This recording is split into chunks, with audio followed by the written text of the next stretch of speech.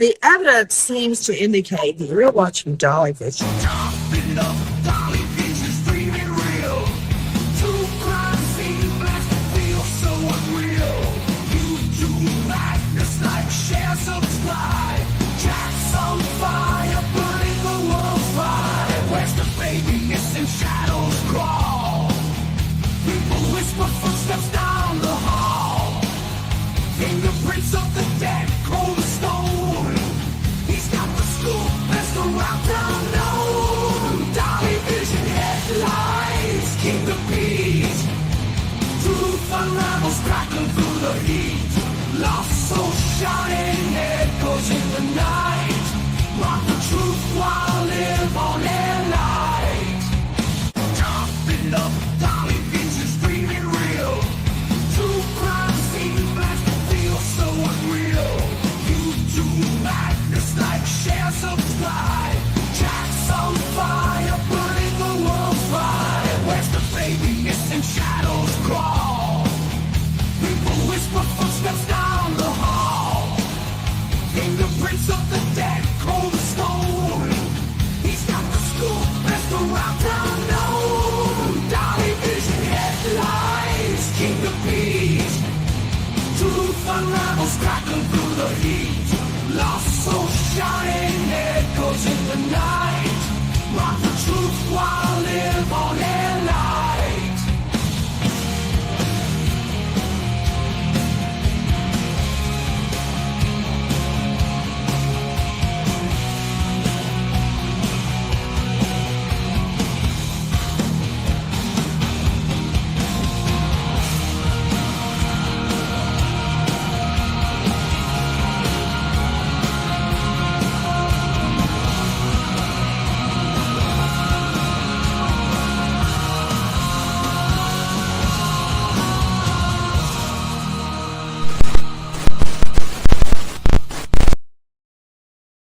Good morning, YouTube. It is good to see my beautiful people up so early, ready for day 7 of the Megan Boswell trial.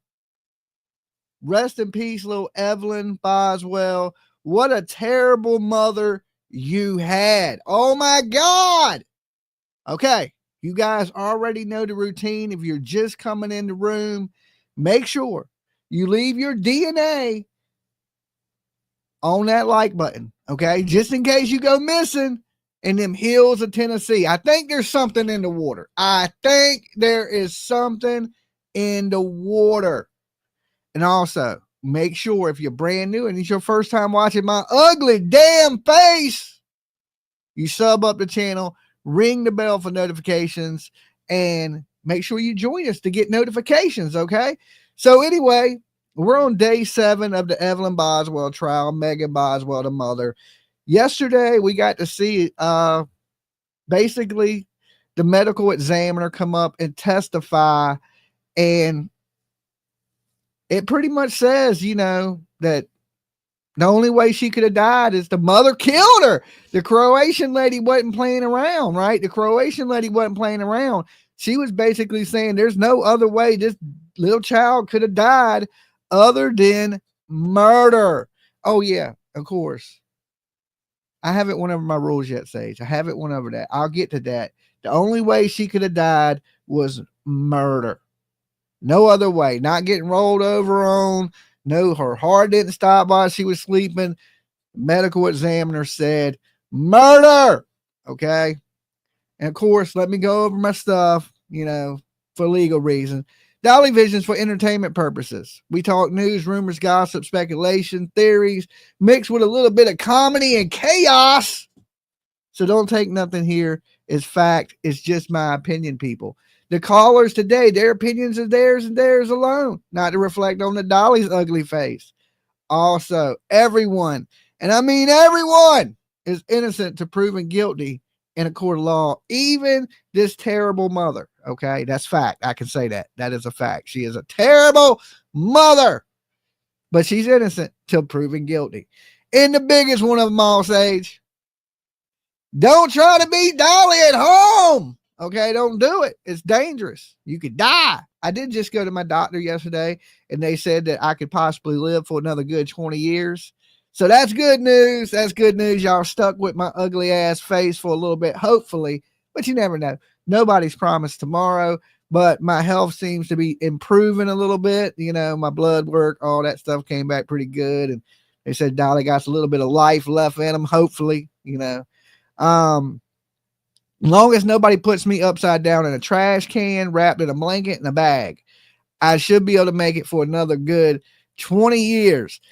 Sending love to all. Justice for Evelyn, says Butterfly Kisses. And Butterfly Kisses, you've been here with us for 25 months. That is a good long time. Thanks for being here with us. I don't know what I would do without you. Okay, I don't know what I would do without you. All right, now let me open up the gates for you. Let me open up the gates this morning because the gates haven't opened. All right, so we got to open the gates. As soon as I can find it. Okay, I can't find it. You get no gates this morning. You get no gates. So hopefully, you know, they're saying this trial could run up to a month long. And I just don't see how that is possible with all this evidence that they have against her. They have fingerprints on the trash cans. They have fingerprints on the aluminum foil. We've seen that Hunter didn't have anything to do with it because a lot of people thought Hunter may have had something to do with it. And come to find out, Hunter had nothing to do with it. He didn't even know. And he was trying to help actually get the baby back, which is insane, right? Which is insane. So I can't wait to watch this lady spend the rest of her life in prison. And that's where she belongs. Let's open the gates. Oh, y'all can't even hear it. Y'all can't even hear it.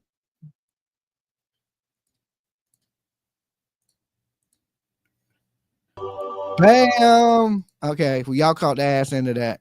All right, but that was for Bloodfire Kisses being a member for 25 months. Right here, Cats, Justice for Evelyn.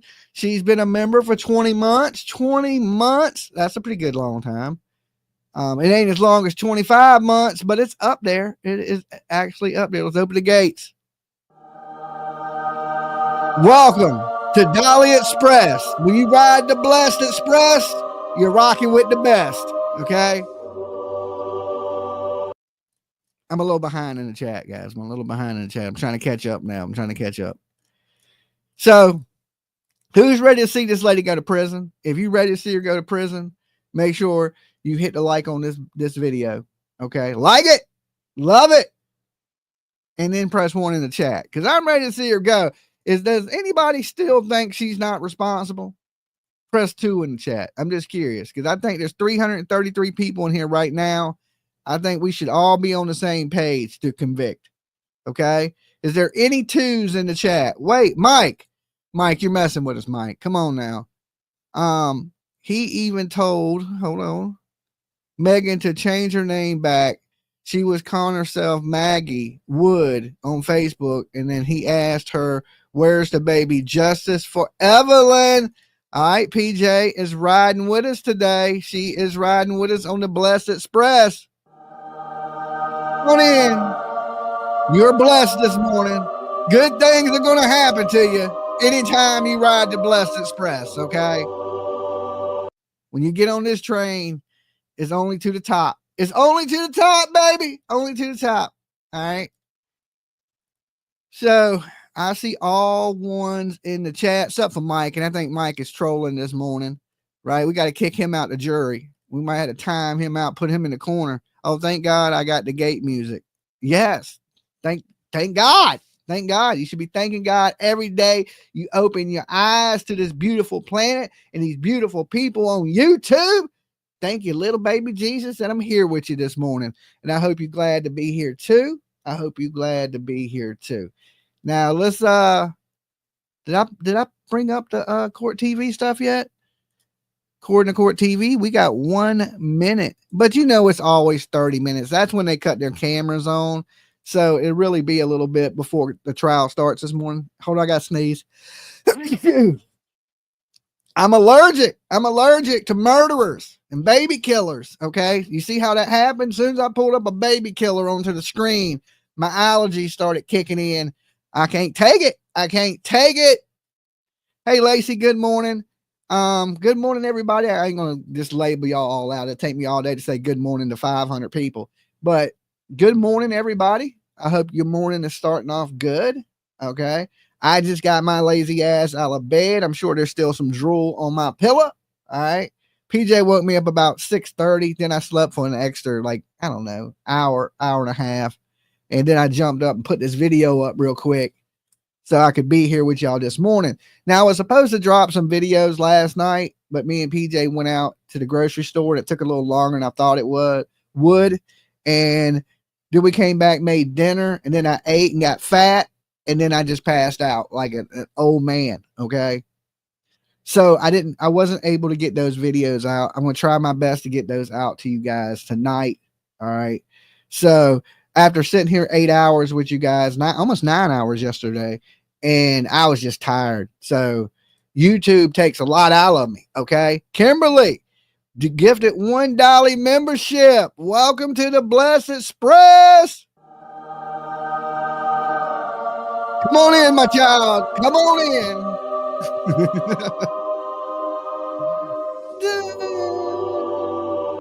that just has a good vibe to it. You know what I'm saying? This case is exhausting mentally. I think so. I think you may be right about that, PJ. You know, it takes a lot out of you looking at that girl's face from the side and the back of her head, right? Now, what's with these people having more rights than the child, right? We get to see the baby's body, but we don't get to see her face, right? You know, we know what her face looks like. She ain't got a tear in her eye. She's just like Leilani Simon, not much different. Cable, he done dropped in. He's trying to get on the Blessed Express with us this morning. Hop on the Blessed Express. It's the best express when you're rocking with the best. Okay. Come on in. Come on in. Give you a little.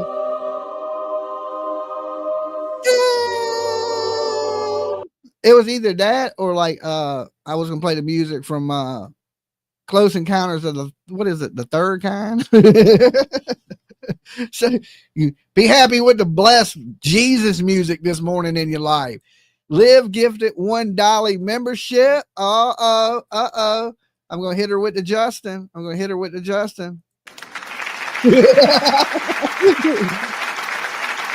just kidding. Thank you very much. That's a lot of damn clapping right there. That'll drive you crazy, right? Y'all lucky, y'all see. I gave y'all the best option I had.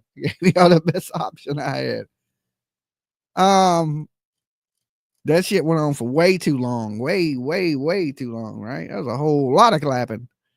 As long as it's not the train. Okay. Oh, y'all don't like the train horn. Okay, now I know. Now I know what to hit you with when y'all over there trying to go to sleep, falling asleep on my video.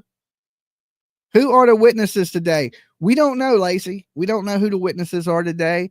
It ended yesterday with the medical examiner, and she was in beast mode.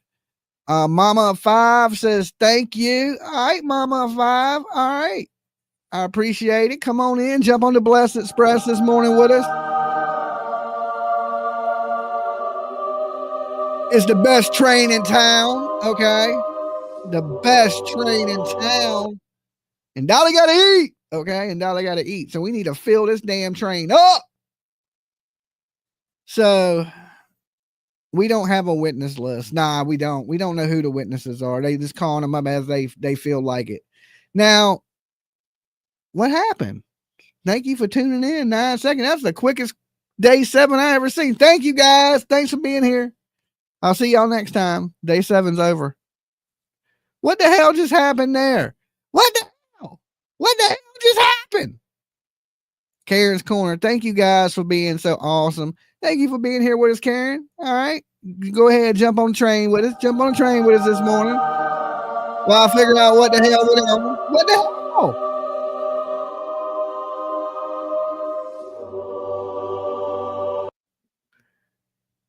Did they cancel court today? Did they cancel court? What the hell went on there? Court TV just ended. PJ, send me the link to the news channel. Oh, wait, no. They're back. They're back. They're back. Okay. I was about to say, what the hell? What the hell? All right, wait. Everybody's jumping on the train this morning. Thank you, Dolly and PJ. Thank you for being here. Bam! I feel like I'm in heaven this morning. I feel like I'm in heaven. Karen's Corner. What the hell? Okay, what the hell? Helena, good morning. I would like a seat in the Dolly courtroom. Please leave your DNA on the like button, she says. Okay, well, let's hit your music. I don't know what the hell is going on with court this morning.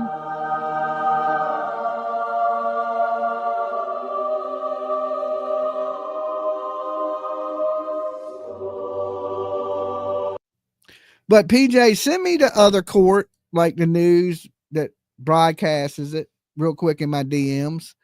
Because something's going on with court TV this morning. They started a stream and it ended 30 seconds later. I don't quite get what's going on with their feed, but they must have lost their feed somehow. Right? It says it's live with 900 people watching. I don't get it. I don't get it. Let's see. Nope, now it's not even up there. Okay, so we're going to pull up a different feed. Just give me 1 second. I'm just going to wait for PJ to send it to me if she's in the room. Okay, she's in the room. She's sending it to me now.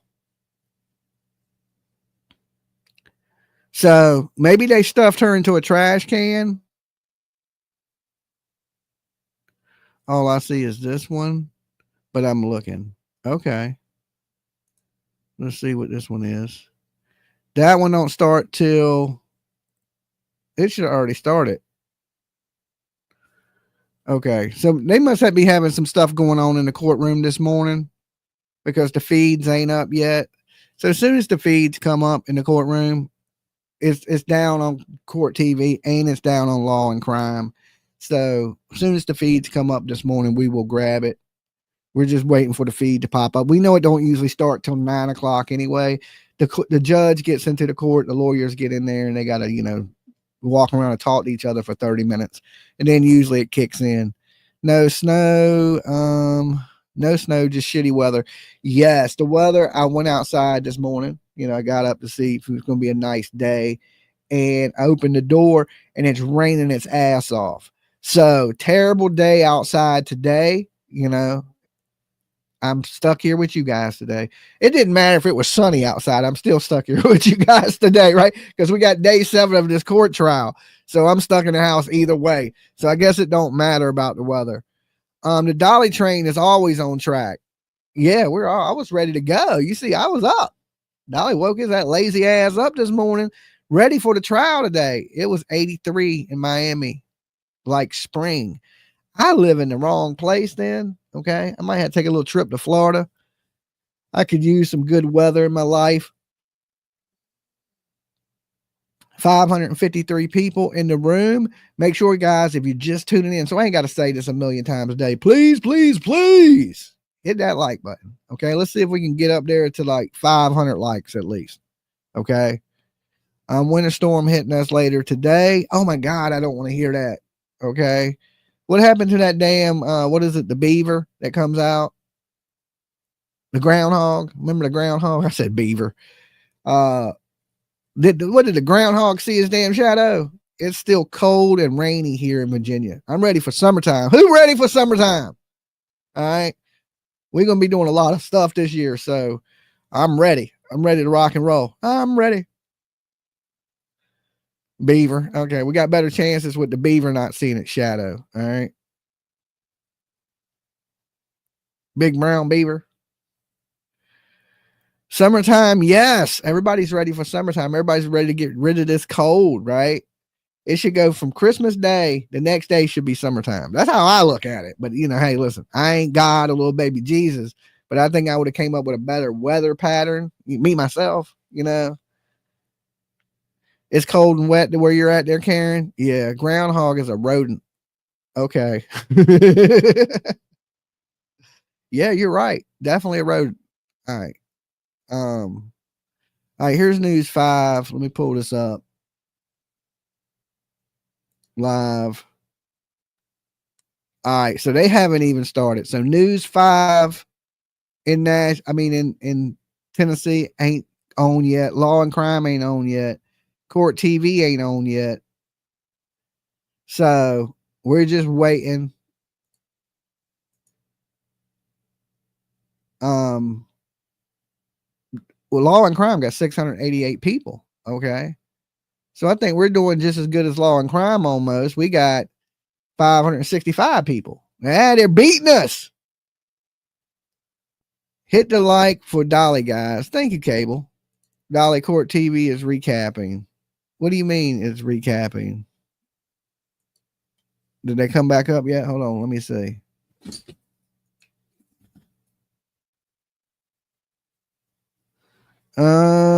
Nothing on Court TV. You see here, but I got Law and Crime pulled up, and I got News 5 pulled up.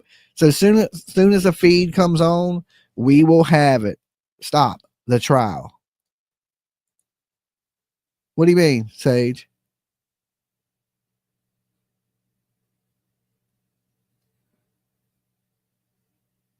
It's Fox 35.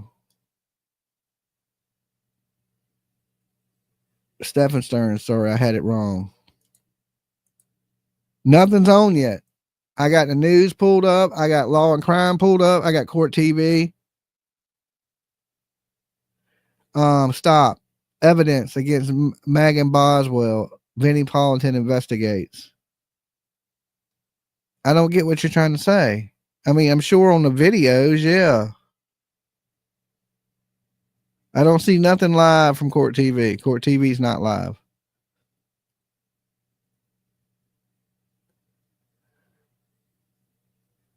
I am watching it on Court TV. I don't know what you're watching, but you see Court TV right in front of us, right? Right there live. They're not even live. They don't even have their live symbol on. And here's all the stuff. My bad. Stop. My bad. See? Don't be messing with me, woman. Don't be messing with me, woman. I got all the news channels pulled up, just waiting for it to start. It's not till 9 a.m. Did they get snow last night? We had a little bit of hail. I sent you what she was talking about, Dolly. Okay. Oh, well, with Vinny recapping. I mean, we can watch a little bit of the Vinny recap if you want. We done seen all this though. I mean, I don't want to jump into that yet. I'd rather sit here and chat with you guys this morning. It gives us a little bit of time together. Okay. Gives us a little bit of time to bond here. It gives you a little bit of time to like the video, to share the video, tell us how your morning's going. Right. So court will start in 15 minutes. Don't worry. Like a short little recap. I mean, we've been watching it for 7 days. Do we need a recap? Okay. The woman's damn guilty. There's your recap. Okay. I hope she sits the rest of her damn life in prison. There's the recap. We had her friends. We had her daddy. We had her boyfriend and all that. Right. So she's guilty as hell. There is your recap. All right. I did it to you, gave it to you in 5 seconds. Do we need to watch an hour video to recap what we've been watching for 7 days? Well, wait. Can you please finish telling us the story about the crazy guy in jail?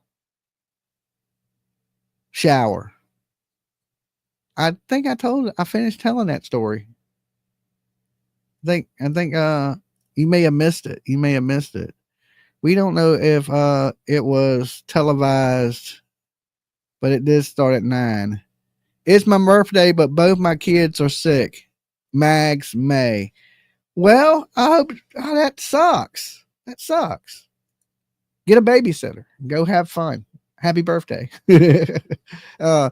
Army Mom, good morning, everyone. I was worried about the medical examiner's testimony yesterday. Let's take bets on how many times they approach the bench. I say they're going to approach the bench 31 times, Army Mom. Okay, that's what I'm going with. But let me open the gates for you. Blessed Express. Riding with the best on the Blessed Express. Hallelujah. Okay. Hallelujah. I'm waking up now. I'm waking up. Dolly DM. Okay. Dolly DM.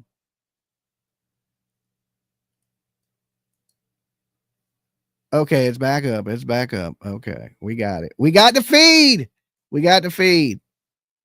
Okay, we got the feed right here.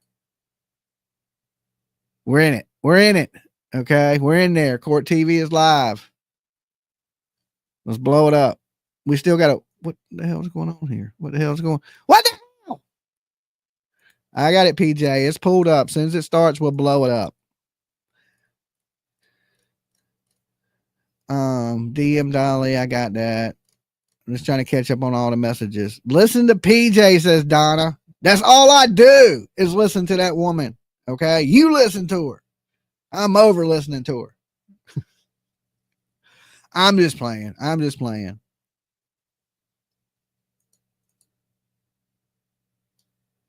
Is that selective hearing? Yes.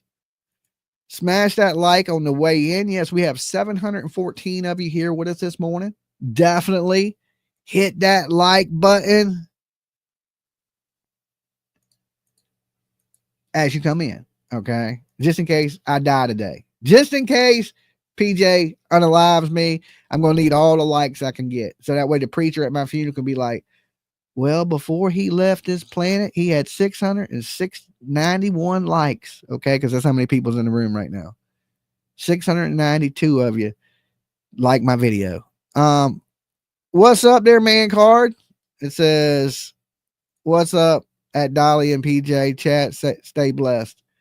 Oh, not much. Not much. I found your video of you being Dustin pretty entertaining. I found it pretty entertaining. I think I laughed a couple times.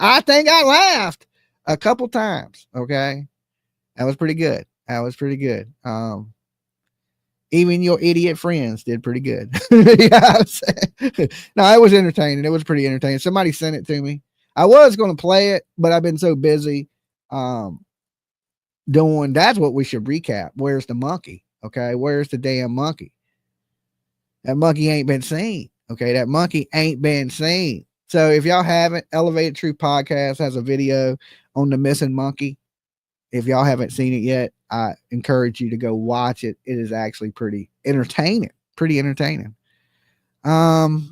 We was laughing our butts off, Elevator. Yeah. You did a good job doing Dustin. The whole lipstick thing. That shit had me rolling. I was like, oh my God. I don't know what in them cookies you were eating. Okay, I don't know what was in them cookies, but it must have been good. I remember those days, I haven't smoked in 6 months. So the doctor asked me yesterday, she said, hey, you quit smoking the sticky icky? I said, yeah, I haven't smoked in 6 months. She was like, okay, good. And I was thinking, good for you. You know what I'm saying? But they did tell me I may live. Let's see. I'm glad you enjoyed it. They are attacking for it, but whatever. LOL. Bless their hearts. They attack over everything. I said something about the monkey and 100 people deleted me. I just waved bye to them all. See you later. I'll catch you when you come back. Okay. If you be mean to them, they will cry. Okay. Super tears is what I call them. Because every time they cry, they bank a bunch of money. I said something bad about them. I didn't even say nothing bad. I just told the truth, right? And just for the next time y'all know, he is not married to a doctor, okay? He's not married to a doctor, and that ain't his name, all right? Just so you know, Elevate Truth. So, but yeah, I said something, and then everybody was on an uproar. Dolly, how dare you say anything about this guy? He prayed for you while you was in the hospital. Did he mean it? You think he actually meant that? Okay. He may have. And if he, like I told people, if he was in the hospital, I'd have prayed for him too. I don't hate anybody up here on the YouTube streets. I just call bullshit when I see it or smell it. Okay. And that's what I did. and his people got all butt hurt. They're like, "How dare you die? You're the worst. You worship the devil." Okay, and I was like, nah, not really. He doesn't pray to the same God. No, he prays to Allah, right? I don't know who he prays to. Maybe his Muslim God. I don't know. In the mosque. I don't know. I just know when you donate to him, you donating to the Taliban. That's all I know. All right. I'm trying to fight the war on terror, and some people out here are trying to help it. You can't find the video you're talking about.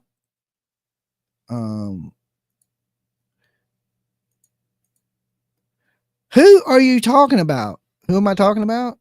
A dude that had a little monkey that's missing. A guy that's missing a monkey. We just want the monkey found, right? We fight for justice around here. And we just want this monkey returned safely to a good home in the jungle. Okay. You ain't never seen Jungle Book. Okay. PJ tried to make me watch it last night. I was like, I ain't watching no damn Jungle Book. Justice for Remy. Okay. Simi is what they were calling it. Simi the monkey. Yeah, y'all stupid. Yeah, you stupid. All right. What's up, Tony? Good to see you this morning. Now, listen, they can't get mad at me about that video. I had no parts in it. I just watched it and laughed like everybody else. But there was so much truth in that video that it was almost scary funny.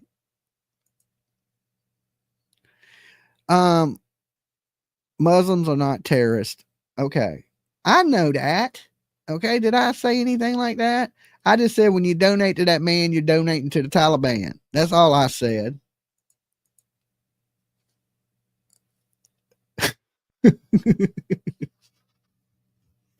Well, damn, another lie. Shocker.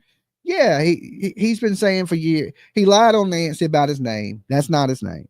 Okay. I'm going to go over this because Elevate Truth don't know. He's not married to a foot doctor like he's been telling people. He's married to a Pakistani slumlord. All right. They do have money. That's one thing they ain't lying about. They got plenty of money, right? They got plenty of that. Monkey's still missing. Okay. Monkey's still missing. But the rest of all that stuff he tells people is absolute lies. Okay. Absolute lies. Now I got to get off of that because my producer says I ain't allowed to talk about that because people get mad at me and think I'm Satan. So I gotta be on the good ship. Okay. Let's play some heavenly music now. All right. Jesus loves you, people. Jesus loves you. And I'm praying for each and every one of you. Okay. Even the monkey. I'm praying for the missing monkey. All right. I'm praying for that missing monkey that he's returned back to the jungle and his mama monkey. Okay. Not his daddy monkey. Okay. Not his daddy, his mama. Can we get him back to his mama monkey? Okay. Good ship, Lollipop. I was thinking the same thing, right? We got to get back towards the heavenly gates and not towards the gates of hell. Good morning, people. It's always good to start your morning off with a little bit of a laugh. Okay. It makes your day better. It makes your day better. I just don't want anyone to use that and say you're bad when you're just trying to tell these people what you know and the truth at Dolly. I know, PJ. They'll get over it. You're a bonehead. LOL. I know. I don't listen to anybody. I got a thick head. You know what I'm saying? So, yeah. All right. I still got my monkey. Okay. He's somewhere around here. I just don't know where. I had him the other day. Where you at, monkey? He's under the table. The monkey's under the table. Let me kick. He said he's kicking him under the table. Look, that shit was funny. I almost want to play it. Just to show y'all. Hold on. Give me a second. This ain't me, so I can't get in trouble for it.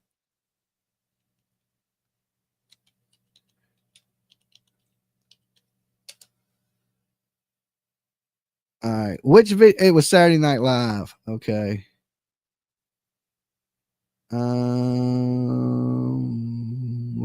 Lives.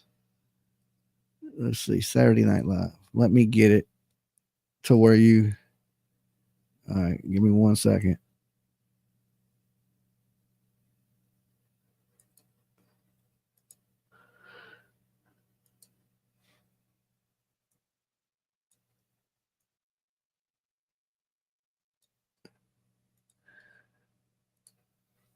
This shit is too funny. All right, this should be playing. Ooh, can't play that music though. Copyright strikes. Copyright strikes. We'll click it in right here. Animal case that has the internet buzzing. His newly adopted monkey is now missing. And the clock is tickling to find out what happened. Why Clue got a Was crooked it a eye? tragic accident? A simian snatching? A Is simian there a darker snatcher. secret hiding behind the YouTubiest stardom? Dustin, the star of Touch My Pearl, has erected a massive following under his belt with his wild yet captivating content.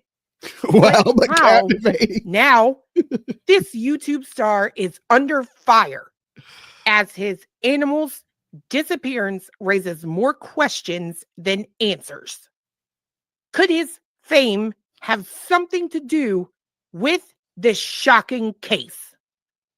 And what are the true motives behind the primate's plight?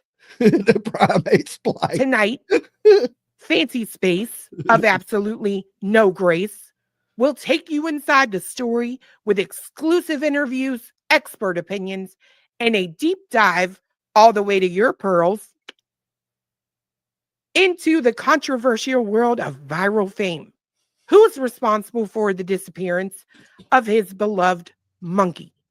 And why has this case sparked outrage online? This mystery unfolds now. Good evening. I am Fancy Space.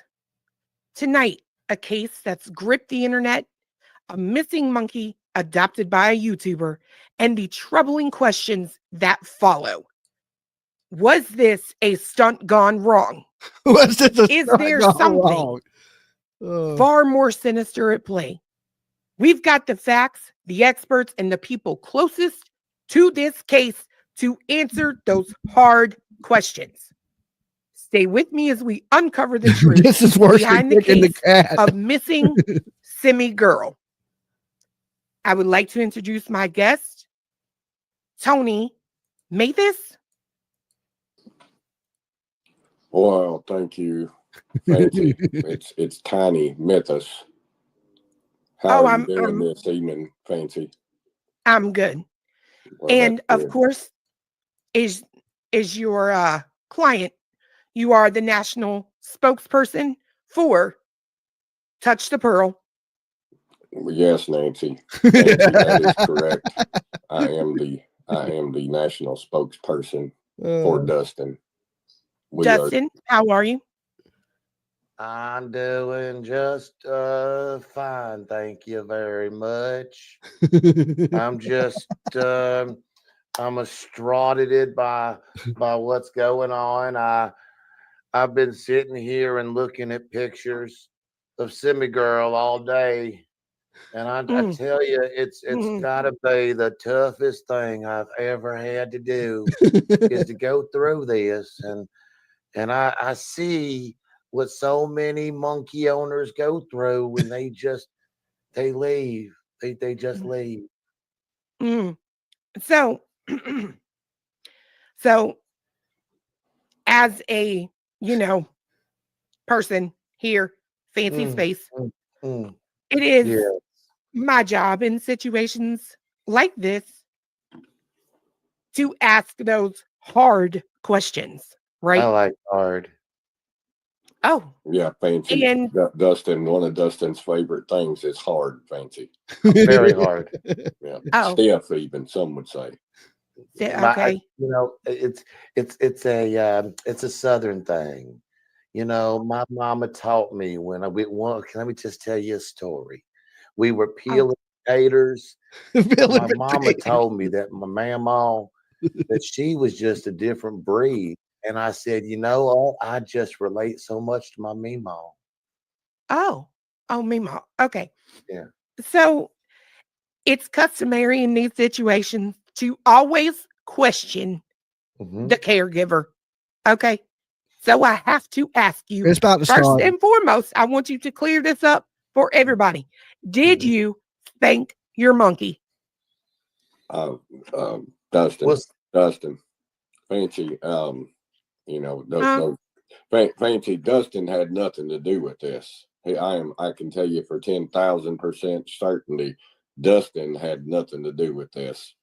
He is Okay. like a brother to me. Okay. Like Okay. a brother. and he's like a Well, lover to me. oh, okay. The monkey? Whatever. I Okay. don't judge. We don't judge over here on No, judgment free. I hate. Clams Network.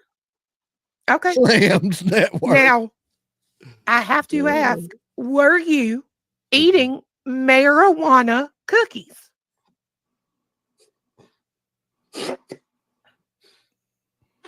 I was just finishing some. I'm sorry I couldn't answer right away. Yes, ma'am.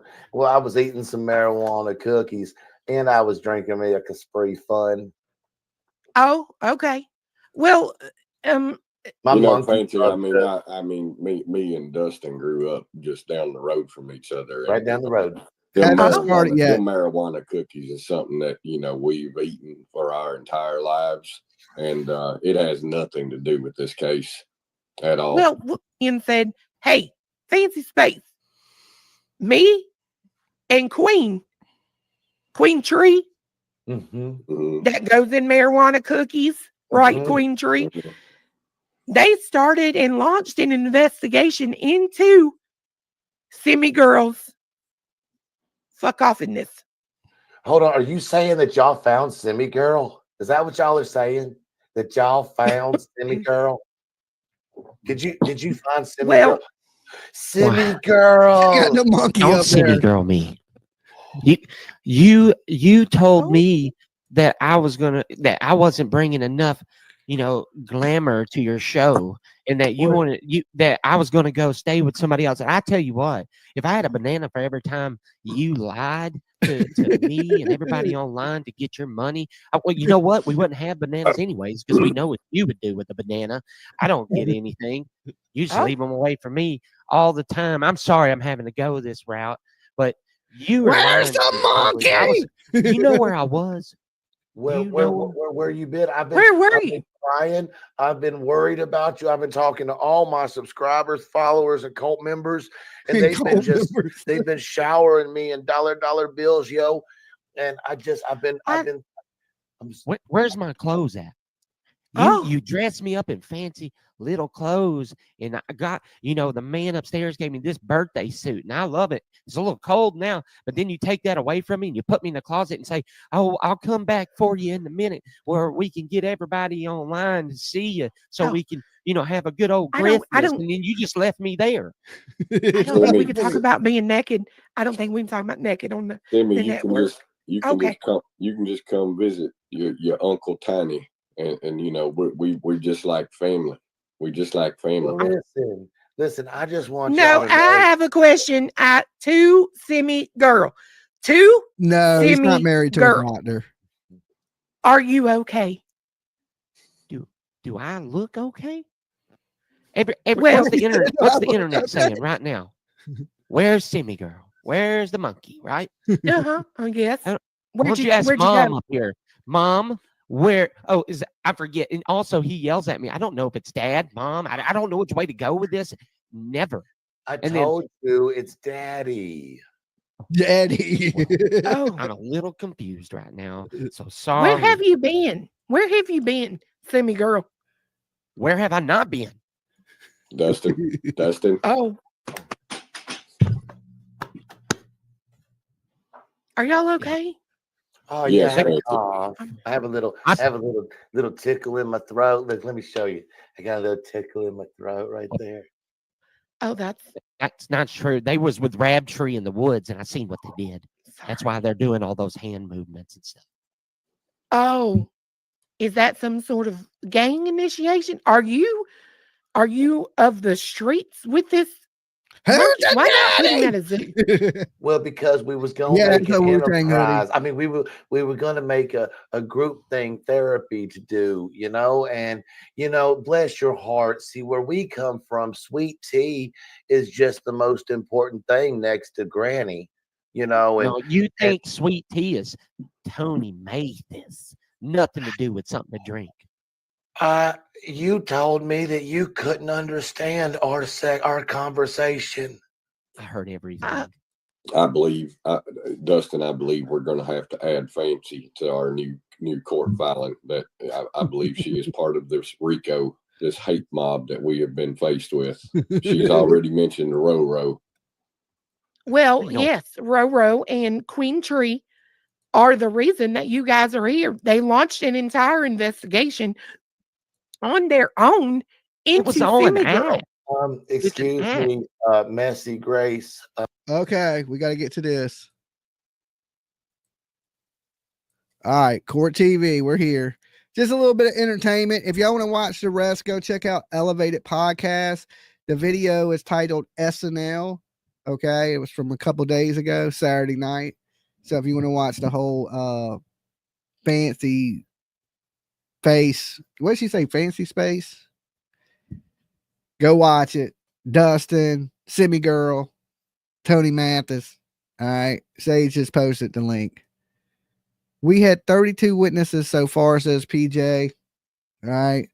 So we're still just waiting on court this morning. A little humor never killed nobody. But a lot of people see what's going on out there, right? So it ain't just me saying things. Okay. It ain't just Dolly. Now Boswell's back. Is the monkey drinking sweet tea? I don't know. That monkey, I feel sorry for the monkey. Okay. Can you imagine when that camera turns off what he does with that monkey? A little scary. A little bit scary. That's a little about that much. Okay. Yo, too much drama. That's just comedy, right? If you can't laugh at, the truth, what can you laugh at? Right? I need a bath after this whole ordeal. You need a bath. Find the humor in the mess. Is all I want to do. People have too much what did it say? Too much hate. Yeah, I try to tell everybody I don't hate anybody up here. I don't hate people. I just call BS. And sometimes people don't like it. I like to say, you can't handle the truth, right? You start telling people the truth and they've been lied to so much. Nobody wants to feel like they've been gotten over on, oh man, I can't believe I believed these lies. I can't believe I got suckered in.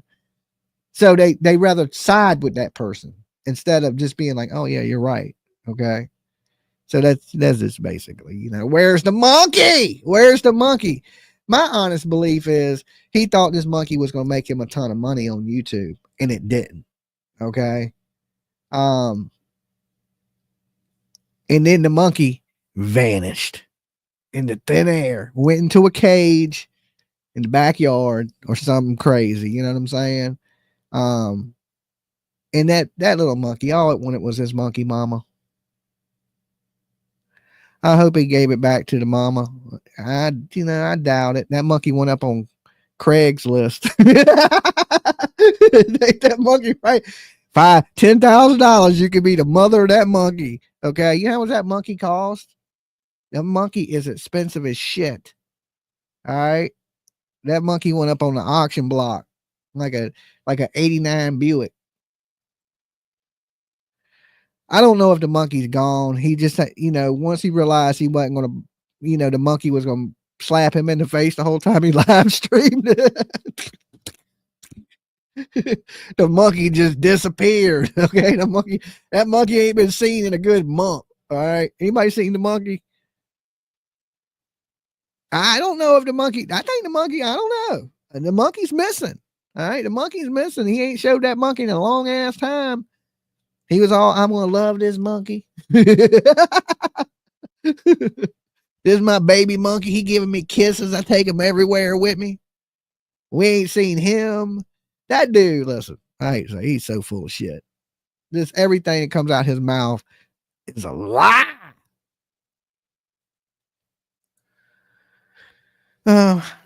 Changing monkey diapers the rest of their life. No. Oh, the monkey's missing. Yeah, the monkey. He had her yesterday. He's going to live tonight on his channel. Okay. Right. He got the monkey back. The monkey's back. I'd rather watch the monkey, to be honest with you.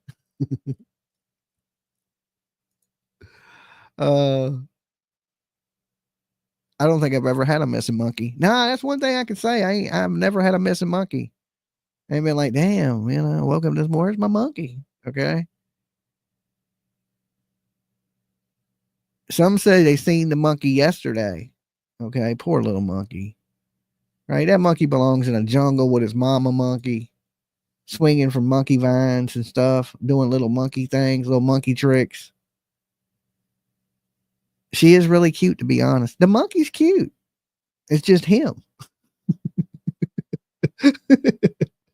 He looks like a Oompa Loompa. He's so orange.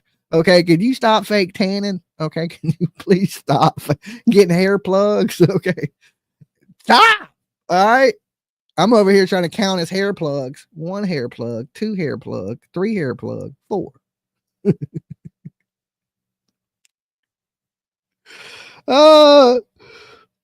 When you donate to that monkey, you donate to the Taliban. Okay, that's what I'm saying.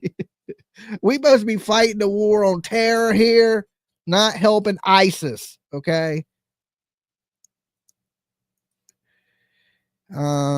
He has a very nice smile. Naughty Dolly. Dolly is cracking me up. I'm just playing, people. I'm just playing. Why everybody so sensitive? Okay. Getting all up in your feelings.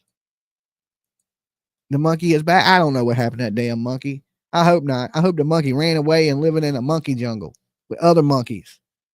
All right.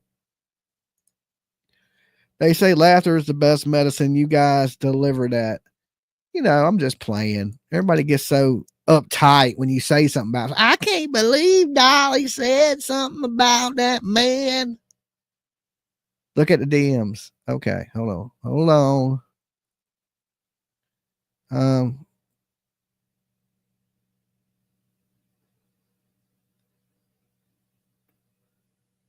Okay. I'm not going there to confirm it. Okay. Apparently, Stefan is in court for CP charges. He won't show, in my opinion. Okay. All right. So Stefan Stearns has court today. Oh my God, you're so funny this morning. Well, I'm just playing. Everybody gets so sensitive and oh my God. Samantha. Good morning, Samantha. Come on in. Let's open the gates for you.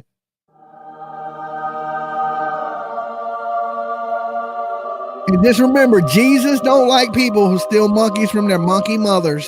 Okay.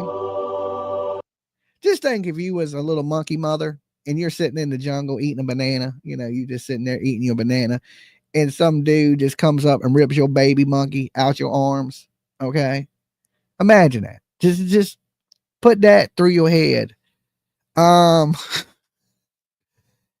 Thank you so much for being a member for 2 months. Hell yeah. Let's open the gates. Open the gates. We gotta let all our members in. We gotta let all our members in.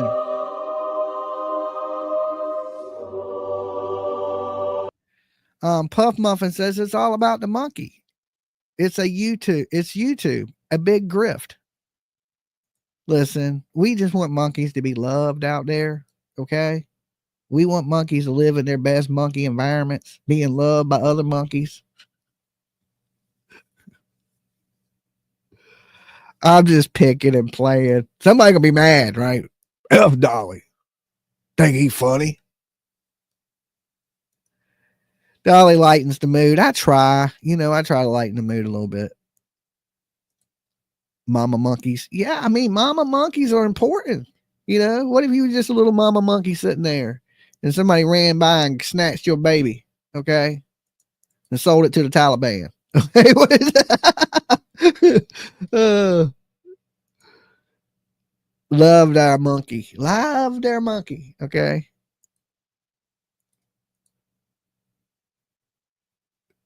We got a hostage situation. Okay, we got a hostage situation.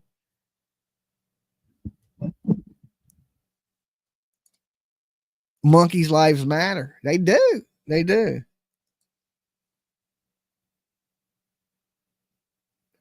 I mean, I don't even watch his channel, nor do I agree with the monkey scenario. No, he sold it on Tarzan. He sold it to Tarzan. Okay, all right. Dolly, check your email. Okay. Good Lord, I gotta check my email this morning. I got one from the airport parking. Let's see. Where'd you send it to? I don't see nothing from you. Let's see. I got something from my doctor, my new doctor appointment. I got something from StreamYard charged me $88.99. Oh, damn. Y'all better get on the train this morning. $90 for StreamYard? Good Lord. I didn't get no message from you on my email. I just checked it. It's Jimmy Jams with a Z 757 at gmail.com. Okay. Laugh now because course about to start. The mood will go really low and heavy. Where's the monkey? KC has been a member for 25 months. Thanks for the laugh. Glad you're here. I'm glad you're here. Open the gates. Thou shalt worship their monkey. Okay.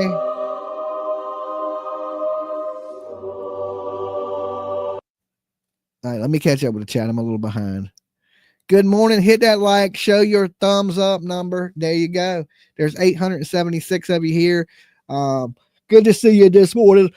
A lot of jokes, a lot of playing. We had time to kill. We've been here for almost an hour before court started. So, you know, hopefully I entertained you for that little bit of hour. Cancel StreamYard when they ask why. I tell them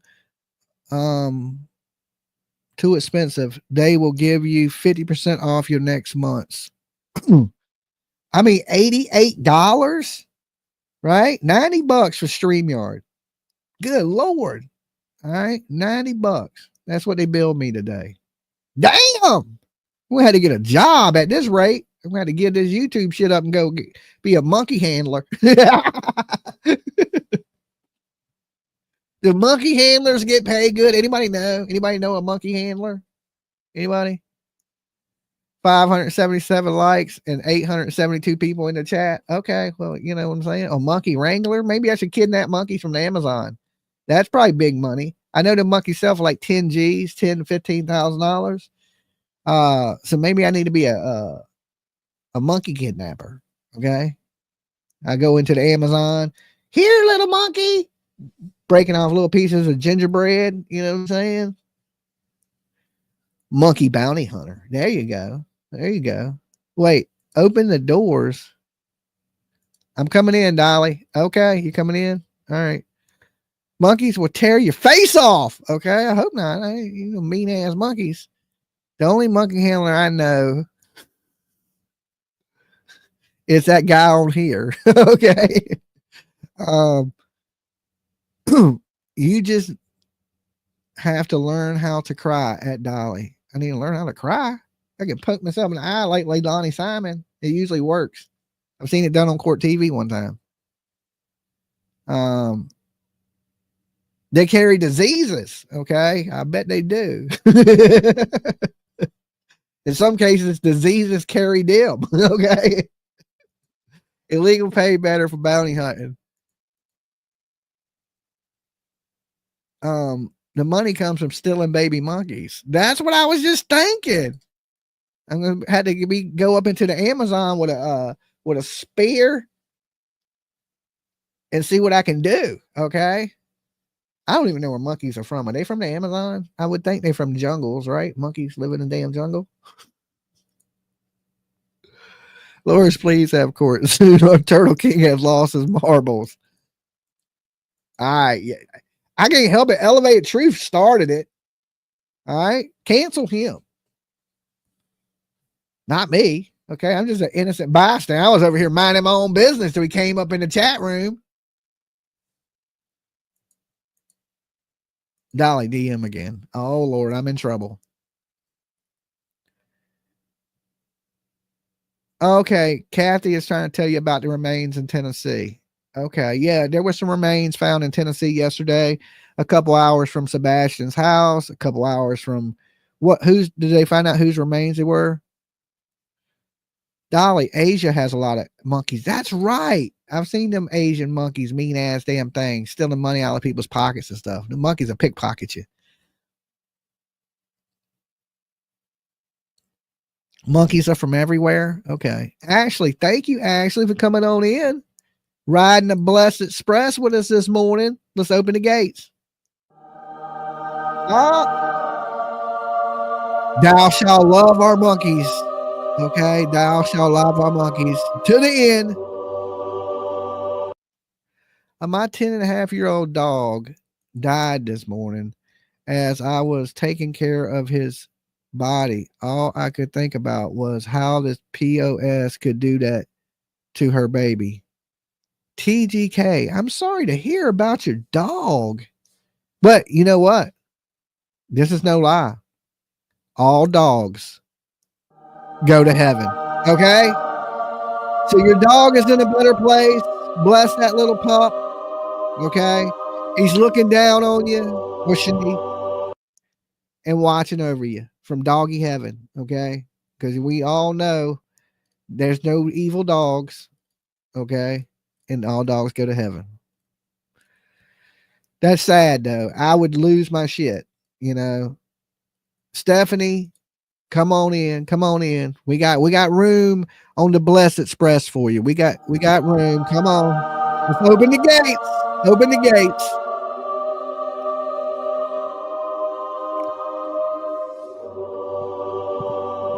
We seem to have a lot of time and a lot of room this morning, okay? Because court is going slow. Like they ain't even started it, you know. They usually say 8:30. So I was here at 8:30, a little bit before 8:30. There's a judge. He's pacing. He's pissed. Why does that judge look so mad? He tried to put the cameraman in jail. He tried to put the girl that takes the pictures in jail. I was just sitting there. I was thinking, man, I might go to jail just sitting here. Okay. Mean ass judge.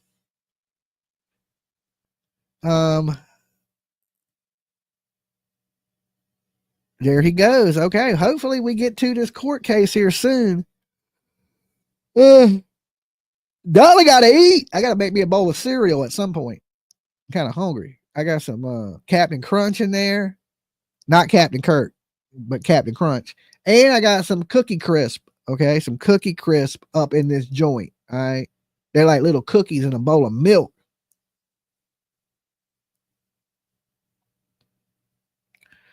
Good morning. Good morning. Good morning for everybody tuning in. Make sure y'all hit that like button as you come in. I think we're about to get going. Okay. There's our favorite lawyer. There she is. Miss America. Oh, no. That's Miss Baby Killer. That's Miss Baby Killer right there. My bad. I messed up. Wrong show. Wrong show.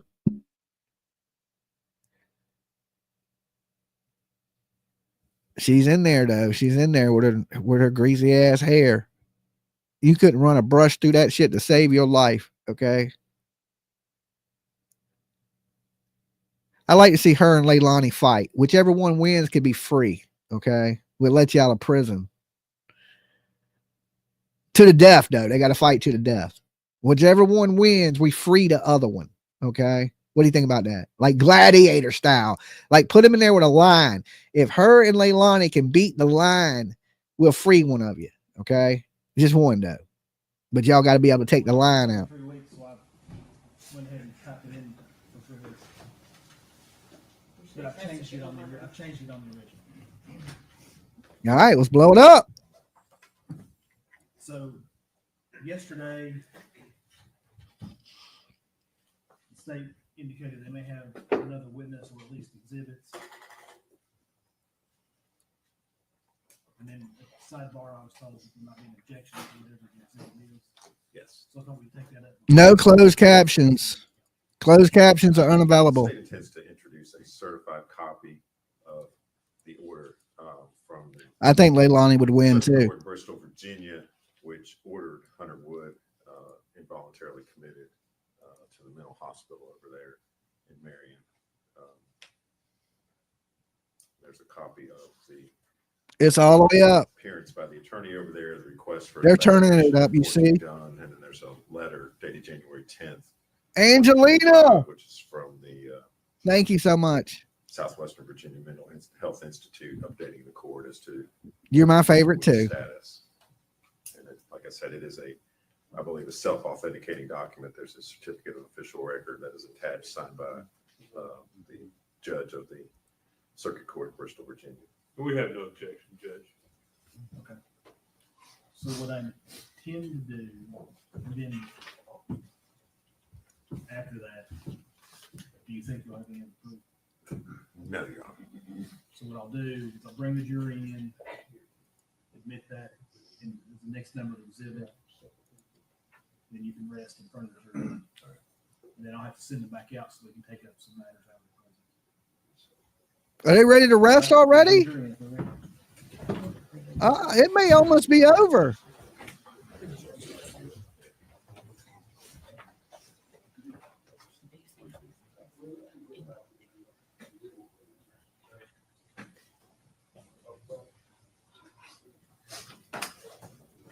Everyone stand, please.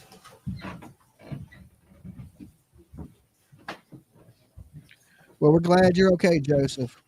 Good to see you, brother.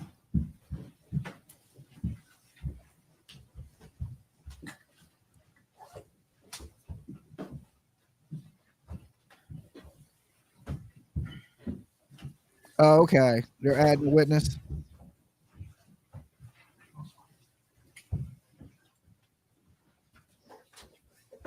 You may be seated. Thank you.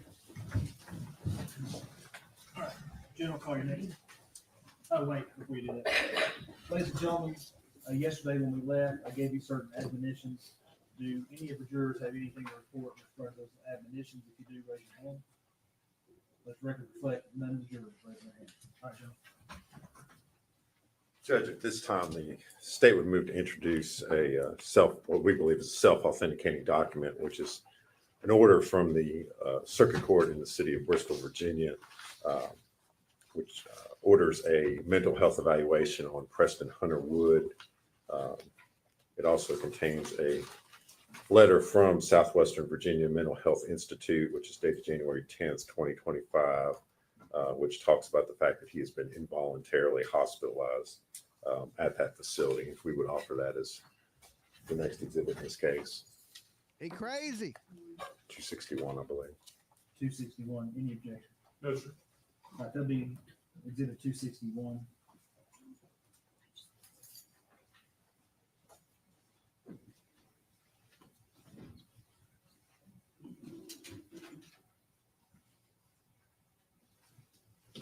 All right, call you next. Judge, the state would rest.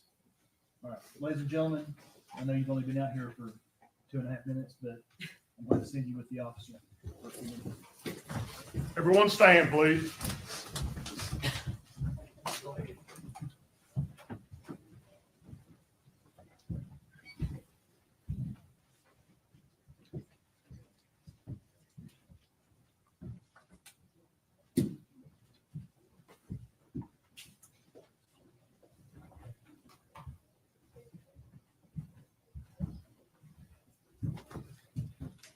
You may be seated. Thank you. I told you to state rest. Thank you so much. Mr. Scott, you have a motion?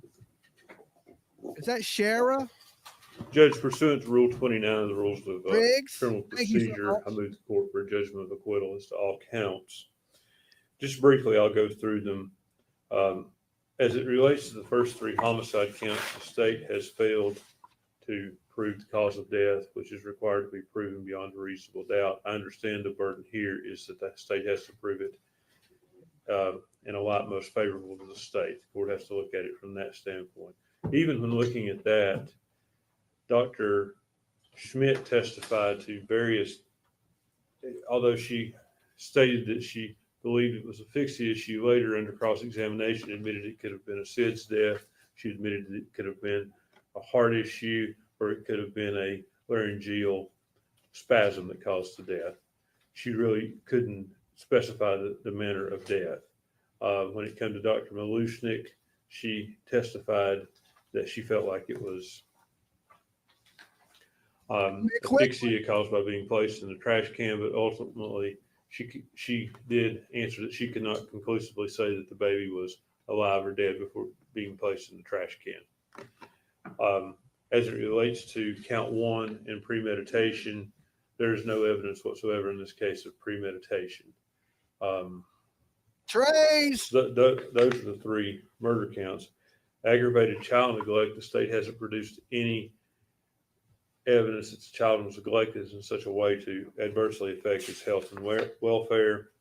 Similarly, of abuse, there's absolutely no proof in the record of child abuse. In fact, there is ample proof to the contrary. Both medical examiners testified there was no broken bones. There's no trauma there.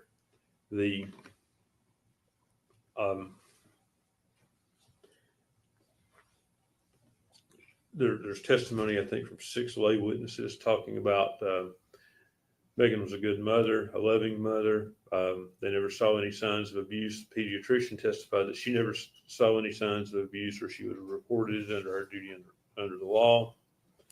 So those are my arguments to those counts. As it relates to tampering with evidence, I'll leave that to the court's good discretion. False report, obviously, there is, as it relates to those, there is a double jeopardy issue that the court will have to address if the jury returns multiple verdicts on those. But I will leave those for now, but I do move for a judgment of acquittal without further argument.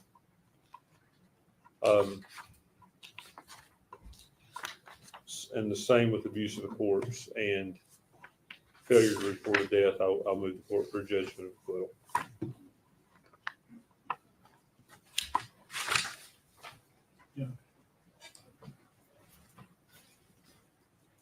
I'll be brief, Judge. Of course, the court reviews this motion in the viewing the evidence in the light most favorable to the state. As far as Mr. Scott's argument regarding premeditation, I think the proof's been pretty clear in this case. The child's found upside down, stuffed into a trash can with its head wrapped in a blanket. And then on top of that, there's a substantial amount of aluminum foil. I think that clearly shows an intent to murder.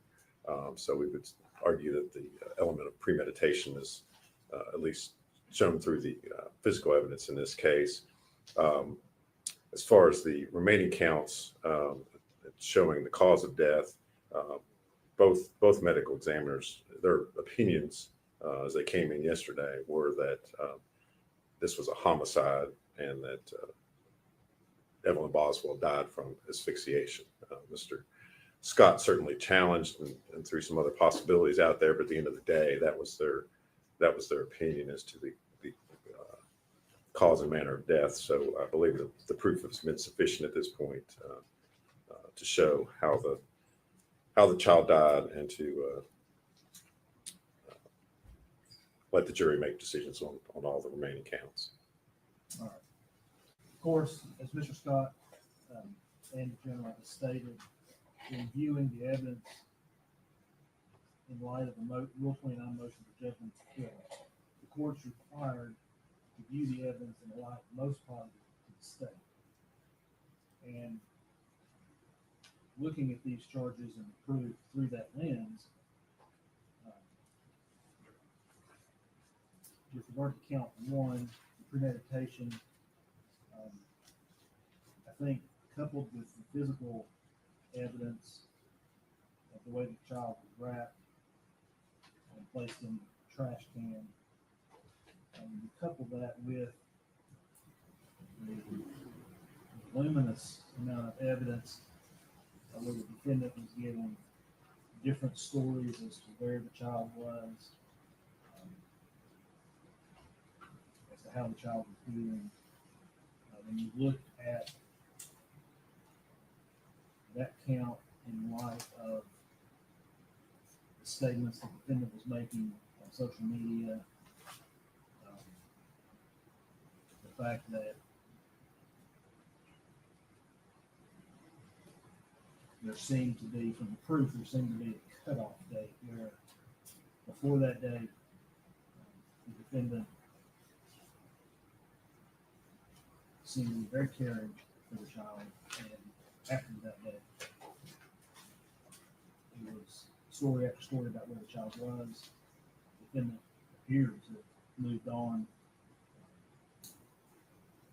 to other things. And I think when you take all that evidence and a lot most favorable to the state, that the jury would be able to find premeditation. As for the cause of death,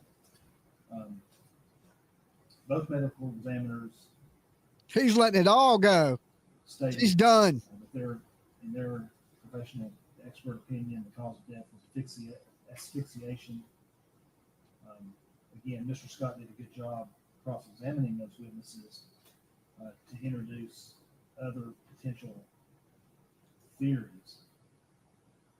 But of course, of the opinion,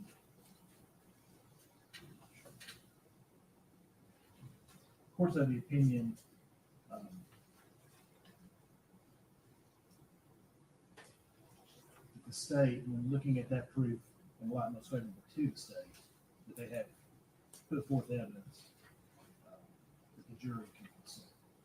It is real low. Count one.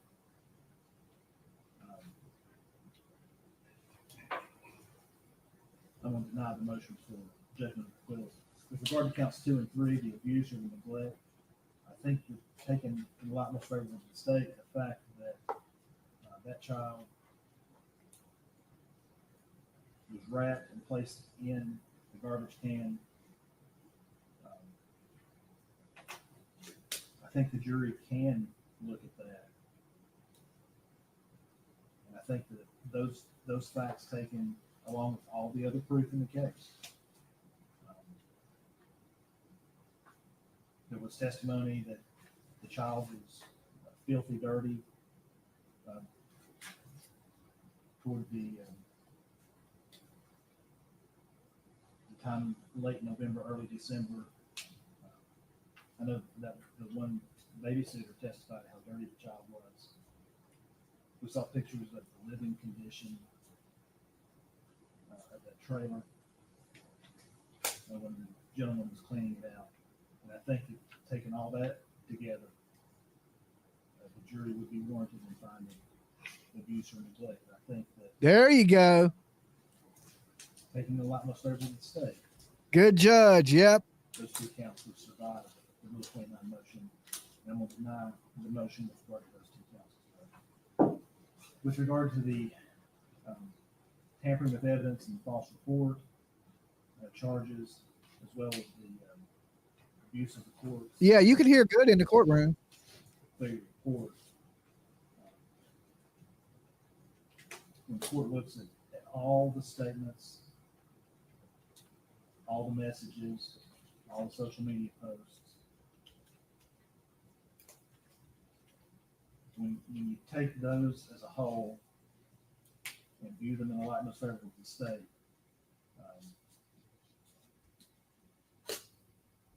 I think those are issues the jury can determine and will have to determine. I'm going to deny the motion with regard to all counts for those reasons.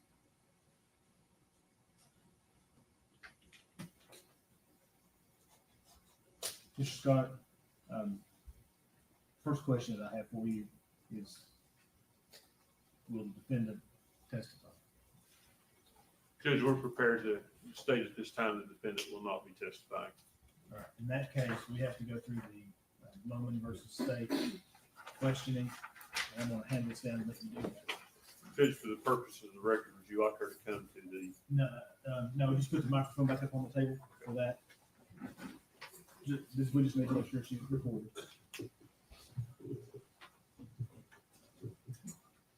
Ms. Boswell, raise your right hand. You solemnly swear or affirm the testimony you're about to give will be the truth, the whole truth, and nothing but the truth, ma'am? Yes, sir. Go ahead, Mr. Scott. Megan, I want to ask you some questions about my representation as you explaining to you your right to testify. Okay. I've been representing you for a couple of years now. We've met and discussed your case.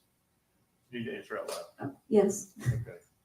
And part of that I've talked to you about, you have the right to testify, is that right? yes, And if the jury can't hold it against you if you don't testify, you understand that? yes, You understand you have a right not to testify? yes, And if you decided you wanted to testify, I couldn't stop you from that. Judge Goodwin couldn't stop you. Mr. Harper couldn't. That's solely your decision. You understand that? yes, And after consulting with me and looking at the evidence and hearing the proof here in court, have you made a decision as whether or not you want to testify? yes, I have. Do you want to testify? No, I think I covered it, Judge. Approach. Yeah.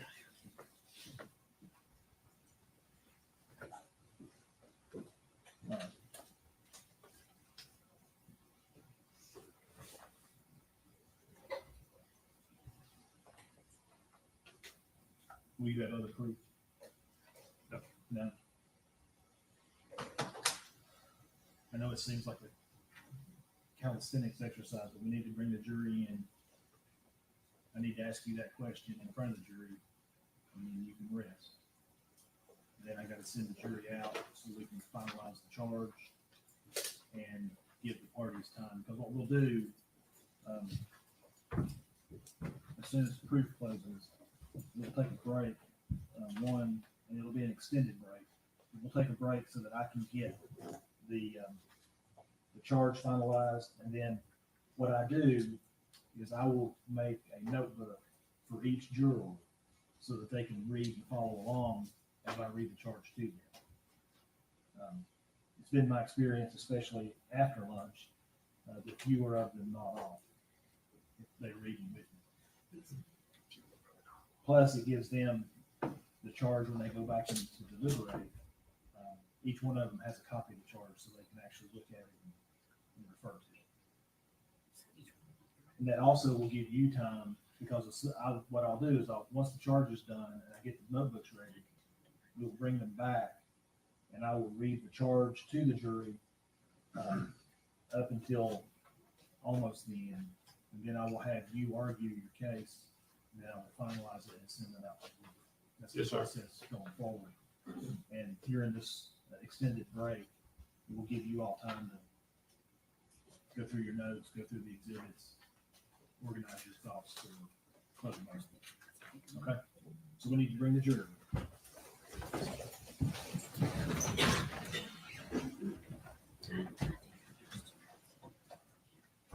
And I need to give the curative instruction about Yes, sir. I was going to ask about that, but I forgot. I did too.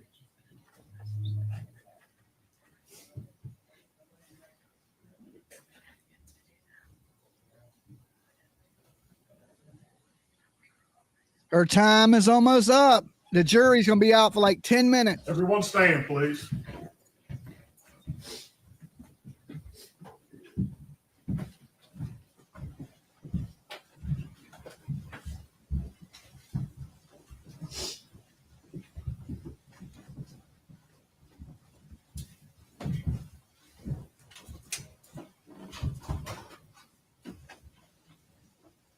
You may be seated. Thank you. All right. Okay, ladies and gentlemen, one thing I omitted to do a moment ago. They're still going to have closing statements. Yesterday, during Dr. Malishnik, did I say that right? Yes, sir. At the very end of her testimony, she answered a question and then gave what I'm going to call a parting shot, that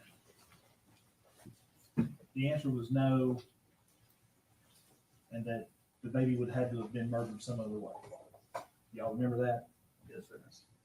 I'm going to instruct you that last phrase, you're not to consider. That is outside of her expertise.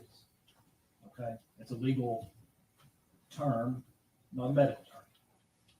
Does everybody understand that? Everybody puts that murder in some other way out of their mind and not consider it. If you can, raise your right hand. Let the record reflect that all the jurors have raised their right hand. Now, Mr. Scott, the state has rested. Will the defense have proof? Been at rest. All right. Ladies and gentlemen, where we are now is the proof is closed, but it is not time for you to begin deliberating or talking about the case. We're going to have to take an extended break because I've got to prepare and finalize the jury charge. And then I'm going to make a notebook for each of you with the charge in it so you can follow along, and you'll have that for your reference while you deliberate. Okay. This will also, what will happen is it'll probably take 45 minutes to an hour. I'll get all the notebooks made. We'll give the lawyers time to organize their thoughts for closing. When we come back, I will hand out the notebooks and I will read you the charge, which will be painful, and I apologize for that, but that's the way it is. And then we'll go straight into argument. Okay? So I apologize for the length of the break, but just bear with me. It's necessary. Okay? You'll go with the officer. Everyone stand, please.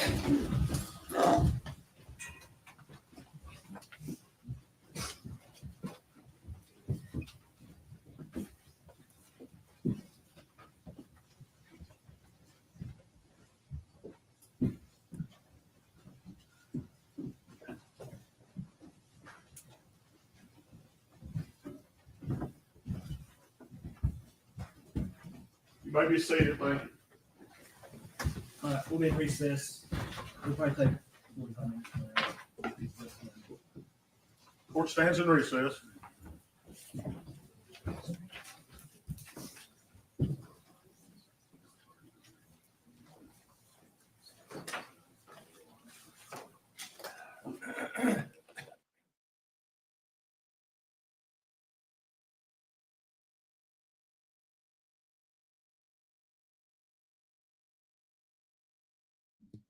Yes, we are in recess.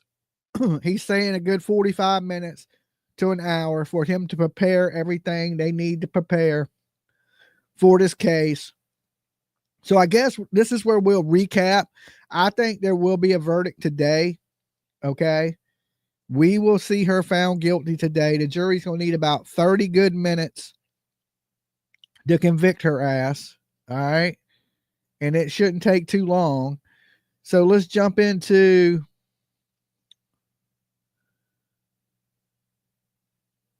this. Evelyn, a blue-eyed blonde. Let me pull this over here while we wait.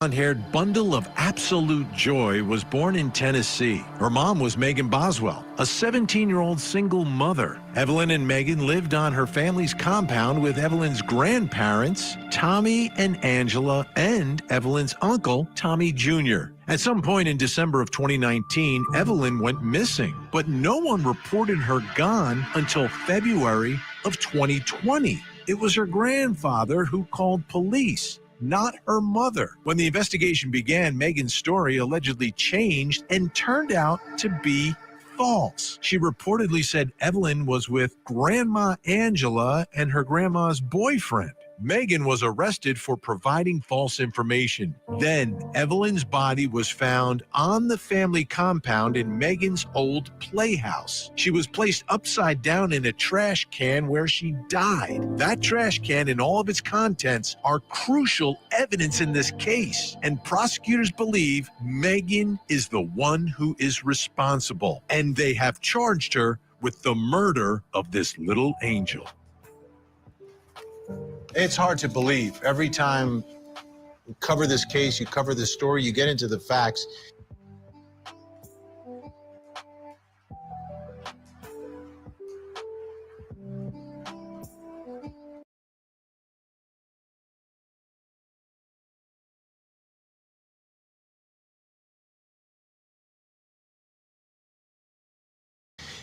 You don't understand how anyone could do this. And it's a common theme that we see in the cases and the deaths of these young children. Like how and why would you ever harm a young child? Especially your own, for goodness sake. That's the allegation here. Now, she was found in a trash can. Think about that, right? A child who's 13, maybe 15 months old, disposed of with the garbage in a trash can. I want you to take a look at a dramatic moment from inside the courtroom when the jury got to see that trash can where they found baby Evelyn. This is the trash can we found that night at Muddy Creek. Yes, this trash can has gone under what I would say a significant analysis at this point. This black residue is going to be from the lab in Nashville placing dust on it in order to identify any fingerprints. Further, I can set it down. If you can take a look around the rim and see how it looks irregular, that's not the way it looked that night. When you say irregular, are you talking about the notches that are cut out? Yes, Okay. yes, and you can see, there's tool marks where the lid of the trash can has been removed. Okay, and so that is not how it looked when you took it into evidence that night? Correct. Okay. This was a piece of gum that was removed from the inside of the trash can that I just showed you. This is the trash can that was inside the playhouse. Okay. And this is the piece of gum that we removed. And can you explain to the jury why parts have been removed from the bag that you're holding? I believe you're holding up part of that. Yes, I am. Again, similar to the trash can, this has undergone significant forensic testing. You can see the powder of the residue that would have been done at the Nashville lab. There is insect debris that we found in or on this trash bag. And this bag here, it has sheets of aluminum foil. It has some sheets that are by themselves, and there's a box where I have placed some sheets inside this box at a later time. Okay. And where was that aluminum foil recovered? It was inside the trash can around the victim's head. This is another piece that's wadded up that has some material on it. Material, what do you mean? This is going to be a combination of human decomposition as well as trash that was in the trash can. These are boxes that contain hair that was found on the floor. Is another piece of aluminum foil. Okay. How many pieces of aluminum foil?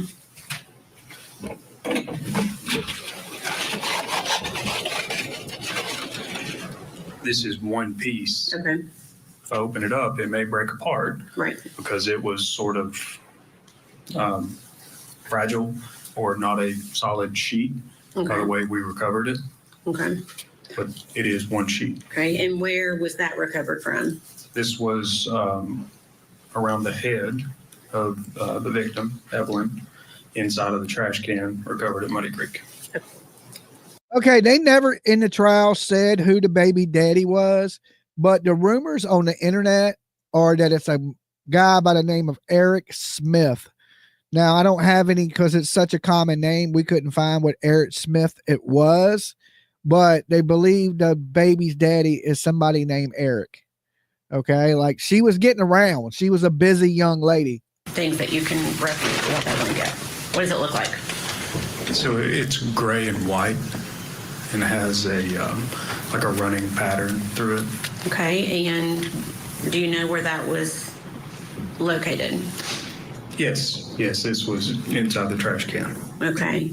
And where was it located inside the trash can? It was around the victim.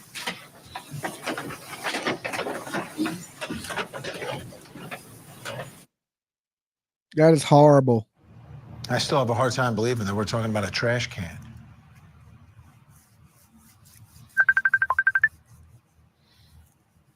Okay. Let's talk about this trash can. It brings us to our first question tonight in our investigation, which is, what does the evidence in the trash can tell us? Right? You bring evidence into a courtroom because you're trying to prove something. You're trying to tell the story to the jury. So what is the story that this evidence in the trash can is telling us? The trash can where Evelyn was found.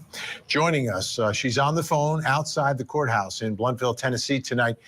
Court TV legal correspondent Kelly Craft is with us, and also joining us, retired police officer, 2 decades, an expert at analyzing crime scenes. He now trains the investigators who go to these scenes. Dr. Mike McCutcheon is with us. Thank you both. Kelly, let me start with you. What is the story that this evidence and this trash can is telling to the jury? Well, hi there, Vinny. A very heartbreaking story. And as several pieces of evidence were shown to the jury, you can just see a lot of them are visibly shaken when the investigators are bringing out a lot of this evidence and showing it to the jury, especially that trash can. And in the opening statements, the prosecutor said that the defendant in this case threw her baby away just like you throw away trash. So when they brought then that trash can out for everyone to see, it just tells the story exactly what the prosecutor was saying, that this baby was discarded like trash. So heartbreaking moments inside the courtroom as they showed the trash can, the onesie the baby was wearing, the aluminum foil, and several other pieces of evidence. And even at one point, one of the jurors became ill because of the smell that was inside the courtroom because of this evidence, Vinny. Unbelievable. Dr. Mike McCutcheon, this is difficult work, but this is your line of work, right? This is what we're talking about. This is so important, so significant. And it seems like in this trash can where Evelyn was found, there's a lot of things that can tell us and provide a lot of evidence and sort of tell the story to the jury. Talk to me about the aluminum foil, the gum, the hair, the onesie. How difficult is it to analyze this stuff, and what are you expecting to take away from all of it? There's a few things that we have to look at when you're looking at this crime scene. As we get closer to the body, you have to analyze that as how did that suspect's DNA or fingerprints get on that? So the trash can itself, is it possible that someone else could have touched that trash can? Yes. Now we're going to use our circumstantial evidence and along with her statements, and yes, most likely she touched that trash can. But as we get closer to the aluminum foil that is actually wrapped around the baby, well, that you can't explain away. That you can't say, yeah, well, I had a trash can in my house and I put it out there and somebody else must have put the baby inside there. This, if there's any evidence on that aluminum foil, that is actually touching the body of the baby. And so therefore, that's going to be much stronger evidence. And that's the same with the gum that's in there. If you're processing that for DNA, what it's telling you is that whomever's DNA is on that gum was inside that trash can, utilizing that trash can. So that's going to be a critical piece of evidence. So the analysis and actually the substrate, so the surface that they're testing, is fantastic for fingerprints and DNA evidence. It holds really well, and so what they'll be able to get from that will actually be, I don't want to say easy, but it's a much easier substrate to get evidence off of those than some other crime scenes that they may be having to deal with. Now, there was a second bag in that trash can. So there's a black bag. There's also a white bag. Let's listen. It's one of the white trash bags that we've located inside the playhouse. Inside that white trash bag was another paper trash bag. And inside that was multiple items of trash, including baby bottles and baby food containers. It's another white trash bag that we removed from the playhouse, dollhouse on Muddy Creek. And again, inside of it was numerous other items of trash. Is there an expiration or best buy date on that egg carton there? Yes, October the 6th, 19. There. Trash bag with trash inside of it, including a most prominent thing is a milk container. And again, does that milk container have an expiration date on it? It does. I don't know if you can see it or not. I'll zoom in on it. It's a sell by date, sorry. October 20th. There's a receipt Northeast State Bookstore with Megan Boswell's information on it. All right. And that was removed from the Trash can, yes, sir. Kelly Kraft, I want to ask you that it seems some of this trash goes back to October, which is before Evelyn is missing. What's going on here? What are you taking away? What is the jury taking away from that timeline of trash that they were exposed to?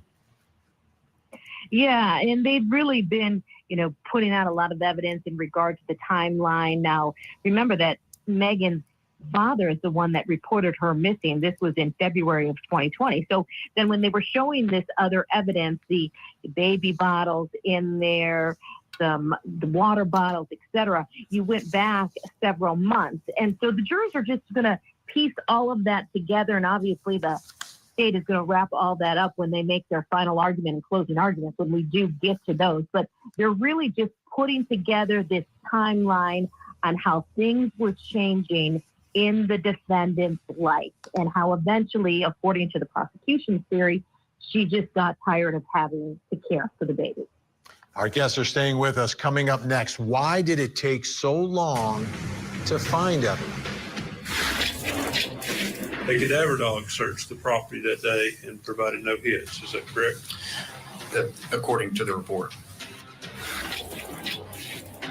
A true crime tragedy out of Tennessee. This case is unlike anything I've ever been involved in. A 15-month-old, Evelyn Boswell, goes missing and is later found dead on her family's compound. Her own teenage mother charged with little Evelyn's murder. This little girl was let down by everyone in her life who was supposed to protect her.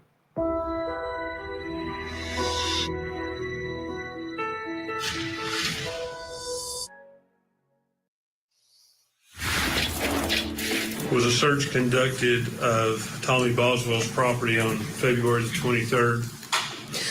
Yes, it appeared that after looking at my I notes that think we'll end up Mr. getting Boswell Sr. had given written consent and permission for law enforcement to search his property. And you recall who searched the property?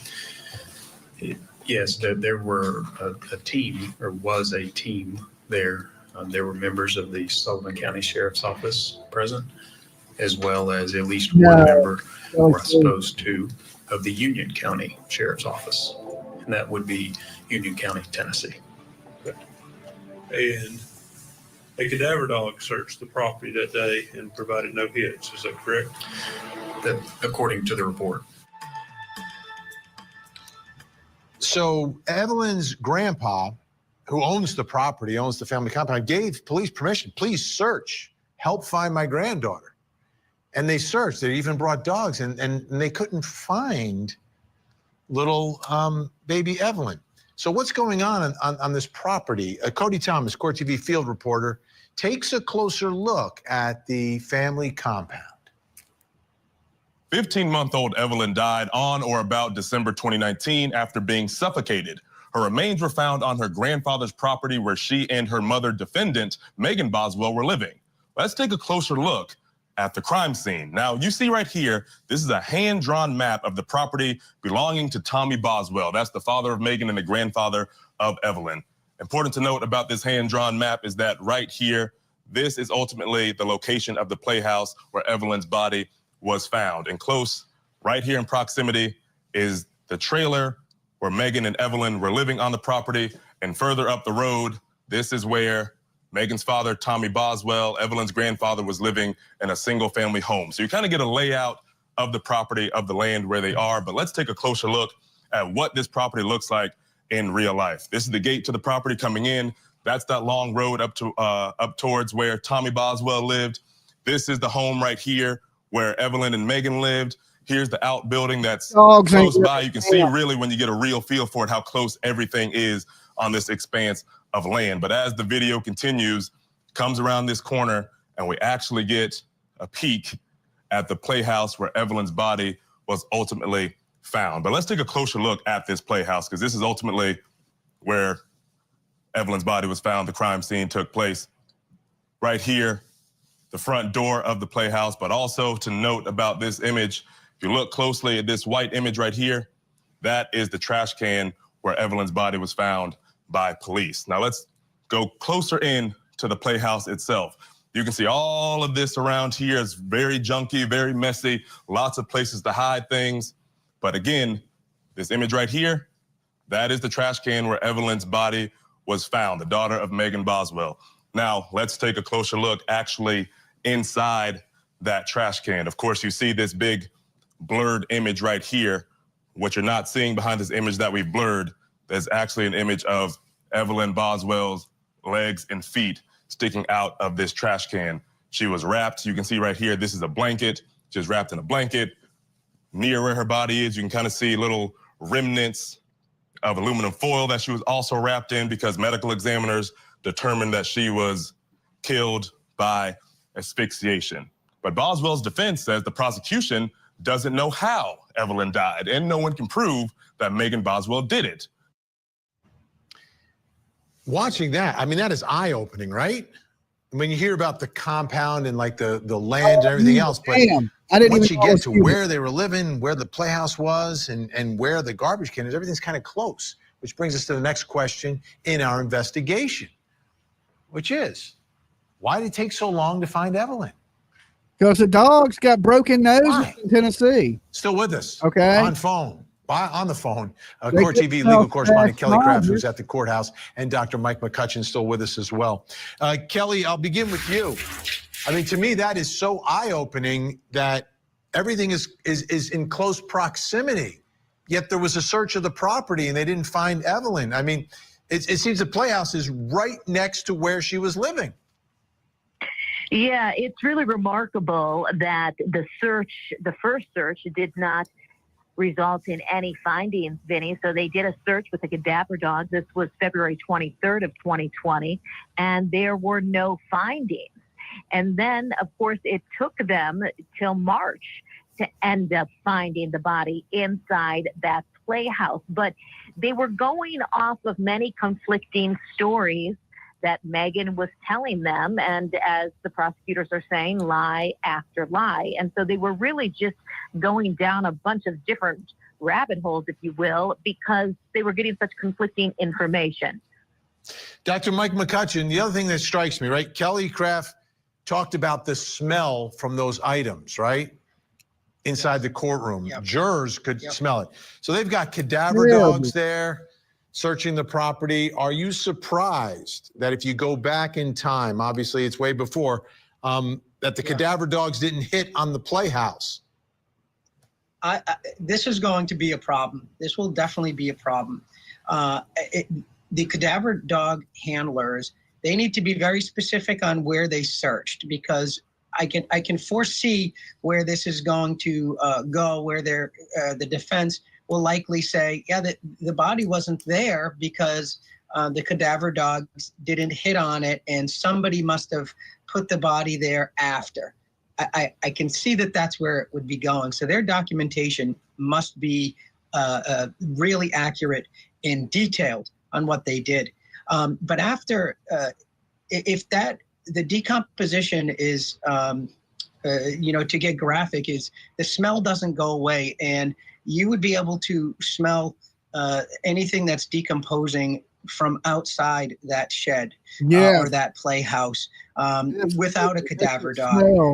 It would be very common. It wasn't, the baby wasn't covered or concealed to get graphic, to hold that odor in. Just walking by there, I don't know how you wouldn't be able to have smelled anything coming from that playhouse. I think that would have been dramatic, even when they're inside that playhouse. Absolutely. If I could, just one more thing I could say.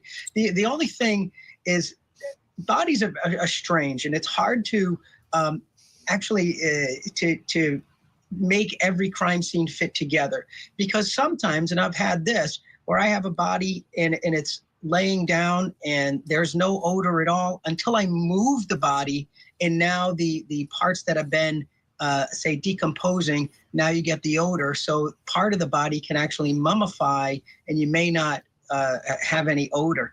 I don't think that's the case here. but it is possible. But that search, that first search, it's going to come back to us. Absolutely. Dr. Mike McCutcheon, thank you so much. Kelly Craft, working late tonight, thank you as well. Up next, can you believe any of Megan's stories? No, you can't believe nothing this woman says. Everything's a lie.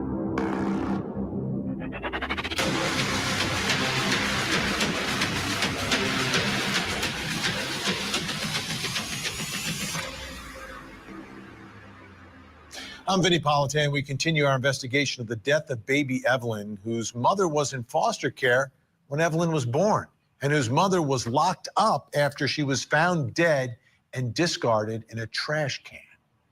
Here's the story. Little baby Evelyn lived with her single teenage mom, Megan Boswell, in Sullivan County, Tennessee. She was being raised with the help of her grandparents on the family compound. But in February of 2020, Evelyn was reported missing by her grandpa. Her mom cried on TV looking for her baby, then was arrested for misleading police. Things then changed dramatically in the case when Evelyn was found dead on the family compound in a trash bin inside an old playhouse. During the course of the investigation, when Evelyn was still missing, Megan spoke to police several times, telling several different stories. Megan has been charged with first-degree premeditated murder, and now a jury must decide if this young mother committed the ultimate sin by taking the life of the little girl who looked to her mom for everything. Telling several stories. That's a big part of this case, and that's a big part of this trial. I want to take a look at some of those stories. Let's start here. This is February 18th of 2020, and Megan Boswell is talking about Ethan Perry. Ethan is the man who believed he was the father of baby Evelyn. Take a listen. Ethan does not have the baby. But I don't know where she's at because he hasn't yet or left. He has not seen that baby since he was down here for Christmas. He has seen her. I promise you, yeah. Okay, so first talking about Ethan Perry. So he's on the radar for investigators. He's in the military. They go to his barracks. They do a search. They do all of that. They find out, no, he never had little Evelyn. Then she also talks about another guy, which is her boyfriend at the time that Evelyn goes missing. His name is Hunter Wood. Here she is talking about him. What do you remember about that day? Did you wake up or what happened? I don't know. I don't know, Robert. I don't think I did. I think she did it. It was an accident. With you? Was the three of y'all together? In the bed? Okay. I should have put her in the outside. I thought that there was every dollar for life before that, and I never would throw over on her. But when you woke up, she wasn't breathing. Is that what you're telling us? Her head was like buried in her pillow. She was breathing.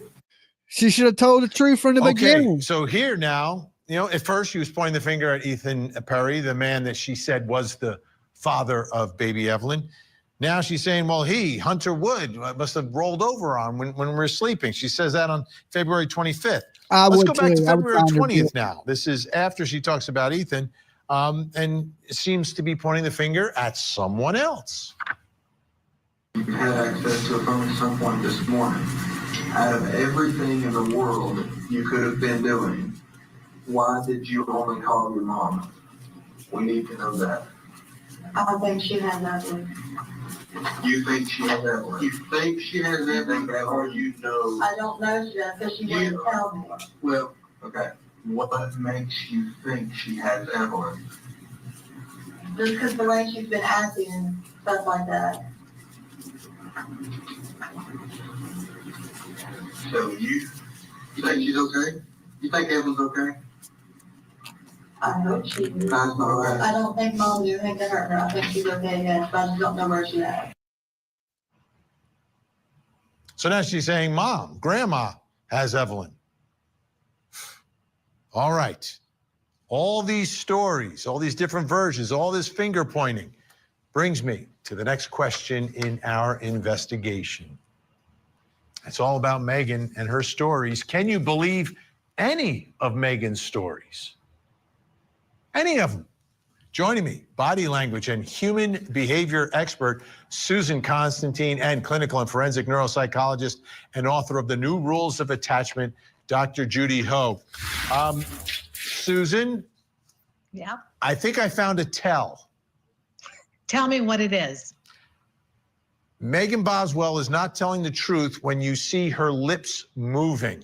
There you go, Benny. Because it's always something different. What are you seeing from her as in 3 different sit downs with investigators? She's telling 3 different stories, pointing the finger at 3 different people.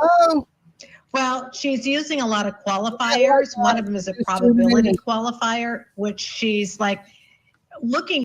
Every time she talks, she's lying. If you're just tuning in, there's 1,200 of you in the room now. Let's try to hit 1,000 likes. We're only 25 away from it. So take a second, hit the like button. Then in the chat room, I want you to shout out where you're watching my ugly face from. Right now, they're preparing the notebooks for the jury, and then we're going to hear closing statements. She's using lots of omissions. She's leaving out really important, critical details. She's very ambiguous. So she doesn't really give you any sort of clear answers, allowing you to kind of mull through all of the baloney and try to come to some sort of conclusion. But it's impossible because her responses they're zigzagging. They're zigzagging all the way around. And there is no real direction that will help us to understand what is really happening. So it's all intentional. It's because it's deception. When you lie, there's cognitive load builds. And so therefore, since you can't keep the story straight, you come up with all these other excuses. So this is typical. It's really quite easy for me. And I'm sure for this doctor as well. Yeah. Well, Dr. Judy Ho, I want to ask you something that's related to this. What do you think's going on in her mind?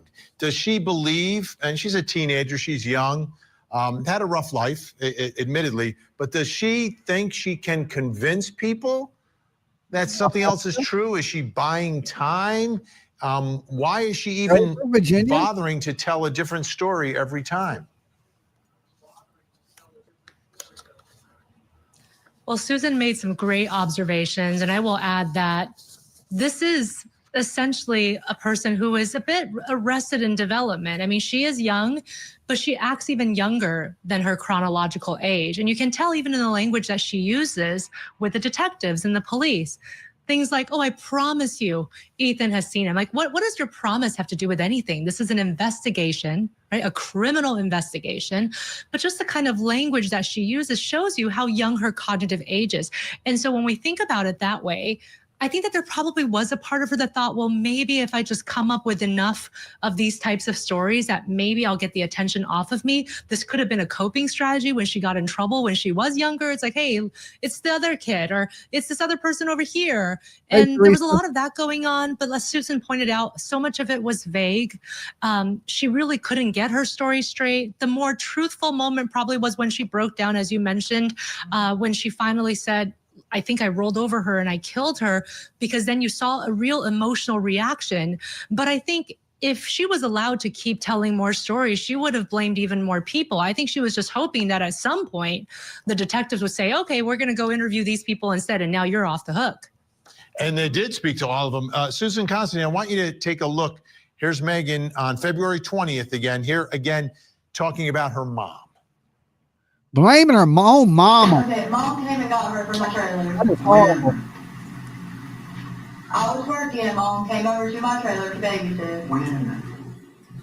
I don't know exactly. It was Today, yesterday, no, 3 it was days like ago? a week or so after I started work. I had nobody else to watch. When did you start work? The 2nd. Of December? Yeah. The 2nd of December? Yeah. Okay, 12/2, Angel, God's, Evelyn. No, it was the week after that.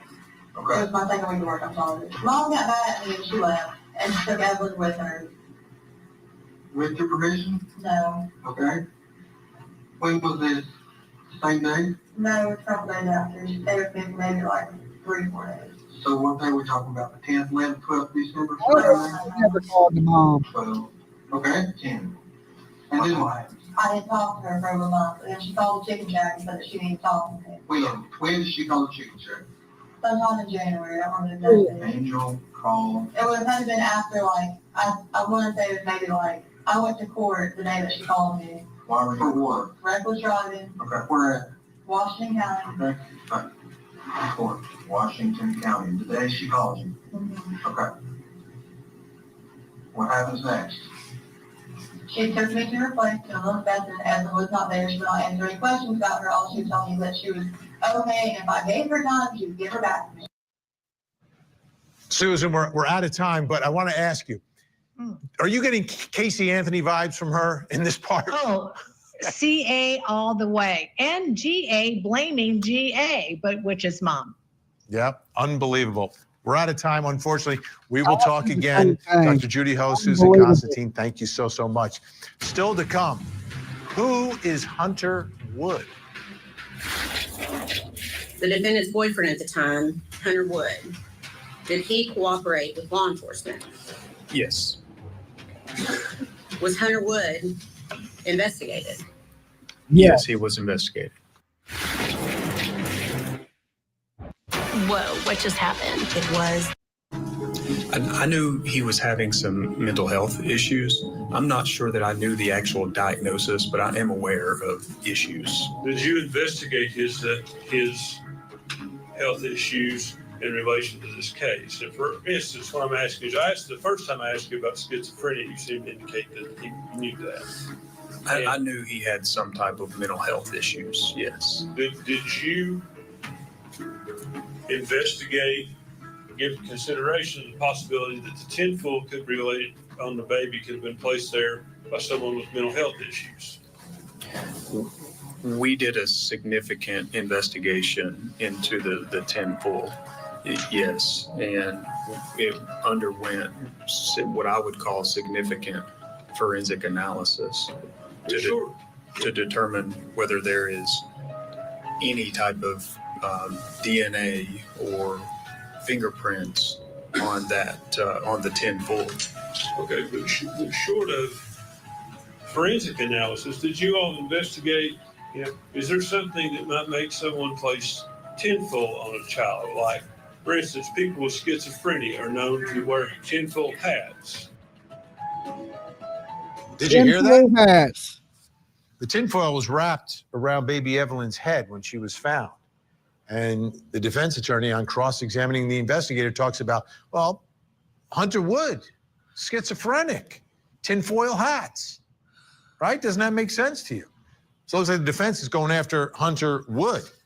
I want you to take a listen to Randy Wood. This is Hunter's father talking about his mental health issues. Your son, Hunter, does he still live with you? No, he started living with his mother, but he's at the hospital at the moment. Okay. He's at a hospital. Where is he in a hospital? Marion, Virginia. All right. Is that a mental hospital? Yes. How long has he been there? 2 months. Okay. What, have you been up there to see him at that facility? Yes. What is his mental status this time? Well, some days he's pretty decent. Other days he don't know who I am. Okay. Would he be able to come into this courtroom and testify? No. Okay. You mentioned that he'd been there for about 2 months. Yes. Had he had mental health problems prior to that? Yes. Okay. He's bad shit. He cray. If you know, when did he start having mental health problems? Well, when he got accused of being a baby killer. Baby killer. Wow. That would do it. Now he's being accused. It seems like the defense, this is where they're going, right? Go after someone who's in a mental facility who was connected to the defendant. This was her boyfriend at the time that Evelyn went missing. Brings us to the next question in our investigation. Who is Hunter Wood? How much do we know about him? How much of an investigation was there of this young man seems to be crucial now. With us, anchor and reporter at WCYB TV. She has followed this case from the beginning, has been inside the courtroom for the trial. Kristen Kwan is with us, and America's judge. He presided over the Casey Anthony trial, the Honorable Belvin Perry. Great to have you both here. Kristen, what can you tell us about Hunter Wood? How much do we know about his background and who he is? Yeah, so Hunter Wood was Maggie Boswell's boyfriend at the time that all of this took place. They hadn't dated for very long. They met at Hunter T's Chicken Shack, which you heard Randy Wood testify there. He actually owned Hunter T's Chicken Shack, and Megan came in for an interview one day, and so she worked at Hunter T's for a while, and that's where she met Hunter Wood. All right, Judge, I see what's happening here. And again, the parallels are unreal between this case and the case that you presided over a few years ago at this point. In that case, I mean, Kaylee Marie's mother is talking about Jesse Grund, her ex-fiance. In this case, you've got Megan talking about Ethan, the man who was supposedly the father of baby Evelyn. Then the current boyfriend. You know, Kaylee Marie's mother was dating Anthony, the DJ. Here she's dating Hunter, and they're going after Hunter. Do you think there will be any traction in all of this? If you've got someone they point the finger at who happens to be in a mental facility, taking care of some mental health issues? Number one, the prosecution is going to have to show up this timeline as to where Hunter Woods was during this time period where the child went missing. I think they did a good job. Unfortunately for the defense, they're pointing fingers at everyone. And the question that the jury is going to have to ultimately resolve, which lie are you going to believe?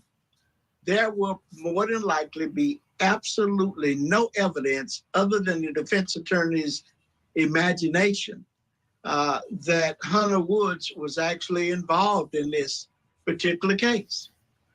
Let's take a listen here to former TBI agent David Gratz talking about Megan and Hunter looking for an apartment. This is an application for applying for a residence at the Overlook Apartments. Okay. And can you tell us why you looked at Overlook Apartments? We were given information that the defendant had applied to live there with her boyfriend. Okay. Her boyfriend, Hunter Wood. when were they looking to try to get an apartment at Overlook Apartments? January the 4th, 2020. Did you learn how many occupants that the defendant and Hunter Wood put on their application? Yes, 3. Okay. Did you talk to the defendant about who the third occupant was going to be? Yes, I did. Did the defendant say the third occupant was going to be Evelyn Boswell?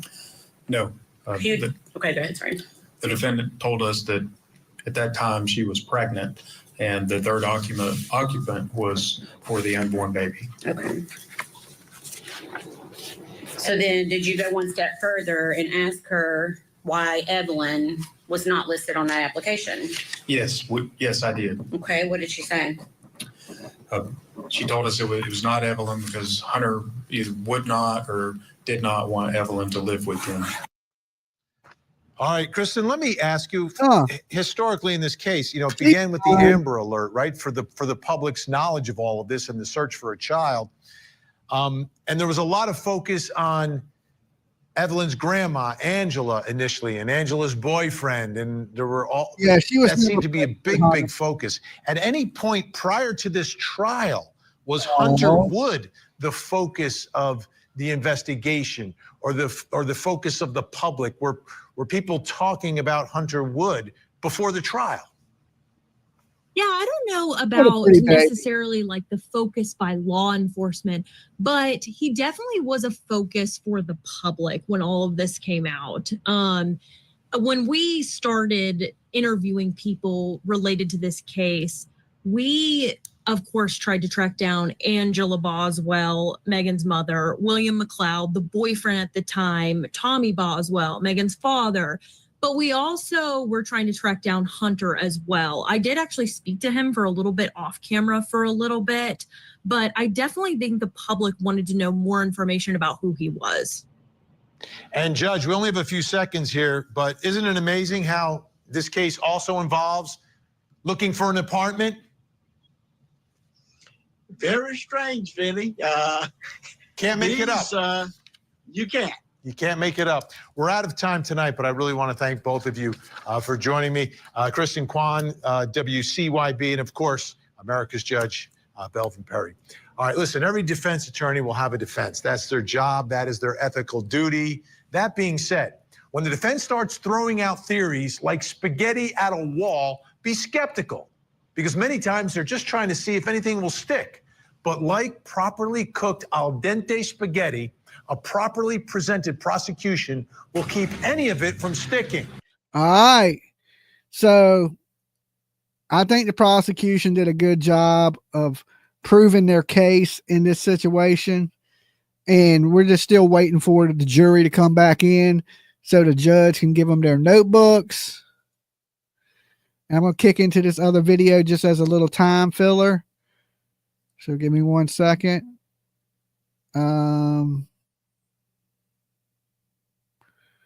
Right here. And these are it's just a playlist of all the different interviews, and let's kick into this one, the first one. This is breaking news from News Channel 11. The mother of missing Sullivan County toddler Evelyn Boswell is arrested. Good evening. Thanks for choosing News Channel 11 at 11 tonight. I'm Sarah Diamond. Josh Smith has the night off. 1 week after her daughter was reported missing, Megan Boswell was arrested on 1 count of giving false information to authorities. Ansley Daniel joins us now live from the Sullivan County Sheriff's Office with the latest on this breaking news. Ansley? Sarah, it's been almost a week since that Amber Alert was issued for missing 15-month-old Evelyn Boswell. Tonight, the Sullivan County Sheriff's Department telling us that her mother, Megan Boswell, was arrested on account of giving false reports. This mugshot that you are seeing on your screen right now was released tonight around 9:30 by the Sheriff's Office. Boswell remains in jail tonight on a $25,000 bond. Earlier today, News Channel 11 crews saw her going into the sheriff's office around 1 p.m. Captain Andy Seabolt says every time she has spoken with investigators, her story has changed, echoing a sentiment from Sullivan County Sheriff Jeff Cassidy in a press conference last week. Seabolt says she should be arraigned tomorrow by video with judges in Bristol sometime in the morning. This statewide Amber Alert for Evelyn Boswell remains in effect tonight. State and local investigators continuing to sort through hundreds of tips with no sign of the toddler. This after authorities say she has not been seen by members of her family since December 10th or 11th. On Monday, I spoke with Megan about her daughter missing and where she could be. She revealed to us that her mother took her to a campground in Mendota, Virginia, and that Evelyn was in a silver camper. The Sheriff's Department said in a search of 3 campgrounds in the area, there was no sign of Evelyn. Tonight, the search for Evelyn Boswell remains the sole focus of the Sullivan County Sheriff's Department and the TBI, while her mother remains in jail behind me here on a $25,000 bond for giving false reports. Live outside the Sullivan County Corrections Division, Ansley Daniel, News Channel 11. The Sullivan County mother accused of killing her toddler daughter wants a new court-appointed attorney. Megan Boswell is accused of killing her 15-month-old daughter Evelyn in 2020. She faces 2 counts of felony murder along with other charges surrounding the case. Ahead of a motions hearing last Friday, Megan Boswell told the judge in Sullivan County that her court-appointed attorney, Brad Sproles, and she have differences in opinion when it comes to her defense. Sproles said they had a hard time preparing for the Friday hearing, and he could only imagine what it will be like for trial. Judge Jim Goodwin denied that request, but told Sproles to let him know if it gets to a point where she cannot effectively be represented. Ansley Daniel was in court Friday when it happened. She spoke with the public defender today, who said the judge was simply following the law. And it turns out this could throw a big wrench in the plans for a trial early next year. Ansley? Well, Josh and Sarah, Megan Boswell's trial was actually supposed to start today, but a delay in getting evidence back from the TBI crime lab pushed it back to February of next year. If the judge ends up granting that request for a new attorney, one of the public defenders I spoke with today said this could delay her trial an entire year. I can't go into all the details that I don't want to give up on the plan for my defense, but there are witnesses and things that I feel like need to be done that we're having witnesses on. Megan Boswell got a strong no when asking for a new attorney during Friday's motions hearing to decide which pictures will be used in trial. What it sounds like is, well, he didn't get a good enough plea deal, or he thinks I should plead, I want to go to trial. You know, those are not valid reasons to fire the law. Brad Sproles has been her appointed attorney since the beginning. Our relationship has deteriorated to the point where we are able to effectively repair the risk. Just have concerns moving forward. If we can't work together to repair the promotion here. He told News Channel 11 their issue sent court into recess so she could see the photos being described in testimony for the first time. We had to take a break, because of some of the things that I mentioned, that we have just not been on the same page as far as preparing for today's hearing. The judge's answer could change, though, if Sproles feels like he can't effectively represent her. If something happens and the trial doesn't go the way Ms. Boswell wants it to go, there's always the possibility that some higher court could say, Mr. Sproles should have been relieved from this case and a new attorney appointed, and we're going to give her a new trial. The public defender's office couldn't take the case because some of their clients are witnesses. I mean, the ethics rules say that unless the attorney-client relationship is irretrievably broken, then the attorney stays in. I think the judge followed the law and did what he should have done. Gibbons says Sproles could have used Friday as an out. There's no upside for the defense attorney to be involved in a case of this magnitude. If you win, you're a monster because you represented somebody who the public is convinced is guilty. If you lose, you're an idiot. You've got pundits on television critiquing every move you make, and that's a harsh light to shine on an attorney who is very capable, very intelligent, very experienced. That's a good point. Ansley, what happens if a new attorney is appointed? Well, there are a couple of different things because all of the evidence, which we know is a lot in this case, will have to be turned over to that new attorney, and that new attorney will then have to start from scratch. Well, Gibbons told me today that alone, along with the backlog currently happening in the court system, could delay this trial at least another year. But on the good news side, at least this evidence will already be ready. They don't have to be waiting on the crime lab like we did beforehand. And it's unlikely the court is going to revisit what's already been ruled on unless there is new evidence presented. All right. Ansley Daniel with the late update on this. Ansley, thank you very much. Right now on News Channel 11, a mother accused of murdering her 15-month-old daughter. She didn't deserve this. No child does. And that's why we will continue to work to pursue justice in this case. Over the next half hour, we take a look back on the Amber Alert and search for Evelyn Boswell, This case is unlike anything I've ever been involved in. detailing the time Megan Boswell has spent in court in the 5 years since her arrest. I want a fair jury. I want a jury that's going to listen to the facts and not be influenced on what they've heard. And expert analysis on what to expect when her trial begins on Monday. This special edition of News Channel 11 at 5:30 starts right now.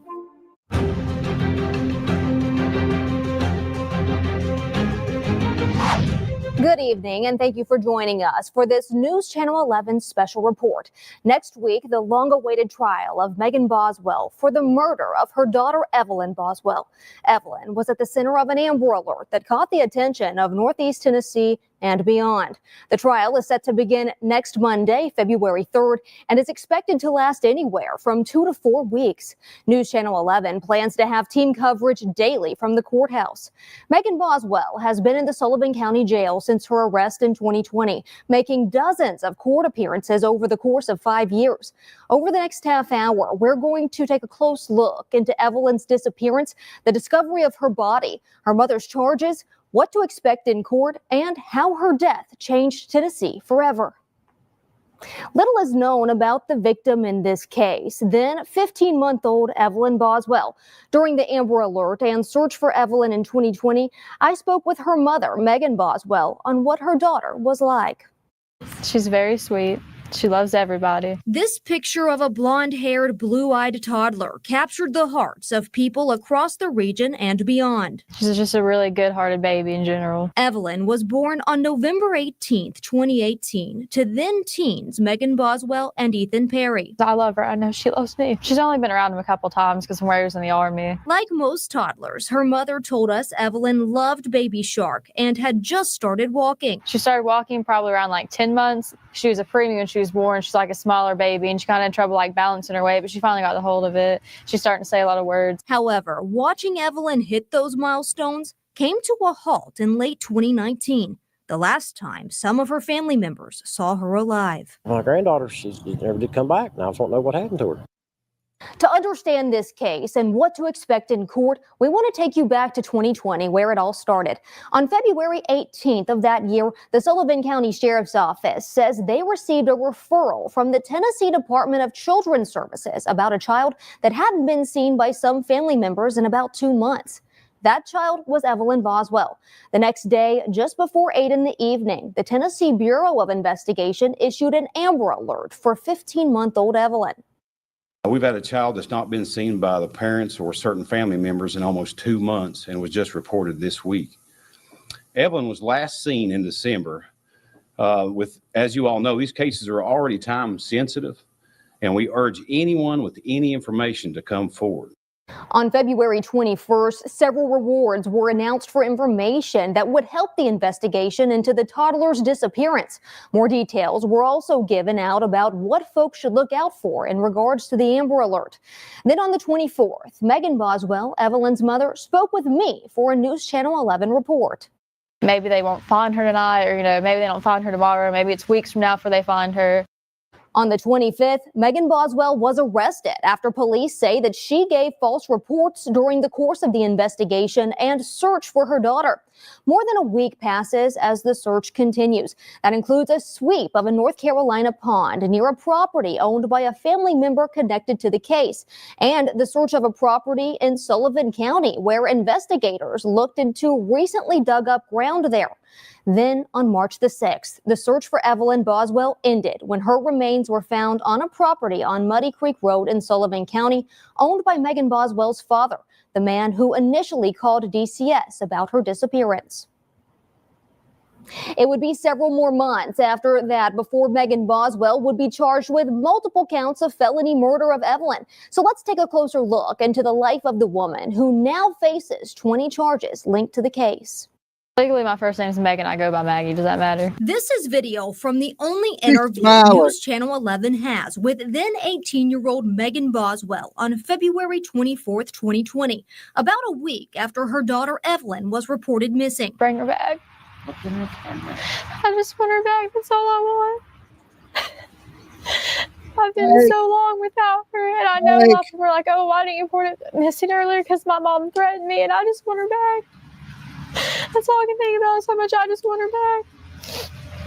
During the search for her daughter, there were a number of rumors circulating about Boswell, and we gave her the floor to address them. One being the multiple social media accounts she had and was active on. I break phones a lot, and I forget the password. I'm not going to lie to you. I'm really bad about remembering passwords. Now I have them all set to one, but, up until that point, I just couldn't remember the password to them. The other was about her family and their lifestyle. Gypsies are not a cult.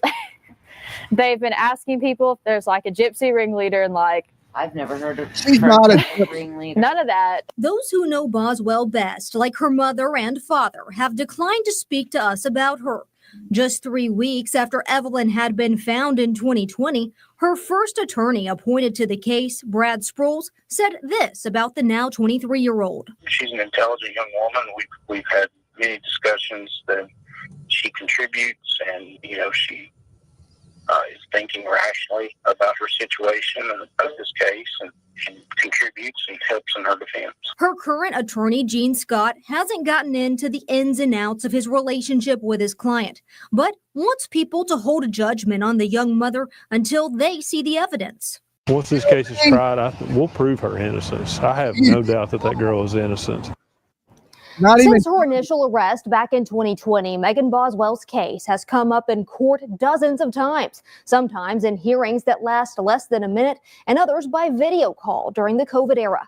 At times, her case breaks what could be considered typical.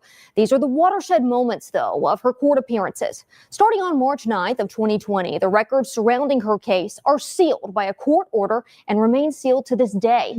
Under that seal, there is no available information about what the documents are or what information they may contain. Then in August of 2020, months after the death of Evelyn Boswell, Megan is charged with 2 counts of felony murder. 1 count linked to aggravated child abuse and the other connected to aggravated child neglect. Back in January of 2021, prosecutors working the case explain why they won't be seeking the death penalty. Prior decision by the Tennessee Supreme Court that says if you have an 18-year-old defendant without a record and only 1 aggravating factor, then it's disproportionate and it's not a valid death penalty in that case. That's what they decided. Boswell's initial trial date was set for September of 2022, but issues with evidence processing from the Tennessee Bureau of Investigation and conflict with her first court-appointed attorney, Brad Sproles, led to the first of several trial delays. Boswell would eventually switch from Sproles to a separate public defender. That's her current attorney, Gene Scott. That was back in October of 2022. Sproles spoke with News Channel 11 at the time about leaving the case. An attorney gets to the point where they can't be effective, it's our responsibility to bring that to the court's attention. In June of 2024, Boswell was served with a new indictment charging her with first-degree murder. This new charge alleges that Evelyn's death was premeditated and intentional. Right now on... All right, they're back.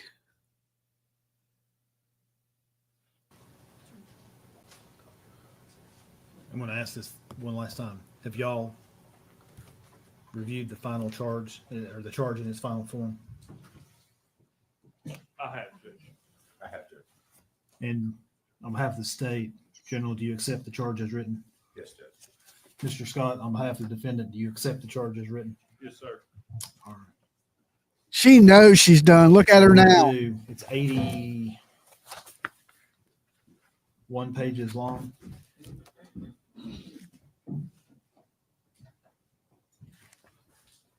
I'm gonna bring them in, give them the charge. I'll probably, of course, I have to read all the judgment forms.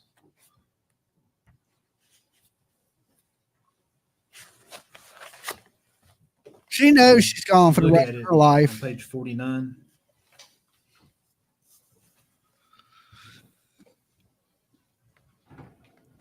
Hit that like button if you're just tuning in, guys. Hit that like. When you retire to the jury. Get on the dolly train. I'm gonna wait and give them that part after y'all argue.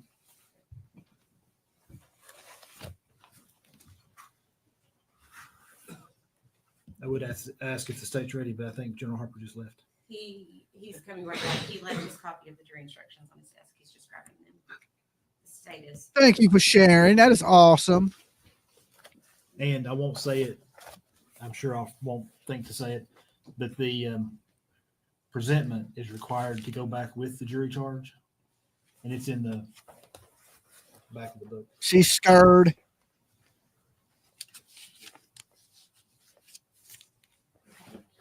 Your Honor, count 18, was that redacted out?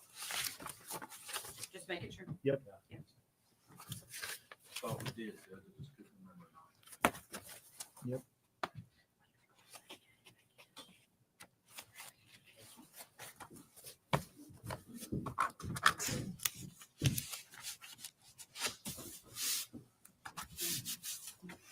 All right. Is the state ready to proceed? Defense ready to proceed? Yes, Judge. Then let's bring the jury in. All right, bring the jury back in.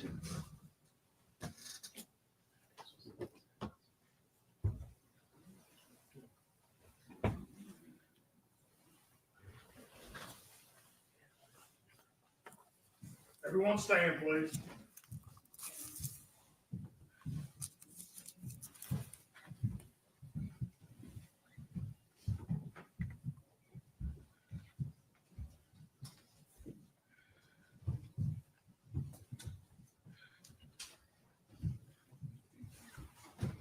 The mailman is the baby's daddy.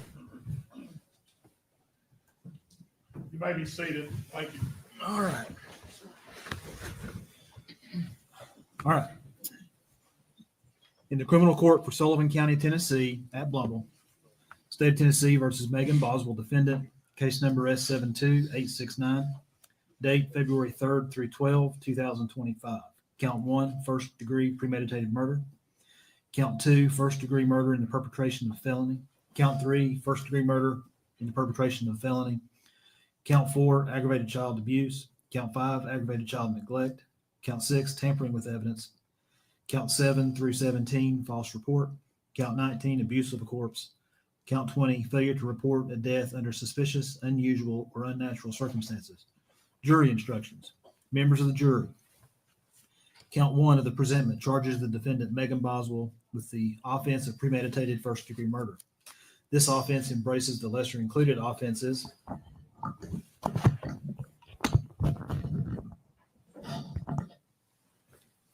of facilitation of premeditated first-degree murder, attempt to commit premeditated first-degree murder, facilitation of attempt to commit premeditated first-degree murder, second-degree murder, facilitation of second-degree murder, attempt to commit second-degree murder, facilitation of attempt to commit second-degree murder, voluntary manslaughter, facilitation of voluntary manslaughter, attempt to commit voluntary manslaughter, facilitation of attempt to commit voluntary manslaughter, reckless homicide, facilitation of reckless homicide, criminally negligent homicide, facilitation of criminally negligent homicide, child abuse, child neglect, attempt to commit child abuse, attempt to commit child neglect, assault, attempt to commit assault, and misdemeanor reckless endangerment. Count 2 of the presentment charges the defendant Megan Boswell with the offense of first-degree murder in the perpetration of a felony.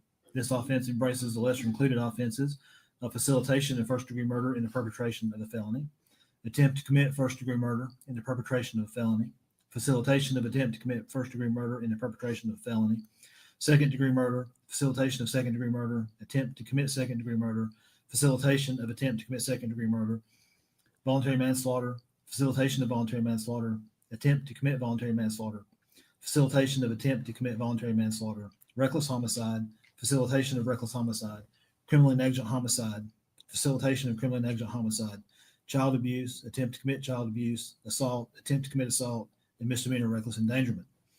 Count 3 of the presentment charges the defendant Megan Boswell with the offense of first-degree murder in the perpetration of a felony. This offense embraces the lesser included offense of facilitation of first-degree murder in the perpetration of a felony, attempt to commit first-degree murder in the perpetration of a felony, facilitation of attempt to commit first-degree murder in the perpetration of a felony, second-degree murder, facilitation of second-degree murder, attempt to commit second-degree murder, facilitation of attempt to commit second-degree murder, voluntary manslaughter, facilitation of voluntary manslaughter, attempt to commit voluntary manslaughter, facilitation of attempt to commit voluntary manslaughter, reckless homicide, facilitation of reckless homicide, criminally negligent homicide, facilitation of criminally negligent homicide, child neglect, attempt to commit child neglect, assault, attempt to commit assault, and misdemeanor reckless endangerment. Count 4 of the presentment charges the defendant Megan Boswell with the offense of aggravated child abuse. This offense embraces the lesser included offenses of facilitation of aggravated child abuse, attempt to commit aggravated child abuse, facilitation of attempt to commit aggravated child abuse, aggravated assault, facilitation of aggravated assault, attempt to commit aggravated assault, facilitation of attempt to commit aggravated assault, reckless aggravated assault, facilitation of reckless aggravated assault, misdemeanor reckless endangerment, child abuse, attempt to commit child abuse, assault, and attempt to commit assault. Count 5 of the presentment charges the defendant Megan Boswell with the offense of aggravated child neglect. This offense embraces the lesser included offense of facilitation of aggravated child neglect, attempt to commit aggravated child neglect, facilitation of attempt to commit aggravated child neglect, aggravated assault, facilitation of aggravated assault, attempt to commit aggravated assault, facilitation of attempt to commit aggravated assault, reckless aggravated assault, facilitation of reckless aggravated assault, misdemeanor reckless endangerment, child neglect, attempt to commit child neglect, assault, attempt to commit assault. That's Count a lot. 6 of the presentment charges the defendant Megan Boswell with the offense of tampering with evidence. This offense embraces the lesser included offense of facilitation of tampering with evidence, attempt to commit tampering with evidence, and facilitation of attempt to commit tampering with evidence. Count 7 through 17 of the presentment charges the defendant with Megan Boswell with the offense of false report. I This say offense by 3 embraces the o'clock. lesser included offenses of attempt to commit false report. Count 19 of the presentment charges the defendant Megan Boswell with the abuse of a corpse. This offense embraces the lesser included offense of facilitation of abuse of a corpse and attempt to commit abuse of a corpse. Count 20 of the presentment charges the defendant Megan Boswell with the offense of failure to report a death under suspicious, unusual, or unnatural circumstances. This offense embraces the lesser included offense of attempt to commit failure to report a death under suspicious, unusual, or unnatural circumstances. The presentment in this case is the formal written accusation charging the defendant with these charges. It is not evidence against the defendant and does not create any inference of guilt. To this presentment and each offense charged and included therein, the defendant has entered a plea of not guilty. The evidence in this case has been completed and final arguments will take place momentarily. Now it is my duty to instruct you as to the law. The law applicable to this case is stated in these instructions, and it is your duty to carefully consider all of them. The order in which these instructions are given is no indication of their relative importance. You should not single out any one or more of them to the exclusion of another or others, but should consider each one in light of and in harmony with the others. At times during the trial, I have ruled upon the admissibility of evidence. You must not concern yourself with these rulings. Neither by such rulings, these instructions, nor any other remarks that I have made do I mean to indicate any opinion as to the facts or as to what your verdict should be. Statements, arguments, and remarks of counsel are intended to help you in understanding the evidence and applying the law, but they are not evidence. If any statements were made that you believe are not supported by the evidence, you should disregard them. As to any question to which an objection was sustained, you must not speculate as to what the answer might have been or as to the reason for the objection, and you must assume the answer would be of no value to you in your deliberations. You must not consider for any purpose any offer of evidence that was rejected or any evidence that was stricken out by the court, such matters to be treated as though you had never known it. You must never speculate to be true any insinuation suggested by a question asked of a witness. The question is not evidence and may be considered only as it supplies meaning to the answer. Whenever the singular of a word is used in these instructions, it may be taken equally to mean the plural unless clearly inapplicable. Whenever the word he is used in these instructions, you may consider it as applying equally to a woman. The law presumes that the defendant is innocent of the charge against her. This presumption remains with the defendant throughout every stage of the trial, and it is not overcome unless, from all the evidence in the case, you are convinced beyond a reasonable doubt that the defendant is guilty. The state has the burden of proving the guilt of the defendant beyond a reasonable doubt, and this burden never shifts but remains on the state throughout the trial of the case. The defendant is not required to prove her innocence. Reasonable doubt is that doubt engendered by an investigation of all the proof in the case and an inability after such investigation to let the mind rest easily as to the certainty of guilt. A conviction cannot be based on conjecture, suspicion, or a mere belief that the defendant is guilty of the crime charged. Reasonable doubt is a high burden, but it does not mean proof to an absolute certainty. Absolute certainty of guilt is not demanded by the law to convict of any criminal charge, but moral certainty is required, and this certainty is required as to every element of the offense. Reasonable doubt does not mean a captious, possible, or imaginary doubt. A reasonable doubt is not a whim, it is not speculation or suspicion. It is not an excuse to avoid the performance of an unpleasant duty, and it is not sympathy. A reasonable doubt is a doubt based upon reason and common sense after careful and impartial consideration of all the evidence in this case. The state must have proved beyond a reasonable doubt all the elements of the crime charged, that the crime, if in fact committed, was committed by the defendant before the finding and returning of the presentment in this case. The date of the offense is not an essential element of any of the offenses charged in the presentment or any lesser included offense.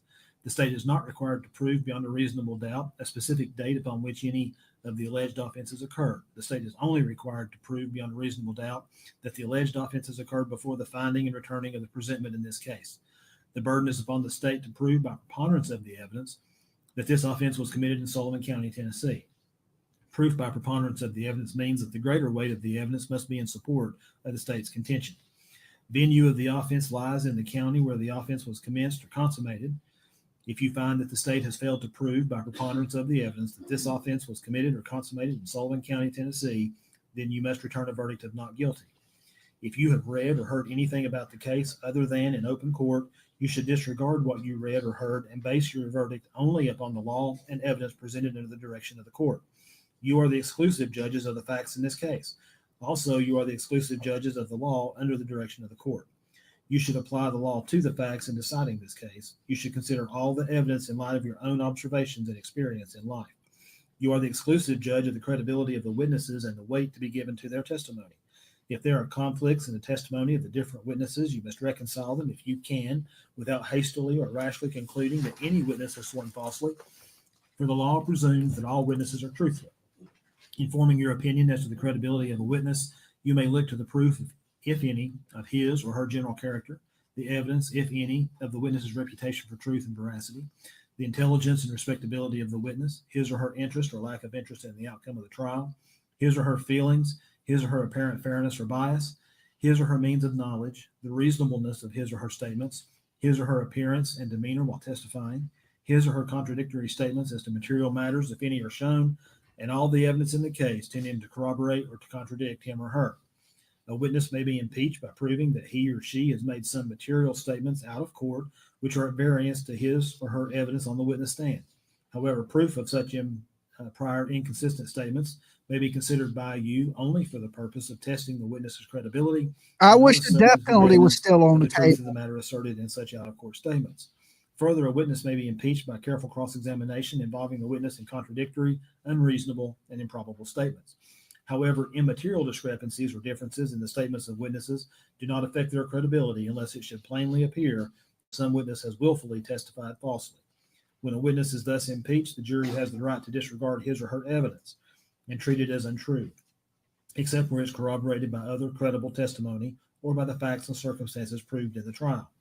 Your decision on the facts of this case should not be determined by the number of witnesses testifying for or against a party. You should consider all of the facts and circumstances in evidence to determine which of the witnesses you choose to believe or not to believe. The defendant has the right to remain silent, that is, the right not to testify. You shall not consider such silence as evidence of guilt, and you can draw no inferences of guilt from such silence or decision not to testify. You are reminded that the state has the burden to prove guilt of any offense beyond a reasonable doubt. Evidence has been introduced in this trial of a statement or statements by the defendant made outside the trial alleged to show an admission against interest. An admission against interest is a statement by the defendant which acknowledges the existence or truth of some fact necessary to be proven to establish the guilt of the defendant, or which tends to show guilt of the defendant, or is evidence of some material fact but not amounting to a confession. While this evidence has been received, it remains your duty to decide if in fact such statement was ever made. If you believe a statement was not made by the defendant, you should not consider it. If you decide the statement was made by the defendant, you must judge the truth of the facts stated. In so determining, consider the circumstances under which the statement was made. Also, consider whether any of the other evidence before you tends to contradict the statement in whole or in part. You must not, however, arbitrarily disregard any part of any statement, but rather should consider all of any statement you believe was made and is true. You are the sole judge of what weight should be given such statement. If you decide a statement was made, you should consider it with all the other evidence in the case in determining the defendant's guilt or innocence. Expert witness. During the trial, you heard the expert testimony of Dr. Matrina Schmidt, who was described to us as an expert in the field of forensic pathology, Dr. Darinka Polchan, who was described to us as an expert in the field of forensic pathology, Paul Durant, who was described to us as an expert in the field of forensic analysis of digital devices, Marla Gray, who was described as an expert in the field of serology and DNA analysis, and David Hoover, who was described to us as an expert in the field of latent fingerprint identification. The rules of evidence provide that his scientific, technical, or other specialized knowledge might Just waking you up. in understanding the evidence or in determining a fact and issue. A witness qualified as an expert by reason of special knowledge, skill, or experience may testify and state their opinions concerning such matters and give reasons for their testimony. Merely because an expert witness has expressed an opinion does not mean, however, that you are bound to accept this opinion. The same as with any other witness, it's up to you to decide whether you believe this testimony and choose to rely upon it. Part of that decision will depend on your judgment about whether the witness's background or training and experience is sufficient for the witness to give the expert opinion that you heard. You must also decide whether the witness's opinions were based on sound reason, judgment, and information. You are to give the testimony of an expert witness such weight and value as you think it deserves, along with all the other evidence in the case. Evidence. You may have heard two types of evidence in this case. One type of evidence Just is making called sure direct you're evidence, and alive. the other type is called circumstantial evidence. Direct evidence is those parts of the testimony admitted in court which referred to what happened and was testified to by witnesses who saw or heard or otherwise sensed what happened firsthand. If witnesses testified about what they themselves saw or heard or otherwise sensed, they presented direct evidence. Circumstantial evidence is all the testimony and exhibits which give you clues about what happened in an indirect way. It consists of all the evidence. I gave you a heart attack. Do not assume that direct evidence is always better than circumstantial evidence. According to our laws, direct evidence is not necessarily better than circumstantial evidence. Either type of evidence can prove a fact if it is convincing enough. A defendant may be convicted on direct evidence, circumstantial evidence, or both. I did that to wake myself up. Between the weight that you should give either direct or circumstantial evidence, it is for you to decide how much weight to give any evidence. The crime charged or included in each count of the presentment is a separate and distinct offense. You must decide each charge separately on the evidence and law applicable to it. The defendant may be convicted or acquitted on any or all of the offenses charged or included. Your findings as to the crimes charged must be stated in your verdict. You will not be provided with a transcript of the testimony. However, you were permitted to take written notes. Notes taken by a juror to be used only as an aid to the memory of that juror alone and may not be used as authority in the jury deliberation room. The fact that something has been reduced to writing does not make it more significant than matters not noted down, and does not make it more accurate than independent memory.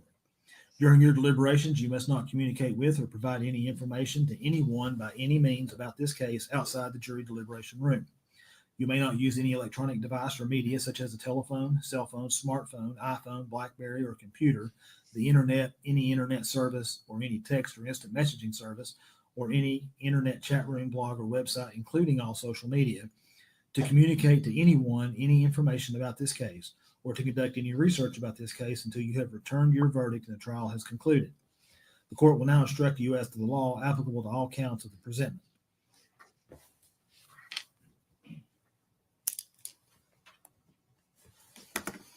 Count 1, premeditated first-degree murder. Any person who commits the offense of premeditated first-degree murder is guilty of a crime.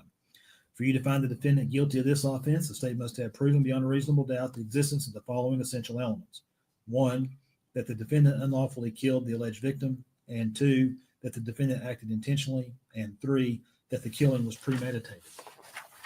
Intentionally means that a person acts intentionally when it is the person's conscious objective or desire to cause the death of the alleged victim. A premeditated act is one done after the exercise of reflection and judgment. Premeditation means that the intent to kill must have been formed prior to the act itself. It is not necessary that the purpose to kill pre-exist in the mind of the accused for any definite period of time. The mental state of the accused at the time she allegedly decided to kill must be carefully considered to determine whether the accused was sufficiently free from excitement and passion as to be capable of premeditation. If the design to kill was formed with premeditation, it is immaterial that the accused may have been in a state of passion or excitement when the design was carried into effect.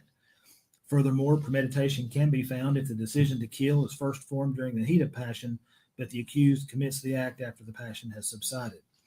If you find from the proof beyond a reasonable doubt that the defendant is guilty of premeditated first-degree murder, then the jury will not fix a fine.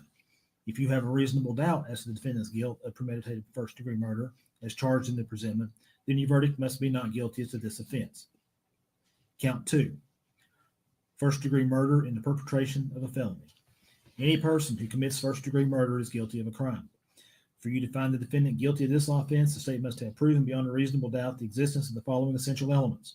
1, that the defendant unlawfully killed the alleged victim, and 2, that the killing was committed in the perpetration of or the attempt to perpetrate the alleged aggravated child abuse, that is, that the killing was closely connected to the alleged aggravated child abuse and was not a separate, distinct, and independent event. And 3, that the defendant intended to commit the alleged aggravated child abuse. The following essential elements apply to aggravated child abuse. 1, that the defendant knowingly, other than by accidental means, treated a child in such a manner as to inflict injury. And 2, that the act of abuse resulted in serious bodily injury to the child.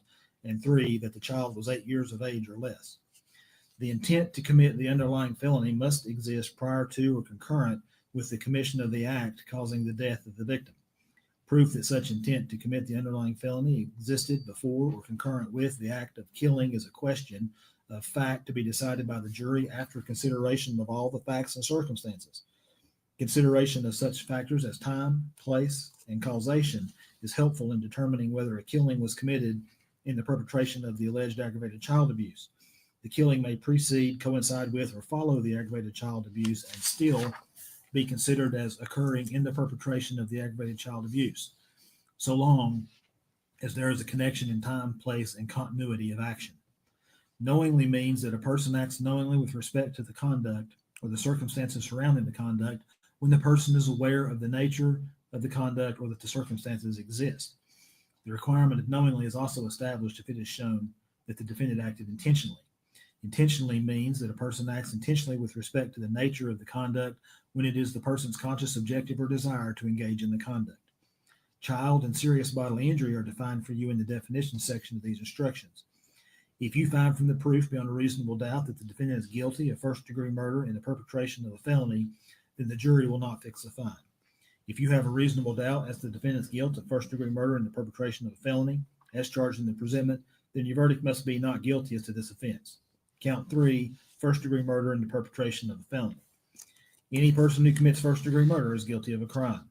For you to find the defendant guilty of this offense, the state must have proven beyond a reasonable doubt the existence of the following essential elements.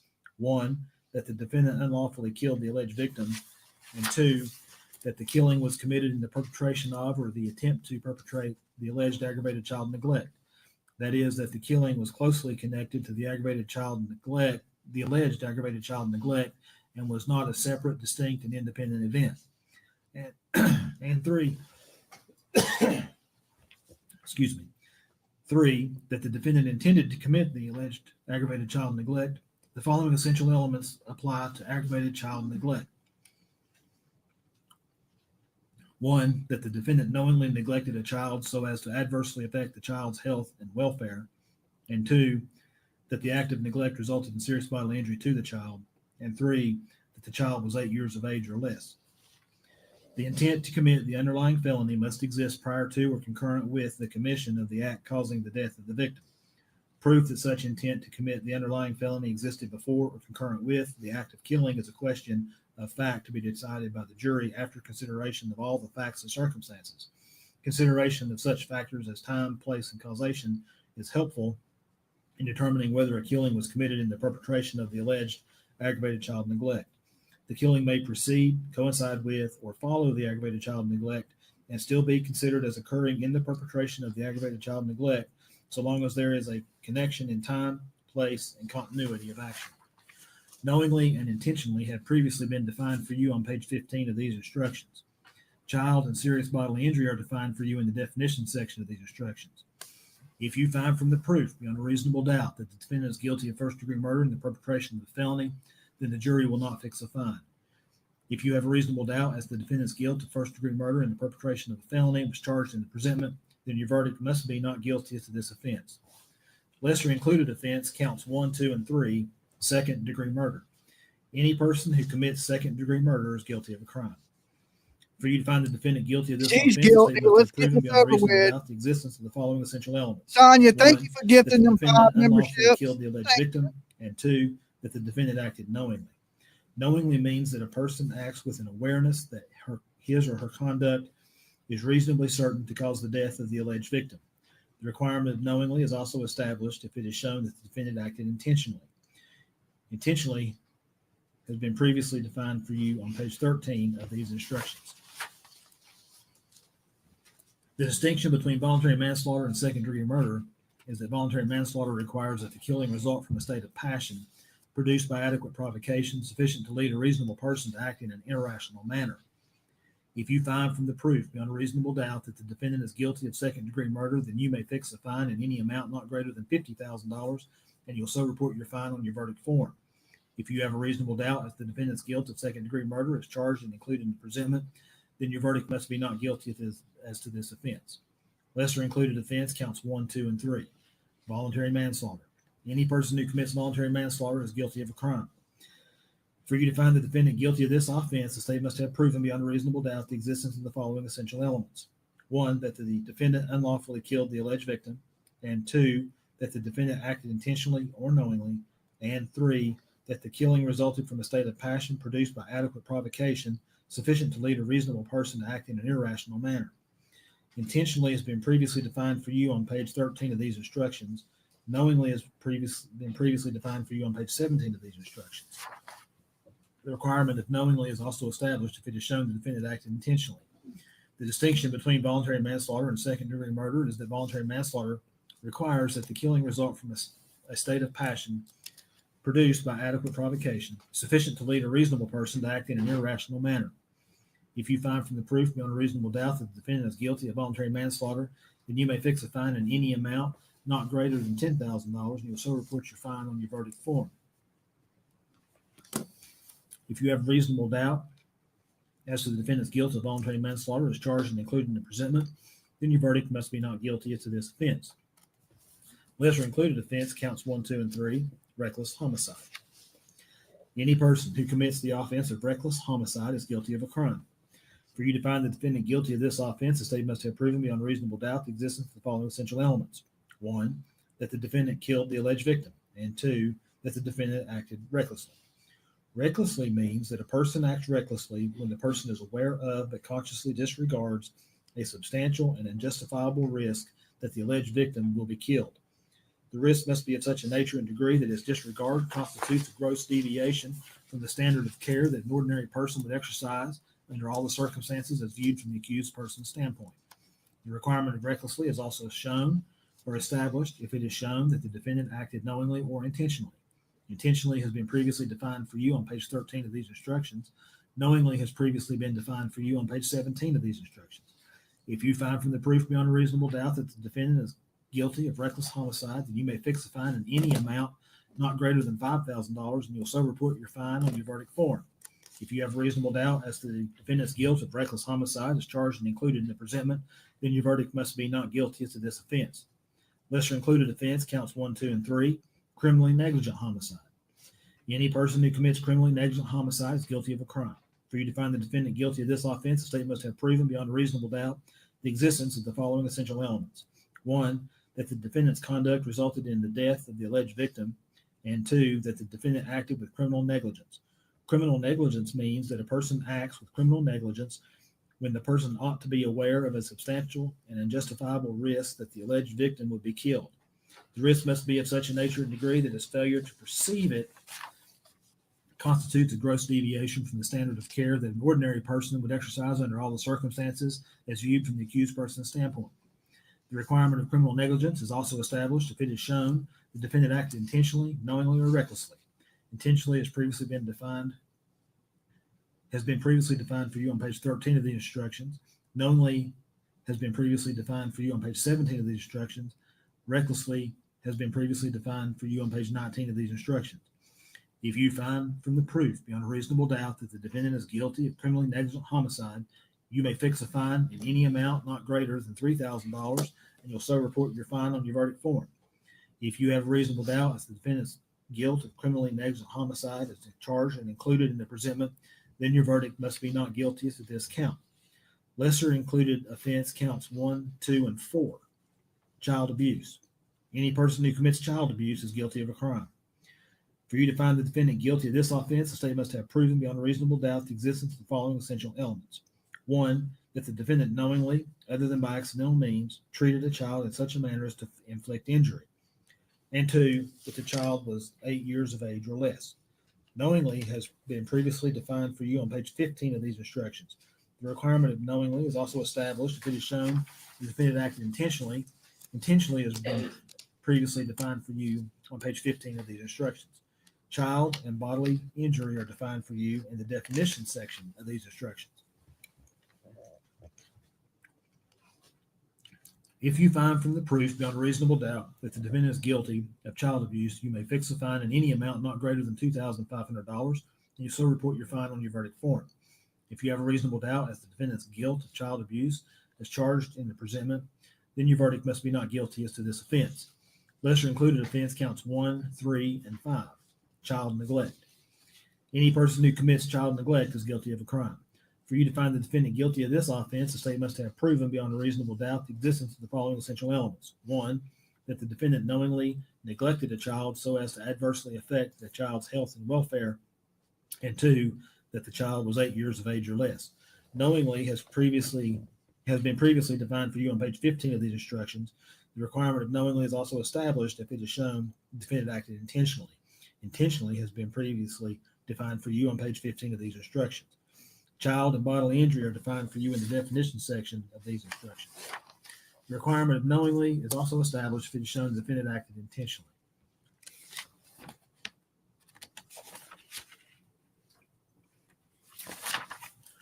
If you find from the proof beyond a reasonable doubt that the defendant is guilty of child neglect, then you may fix the fine in any amount not greater than $2,500, and you'll so report your fine on your verdict form. If you have a reasonable doubt as to the defendant's guilt of child neglect as charged in the presentment, then your verdict must be not guilty as to this offense. Count 4, aggravated child abuse. Any person who commits the offense of aggravated child abuse is guilty of a crime. For you to find the defendant guilty of this offense, the state must have proven beyond a reasonable doubt the existence of the following essential elements. 1, that the defendant knowingly, other than by accidental means, treated a child in such a manner as to inflict injury, and 2, that the act of abuse resulted in serious bodily injury to the child, and 3, that the child was 8 years of age or less. Knowingly has been previously defined for you on page 15 of these instructions. The requirement of knowingly is also established if it is shown the defendant acted intentionally. Intentionally has been previously defined for you on page 15 of these instructions. Child and serious bodily injury are defined for you in the definition section of these instructions. The requirement of knowingly is also established if it is shown the defendant acted intentionally. If you find from the proof beyond a reasonable doubt that the defendant is guilty of aggravated child abuse, then you may fix a fine in any amount not greater than $50,000, and you'll so report your fine on your verdict form. If you have a reasonable doubt as to the defendant's guilt of aggravated child abuse as charged in the presentment, then your verdict must be not guilty as to this offense. Lesser included offense counts 4 and 5, aggravated assault. Any person who commits the offense of aggravated assault is guilty of a crime.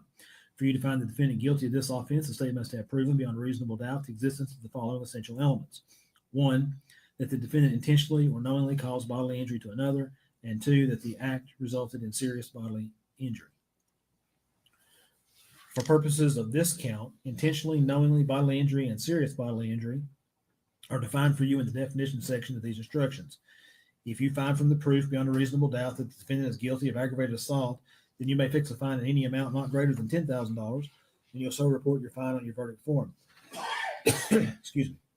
If you have a reasonable doubt as to the defendant's guilt of aggravated assault as charged in the presentment, then your verdict must be not guilty as to this offense. Lesser included offense counts 4 and 5, reckless aggravated assault. Any person who commits the offense of reckless aggravated assault is guilty of a crime. For you to find the defendant guilty of this offense, the state must have proven beyond a reasonable doubt the existence of the following essential elements. 1, that the defendant recklessly caused bodily injury to another, and 2, that the act resulted in serious bodily injury. For the purpose of this count, recklessly bodily injury and serious bodily injury are defined for you in the definition section of these instructions. If you find from the proof beyond a reasonable doubt that the defendant is guilty of reckless aggravated assault, then you may fix a fine in any amount not greater than not greater than $5,000.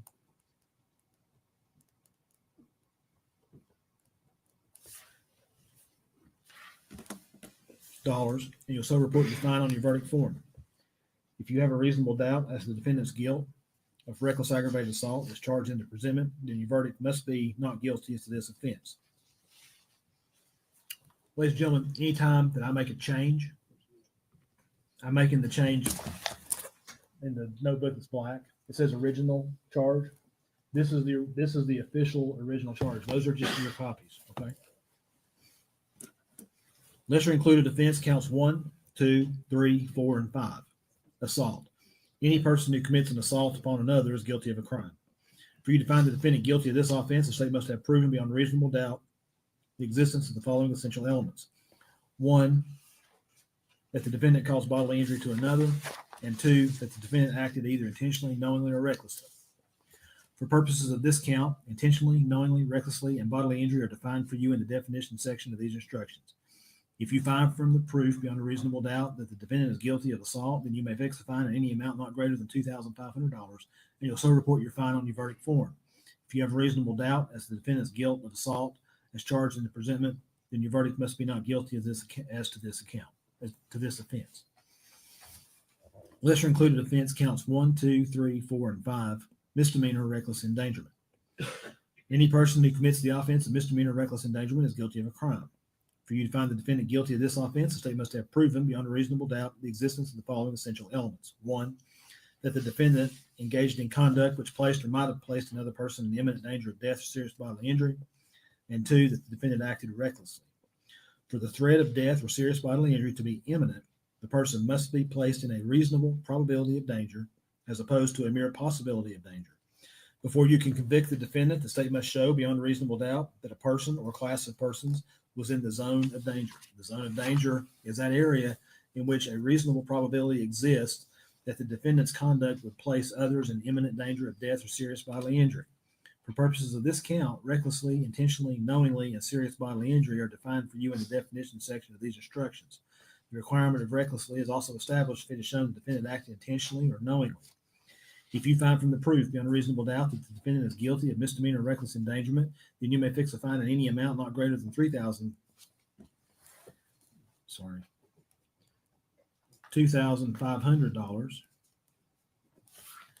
and you'll so report your fine on your verdict form. If you have a reasonable doubt as to the defendant's guilt of misdemeanor reckless endangerment as charged in the presentment, then your verdict must be not guilty as to this offense. Count 5, aggravated child neglect. Any person who commits the offense of aggravated child neglect is guilty of a crime. For you to find the defendant guilty of this offense, the state must have proven beyond a reasonable doubt the existence of the following essential elements. 1, that the defendant knowingly neglected a child so as to adversely affect the child's health and welfare. And 2, that the act of neglect resulted in serious bodily injury to the child. And 3, that the child was 8 years of age or less. Knowingly has been previously defined for you on page 15 of these instructions. The requirement of knowingly is also established if it is shown the defendant acted intentionally. Intentionally has been previously defined for you on page 15 of these instructions. Adversely affect the child's health and welfare, child, and serious bodily injury are defined for you in the definition section of these instructions. If you find from the proof beyond a reasonable doubt that the defendant is guilty of aggravated child abuse, then you may fix a fine in any amount not greater than $50,000, and you'll so report your fine on your verdict form. That should say neglect.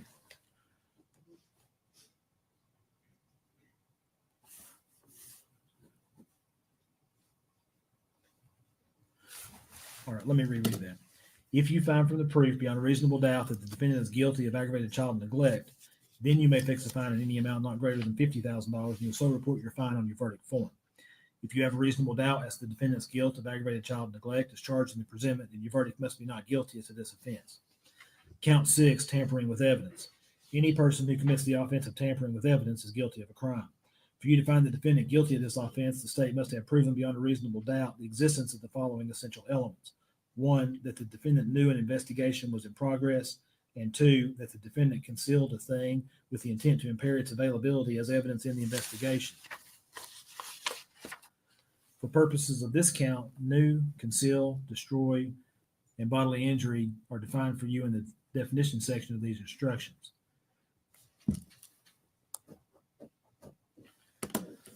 The requirement of knowingly is also established if it is shown the defendant acted intentionally.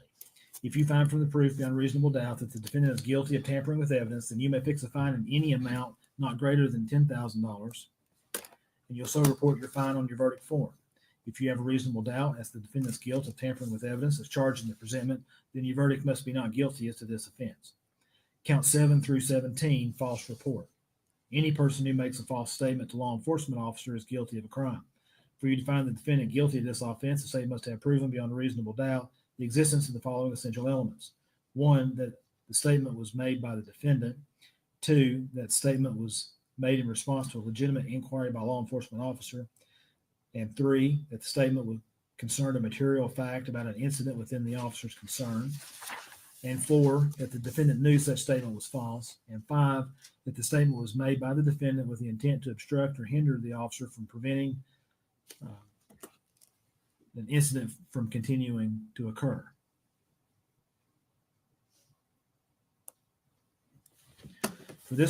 For purposes of this count, knew and law enforcement officer are defined for you in the definition section of these instructions. The requirement of knowingly is also established if it is shown the defendant acted intentionally. If you find from the proof beyond a reasonable doubt that the defendant is guilty of false report, then you may fix the fine in any amount not greater than $5,000, and you so report your fine on your verdict form. If you have a reasonable doubt as to the defendant's guilt in a false report as charged in the presentment, then your verdict must be not guilty as to this offense. Count 19, abuse of a corpse. Any person who commits the offense of abuse of a corpse is guilty of a crime. For you to find the defendant guilty of this offense, the state must have proven beyond a reasonable doubt the existence of the following essential elements. 1, that the defendant physically mistreated a corpse in a manner offensive to the sensibilities of an ordinary person. And 2, that the defendant acted without legal privilege. And 3, that the defendant acted knowingly. For purposes of this count, knowingly is defined for you in the definition section of these instructions. The requirement of knowingly is also established if it is shown the defendant acted intentionally. If you find from the proof beyond a reasonable doubt that the defendant is guilty of abuse of a corpse, then you may fix a fine in any amount not greater than $3,000, and you'll so report your fine on your verdict form. If you have a reasonable doubt as to the defendant's guilt of abuse of a corpse as charged in the presentment, then your verdict must be not guilty as to this offense. Count 20. Failure to report a death under suspicious, unusual, or unnatural circumstances. Any person who commits the offense of failure to report a death under suspicious, unusual, or unnatural circumstances is guilty of a crime. For you to find the defendant guilty of this offense, the state must have proven beyond a reasonable doubt the existence of the following essential elements. 1, that the defendant knowingly failed to report the death of Evelyn Boswell to the county medical examiner, local police, district attorney, or sheriff. And This 2, like an that the death hour was from long. violence, trauma, or any suspicious, unusual, or unnatural manner. Yeah. For purposes of this wraps count, up my knowingly lunch. is defined for you in the definition section of these instructions. The requirement of knowingly is also established if it is shown the defendant acted intentionally. If you find from the proof beyond reasonable doubt that the defendant is guilty of failure to report a death under suspicious, unusual, or unnatural circumstances, then you may fix a fine in any amount not greater than $3,000, and you'll so report your fine on your verdict form. If you have a reasonable doubt as to the defendant's guilt of failure to report a death under suspicious, unusual, or unnatural circumstances as charged in the presentment, then your verdict must be not guilty as to this offense. Criminal attempt. Stupid. The following definition applies to the attempt to commit any criminal offense that is charged or included as a lesser offense in these instructions. Any person who attempts to commit any criminal offense is guilty of a crime. For you to find the person guilty of criminal attempt to commit any criminal offense, the state must have Dolly proven gotta beyond reasonable eat. doubt the Get existence on the of the following Dolly essential train. elements. It's almost 1, that the lunchtime. defendant intended to commit the specified criminal offense, and 2, that the defendant did some act intending to complete a course of action or cause a result that would constitute the specified criminal offense under circumstances as the defendant believed them to be at the time. And his actions constitute a substantial step toward the commission of the specified criminal offense. The defendant's actions do not constitute a substantial step unless the defendant's entire course of action clearly shows his intent to commit the specified criminal offense. The essential elements necessary to constitute each specified criminal offense are set out in these instructions. The definition of attempt to commit a criminal offense and the fine associated with each attempt to commit a criminal offense is as follows. Count 1. Attempt to commit premeditated first-degree murder, maximum fine $50,000. Attempt to commit second-degree murder, maximum fine $50,000. Attempt to commit voluntary manslaughter, maximum fine $50,000. Attempt to commit child abuse, maximum fine $50,000. Attempt to commit child neglect, maximum fine attempt to commit child abuse, maximum fine $500. Attempt to commit child neglect, maximum fine $500. Attempt to commit assault, maximum fine $500. Count 2.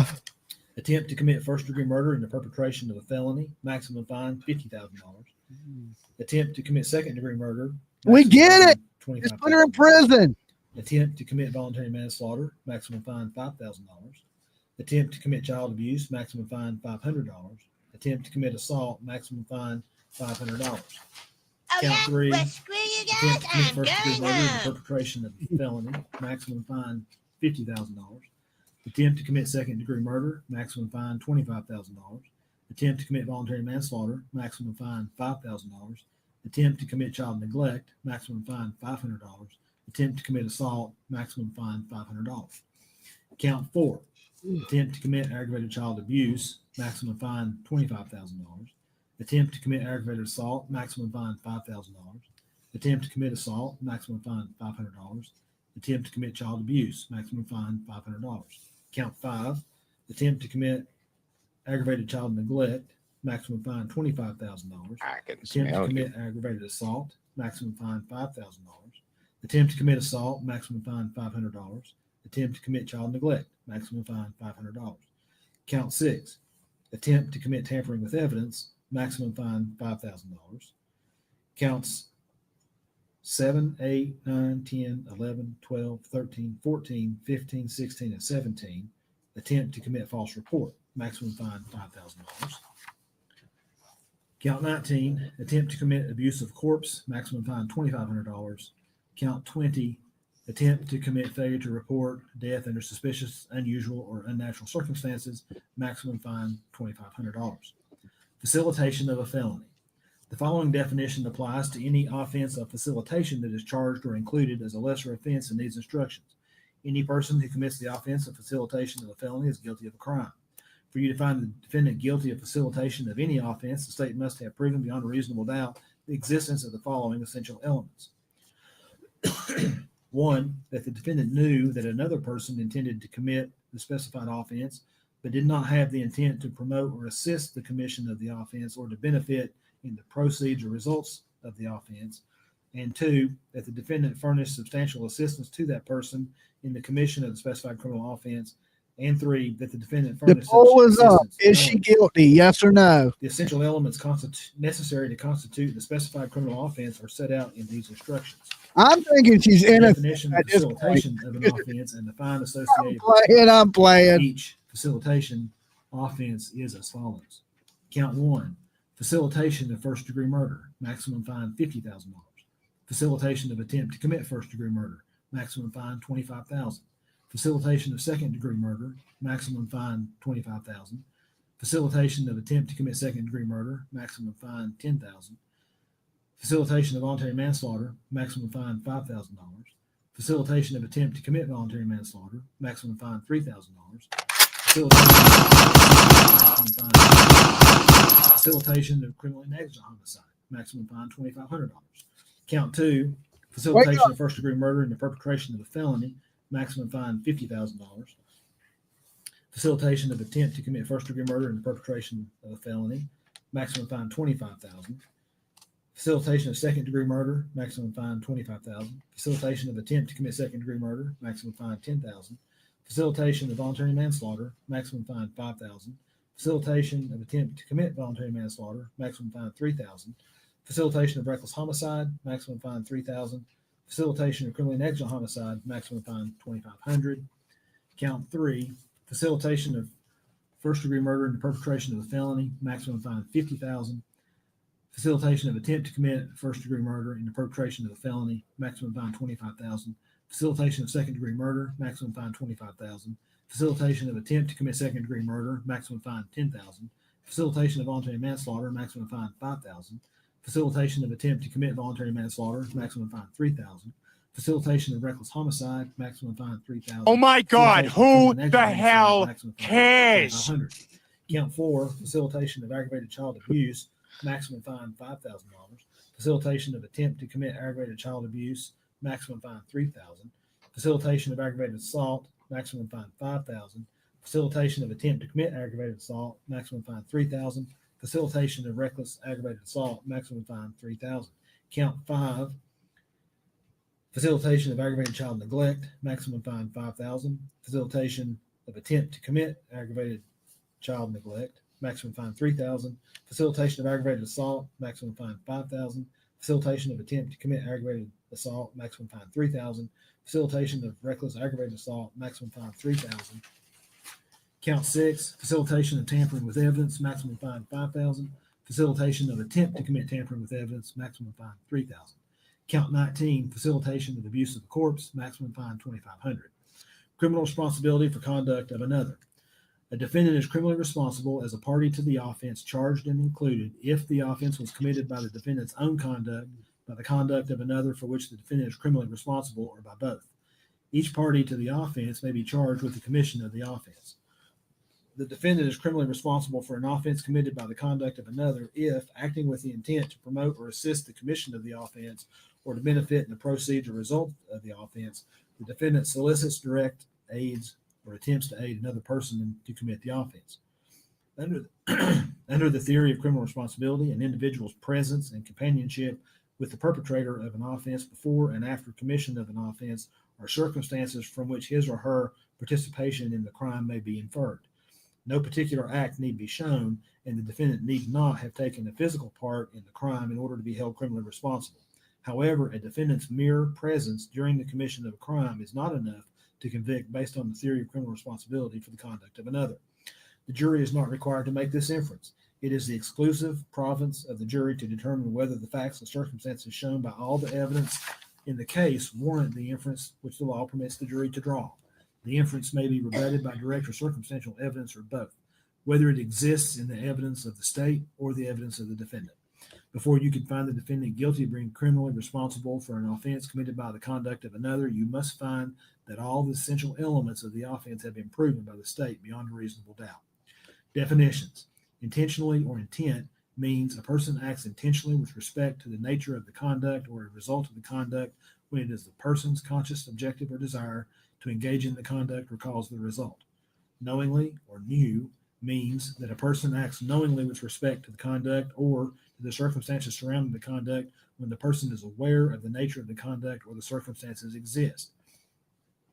The person acts knowingly with respect to the result of the person's conduct when the person is aware that the conduct is reasonably certain to cause the result. The requirement of knowingly is also established if it is shown the defendant acted intentionally. Recklessly or reckless means that a person acts recklessly with respect to circumstances surrounding the conduct or the result of the conduct when the person is aware of but consciously disregards a substantial and unjustifiable risk that the circumstances exist or the result will occur. The risk must be of such a nature and degree that its disregard constitutes a gross deviation from the standard of care that an ordinary person would exercise under all the circumstances. That's the new Dolly shirt. Tell me if y'all like it. Press The one. requirement of recklessly is also established if it is shown the defendant acted intentionally or knowingly. Adversely affect the child's health and welfare may include, but not limited Press to, one if you like it, two if you natural don't. effects of starvation and dehydration. Bodily injury includes a cut, abrasion, bruise, burn, or disfigurement, or any physical pain or temporary illness or impairment of the function of a bodily member, organ, or mental faculty. Child means a person under 18 years of age. Serious bodily injury means bodily injury that involves a substantial risk of death, protracted unconsciousness, extreme physical pain, protracted or obvious disfigurement, or protracted loss or substantial impairment of a function of a bodily member, organ, or mental faculty, or a broken bone of a child who is 12 years of age or less. Cause of death. Before a defendant can be convicted of any degree of homicide, the state must have proven beyond a reasonable doubt that the death of the deceased was proximately caused by the criminal conduct of the defendant. The proximate cause of death is that cause which, in natural and continuous sequence, Teresa said she wants one. They go on pre-sale tonight. produces the death, and without which the death would not have occurred. The defendant's conduct need not be the sole or immediate cause of death. The acts or omissions of two or more persons may work concurrently to proximately cause the death, and in such case, each of the participating acts or omissions is regarded as a proximate cause. It is not a defense that the negligent conduct of the deceased may have also been a proximate cause of the death. However, it is a defense to homicide if the proof shows the death was caused by an independent intervening act or omission of the deceased or another, which the defendant, in the exercise of ordinary care, could not reasonably have anticipated as likely to happen. However, if in the course of ordinary care, the defendant should reasonably have anticipated the intervening cause, that cause does not supersede the defendant's original conduct, and the defendant's conduct is considered the proximate cause of death. It is not necessary that the sequence of events or the particular injury be foreseeable. It is only necessary that the death fall within a general field of danger which the defendant should have reasonably anticipated. If you find that the defendant's act, if any, did not unlawfully cause or contribute to the death of the deceased, or if you have a reasonable doubt as to this proposition, then you must find her not guilty. Deliberation process. Each count of the presentment is a separate offense, and you must deliberate on each count.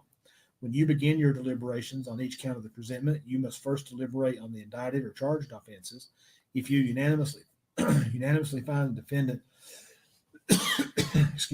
guilty of the indicted offense, you may stop your deliberations as to that count of the presentment. You would then begin your deliberations as to the remaining counts of the presentment.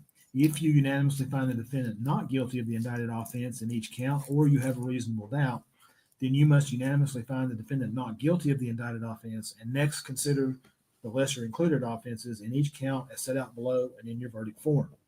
You must first deliberate on the greater offense as to each count and unanimously reach a verdict as to the greater offense before you move to the next lesser included offense within that particular count. If you unanimously reach a verdict as to the guilt of a defendant as to a greater offense, you may stop your deliberations as to that count.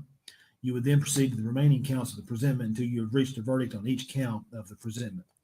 The order in which you are to consider the charges and lesser included offenses in each count is as follows. Count 1. 1. First degree murder. 2. Facilitation of first degree murder. 3. Attempt to commit first degree murder. 4. Facilitation of attempt to commit first degree murder. 5. Second degree murder. 6. Facilitation of second degree murder. 7. Attempt to commit second degree murder. 8. Facilitation of attempt to commit second degree murder. 9. Voluntary manslaughter. 10. Facilitation of voluntary manslaughter. 11. Attempt to commit voluntary manslaughter. 12. Facilitation of attempt to commit voluntary manslaughter. 13. Reckless homicide. 14. Facilitation of reckless homicide. 15. Criminally negligent homicide. 16. Facilitation of criminally negligent homicide. 17. Child abuse. 18. What about this child shirt? neglect. 19. Attempt to commit child abuse.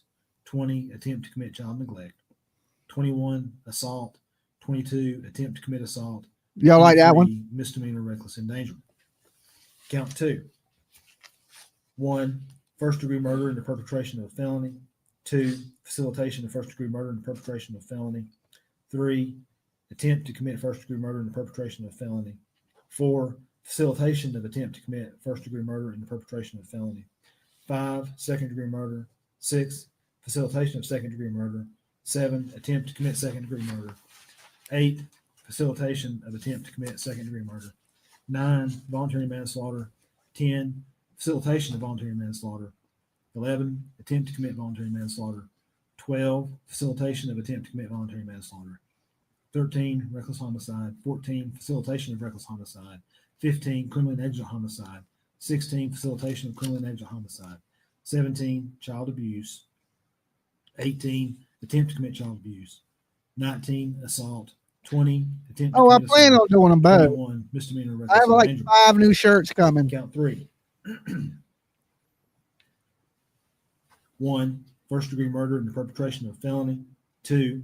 Facilitation of first degree murder in the perpetration of a felony.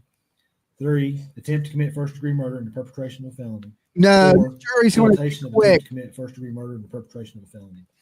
5. Second degree murder. 6. Facilitation of second degree murder. 7. Attempt to commit second degree murder. 8. Facilitation of attempt to commit second degree murder. 9. Voluntary manslaughter. 10. Facilitation of voluntary manslaughter. 11. Attempt to commit voluntary manslaughter. 12. Facilitation of attempt to commit voluntary manslaughter. 13. Reckless homicide. 14. Facilitation of reckless homicide. 15. Criminally negligent homicide. 16. Facilitation of criminally negligent homicide. 17. Child neglect. 18. Attempt to commit child neglect. 19. Assault. 20. Attempt to commit assault. 21. Misdemeanor reckless endangerment. Count 4. 1. Aggravated child abuse. 2. Facilitation of aggravated child abuse. 3. Attempt to commit aggravated child abuse. 4. Facilitation of attempt to commit aggravated child abuse. 5. Aggravated assault. 6. Facilitation of aggravated assault. 7. Attempt to commit aggravated assault. 8. Facilitation of attempt to commit aggravated assault. 9. Reckless aggravated assault. 10. Facilitation of reckless aggravated assault. 11. Assault. 12. Attempt to commit assault. 13. Misdemeanor reckless endangerment. 14. Child abuse. 15. Attempt to commit child abuse. Count 5. 1. Aggravated child neglect. 2. Facilitation of aggravated child neglect. 3. Attempt to commit aggravated child neglect. 4. Facilitation of attempt to commit aggravated child neglect. 5. Aggravated assault. 6. Facilitation of aggravated assault. 7. Attempt to commit aggravated assault. 8. Facilitation of attempt to commit aggravated assault. 9. Reckless aggravated assault. 10. Facilitation of reckless aggravated assault. 11. Assault. 12. Attempt to commit assault. 13. Misdemeanor reckless endangerment. 14. Child neglect. 15. Attempt to commit child neglect. Count 6, 1, tampering with evidence. 2, facilitation of tampering with evidence. 3, attempt to commit tampering with evidence. 4, facilitation of attempt to commit tampering with evidence. Count 7, 8, 9, 10, 11, 12, 13, 14, 15, 16, and 17. 1, false report. 2, attempt to commit false report. Count 19, 1, abuse of a corpse. 2, facilitation of abuse of a corpse. 3, attempt to commit abuse of a corpse. 4, facilitation of attempt to commit abuse of a corpse. Count 20, 1, failure to report a death under suspicious, unusual, or unnatural circumstances. And 2, attempt to commit failure to report a death under suspicious, unusual, or unnatural circumstances. The essential elements for each offense of each count of the presentment have been previously set forth in these instructions. Please refer to those essential elements as you deliberate on the charged offense or lesser included offense of each count of the presentment. Fines. Excuse me. If you find the defendant guilty beyond reasonable doubt of an offense, you may, in your discretion, fix a fine in any amount not to exceed the amount listed for that offense in these instructions and on the verdict forms. If after considering the charged offense and lesser included offenses in each count as set out above and in the verdict form, you find the defendant not guilty or have a reasonable doubt as to her guilt as to all counts and offenses, then you must return a verdict of not guilty and acquit the defendant. In considering the charged offense and lesser included offenses in each count, in this case, do not consider punishment. If you find the defendant guilty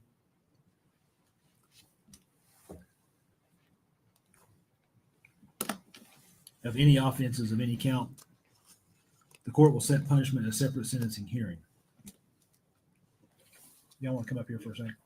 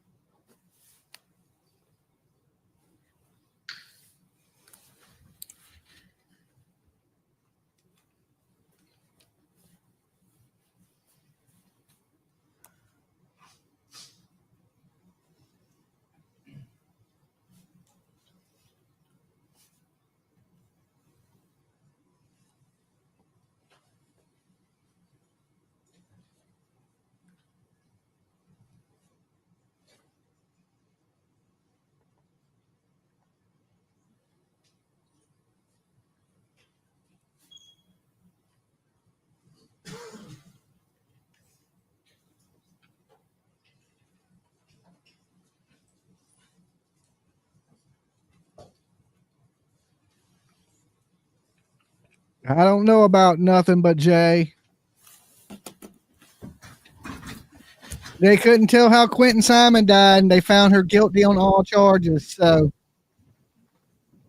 I think it's pretty cut and dry.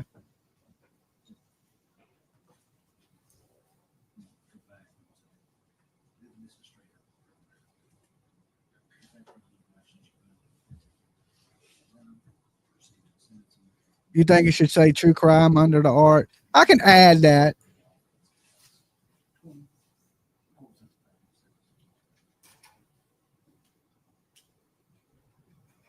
%98 of people say she is guilty. So 2% says she won't guilty. I think them 2% are trolls. Dolly, do you make shampoo also? I don't have any shampoo right now. I did make shampoo and conditioner bars, but they're out of stock. It's going to be a little while. I think this week, coming up this weekend, I'll make a bunch of new stuff because I've been working on new shirt art. There's going to be a lot of new things coming from I'm going to be working on. So it's all in the works.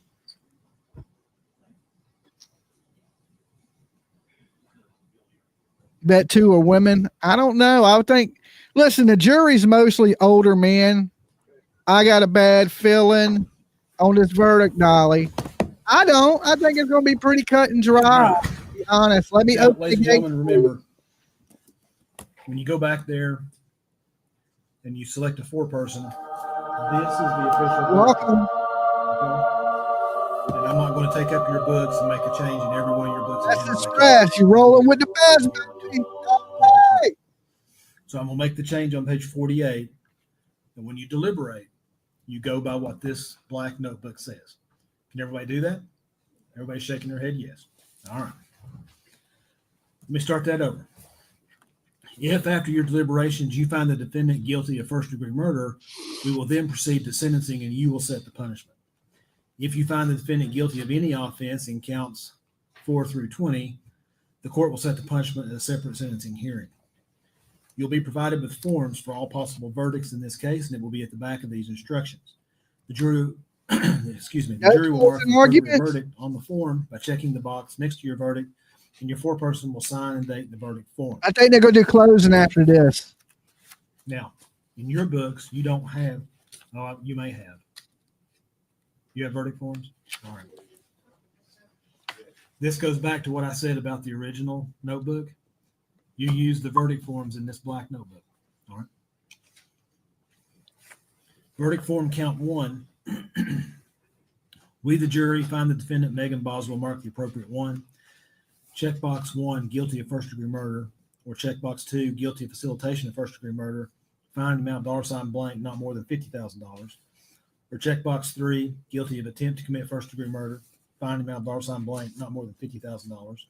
Or checkbox 4, guilty of guilty of facilitation of attempt to commit first-degree murder. Find amount $ blank, not more than $25,000. Or checkbox 5, guilty of second-degree murder. Find amount $ blank, not more than $50,000. Or checkbox 6, guilty of facilitation of second-degree murder. Find amount $ blank, not more than $25,000. Verdict form, count 1 continued. Checkbox 7, guilty of attempt to commit second-degree murder. Find amount $ blank, not more than $25,000. Or checkbox 8, guilty of facilitation of attempt to commit second-degree murder. Find amount $ blank, not more than $10,000. Or checkbox 9, guilty of voluntary manslaughter. Find amount $ blank, not more than $10,000. Or checkbox 10, guilty of facilitation of voluntary manslaughter. Find amount $ blank, not more than $5,000. Or checkbox 11, guilty of attempt to commit voluntary manslaughter. Find amount $ blank, not more than $5,000. Or checkbox 12, guilty of facilitation of attempt to commit voluntary manslaughter. Find amount $ blank, not more than $3,000. Or checkbox 13, guilty of reckless homicide. Find amount $, blank, not more than $5,000. Or checkbox 14, guilty of facilitation of reckless homicide. Find amount $, blank, not more than $3,000.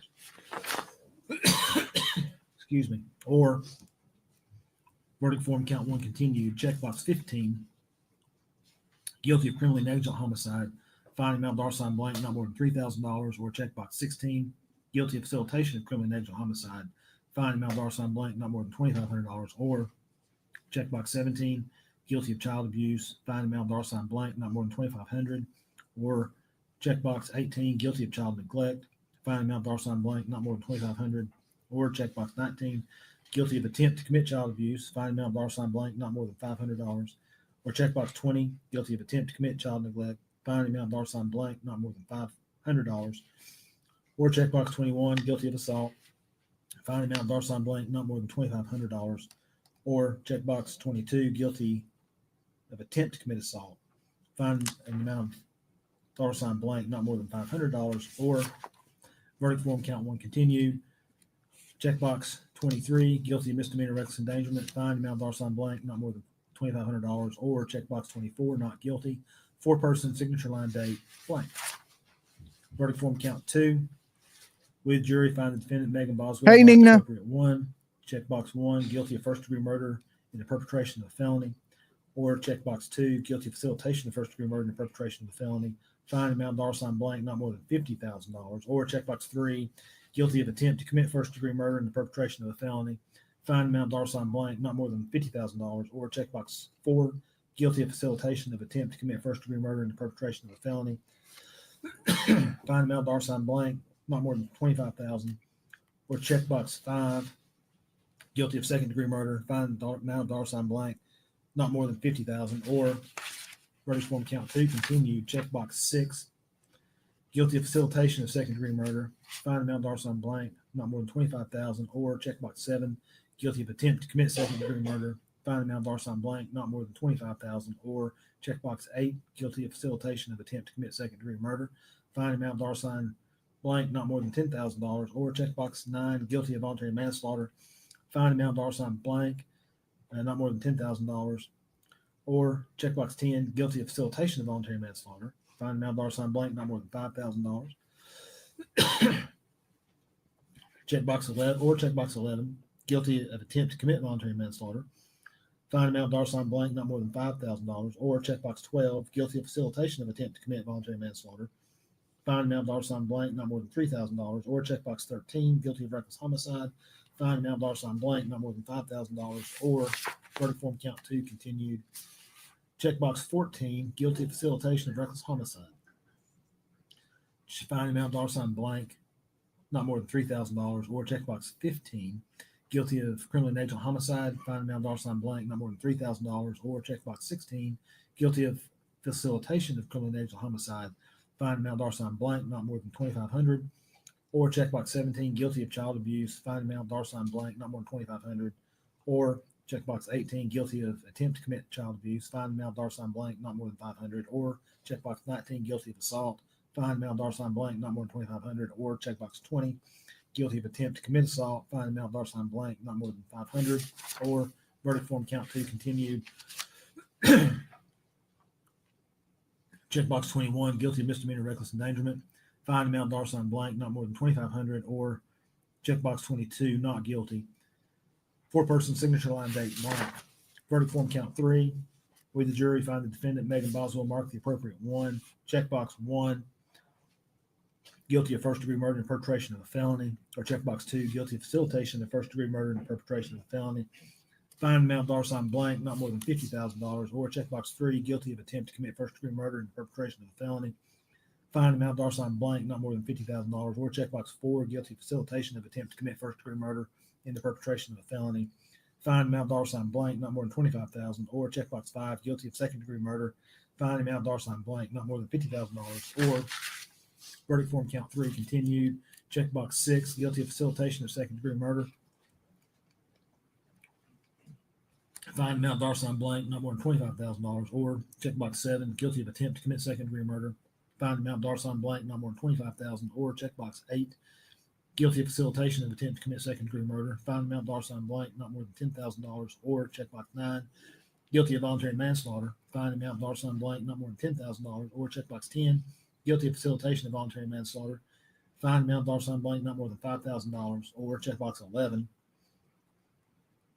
guilty of attempt to commit voluntary manslaughter. Fine amount dollar sign blank, not more than $5,000, or checkbox 12, guilty of facilitation of attempt to commit voluntary manslaughter. Fine amount dollar sign blank, not more than $3,000, or checkbox 13, guilty of reckless homicide. Fine amount dollar sign blank, not more than $5,000, or verdict form count 3 continued. Checkbox 14, guilty of facilitation of reckless homicide. Fine amount dollar sign blank, not more than $3,000, or checkbox 15, guilty of criminally negligent homicide. Fine amount dollar sign blank, not more than $3,000, or checkbox 16, guilty of facilitation of criminally negligent homicide. Fine amount dollar sign blank, not more than $2,500, or checkbox 17, guilty of child neglect. Fine amount dollar sign blank, not more than $2,500, or Checkbox 18, guilty of attempt to commit child neglect, fine amount $blank, not more than 500, or checkbox 19, guilty of assault, fine amount $blank, not more than 2,500, or checkbox 20, guilty of attempt to commit assault, fine amount $blank, not more than $500, or verdict form count 3 continued. Checkbox 21, guilty of misdemeanor reckless endangerment, fine amount $blank, not more than 2,500, or checkbox 22, not guilty, 4-person signature line date blank. Verdict form count 4, we the jury find the defendant Megan Boswell, mark appropriate 1.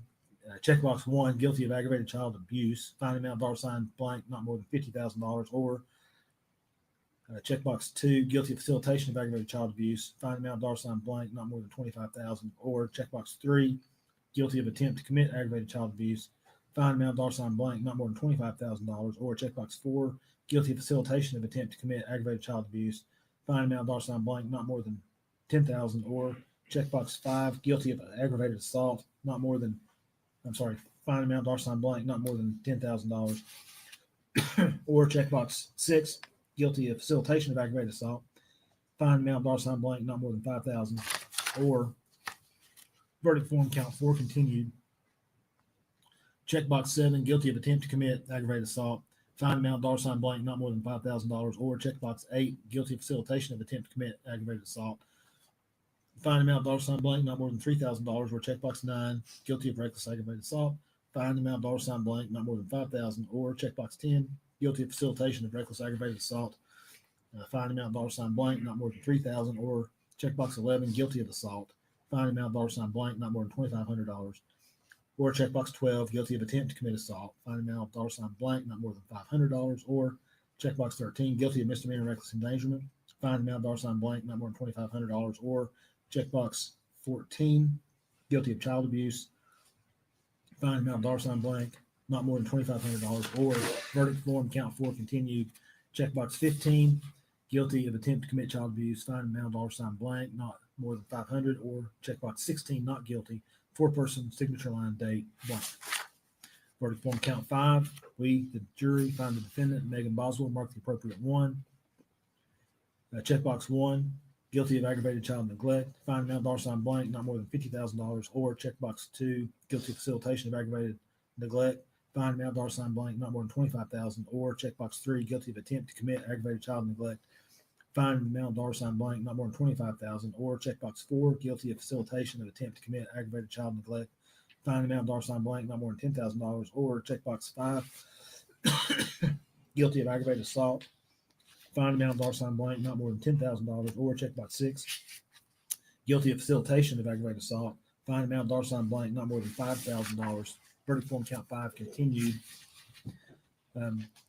Checkbox 7, guilty of attempt to commit aggravated assault, fine amount $blank, not more than $5,000, or checkbox 8, guilty of facilitation of attempt to commit assault, aggravated assault, fine amount $blank, not more than $3,000, or checkbox 9, guilty of reckless aggravated assault, fine in the amount blank, not more than $5,000. The evidence. 10, guilty of facilitation of reckless aggravated assault, fine amount blank, not more than $3,000, or checkbox number 11, guilty of assault, fine in the amount blank, not more than $2,500, or checkbox 12, guilty of attempt to commit assault, fine amount blank, not more than $500, or checkbox 13, guilty of misdemeanor reckless endangerment, fine amount blank, not more than $2,500, or checkbox 14, guilty of child neglect,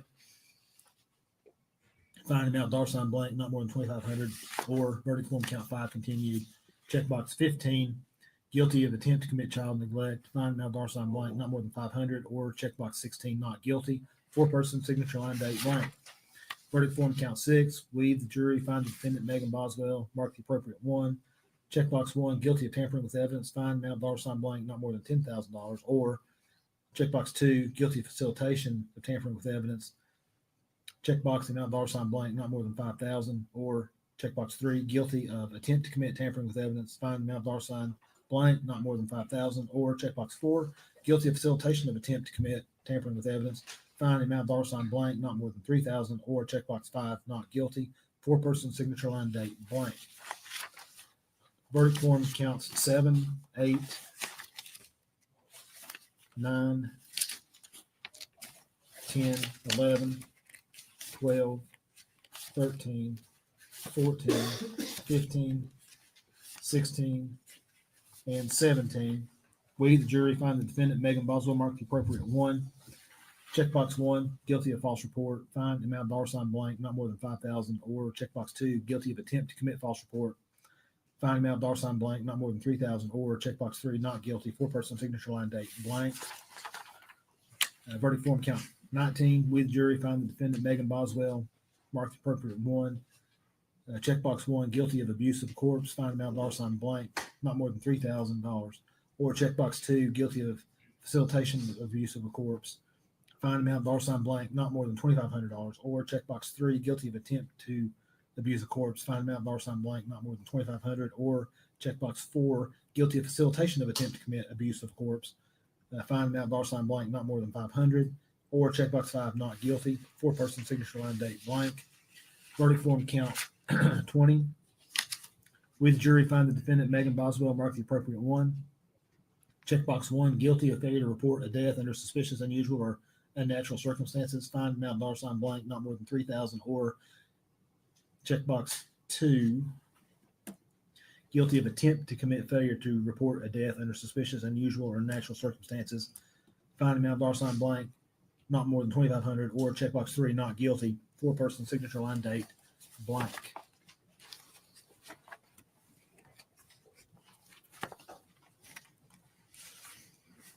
Back on page 48. You'll be provided with, well, I just did that.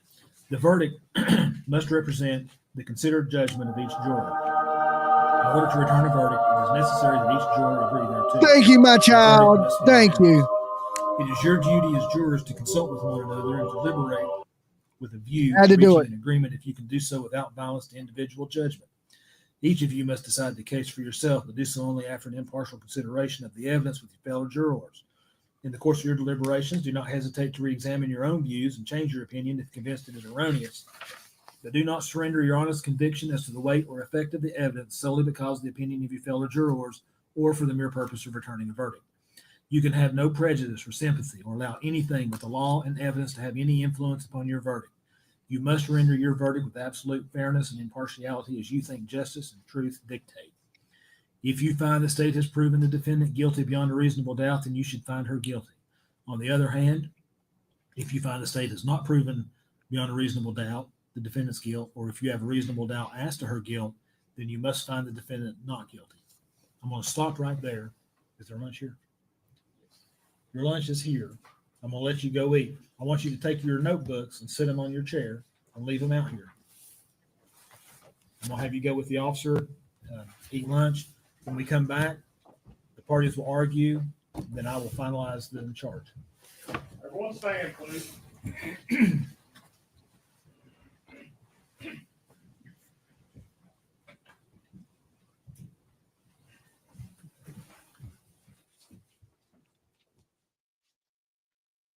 Okay. Court is in recess. All right, looks like we're going to be recessing for a while they eat.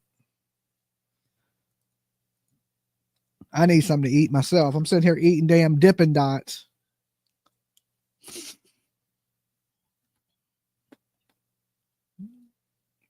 No closing arguments yet. Okay. We still got a little bit. They were just reading over the 81 pages. Hold on. Producer's calling. Hello, producer.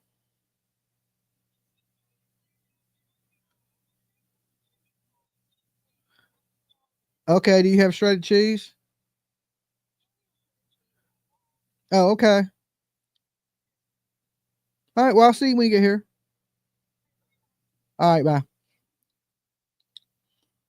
Okay. That's the producer. I guess he's coming home for lunch. So we probably got about an hour break.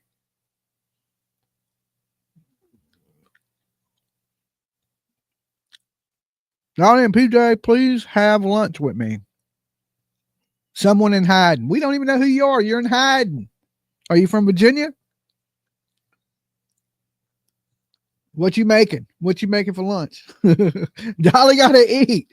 Dolly got to eat. These Dippin' Dots ain't cutting it. It was cotton candy.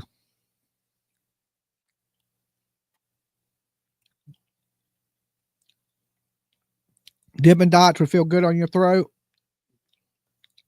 Sonia, thank you, Dolly and PJ, for all you do. Turtles love.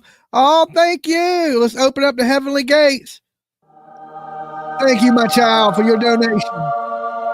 Welcome to the Blessed Express. Okay?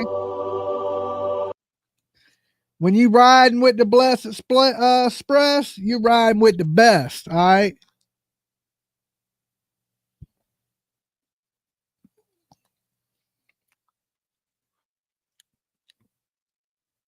You're sick in a wheelchair? Oh, that sucks. Hope you feel better.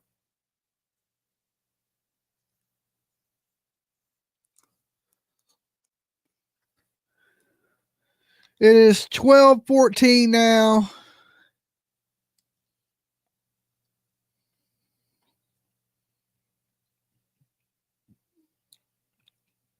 I'm almost done with my Dippin' Dots, guys. Give me a second. I'm trying to crush them.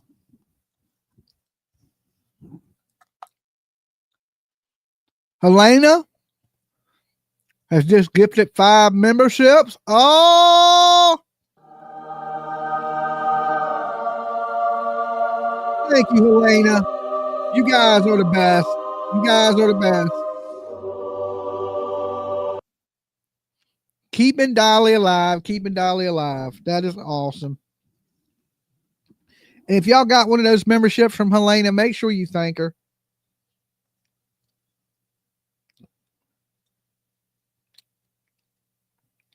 This is like the bootleg Dippin' Dots. They're called Little Bits. They're okay. They ain't quite as good as Dippin' Dots.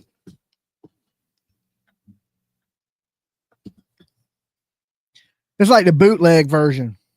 I'm eating bootleg Dippin' Dots over here. Okay. Welcome new members, and please thank Helena. Poll is 98%. Yeah, we had a couple trolls in the room that said she was innocent, but I think that they were trolling. I'm 5 hours ahead. I'm waiting to kids' bath and school tomorrow. They're going to McDonald's with my friend. I want you and PJ to be with me when I leave this earth. You want us to be with you? Okay. Well, you gotta pay my be with me when I leave this earth fee, which is I don't know. PJ, how much is the fee? I gotta talk to the producer. I'm playing. You're not leaving this earth. You're gonna live forever like Dolly. Listen, technology's catching up. We'll be cyborgs soon. You know what I'm saying? Like RoboCop. Can you imagine Robo Dolly? Okay. Coming to a town near you this October. So let me turn my mic up a little bit so I can hear myself in the headphones. Good morning, Dolly. Good morning, Combat Drummer. Oh my God, you need an exterminator sound now. Wing the Combat Drummer. Good to see everybody just coming in. If you just tuning in, make sure you hit the like button. Dolly got to survive too. Okay. And I survive off of likes. I say 2 days. Only reason I say 2 days is because they have to go through so much. Listen, they're not going to come to a verdict today. Okay. Because it's after lunch. You got closing statements, right? So they may come back tonight. I mean, I don't know if the courts are going to be open, how they're going to do that, because sometimes they'll come back and leave the courts open until the jury reaches a verdict, or they send them home. I don't know. Most likely we'll get it tomorrow, I'm thinking. Tomorrow morning we'll probably get the verdict.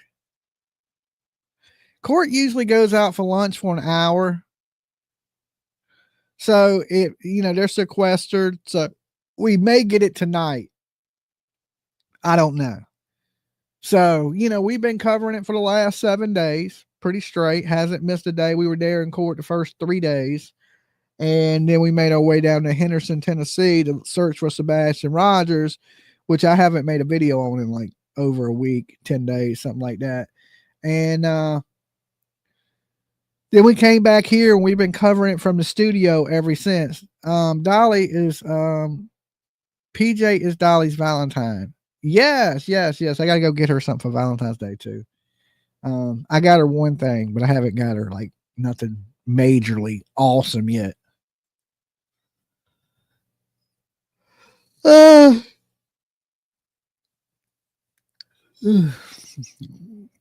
Hi, Dolly Mods and chat. Came in late, but all caught up now. Good to see you, D. Honestly, the amount of drama surrounding that case, my God, it's the only thing I see sometimes on X. Yes, a lot of people turn the Sebastian Rogers stuff into a circus, and it's dying down because of that. Like, I don't know. It's not good. I know that Seth is supposed to go on to that Laurel Lounge thing, which is like, I know a lot of people like it. That last interview they did was a little like the Stephen Fisher interview. I thought was a little bit like, I don't know. I hit the like button. Dolly got to eat. Thank you, Amy. And you're absolutely right. Dolly does got to eat. I missed yesterday afternoon and this morning. Did the defense call any witnesses? No. The defense didn't have one witness. You got to remember, she has a court-appointed lawyer. That is terrible. Okay? The defense spent a whole $19.95 on her defense. I would have been a better defense attorney. Okay? You could have got Dolly in there to defend you better than that Gene Scott dude. Oh, my God. Never go to jail in Blount County and damn Blountville, Tennessee, and get him as a public defender. Your ass is done. He is horrible. That's a horrible attorney right there. Dolly, do you have long sleeve wear the baby shirts? Do I have hoodies? I don't have shirts. And I'm gonna update some of those shirts here shortly to full color shirts. Because all my shirts are, usually I do black with white writing. Everything's black and white, but now we're adding a lot of color to things. So you notice the new shirts are full color. So we're updating our t-shirts and hoodies and just some of the products we sell, soaps, lotions, body washes. Good way to support Dolly. Wash your ass. Buy some Dolly soap, right? We still got a lot of stuff still in stock. We're sold out of a lot of things, but I'm going to be making a lot more this week coming up. I'm going to be working in the lab, cooking up some soaps, lotions, body washes. PJ does the body sprays. She does the lip, what is it? Lip balm? Yeah, lip balm. And I've never tried it. I haven't. I haven't. But people say good things about it. I just haven't tried the lip balm, but I've tried all the body washes, lotions, soaps, that I do. Because PJ makes the body spray and she makes the lip balms and there's something else she makes too. You need body wash? Well, you better get it while it's hot. Before we sell out everything. We're just about sold out almost everything in the store because I haven't made nothing in so long. But the last time I made stuff, I made like a ton of stuff. And that's probably what I'm going to do this week is just make a whole shit ton of stuff. And that way I don't have to make it so many times. The scent rollers. She does the scent rollers too. Okay. And they smell really good. You mean her dad didn't want to spend $20,000 for her lawyer? That is crazy, right? He spent $20,000 on a car, but he's mad about his granddaughter being dead. Do you blame him? Start making, buddy. I'm going to this week. I've been slacking a lot on making stuff, so we're almost out of stuff. So, but we got everything in as far as to make it with, like, as far as all my soap stuff, the materials to make it. So I just got to get around to doing it. So it won't be long. Probably sometime this week, I'll spend a few days making soaps, lotions, body washes. Pete, like I said, PJ makes the sprays, the scent rollers, and all that stuff. And I do the t-shirts. So if you're waiting on a t-shirt, you just got to wait for me to print it. Okay. So I usually do those once every couple weeks. I'll print t-shirts up. So it takes a little longer to get a t-shirt from me. now because I have to weed everything. But here soon, I'll have the prints that are already ready to print, and then I'll be able to make shirts a lot quicker. Okay. It costs me a little bit more, but it'll save me a ton of time. So instead of me having to weed the shirts out, they'll come all ready to press. So all I do is take it, cut it out, press it, twice. I press the shirts twice. I press it once, and then I peel it, and then I press it again. So to make sure, none of the print comes off.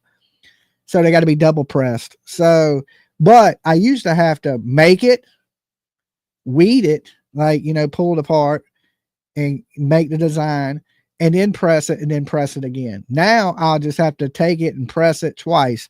So it's cost me a little bit more shirt to do, but it'll save me so much time, and I'll be able to get shirts out to you guys quicker. Like it'll take me instead of it taking me an hour to make a shirt, I'll be able to make a shirt in 3 minutes. So there's a big difference in that. I'm able to print them a lot.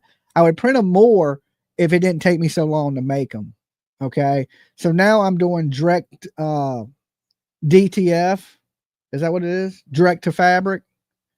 Instead of doing where I make them on a Cricut or a Circuit. What the hell is that thing called? I don't know what the hell is the name of the damn thing. A plotter, where it cuts it out for you, and then you got to sit there with a needle and pick all the pieces out and then print it. I'm not doing them like that anymore. I'm switching over to everything direct to garment printing, which they'll come already designed. The print will come ready to print, and then the Circuit. Okay. But then I'm just going to print them, so it'll be a lot quicker. So that'll speed up my process of making shirts. So when you order a shirt, it don't take you weeks for me to make it. I can make it in 3 minutes, as they come in, and orders will go out faster, because a lot of times when you order soap and then you order a t-shirt with it, PJ waits to ship it all at one time. So then you have to wait on your soap for my lazy ass to make your t-shirt. Right. So now direct to film. There you go. Thank you. Y'all know all of. So I'm doing them like that. I'm paying a little extra for it, and I'm doing them in full color, and bam, they're a lot easier for me to print.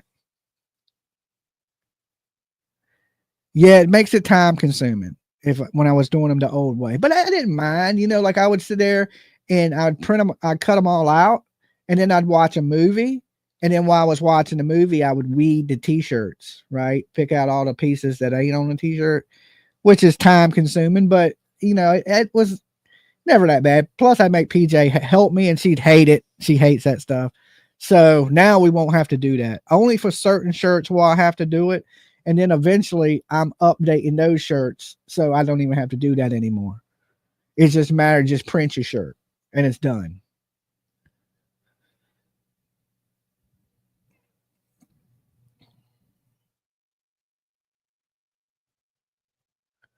Is the shirt colored, or the design is colored, or both? Well, the new designs, we have a full color. Let me show you. Before, my shirts were just one color. They were white. They had white printing on them.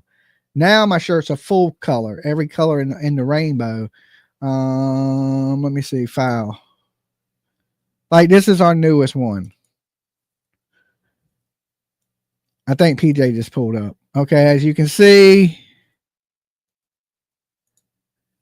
it has the pink, it has the purple smoke. Let me blow it up like this so you guys can see a little bit better. It'll be full color like that. And before, I didn't do my shirts like that. I just had a real basic shirt. So now I'm getting into, more of the flashy, colorful shirts, and they're going to be quicker for me to print them. Who was the baby father? The baby father allegedly is a guy named Eric, okay, that she was hanging out with. They say his name is Eric Smith. We can't find him. You like the shirt? Uh-huh. Okay, that's just one of them. I got a couple more coming. That looks great. Yeah, they're going to look really good to print it too. That's what I was thinking. And we're going to do them pretty big prints, big size prints. I thought it was funny that people thought they were gonna do your shirts and like, oh, you charge so much, and then they got the Cricut and they got the freaking press and everything, and they ended up not being able to do it. Oh yeah. Like, oh, that whole like pulling the stuff out, that's way too much. Yes. Somebody needs to say sorry to you for that. I know. And nobody ever apologizes to me when I'm right. It just takes such a long time, and I hate messing anything up. So that's why I hate doing it. It's not bad to do it. It's just like, oh my god. Yeah. I Okay. mess something up. So when I started selling hoodies, right, and t-shirts, there was another channel that were talking about how overpriced my stuff was, right? Because you got to remember, Dolly don't use Teesprings. I make everything by hand. When you get something from me, it's made by me, right? That came from these little Burger King hands right here, right? And made right here where we're at in the studio, packaged, shipped, everything done by me and PJ. And we have dogs, so if there's one dog hair on your item, we have dogs. We try to freaking make sure they don't get anywhere near any of our stuff. But I mean, you can see I've got at least one dog hair. I got one little Lolo hair right there on my hoodie right now. But we make everything here, and they were like, "Oh, Dolly stuff's so expensive," right? And they were like, "We can make it, and we're going to sell you a hoodie for what did they say they were going to sell a hoodie for? $25. $25, right? You're barely gonna even find a decent hoodie for For that. 20, yeah. We pay, what were we paying? $20 for the hoodie. Okay. Then you got to buy the vinyl, which is a couple bucks. So you would be at $22. And that's without even the manufacturing of the thing. Okay. Well, then you got to have the Cricut, you got to have the blades, right? And I was sitting there thinking, well, how the hell if they're going to sell these hoodies for $25 when it costs me more than $25 to make them, right? So the lady starts fundraising. She gets all the money together to get her a press. Did she even get a press? Okay, she got the press. Did she get the Cricut? She got a Cricut, and then sitting on her last time I actually heard her mention it a couple of months ago, and she said it was sitting on her table. And then but she didn't realize that you can't be a lazy ass. It's a lot of work because then you got to print them, you got to cut them, you got to weed them, you got to print them, you got to package them, you got to ship them, right? And then you thinking $25, you're losing money, right? You'd be losing money doing a hoodie. I mean, a t-shirt you could probably get away with. You still be losing. You wouldn't be making very much off of it. And I mean, the point of to sell a hoodie and to sell a t-shirt is to make a little bit of revenue for yourself so you can support the channel, like to pay the light bill, to pay the cable bill, to pay the internet bill, and things like that. And then woman never printed anything, never did any shirts. I don't you know what I'm saying? It's the work that's involved. And I don't think people will see a lot of that work that we do. Okay. Because we put out, well, how many shirts you think we've sold? Hundreds? Right? And that's hundreds of times that I had to do that, sitting there, weeding them, making them, and all that. Now I have come up with a faster way to do it, but which it costs me a little bit more. But I ain't changing the price of the t-shirts. We didn't change the prices, did we? No. Okay, prices are still the same. It's just a little more in production than it was before. Now I could, have somebody just make the shirts, but then it would cost me way more. So we try to support the channel the best way we can, which is through merchandise, because you don't make a lot of money here on YouTube. Everybody knows that. Anybody that's on YouTube knows you don't make a shit ton of money. You can barely eat, right? So we tried the soap thing helps a lot here in financially getting the bills paid, the light bill, the water bill, the cable bill, gas in the cars, things like that. So that's why we have the products we have and as many as we have. If everybody made all the money you think they made on YouTube, I wouldn't be doing all this shit behind the scenes to make cash. Okay. Because I guess it's okay if you work a full-time job and then YouTube like I used to do, but I was always tired, right? I was always tired. I'd be working and I would late night stream. And then the next day at work, I'd be dragging ass. It was hard to do both. Now that I'm just doing full-time YouTube, I work just as many hours as I did when I worked a full-time job. Okay. I'm tired after 8 hours of sitting up here covering a court case. I'm like, I'm knocked out. Like the last 3 days, I've been knocked slam out, You do have some clothes on teesprings.com. Yes, I do, but I don't use that anymore. I don't even put the link up. So don't even post that link to Teesprings anymore. I don't use Teesprings for anything. All right, that's a ripoff, and their shit is made like garbage. I don't like their product. I don't like how their prints are. It's cheap. I mean, it's cheap as shit. We don't want to put out cheap stuff. All right, if you're going to order something from somebody and it falls apart, are you going to order anything again? No, right? And that's what their stuff was. Like, you would wash it and the design would come off and shit like that. That ain't good product. If you want people to continue to buy your stuff, you need to make good stuff, right? Like our soap. We don't want to say, bullshit soap, because why would you buy it again? And the biggest thing is return customers, right? You buy it one time and go, oh man, I like this. And then you buy it again. If you put out cheap stuff that it breaks or it washes off, and when you wash it, why would you want to buy anything like that? Nina, thank you, Nina. It's good to see you. How you been? How you doing? Hope you're well. Okay. So I try to put out good stuff. PJ, discount code where's the baby doesn't work. PJ, wash your flaps is 15%, right? Or 10%, something like that, on what we got left in stock. But we're going to be restocking everything in this. PJ said there's hardly anything in the store, as far as soaps, lotions, body washes. But we're going to be restocking this week coming up. So if you don't see something now you want, just wait a week. We're going to have new t-shirts, new hoodies, soaps, lotions, body washes, body spray, you name it. We're going to have all the stuff done by this week coming up. I just got to take a few days this weekend, which I'm going to do, and work on everything. I got everything in my storage. I have a room here for storage, my third room in my house. I just use a storage that keeps all my soap stuff, lotion stuff, body wash. I mean, it's just boxes of different ingredients to make things, and it takes up a lot of space. So I got it all in there. I got to get in there and dig everything out. All my containers, all my packaging. I may have to order some new packaging, because Christmas time we put everything in boxes, which cost me a little bit more, but it sped stuff up. See, like I try to do everything at the best price point. Do you want me to heat you up a frozen thing? I don't have time to do the salad, and I don't see shredded cheese. We need to get that. Okay, just throw me one of those chicken and broccolis in there. Okay. And I'll do it for 6 minutes. Okay.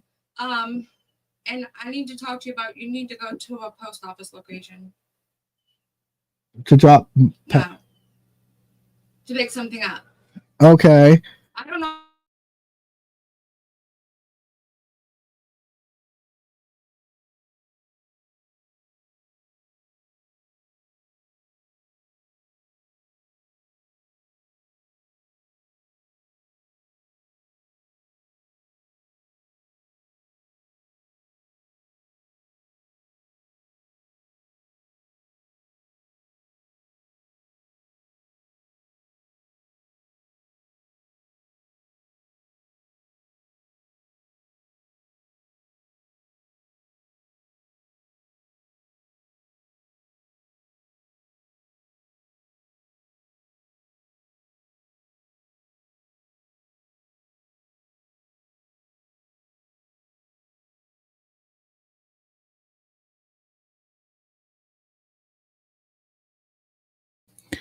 Okay, so like I was saying, is my packaging, usually I would shrink wrap everything, but my soap lately I've been putting into these little nice boxes that have this little clear window. They cost me more, but it speeds up my time. So I've been like paying more to save time, which, usually that cuts into whatever little tiny bit of profit I make. But I just been trying to get everything out because I get backed up. So if I can speed up the process of everything, then I won't get backed up. You know what I'm saying? People won't be waiting on their stuff. So I'm trying to speed up my processing, even if it costs me a little bit more money to do, and to get things out to you guys faster. So when you order something, you have it within, I ain't Amazon fast, okay, but pretty quickly. Gotta have faith. Did Dolly freeze, or is it my phone? It must be your phone, because I'm not froze on my screen. And these t-shirts we will put up for pre-sale as soon as PJ, she might already have them on the site. I don't know. But we got a few different t-shirts that are coming this week. I got different artists working on different things. And so we have a lot of new stuff coming. So just be patient. Be patient. While Australia going to hit me up for $114 for a hoodie. Australia is? Now listen, guys, I'm sorry, international viewers. We have no control over what international shipping costs or what shipping costs are in general. When I first started, shipping has went up so much in the last couple of years, you know, that I'm like, damn, when I go to ship something, I'm like, damn, you know, especially if you order, like, let's say you order some, I've seen shit we sell for be like, you know, a $40 order. It'll go overseas and people pay like $125 for it. Like you paid more in shipping than the actual product cost. And there's nothing we can do about that, right? It's just, if you really want it that bad, you know, it's going to cost. But, you know, usually in America, our shipping is fairly, you know, $8-9, you know, it depends what you get. So yeah, shipping, we don't control the shipping costs. We just package it up and ship it. And even the packaging, okay, is going up. Like the bags, the stuff we, you know, everything to package, everything in the planet is going up. I think that's what I think it is. Because I'm just looking at the prices, difference in prices. Like all the products I use to make soap have went up at least by 20%. At least. Okay. Packaging, at least 20%. So everything's kind of going up, but we've not really changed any of our prices on anything to reflect that. And I think our prices are decent, you know, compared to other YouTubers. Like, you know, you may pay $60 for one of my hoodies, right? But if you went to like anybody else on YouTube and like any other YouTuber, their hoodies are like, especially if it's a big YouTuber, they're like $100 some bucks. Like every time I buy one for Tiff, my daughter, because she watches all these gamers and she got to have every hoodie that's humanly made. Them shits cost me so much money. Like it's $150 a pop. Boom, for a hoodie. I'm like, damn. You know, like I don't know how they can sell them for that much, but I guess it's their name. They're selling their name. You know what I'm saying? It ain't so much the hoodie. Like what's the dude, the Mark Jacob guy or somebody or whatever, Carl Jacobs. Tiff buys a lot of his stuff, or what's that other dude with the little happy face logo? His shit's super expensive too. So I think ours is a fair priced, and it's, you know, Dream, that's his name, Dream. I heard PJ scream it in there, right? You go try to buy one of his hoodies, you better take a mortgage on your house. It cost me $13.58 just to send something to Indiana. Play Little Diamond painting that I do for people. It costs you $13.58. Yeah, when we use how much is it to send the mystery boxes? Flat rate. I think one's like 11 something or 12 something. How much are our flat rate boxes? It's gone up a lot. It was like $14.90, and that's for the small one. For the medium. Medium is $15. And the big one's what? The big one's like $19.20. 19 for the bigger box. It's gone up a lot. Yeah. Yeah. Every time I look, it goes up. So has the padded flat rate envelope. It used to be like $6.20 when I first started shipping stuff a couple years before I met you, but now it's like $9.80. Yeah. So everything, like that's why I was telling them, everything is going up. Not our prices, but I mean the prices of what we're paying for everything is went up. So, have you tried pirate shipping? Yeah, we use pirate shipping. Yeah. That's not through the store though. The store does their own thing, and it's I compared the two before, and it's similar in price. Yeah. I don't know about international. I think international might be It's better cheaper pirate on international. I Yeah. don't know how to and why. It's more another step to go through. Just a pain. Yeah. Your stuff is in the microwave. It should be done here in a second. I gotta go. Okay, I'll grab it. Oh, I'm gonna kiss you. Okay, here we'll All right, bye, babe. Bye. All right. So the Christmas mystery box was a great value. Love everything. Oh, well, thank you.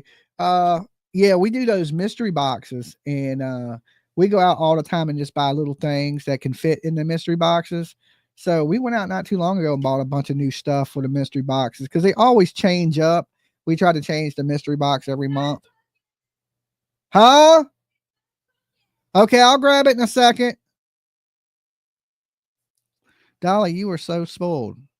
I mean, she just put it in the microwave. I mean, it wasn't like she didn't have to trek over a mountain and cook me dinner. It's a microwavable chicken and broccoli. I mean, but I appreciate it. I do. She does help me out here. I'm not ungrateful. I mean, it ain't like she went in there and sweated over an oven for 10 hours. Dolly, my daughter needs lots of prayers. Been in the hospital for 10 days. Might have to go on dialysis. Well, prayers to your daughter, Sheila. That sucks, man.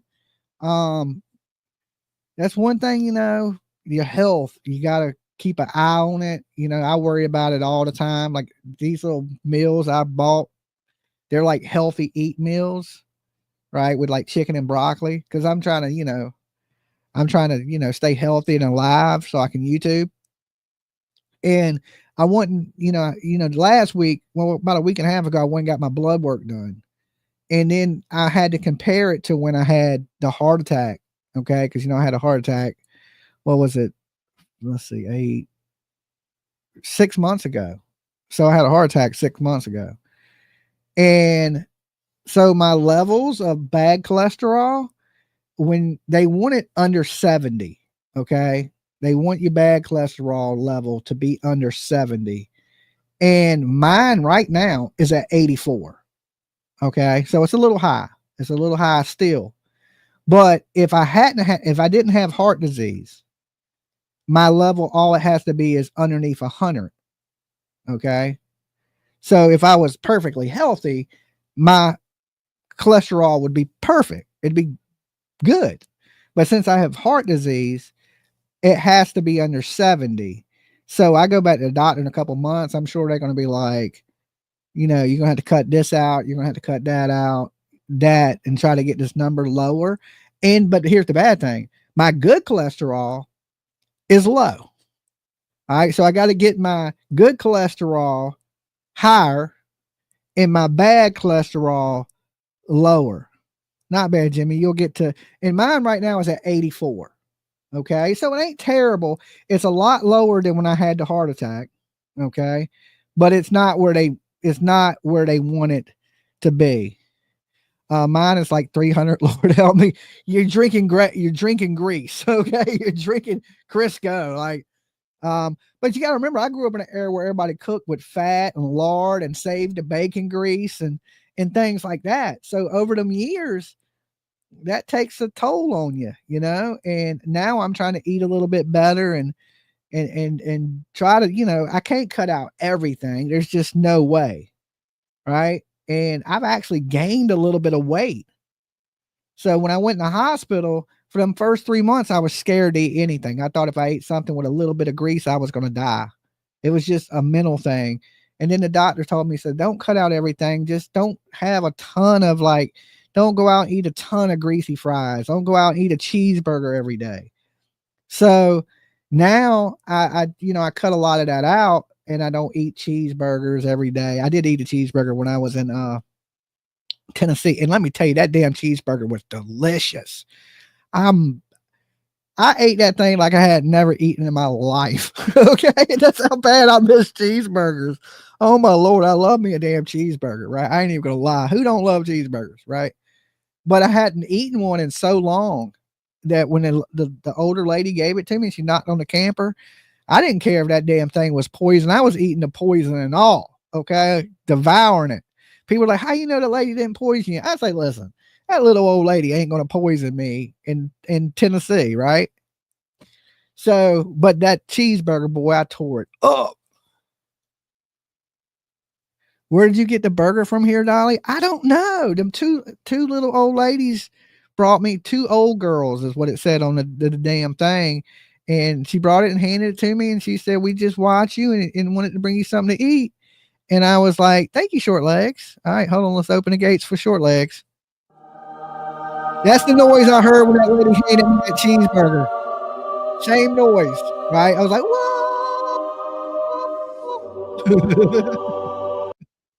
That's what I was like when I got that cheeseburger. I was like, oh yeah, this is what I'm talking about.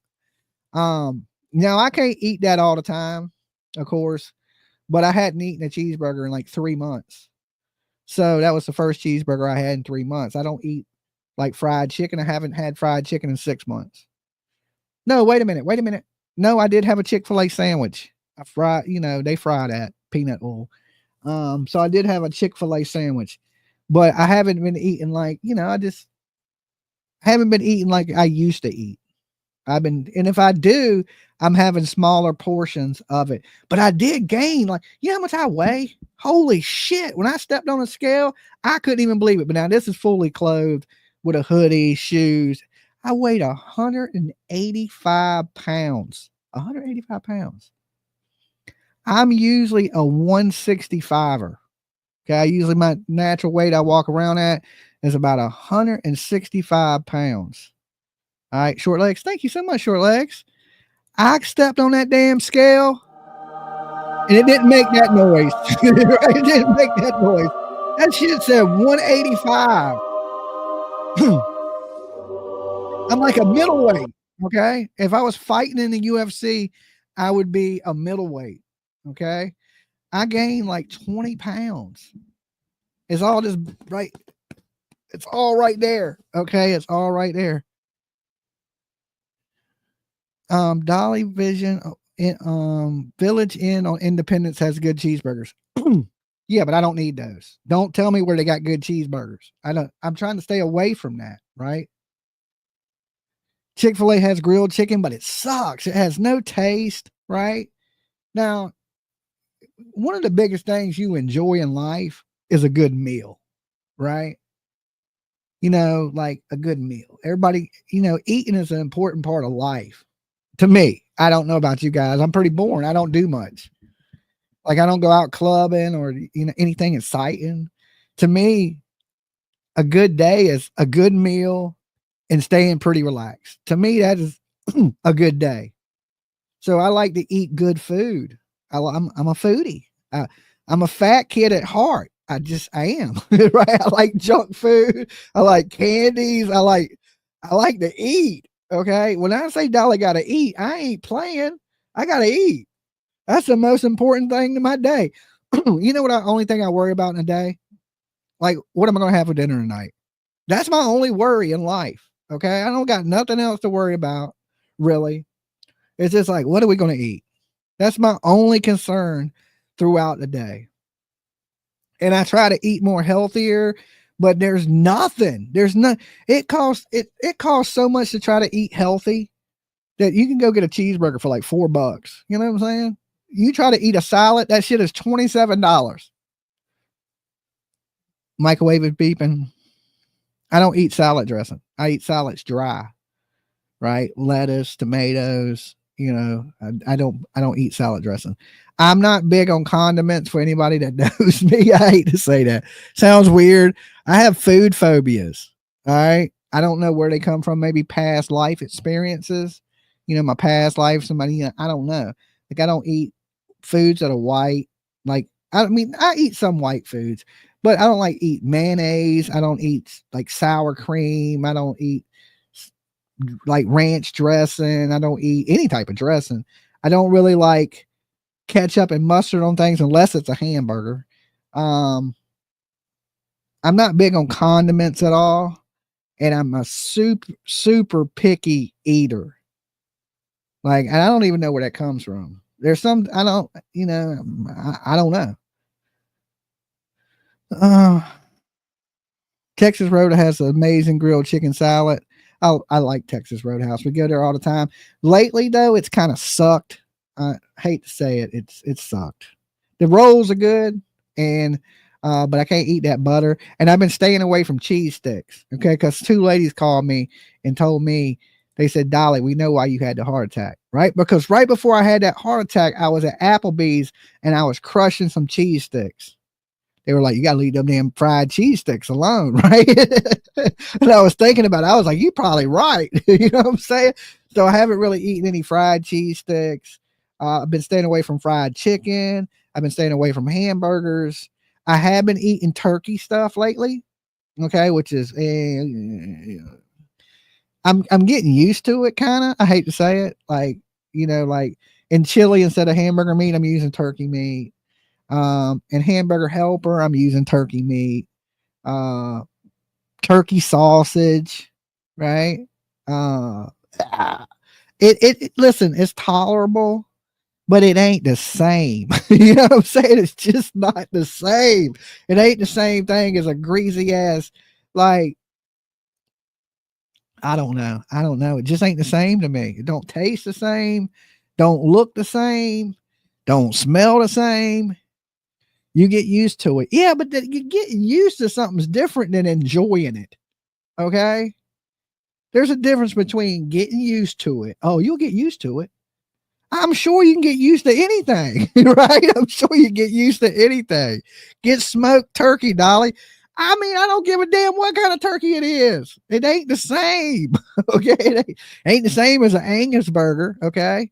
I just got to get better meats, is what I think. Less fatty meats. And just stick with hamburger. I don't know. I just want to be here for a little while, right? So I've been trying to do the things I need to do to stay here with you guys. Yuck turkey. Yeah, it's an acquired taste, I guess. I did some turkey hamburger helper and I ate it. I ate it. It ain't bad in chili. Okay. Like I did it in chili first. And I was like, okay, well, it didn't taste too bad in chili. But then when I tried to make some hamburger helper, and really it was just turkey helper, it wasn't the same. It was nowhere near the same. Okay. It was like not even close. But you know, I still got to have occasional steak. And you know, me and PJ are going out for Valentine's Day, and I got to get, you know, we got to go somewhere where I can eat real food. I don't cut corners all the time. You know, sometimes I cheat. I don't think they'll come up with a verdict today. No, we're going to hear closing statements, you know, arguments. I made chili. I knew you would only tell them when I made something you hate. No, I don't hate chili. No, the chili was good. I like the chili. Dolly, just buy ground chuck, brown it, and rinse the oil fat off before adding your spices. Yeah, well, you know, I used not to drain the oil really well in food because sometimes I like a little the taste of it with a little bit of grease. And I guess I paid the price for it. You know what I'm saying? I paid the price. I almost died. And so now I just try to take care of myself a little bit better. Dolly Vision, try deer meat. It's really good. I love deer meat. Okay. Deer meat is good. I've had deer chili was good. Deer, you know, steaks, good. Do 90-10 hamburger meat in an air fryer. Can you do that? Can you cook hamburger in an air fryer? I guess you could. Olive oil, yeah, I went and got olive oil. We don't use any cooking oil. Like I try to avoid cooking oil as much as possible, even olive oil. But I do got to get some healthy cholesterol in me. So I probably should go to a nutritionist, right? But I haven't went yet. So that would probably be the best thing to get me on the right plan, you know. But I'm doing better. That was the moral of my story. I sat with the doctor and she said, yeah, I could live for another 20 years. She didn't say I would live for another 20 years. She said I could. She said, just take care of yourself, continue to do the right things. She was glad that I quit smoking, you know. And, you know, I don't drink. I mean, I do drink, but I don't drink like I haven't drank since we were on that trip 6 months ago. So I might drink once a year, maybe twice a year. Occasionally, you know, I've never been a big drinker. I was a big smoker though. I like my herbs and spice and everything nice, right? But I didn't cut that out now, so it ain't even really a big deal to me. Only when I smell it. Like Virginia is legalized, so you smell it everywhere. And it brings back those memories. Like, ooh, that smelled so good. You know what I'm saying? But other than that, I've been good. And it's only when I ride in the damn, me and PJ be smelling it all the time. I'll be like, PJ, you smell that? Because sometimes I think I'm just tripping and smelling it because my mind may be craving it. And now she'll be like, yeah, I smell it.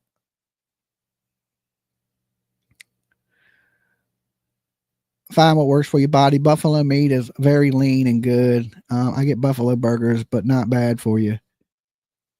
Do you have Turtle Island Mondays? I couldn't find it. No, we're going to do Turtle Island Thursday. We didn't do it Sunday like we usually do because of the Super Bowl. And then I was going to move it to Monday, but then I was sleepy. So we're going to do Turtle Island Thursday. You smell it everywhere and it's not legal here. Yeah, I wish I didn't. You know what I'm saying? Because it didn't make me want it. I'll be like, damn, that shit smells good. So I like the smell of it. So don't eat any pork, Dolly Vision. It's bad for you. I don't tend to eat too much pork anyway. I mean, occasionally I'd have some bacon. Oh, I do eat ham. I guess I do eat a little bit of pork. I like ham and cheese croissants. So, I mean, I eat a little bit. But, you know, like I said, once I get all my numbers where the doctors want them at, you know, I'll be good. But you guys give me 1 second. I want to go grab my food out of the microwave. All right, let me make sure we ain't missing anything.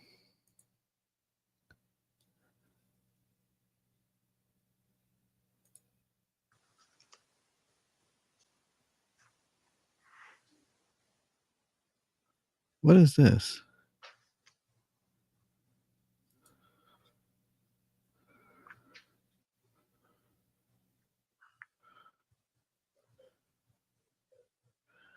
Oh, this is her appearing in court on May 4th. All right, I'll be right back with you guys. All right.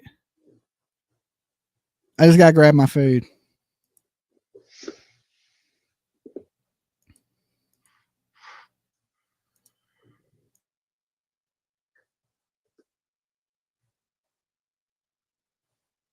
Okay. First case we'll take up today is State of Tennessee versus Megan Boswell, case S72869.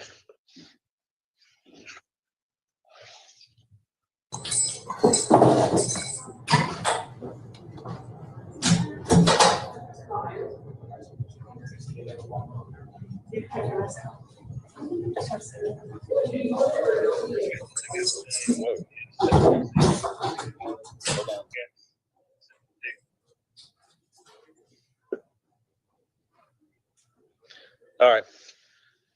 Ms. Boswell's before the court in jail holding. Where are we? Well, Judge, last time we came here, there were still outstanding lab tests, forensic testing, still outstanding. Hopefully will be completed by September. We also responded to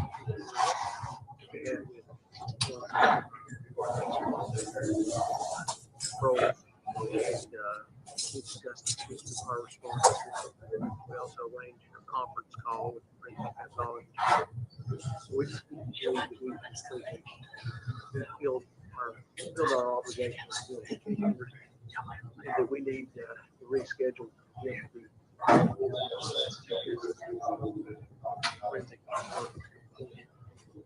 think all parties think September would be the appropriate date for that. Mr. Sproles. Judge, I agree with that. And we've Ms. Boswell and I have gone through all the discovery that we have so far. So I think that's an appropriate date.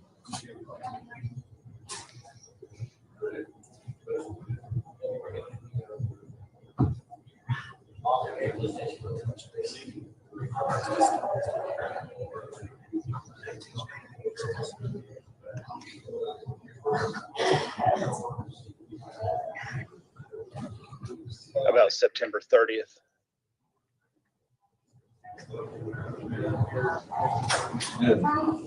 Thank you. All right. 9 o'clock, Your Honor. 9 o'clock. And September 30th at 9 o'clock will be the next court date.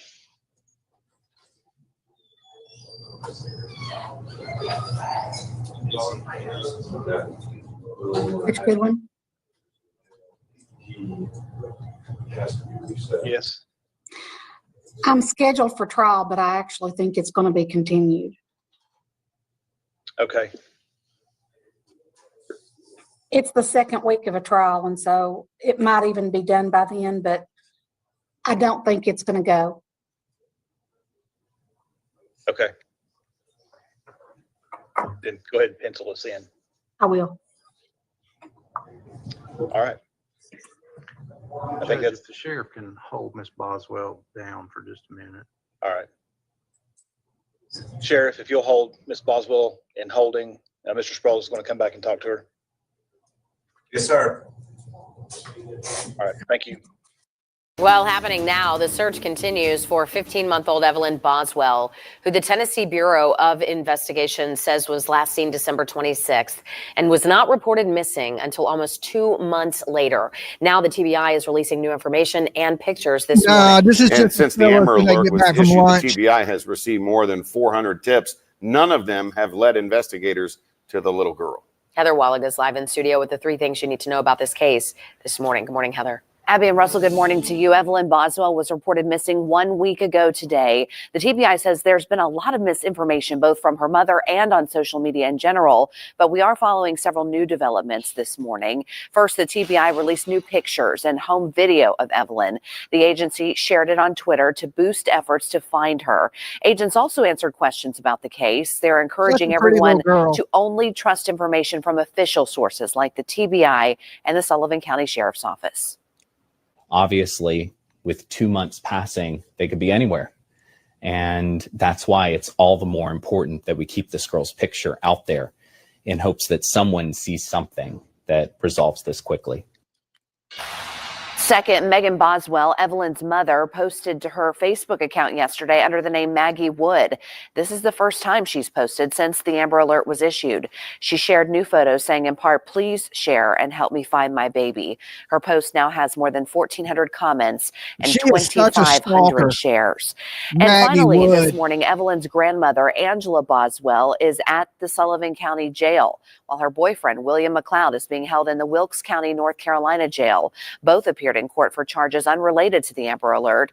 They were arrested Friday after the TBI released a vehicle description of a stolen silver BMW in connection to the case. And it wasn't a even $56,000 reward is now being offered. The TBI wants you to call 1-800-TBI-FIND if you have any information.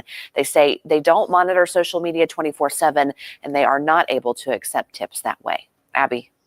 You're watching News Channel 11 at 11. The mother of a Sullivan County toddler at the center of an Amber Alert investigation issued a plea tonight for her daughter to come home. Good evening, I'm Sarah Diamond. I'm Josh Smith. Tonight, MEGAN Boswell said she wants the person who has her 15-month-old daughter, Evelyn Boswell, to bring her home. Tonight, MEGAN said her mother agreed to babysit the child around Christmas, but never gave her back, saying that Evelyn was safe and then threatening her if MEGAN went to police. You're looking at new photos of Evelyn shared by MEGAN tonight. She spoke with News Channel 11's Ansley Daniel and made a tearful plea for her child's safe return. No tears in her eye. Tonight, I asked MEGAN the question everyone wants to know. Where is her daughter? Where is 15-month-old Evelyn Boswell? Here's what she told us in an interview that lasted almost an hour. I've told TBI where to find her in Mendota. My mom took her to a campground and a silver camper, and if they don't go tonight, I'm going to go find her myself. Evelyn Boswell's mom, MEGAN Boswell, Monday night insisting it was her mother who last was taking care of the child. We went to go out to eat, and then my mom came and got her. She was wearing a little hot pink tracksuit. Thank you, Nancy. With a matching bow, 18 months. little matching shoes. A little bit before Christmas. MEGAN says her mother was babysitting Evelyn while she had to work. When did you know that something was wrong?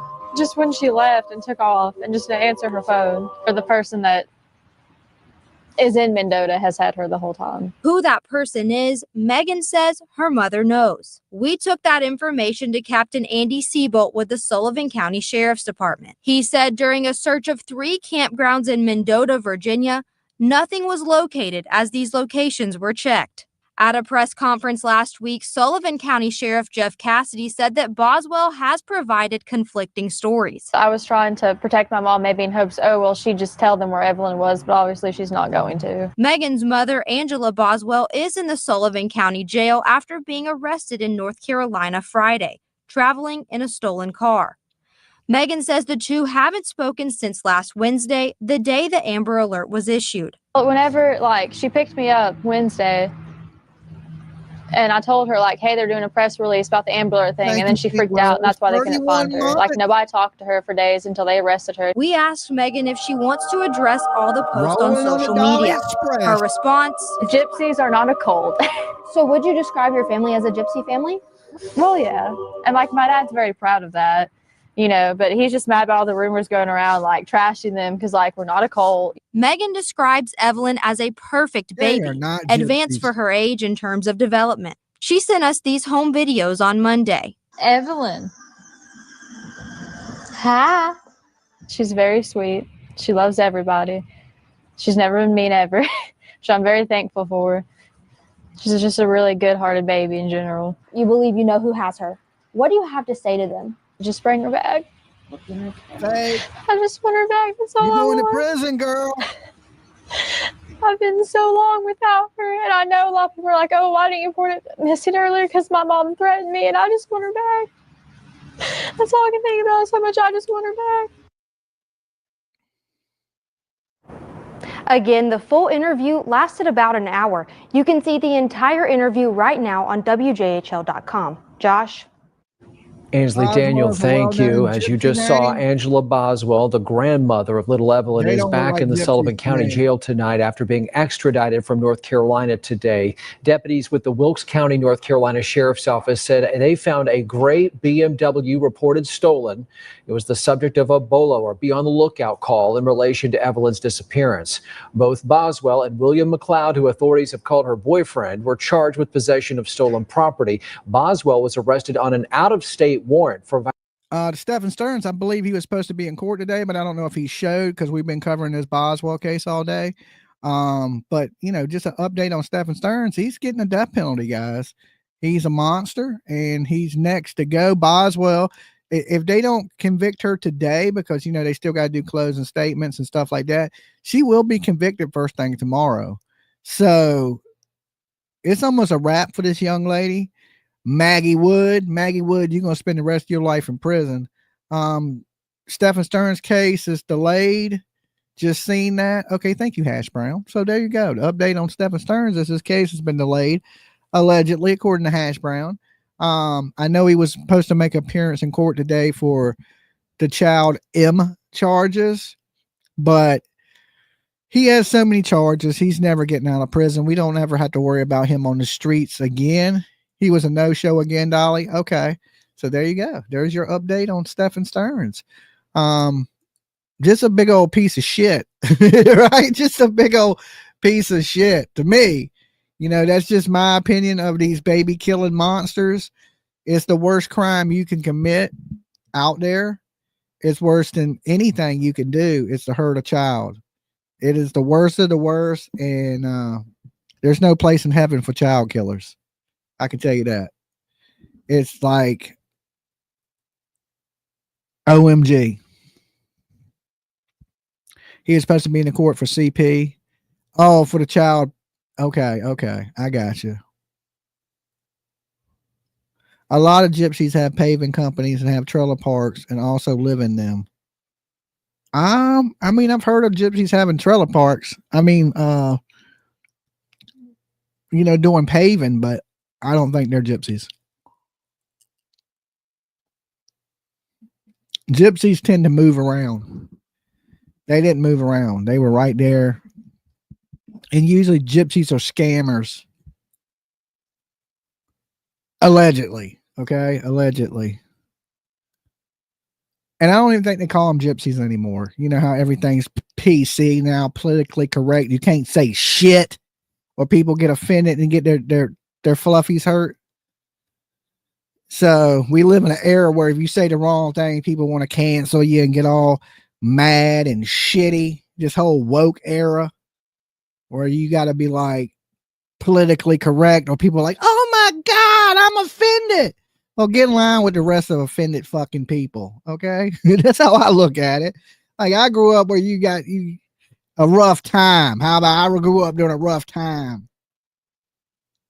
Exactly, Dolly. It's ridiculous. I know. I know. Right? So many people want to get their feelings hurt and like, oh my God, you can't say this, you can't say that. I can say whatever the fuck I want.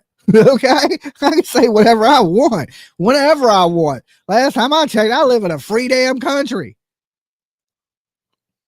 Preach. I ain't even preaching. I'm just stating what I see in this world. And I'm like, oh my God. I mean, so what? You say something that hurts somebody's feelings. It makes you tough, right? Well, who wants to live in a world full of wussies that every time you say something, they're going to cry? Dolly for president. It drives me crazy. Okay. You can't say this. You can't say that. Trust me, I got a little woke ass kid. My daughter, she woke as can be. Dad, you can't say that. The hell if I can't. I say whatever I want. Well, you shouldn't say that. Okay, that's better. Now, it's better when, people say you shouldn't say that. I hate when people say you can't say that. It's just one of those things, I grew up in a different time, in a different era than these young people today. Listen, I respect everybody and whatever you want to be in this world and all that good stuff. But I expect the same type of respect of like, respect me for what I say. You may not agree with what I say, but at least give me that respect.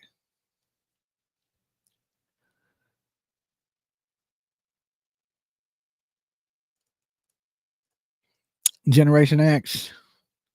I don't have any hate towards people, right? I don't hate anybody for any certain reason.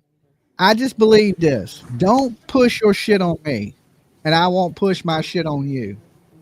And we good. That's how I look at things.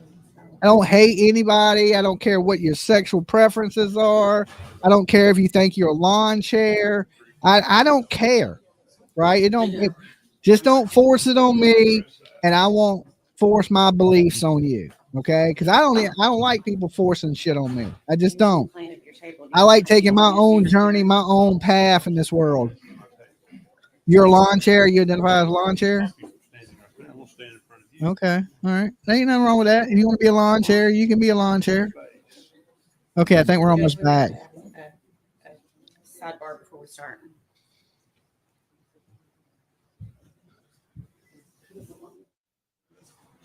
All right, a little sidebar. We're back in court. I want everybody to be happy in this world. Whatever makes you happy.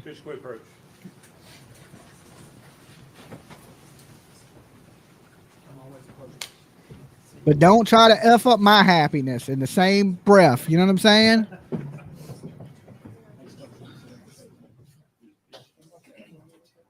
You identify as a millionaire, but someone has your money and I need it back. That's the best one. I identify as broke. Okay. I identify as broke. Who's going to hook me up? Okay. Who's going to hit that super chat? Because I identify as broke.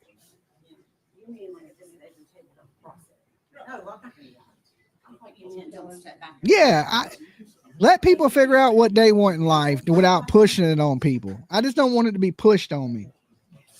I don't care if like I said, whatever you enjoy or whatever makes you happy in this world, great. But don't try to make it my world.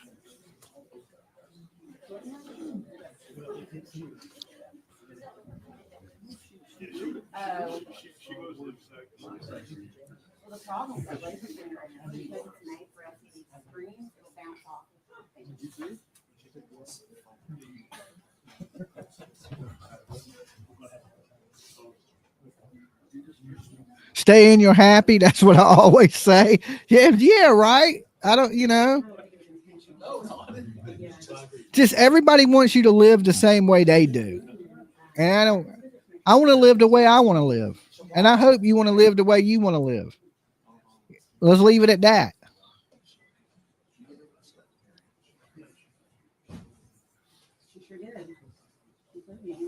What is that beeping noise? All right. Is the state ready to proceed with closing? Yes, sir. Defense ready? Yes, sir. If the jury's ready, let's bring them in. Now, I am going to say, hey, Kyle, hold on. Cash me outside. How about that? All right. Catch me outside. How about that? There you go. Sorry. We put this down here so y'all can hear me.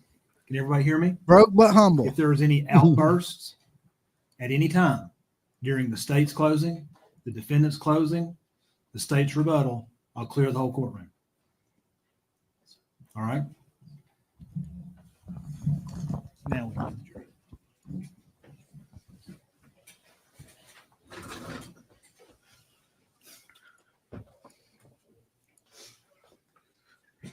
All right, let's do it. No outburst, people. I got my gavel. And I'm going to have order in this court today. I order in the court. Or I'll throw it at you. You don't need that.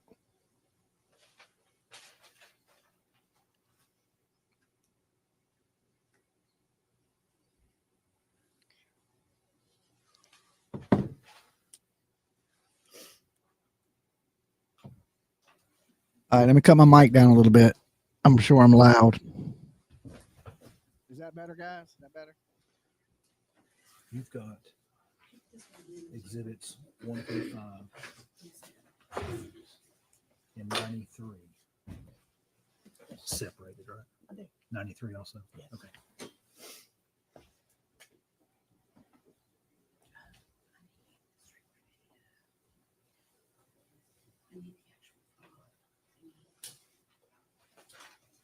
I'm looking like money. I'm looking like Jingle bell, jingle bell. I'm sorry. I'm sorry. Sorry about your ears. Security officer. Huh?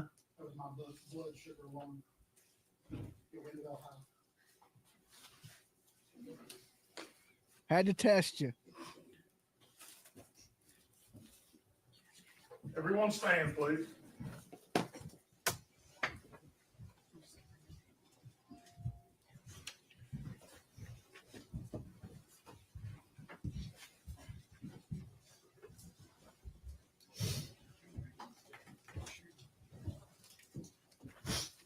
I got you. I got you. Okay, the jury's coming in. I just wanted to wake y'all all up. When you hear the loud, crazy noises, that's just to get y'all motivated. Okay. What the hell? What the hell?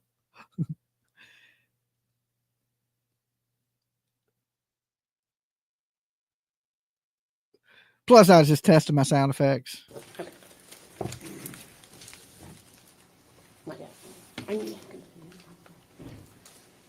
going to leave this up if that's okay, Your Honor. Thank you.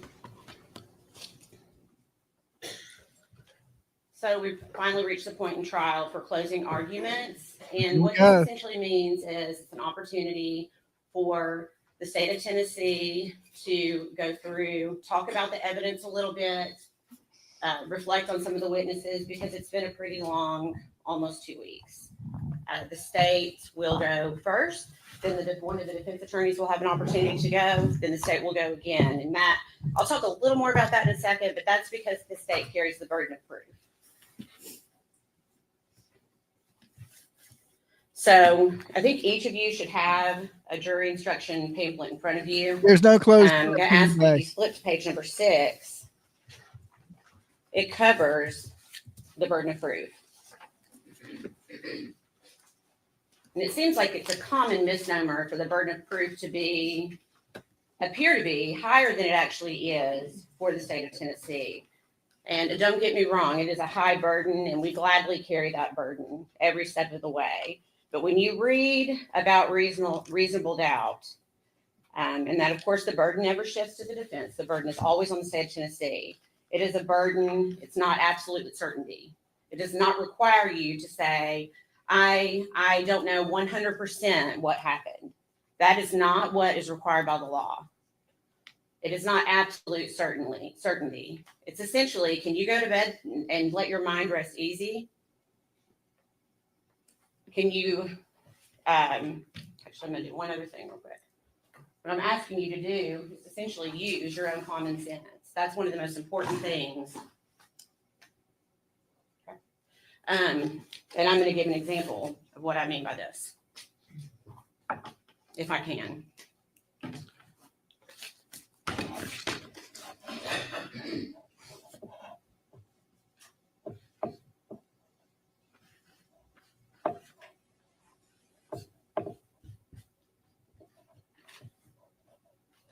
It's like Wheel of Fortune. Okay. My handwriting's not the best though. But you get the idea here. It's like Wheel of Fortune. When you see a contestant on Wheel of Fortune and they know the answer to the phrase or the statement, they don't have all the letters when they see that phrase, but they know what the answer is. And if the state has done that, we have met our burden. And it's important to note that it's not beyond a shadow of a doubt. It's not absolute certainty. That is not what is required by the law, by the state of Tennessee. So that brings me to some of the arguments that Mr. Scott has made through this trial. It might be on that same page. Probably should have written it.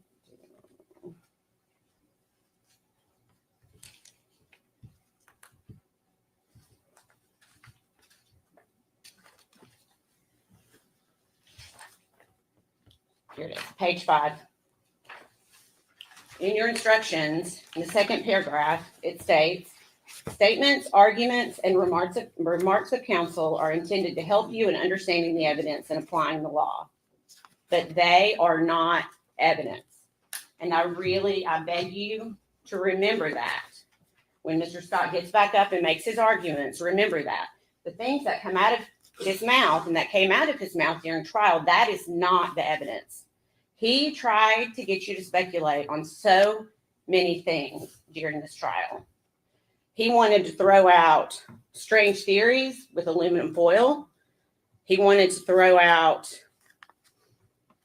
a term that doesn't even matter anymore, SIDS. That came from his mouth, not either of the doctors, but from Mr. Scott. He's asking you to speculate. That is not evidence. I beg you to only think about the items that were put into evidence, the photographs, the recordings, and what came from the witness stand. Do not let them sway you from what actually happened in this case. He kept mentioning cadaver dogs. He wanted you to think about that. But if you remember the cadaver dogs, Tommy Boswell, on his property, what did we hear him say? The cadaver dogs didn't even go up there by the playhouse. He wants you to believe maybe the body wasn't there at that time. He's trying to throw you off, but he didn't show anything. There's no proof. There's no evidence.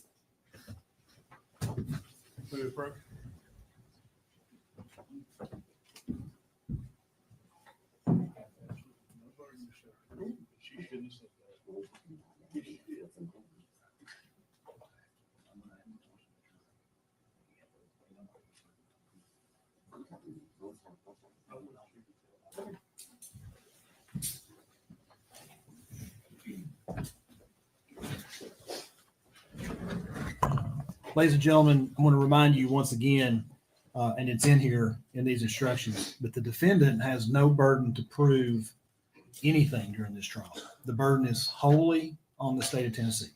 Okay? Go ahead, John. Thank you. And I believe I said that. The state, we gladly carry this burden. But again, what comes out of Mr. Scott's mouth is not evidence. You heard nothing from the witness stand about cadaver dogs. There's no piece of evidence about cadaver dogs. And Mr. Scott said in his opening statement, humans make mistakes. Do you remember that? Dogs also can make mistakes. And if you remember, Agent Fraley and Agent Gratz, both with the TBI, what did they say? They didn't smell anything in that playhouse until they lifted the black bag, and immediately the smell of decomposition hit them. I submit to you, cadaver dogs, what do they work off of? The smell of decomposition. Don't let that fool you. Mr. Scott also talked a lot about Hunter Wood. We heard a lot about Mr. Wood in this trial. Again, did we hear any witness from the witness stand that ever saw Evelyn with Hunter Wood? There wasn't a witness that ever saw Evelyn with Hunter Wood. And if you remember the text messages that we saw yesterday from essentially Hunter's own mouth, it's pretty clear that he's yet another victim of Megan Boswell. She was feeding him the same lines that she was feeding every other person in this case. Mr. Scott brought up the theory of an accident, or the word SIDS. Well, you heard Dr. Malushnik say that in the past 10 years in the state of Tennessee, a child 12 months or older has not passed away from SIDS or sudden unexplained death. Those are statistics from the state of Tennessee. But somehow Mr. Scott wants you to believe that somehow that's how this baby died, even though she has foil wrapped around her head, a blanket wrapped around that, inside a trash bag, upside down in a trash can.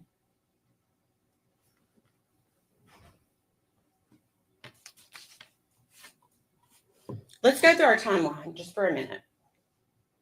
What do we know? We know that Evelyn was okay until November of 2019. We know that Evelyn was seen at Thanksgiving by family. And then Megan Boswell started a new job at the Chicken Shack. What do we know after that? Megan Boswell meets Hunter Wood. And we know that Sue Whitson is probably the last person to ever see Evelyn alive again. You remember the picture that Sue took? This is very likely the very last picture of Evelyn Boswell alive. Not taken by Megan Boswell, but taken by the babysitter. Sue Whitson testified that the last time she babysat was the end of November, early December, which just so happened to coincide with when Megan Boswell met Hunter Wood, a guy that she was hoping might change her life. But Evelyn was in the way. What did we hear? Do you remember Megan's friend, Maddie Broom? We heard a little bit about her. Her brother, Stephen Lawrence, tried to help Megan. She drove her to a few of the interviews. And if you remember, Megan was apartment shopping on December 8th. And on that date, Evelyn was not with her. And so Stephen asks her later, after it's been reported that Evelyn's missing, he says, was Evelyn gone by then? And what did Megan say? Yes, Evelyn was gone by then. So that takes our window from December 3rd, essentially when Megan Boswell started working at the Chicken Shack, to December 8th. Evelyn Boswell's 12-month well visit. Do you remember that? Scheduled for December 5th. Megan doesn't call and cancel.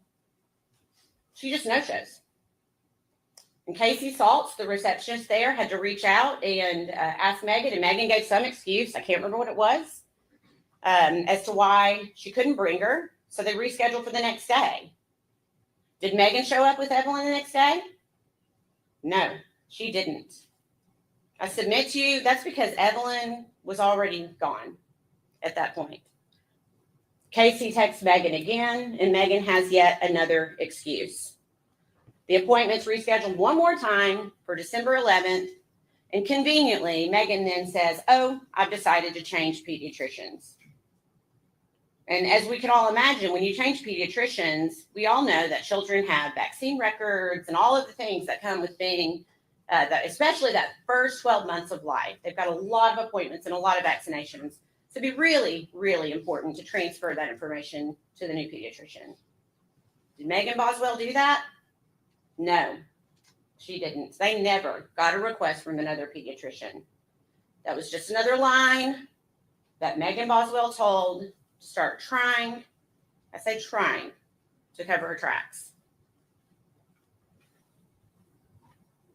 We also know that on December 7th, you saw a text message yesterday from a girl named Haley Marie, and that is the very first time that Megan tells the story her dad has her. December 7th. Keep in mind, Sue Whitson saw Evelyn alive for the last time, and then Megan just stopped showing up. And then by December 7th, she's concocted her plan. And it really explains why so much time goes by. Because I know that's a question we have all had. 2.5 months goes by. 2.5 months. But now we know. We know why. Because Megan Boswell was telling every single person in her family and her closest friends that Evelyn was with her father. So what does a rational person think? Okay, we're glad. I think Tommy even said that from the stand. I was proud of him for stepping up. I was proud of him for stepping up and taking responsibility. But, time continues to pass, and you heard witnesses, in particularly Bailey and Audrey, Megan's closest friends. They were all starting to talk and to think that something doesn't feel right. It just doesn't feel right. But no one could have known how wrong this was at the time. February 2020, finally, Tommy Boswell says, I've had enough. I want to see my granddaughter. Show her to me by tomorrow, or I'm reporting it to DCS. Well, Megan couldn't do that. Megan knew she couldn't do that because she knew where Evelyn was. We all know where Evelyn was. And so Megan did not produce Evelyn that day. And Tommy finally gets the ball rolling on trying to find this little girl. Thank God he did. They first show up at Hunter Wood's house on the lake in a nice neighborhood. And Megan Boswell's there. But there's no baby. There's no Evelyn. And you remember, the only thing Megan, you remember James Lewis from DCS, the only thing Megan was really able to show was this box from Hunter's bedroom. And you remember what Megan called that box? A memory box. Now, why would you call something a memory box if you were alleging that your child is still alive? This is all Megan Boswell had of Evelyn in that house that she was trying to show DCS that Evelyn was living in. She couldn't show him diapers. She couldn't show him a pack and play. She showed him one outfit that she held up on a hanger, not an outfit that Evelyn had ever worn. There was no evidence that a child had ever been in that house.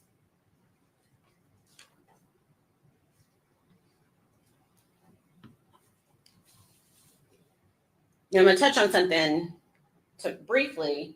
If you remember Paul Durant yesterday, going back and trying to just give you a little bit of a timeline. If you remember, he talked about Ethan Perry in the military because Megan Boswell led him to believe that he was the father, even though he had his doubts.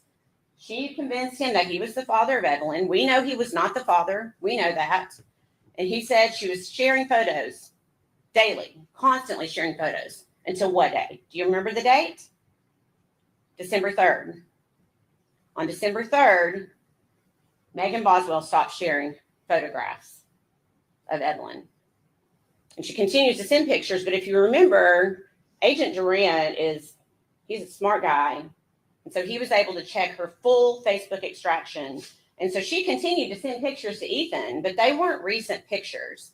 It was just another way that she could try to keep this facade going just as long as she could. Mr. Scott wants you to believe that Megan Boswell had a rough life. She was in foster care. But Megan Boswell was in foster care because of Megan Boswell, because she would not go to school. She went to foster care because she was truant. And when she left foster care, she went and lived with her dad. And of course, Evelyn was a baby at this point. I think the testimony was from February to March of 2019.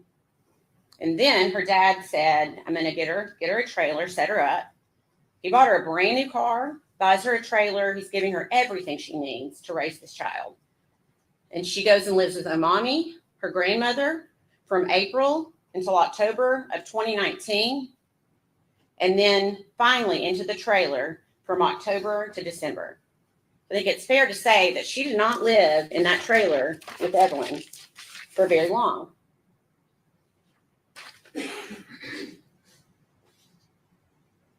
But in that short period of time, this is what she was able to do to that trailer. Can we look at that for a second? That's what she had her child living in. If that's not neglect, she does this in 2 months. Ladies and gentlemen, I beg you to look at these pictures when you go back in the jury room. That, in 2 months, is what the defendant was able to do to the home her dad provided for her and her child. And within 2 months, Evelyn was dead. And I stated there are, maybe it's just my opinion, there are a lot of victims in this case. Bailey Hawkins, her very best friend. Did you see how difficult it was for Bailey to testify? To look at someone that she trusted, that she loved. Audrey Gibbs, same thing.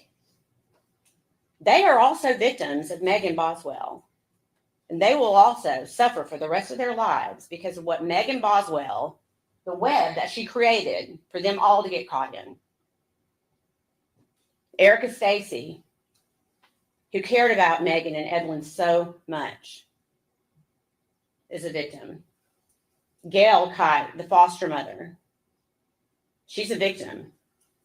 Ethan Perry, who's serving his country, doing absolutely nothing other than his job, gets pulled up into Megan Boswell's web because Megan Boswell is only worried about Megan Boswell. Thank you guys for all the likes. We got 1,400 likes. And I'll submit to you that Hunter Wood, the person that they would like to blame somehow, is also a victim of Megan Boswell. She starts with first blaming Ethan Perry. She does that for a few days. And when she quickly realizes, gosh, law enforcement can figure out that I'm not telling the truth here, I guess I better tell something different. Then she goes to her mom. She blames her mom, her own mother. She's willing to blame all the time knowing. I mean, we know, let's find the picture. We know where Evelyn was.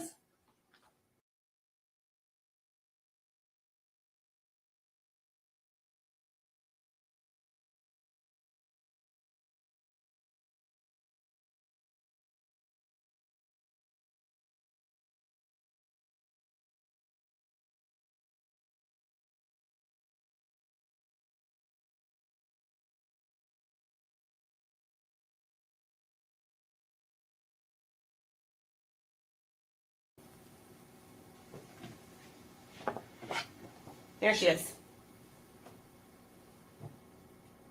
Evelyn Boswell sat there in that trash can for 2.5 months.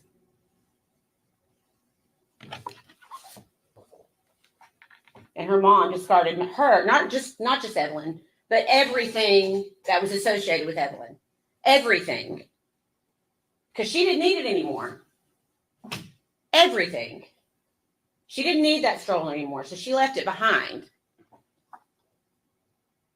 She didn't need the clothing. Do you remember all the pictures that came in and all of that stuff that was in that shed? Because she didn't need it anymore because she knew where Evelyn was. The defense wants you to believe that Hunter Wood is the one that backed Megan's car up to that shed in the middle of the day. In the middle of the day, Hunter's just going to go over there. He has a truck. The testimony was that Hunter had a big truck. Now, why in the world, if he had a truck, I mean, this clearly took more than one trip. I guarantee you, look at all this stuff. They want you to believe that Hunter Wood backed Megan Boswell's car up to that shed that day. Tommy came home. It was in the middle of the day. Where's the diagram? Do you remember the diagram of the scene?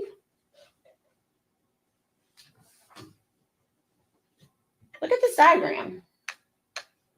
They somehow want you to believe that Hunter Wood pulls up this driveway and comes to this shed right here, right in front of Omani's house.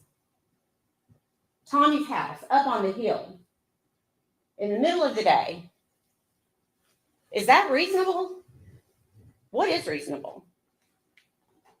How about that Megan Boswell is the one who drove her own vehicle, the vehicle her dad bought for her, up to that shed because Megan Boswell is the one who had a key fob. Remember, there's a gate there that only opens with a key fob. That's the only way a car is coming through that driveway. And Megan Boswell lived there. You just heard that she lived at her dad's house and at Omami's house. And so they're not going to be surprised if Megan Boswell is on the property. She's the one who dumped Evelyn's property there. She's the one who took the trash can there. Not Hunter, not anyone else. It's Megan Boswell.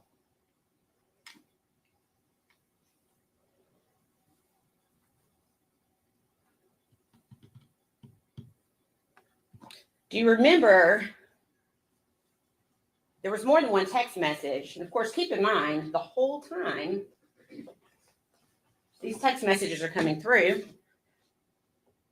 That's where Evelyn is, okay? Just think about that for a second. I'm not going to take the time to go through these because you can do that. You can take all of this back with you into the jury room. I encourage you to go back and read all of these text messages and remember the dates that we've talked about. But while Evelyn Boswell is sitting in this trash can and people are asking Megan, how's Evelyn? What does Megan say more than once? Mean as fuck. First of all, she did say a that. 12-month-old child. And every other witness said that she was a lovely child to be around. And it's not a very nice statement to begin with, but it's definitely not a very nice statement when your kid is shoved down into a trash can upside down. And you know that. Agent Fraley was on the stand and you heard Megan Boswell admit that she knew Evelyn was dead. Where she's telling all of those stories to law enforcement. And she told more than one person, Evelyn's mean as fuck. And when Agent Grass asked her about it, she goes, what's your point? What's your point? And that's an interview with Agent Grass that you can also go back and watch if you'd like to do that.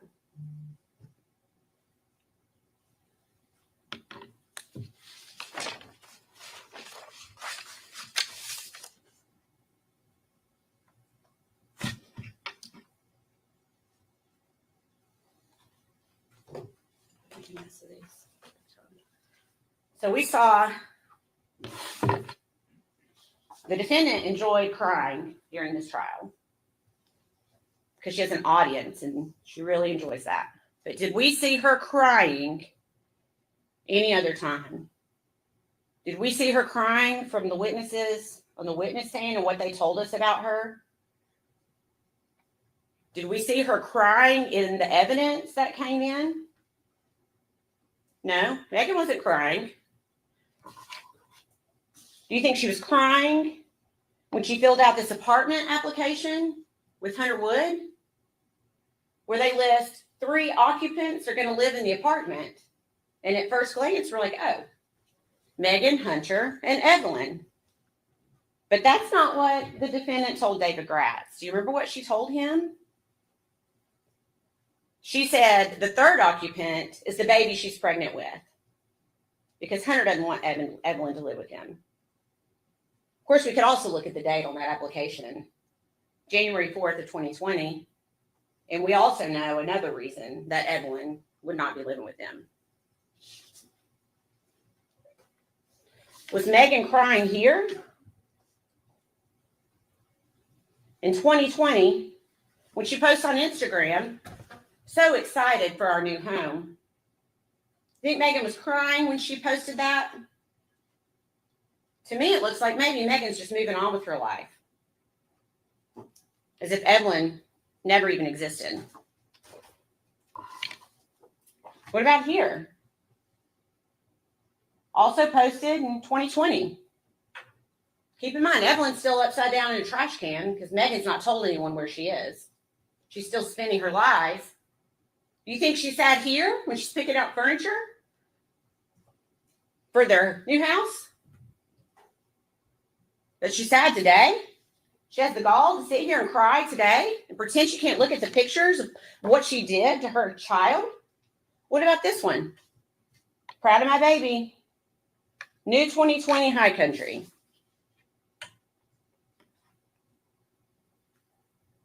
Was she sad then? What about in December? Weeks after Evelyn has been brutally murdered. What is Megan Boswell doing? Does she look, maybe we should zoom in. Does she look sad here? Maybe she is. Sure doesn't look like it. Her kid's upside down in a trash can. She's going to the aquarium with her new boyfriend.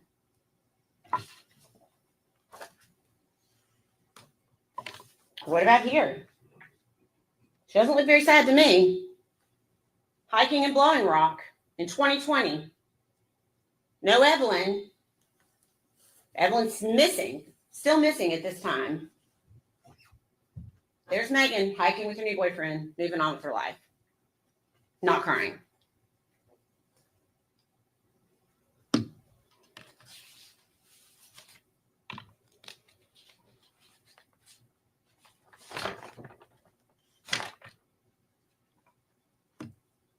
Maybe Megan Boswell didn't have an end game.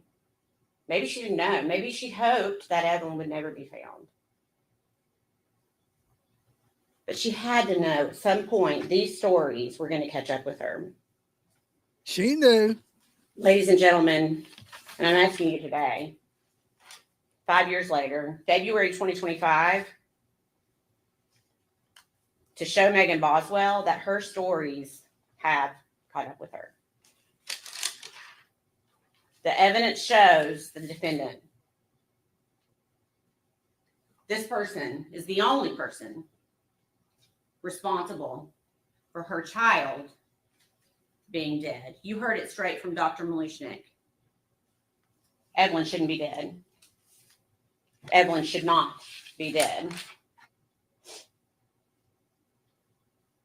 I believe the defense brought up SIDS, reflux, rollover. I believe they even brought up a tongue tie as being a possible cause of death for Evelyn. How does that result? Any of those things? You know, he said in the beginning, the state can't even prove how she died. Are you kidding me? How does that end up with a baby in a trash can? The DNA. Let's talk about the DNA for a second. You've got the gloves that are in the trash can. And the defense somehow wants you to believe that gloves will keep fingerprints from happening. And then I guess whoever did that then took the gloves off, cut them up because they're cut up in small pieces and you can look at them when you get back there, and then dispose of them in the same trash can that the baby's in. That doesn't make sense. That doesn't make sense. And funny enough, guess what is there? Is DNA that matches Megan Boswell, that matches Evelyn. Go back through the testimony. There's not one piece of DNA, not one, that shows anyone, not Hunter Wood, not anyone else other than Megan Boswell is associated with that trash can, the evidence in the trash bags. And you heard Marla Gray, the DNA expert, talk about the mixture of DNA on some pillows that were found in the shed. And you also heard her say that that could even be from the person who made them in the factory, or it could be from the person who touched the pillow at Walmart when they were trying to decide if they were going to buy it. It wasn't even enough DNA to test. So don't be led to believe that because of that, there's some unknown stranger who did these things. Look at the evidence. Look at the evidence that's in front of you. We have evidence. We have shown you the evidence. Don't think about the speculation. Don't think about the what ifs. Look at the evidence. Some really, really good. If I could, can I see the trash can for just a second, please?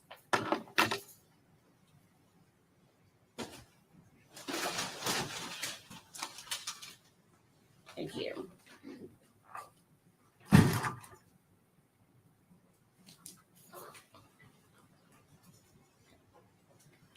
Whose fingerprints were on the trash can? Do you remember what Agent Hoover said from the TBI yesterday? Of course, he's removed the rim. He talked about how it's smooth under the rim. If you're going to carry a trash can, how do you pick it up to carry it under the rim? Whose fingerprints were under that rim? Megan Boswell. Megan Boswell's fingerprints were under that rim.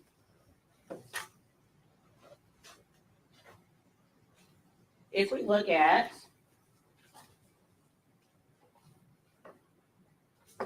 Exhibit 17, can you see the black trash bag there? Whose fingerprints are on that trash bag? Megan Boswell's fingerprints. And you heard Dr. Malushnik say, and I think you can see for yourself, that trash bag's not just gently placed down into the trash can. It has been forcefully, and it's a hard image. It's a very difficult image to think about. But that's the evidence that we've been left with, that black trash bag was placed on top of Evelyn in the white trash bag, and it was forcefully pushed down. Compressed, I think, is a word that was used during the trial. And that's how Megan Boswell's fingerprints ended up on that black trash bag. Even more damning than that is the fact that Megan Boswell's fingerprints are on the foil wrapped around Evelyn's head. I would love to know a different explanation for how Megan Boswell's fingerprints got on that foil, on that trash can, on the black trash bag, except for the fact that she murdered her baby. She put her in that trash can with food trash and debris, covered her body, essentially mummified her, and tossed her away, literally, with the trash.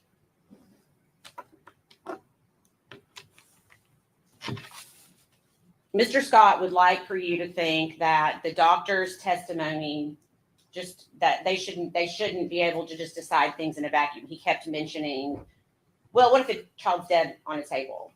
And I think we all know that is not how doctors operate. Doctors operate off of medical histories and any information they can get. And that's what both doctors did in this case. They took everything, her birth records, her pediatric records, the scene itself, before they came to their conclusion. They don't operate in a vacuum. I think those were the words that Dr. Malushnik used, is they do not operate in a vacuum. And they determined what? Both doctors agree that this was a violent homicide, and that Evelyn Boswell died from some sort of asphyxiation. So, suffocation, I guess, is the easiest way to say it. So if it was not for, say, the position of her body upside down in the trash can, that could have killed her. Or say it wasn't that. Then maybe it was the blanket that was pulled up over. Remember that? How it was tightly pulled up over her face. That could have been what it was. Or it could have been upside down in the trash can. Could have also been the trash bag that she was placed inside of. where she was unable to breathe. Could have been the foil that was wrapped around her head. Could have been the trash can itself. If you remember, the doctor testified that her face was compressed up against the side of the trash can. And her body was in a reverse S curve to where her head was so far bent back into a reverse S because of how the defendant compressed her body down. Her neck looked compressed her body down into the trash can. Her head and neck were wrapped so tightly with foil that even when they removed the foil, you could still see the impression of the foil on her face. You could still see the trash can form still to her face.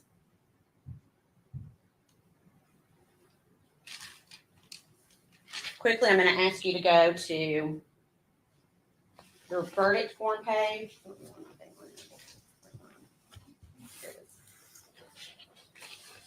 And it's going to be probably at the very end of your packet. Page 50 is where it starts. So these verdict forms, I'm going to show you one example. Okay. So you'll see here, this is just for count one, and I'm just giving it as an example. We, the jury, find the defendant and mark the appropriate box. So if you go back in the jury room and you agree as a whole that Megan Boswell is guilty of first-degree murder, you do not need to consider anything below that. Those are what we call lesser included offenses, and we're required by law to put those on the verdict form for you to consider. But if you unanimously agree that Megan Boswell is guilty of first-degree murder, you can check that box and move on. You are not required to go through every single one of those if you believe that she is guilty of what she's charged with in that count.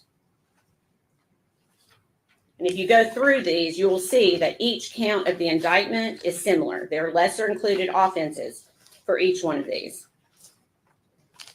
Again, I will ask you that if you can unanimously agree, you do not need to go any further on that verdict form. The state has to prove several elements for each charge, and those are also in your packet.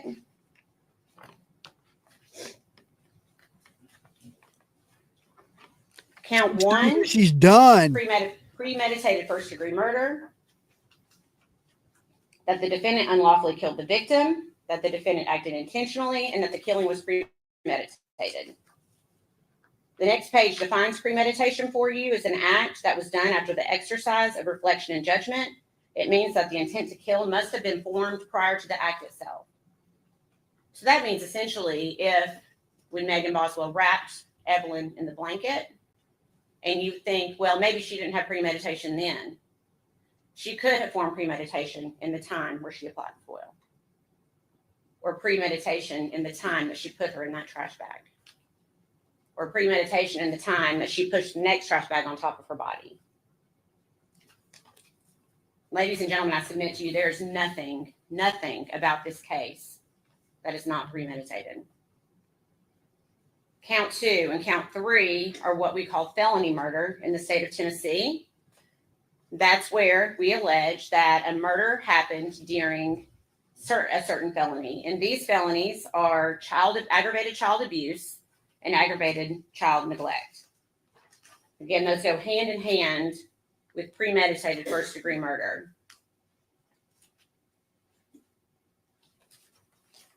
We submit to you that not only did the defendant abuse the child, but that she neglected the child. And one of the perfect examples is how she left her in the trash can. That's neglect. Leaving her in the trash can, that's abuse. And it resulted in her death, which is felony murder. And we have to prove that the child was under the age of 8.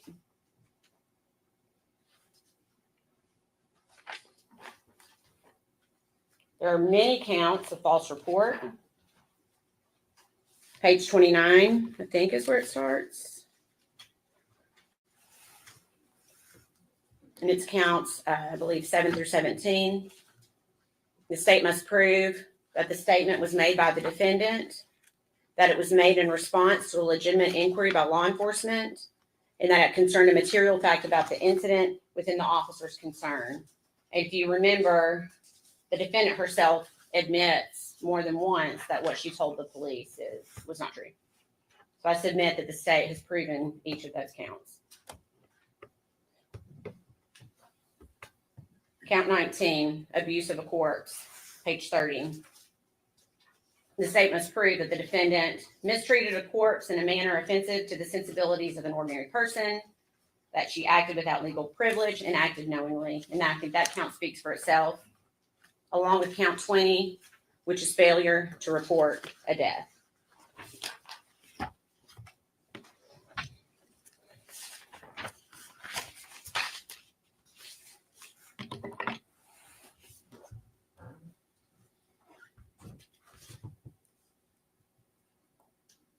A lot about this case really has been more about Megan Boswell than about this child, Evelyn. But Evelyn mattered. She deserved to grow up. Amen. She deserved that, but her mom took that away from her. And there's no evidence that anyone else was involved. I think you can see this was a pretty good investigation. It was very thorough, and the evidence continued to point in only one direction. The evidence only pointed at one person, Megan Boswell. She failed her daughter. She had the chance to keep her safe, to protect her, to give her to someone else if she couldn't handle her. You heard from the witnessing, there were people that she could have given Evelyn to that would have given her a beautiful life. But instead, she violently murdered her daughter. She told story after story after story for 2.5 months. And maybe the worst part is that she just went on with her life as if Evelyn had never even existed. But Evelyn did exist. Evelyn is a real person. And Megan Boswell should not be able to go on as if Evelyn did not exist. There are things we will never know about what happened. None of us will ever know everything. I think it's fair to say that we do know that Evelyn was in the way. She was in the way of Megan Boswell living the life that she thought she deserved, that she wanted to live. So Megan removed her. It's as simple as that. So today, 5 years later, almost 5 years to the day that Evelyn was reported missing, we are going to ask that you hold Megan Boswell accountable for what she did for her child. I submit to you, the state has proven every count and every element of every count beyond a reasonable doubt. And we are going to ask that you return a verdict of guilty. Thank you, General. Mr. Scott, you may close.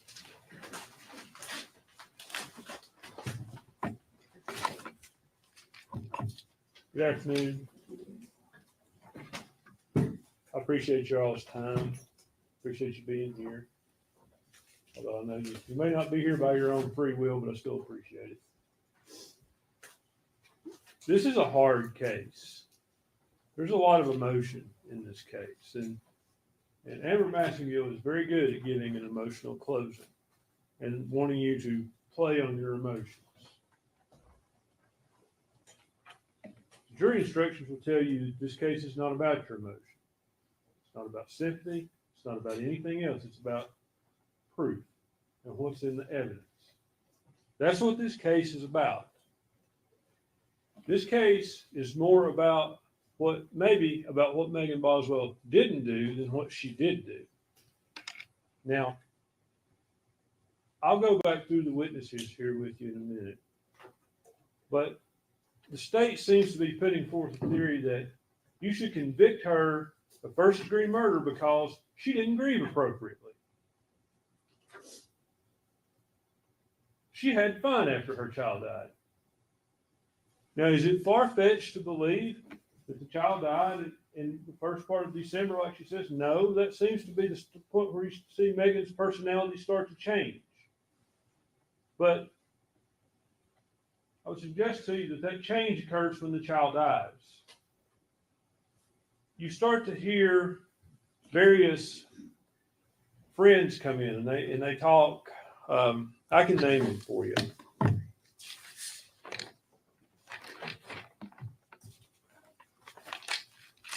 Let's talk about Casey Saltz.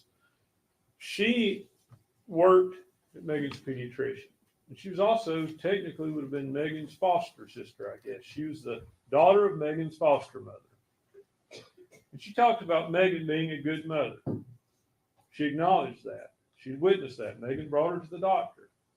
You have an exhibit in the records. It's item 67. It came in through the pediatrician. Read that page for page. It demonstrates that Megan was a good mother to Evelyn. She took her to the doctor for well checks. She took her to the doctor when she was sick. She got medicine for her. She did what she should do. And then she misses that appointment in December. And that's when this starts. And I would submit to you, when all of this really starts, the child is dead. Now, we hear from other witnesses. We hear from Paul Miller. That is Ethan Perry's grandfather. He had no reason to believe that she wasn't a good mother. Seemed like she liked being a mom. Saw no signs of abuse or neglect. We heard from Audrey Gibbs. She'd been with Megan almost every day up until she moved to Knoxville in 2019. She describes Megan as a good mom. There were a few things. There was once where she thought her diaper needed to be changed. Once where they neglected to buckle the car seat. But those are mistakes. That's not child neglect. That's not child abuse. Those are mistakes. Audrey talks about Megan coming to Knoxville at the end of December sometime, and by that point she acts disassociated. She's not normal. She's saying "I love you" over and over again to her. So, again, maybe she's not grieving right. Bailey Hawkins stayed at the Econo Lodge with Megan. Megan just went to sleep, despite Bailey thought they might do things. They might talk or whatever they might do. But she just went to sleep. Again, I would suggest to you she's disassociated. Bailey saw no signs of abuse, no signs of neglect. Mr. Horn questioned her. She described Evelyn as the one consistent love that Megan had. And Megan is a girl who comes from a world of fractured relationships. And Miss Massengill wants to downplay Megan's home life. Matt Price did. There's a video in there. He talks about it. He talks about, I mean no disrespect, but I know that Boswell family. I'm aware of them. I know how you come up. Your mom and daddy using drugs. I mean, you want to talk about a home life? Watch the video with Agent Fraley. Her mom was let in there in stripes, a jail uniform. What kind of home life was that?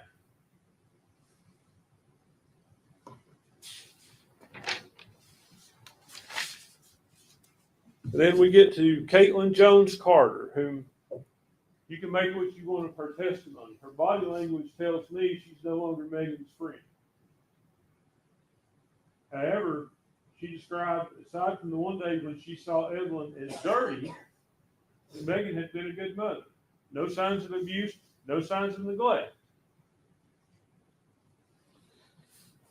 She said she saw Evelyn sometime in December. She tried to tie it to her school, but she really couldn't give us a specific date.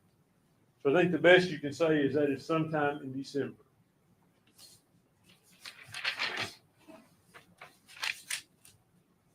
Gail Kite. Let's talk about her. Megan's foster mom.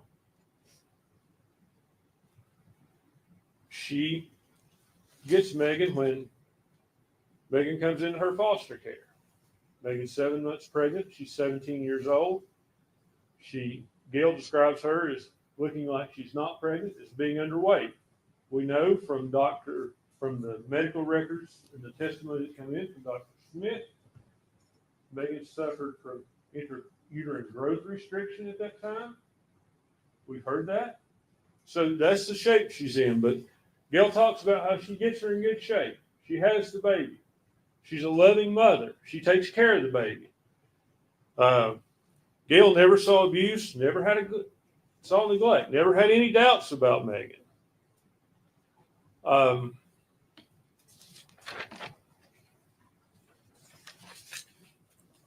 Erica Stacy, and that's the mother of Megan's ex-boyfriend, and I think his name is, I can't remember his name honestly. That's the mother of his ex-boyfriend. She described Megan as a good mother. Evelyn was always clean. And I'll point something out to you. The state wants you to believe that Megan just meets Hunter Wood and throws this child away for him. She didn't do that for, I think it's Caleb Stacy. She didn't do that for Caleb. There were other boyfriends. Now there's talk about, a lot of talk about Ethan Perry thinking he was the father. Well, the proof you've actually seen is they go about as Ethan is the father. And there's been no proof that Megan knew that he wasn't the father at that point. I'm not trying to, I mean, it just happens that sometimes people may think one person's the father and they're not. But calling him out on anything or anything else. Like, it's not like this didn't start early on that she thought Ethan was the father. She obviously thought a lot of Ethan. She drove to Texas, took Evelyn to see him. Now, he did say one thing that kind of struck me a little odd. He acted as though she just showed up in Texas. I suspect, and he finally admitted on cross-examination, that he told her where he was in Texas. You just don't hop in the car and drive to Texas and say, I'll drive around El Paso until I see his car in the parking lot, pull in. That's not what happened. I think he kind of wanted you to think that, but that's not what happened. Let's talk about Randy Wood. Randy Wood is the father of Hunter Wood. The state called him. The state is the one who elicited the information about Hunter Wood being hospitalized. That's the first you hear of him being hospitalized. It's the state. Now, Ms. Massagill wants you to think I have some grand conspiracy theory. I don't. I do have a statement from Megan Boswell when she talks to Agent Fraley about what happened in this case. She says, Hunter was there when Evelyn died. I wrapped her up and I swaddled her. I held her. She kept getting colder as the day went on. I didn't want her to get cold. Hunter took her and he got rid of her. Now, they want you to believe that that's just impossible.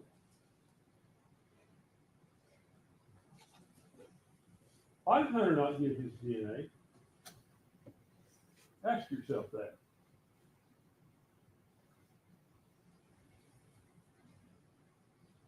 If you have nothing to hide, why wouldn't you just let them test your DNA against all the evidence they have? Turns out they couldn't have tested it, probably. But he didn't give them that chance because he had something to hide. Now, his dad said that he was schizophrenic. I asked him, is he schizophrenic and have hallucinations? He agreed with me on that. He also agreed with me when I asked him if he talked about using an aluminum foil or tin foil. And he says, yeah, he talks about some off-the-wall stuff. Now, ask yourself, who's more likely to wrap that child in tinfoil? The child's mother that has cared for the child, taken care of the child, or the boyfriend who's schizophrenic? And I'm not trying to vilify Hunter Wood. That's not been my intention throughout this trial. But Megan's statement is that one of them rolled over on the bed. The young mother may think that. There could have been other causes. When we get to the causes, I guess we can go ahead and we can talk about Dr. Smith and Dr. Malushnik. Now, Dr. Smith asked her about several different things. She's the lady who actually performed the autopsy. And she formed an opinion of homicidal death based on the way the child was in the trash can. But she could not tell you a medical basis for the child's death, other than a diagnosis of exclusion. And the diagnosis of exclusion is simply, we don't know what else is wrong with her, so she must have smothered in this trash can. That's what they want, what she said, essentially. Now, I cross-examined her about a lot of things. I asked her about SIDS. And even though the subsequent doctor didn't agree with it, Dr. Malushnik, I didn't ask about something that didn't exist. Dr. Smith knew exactly what SIDS was. We talked about it. We talked about the ages, how we don't know what causes it. She answered questions about it. She said, ultimately, she could not rule that out in this case. Just like she could not say with any degree of certainty that the child was placed in the trash can alive or dead. She couldn't say that. She brought up that the child had a heart valve that leaked. She admitted under cross-examination that that could have been what killed the child. We talked about laryngeal, we talked about laryngeal convulsions. Could that have caused the death of the child? She admitted it could. Now, Ms. Massagill brought up tongue tie. I brought up tongue tie. I brought up GERD. I brought up an infection she had, because all of those things can lead to the onset of SIDS. That's the research, and Dr. Smith agreed with that. Now, I want to tell you something about Dr. Smith and Dr. Malushnik. I think Dr. Smith she was the medical examiner in Johnson City when this happened. Dr. Malushnik is not her boss. She's not, it's not like she's somehow over her. Dr. Smith was the chief medical examiner at the Jenkins Autopsy Center, Forensic Center. Subsequently, for whatever reason, the state sent her report to Dr. Malushnik for another opinion. Dr. Malushnik only reviewed her report, and she finds that it's a good report. But then she wants to go further and find some type of certainty that child was placed in the trash can. And you saw an exchange between me and her in here yesterday. It went on for 4 or 5 questions. And I kept asking her, Doctor, can you say any type of certainty? What can you say about this? Can you conclusively say that child was dead when it was wrapped in the blanket, wrapped in tinfoil, and put in the trash can? You stupid. She evaded that question. She wouldn't answer that question. She finally answered that question only after it was threatened she would be in contempt if she didn't directly answer the question. And her answer was, no, I can't say conclusively. And then she threw out kind of a parting shot at me as she left. And suggest to you the more accuracy of that parting shot, she said the child could have been murdered some other way. Should have been. The child could have died some other unknown way. That's what the truth would have been. She presupposed that this child was alive when it went in the trash can. The doctor who did the autopsy was very clear she could not conclude that. She said it couldn't be excluded, but it cannot be included. Dr. Malushnik come in with a preconceived notion of that's what happened.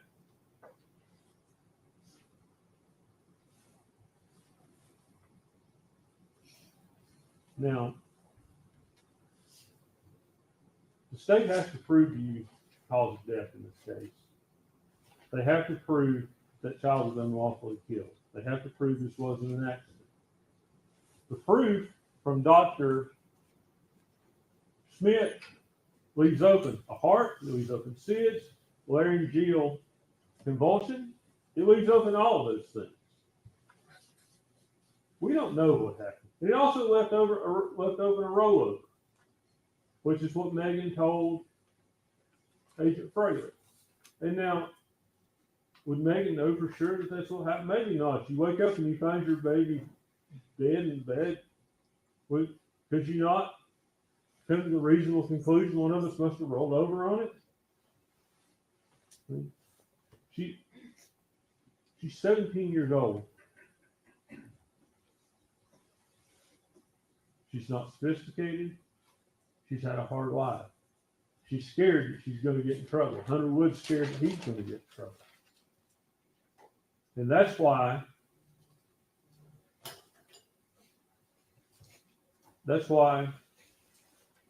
does what she does.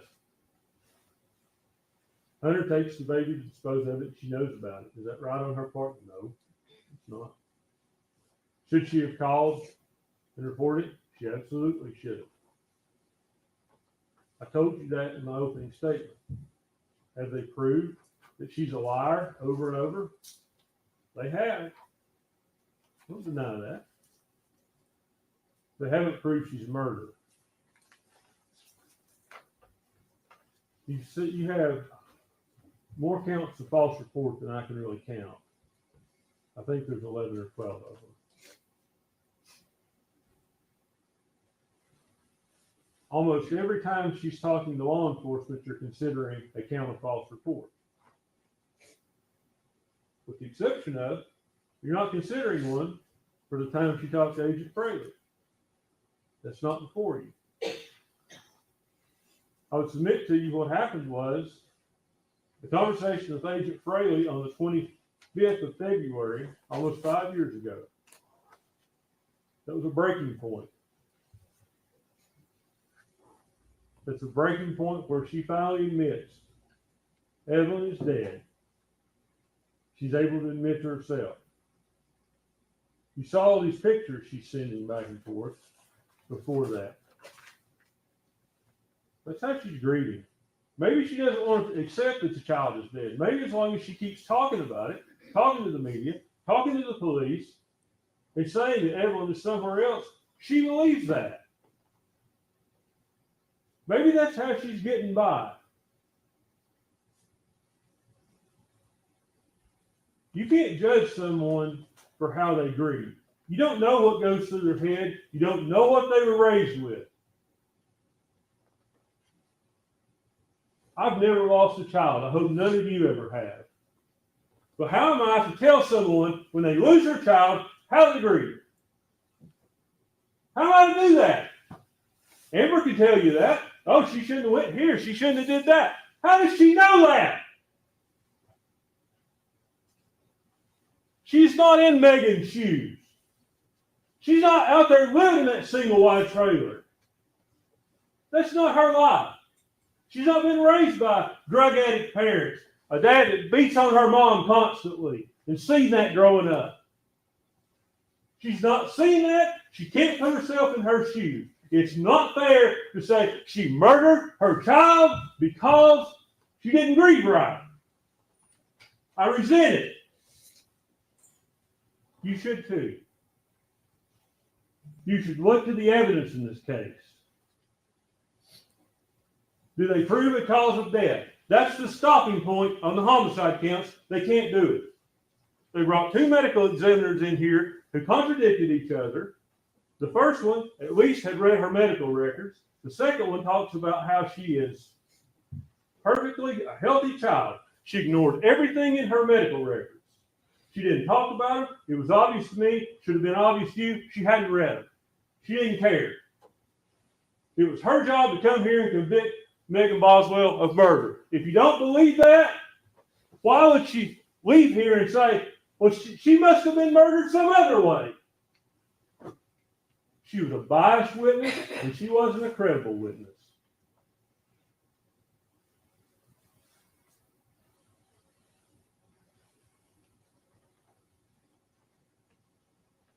Now, let's talk about the tinfoil.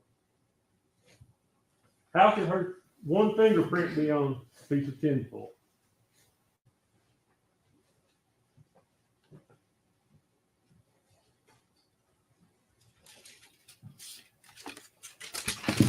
You all see this roll? maybe like this.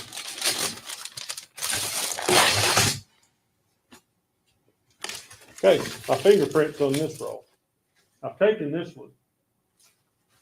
The next person who gets this is going to get a piece of tinfoil with my fingerprint. That's a possible way.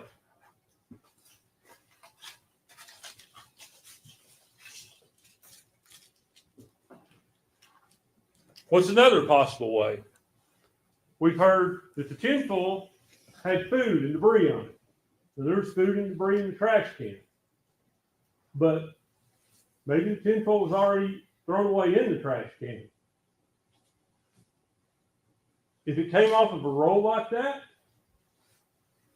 whoever got it would have had to have reached in there and gotten several pieces. There were several pieces of tinfoil. I believe 4. There should have been fingerprints all over it. One fingerprint. One fingerprint. It doesn't prove she put that tinfoil on there. Now, what about DNA on the garbage can? I would just about guarantee you, each and every one of you, your DNA is on your garbage can in your kitchen. Your DNA is all over the house. Your finger, I said DNA, actually fingerprint. Your fingerprints are all over your house. It's the kind of thing we don't think about, but you touch something, you put your prints. I think that's what you should consider. I mean, probably Evelyn's handprint on the trash can. At some point, I think in opening, I mentioned to you an unidentified palm print on the trash can. Well, I didn't know at the time it was a child's because it wasn't in the fingerprint analysis report. It's not unbelievable that it's the child's. Now, Ms. Maxengill made a statement, and I was a little perplexed with it. The state wants you, or the defense wants you to believe that wearing gloves prevents putting fingerprints on something. You heard the fingerprint experts say that it can. I think we all know that from our common sense stuff. If you cover the fingerprint up, you're not going to leave it on something. Now, let's go back to the statement of Agent Fraley. February 25th. She's talked to law enforcement over and over. And she talks about how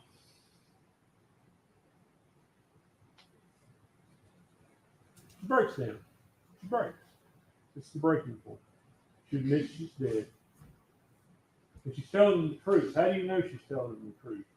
Because if she's still trying to lie to them, if she's still trying to confuse them, she wouldn't have said, I don't know where the baby is. It could be at Hunter's, it could be at Tommy's.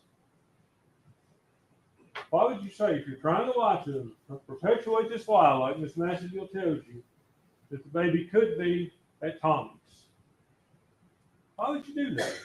Ask yourself that question. She's telling them where the baby is. She thinks, I think it could have been left one of these 2 places. Says, I want to find it.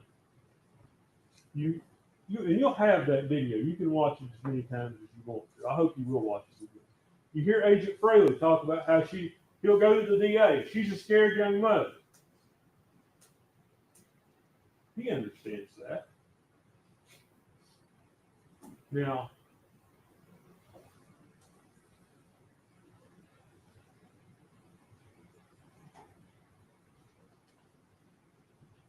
I don't have to prove this case. I wish I could, but I can't. You can't prove a negative. What I can tell you is the state has not proven their case. They've not proven the cause of death. They've not proven that the death was an unlawful killing as opposed to an accident, or some rolling over in the bed being an accident, or some kind of health-related issue. They haven't proved that. Let's talk about the gloves. I go around in circles sometimes, and I hope y'all are following me. I apologize for that. But let's talk about those gloves. Ms. Maxengill talks about the criminal tore the gloves up in the trash can. I think if you'll remember back and look to your notes, TBI cut those gloves up for testing. I could be wrong, but I think that's the case. And what do those gloves tell us? Do they match up to anyone? No. But they do match up to an unknown male. There's not enough profile there to match it to someone specifically identify them, but it matches it up to an unknown male. That's why there's not multiple fingerprints on the tinfoil on the child. Those gloves that match some unknown male. We know it's male DNA. We know that. Finally, let me talk just a little bit about Hunter. There's a text thread, and it's in February. It's between Megan and Hunter. And it appears like Megan's telling Hunter the same story she's telling everyone else.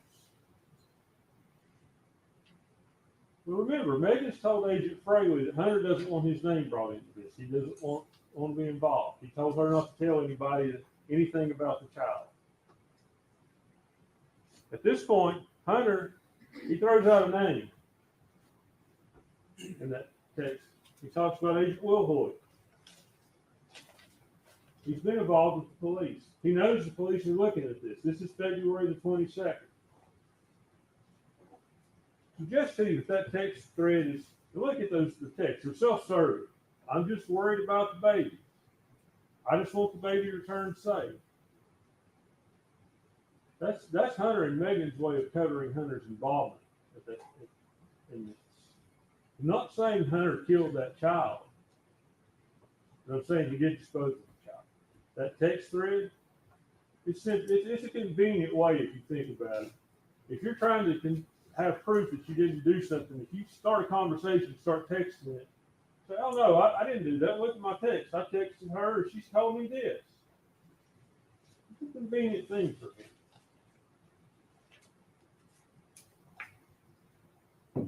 But he didn't give his DNA. We know that. His dad talks about he went crazy because he was called a baby killer. Maybe he went crazy because of his participation in disposing of that body. We don't know. Everybody seems to agree he has went crazy. You saw a documented minute this morning. That's where he's being held out of court over in Virginia to be evaluated to see where he's competent for some crime he's committed. He's up at Marion right now to be evaluated. That's what we know.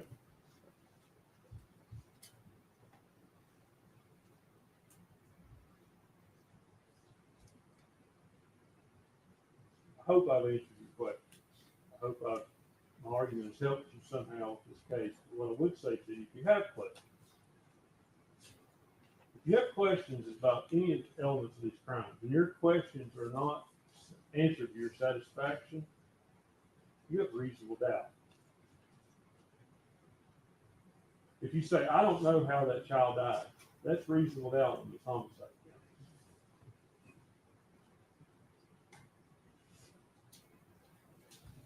I don't think I have much more to say to you. I go to a Baptist church and I hate long sermons. I'm used to it. I think I've been up here for about a half an hour, but I pray you'll come to the right decision. Thank you. Thank you, Mr. Scott. General, you may close on behalf of the state.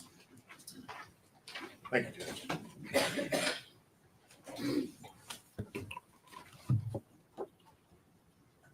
Ladies and gentlemen, much like Megan Boswell, Mr. Scott seems to have some very convenient explanations for what happened in this case.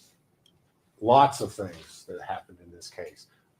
All of the evidence in this case that points to his client, he's got some sort of explanation for it. But the problem is, in order to buy into this, in order to believe it, you have to believe Megan Boswell.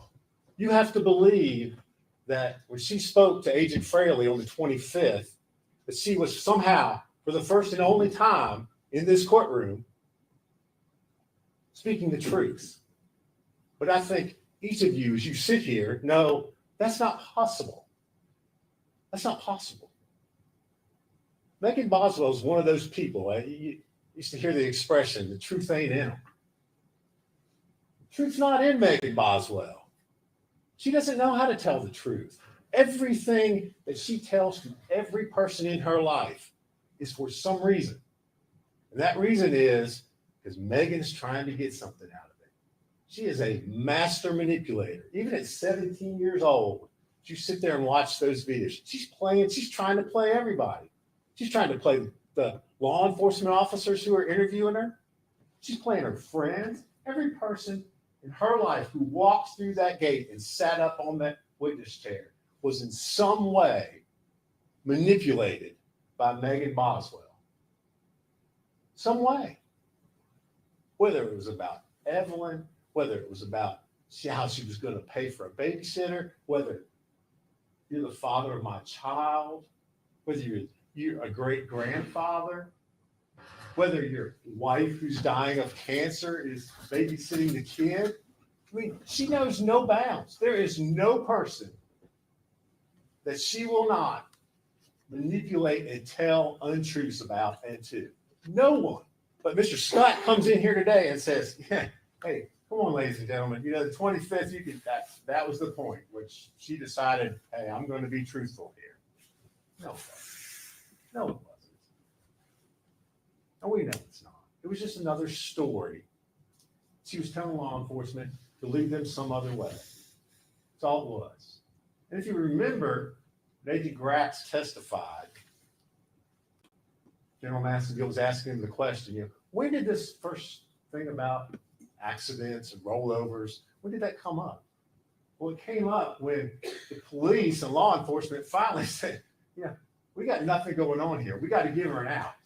We got to give her something so we can try to find this kid. So they're the ones who suggested it. And then very conveniently the next day she comes in and guess what? Oh, yeah, I forgot. Yeah, that's right. I'm sorry. I'm sorry I've been lying to you all for days and days and days now. But now I'm going to tell you the truth. But that's not what happened. That's not what happened. I submit to you, the only time that Megan Boswell may have told the truth about some small portion, if you remember during one of the interviews, Lieutenant Price, who had been very patient with her up until that point in time, finally said, come on, something happened on December 21st. And she stopped him and corrected him. Remember? She said, no, something happened before December 21st. Yeah, something did. She murdered her child.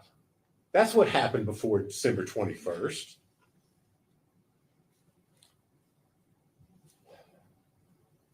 Ladies and gentlemen, before I speak further about the physical evidence that ties and shows that Miss Boswell is the one who is guilty in this case and who needs to be held accountable, I want to take you back to jury selection.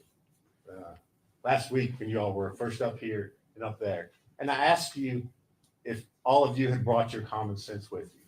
And if all of you, as you listen to the evidence in the case, would use your common sense. And everyone agreed that you would. And so I want to remind you of that. And it reminds you to apply that to the evidence that you've heard, the testimony that you've heard in this case. Because the defense wants to say that perhaps, again, speculating, it's a possibility that Evelyn just died one day in early December.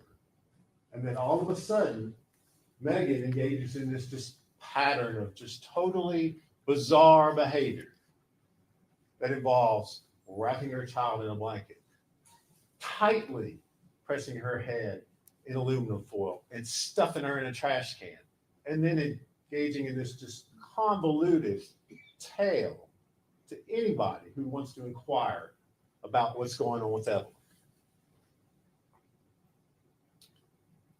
But it's a remarkable coincidence, isn't it, that all this occurs at the same time that she starts working at the chicken shack. And that she meets Hunter Wood. That Hunter Wood, the one who lives out on the lake in the big house. And remember,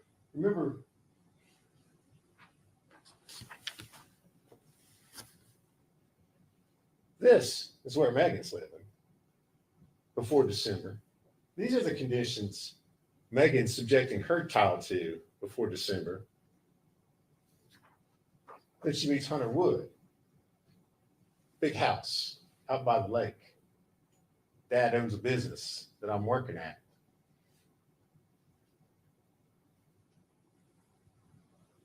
Remember the other things she's telling investigators as time goes on. Needed a break. Watching 3 kids. Remember, her mom had the 2 other young siblings. Needed a break. Was tired. When did Ethan Perry step up? I've been raising this kid for a whole year by myself. Probably a little bit of truth in there. A little bit of truth. But it's a remarkable coincidence. This kid, Evelyn, natural causes, just dies right at the same time.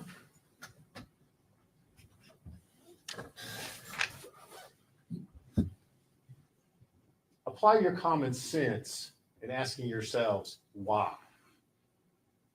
Why would Megan Boswell then start on December the 7th? She tells Bailey Hawkins, hey, it's just me. Ethan's grandma has Evelyn right now. December 7th. Remember, she starts Chicken Shack the 2nd, 7th, 5 days. 5 days later. Why does she start telling all these things that are obviously not true? I'm in a custody battle with Ethan. I don't have it. Evelyn's sick. She's got the flu. I can't bring her. Why does she do that? Why does a mom who, by everybody's testimony, everybody's, her friend Bailey Hawkins told you, I mean, yeah, she wasn't a perfect mom, but she did well. She did well. They all did. I mean, she's posting pictures on Facebook, Instagram. Everybody. Her own pediatrician, Dr. Pugh, came in here. Yeah. She's a good kid. We didn't have any concerns. Healthy, meeting milestones, an advanced child. Why does a mom who dotes over her kid, who won't even let anybody babysit, she's so protective of this child? Remember Erica Stacy? I mean, heaven's sakes. I mean, that's an ex-boyfriend's mom who is willing to babysit the kid so that her son can go on dates with her. She won't let her do it. She won't let her do it. She will not let her babysit. That's how protective she is of this child. So why? Why? Apply your common sense. She won't do it because she can't face the truth about what she's done. She can't face that truth. She can't look at that picture. And I'm not going to put it back up there for you. She can't face what she's done to that child. Discarding her like a piece of garbage. That's what she did. She can't face that truth. So she engages in just spinning all these stories to everybody. Everybody that comes with a story, she's deflecting that out because she doesn't want to face that.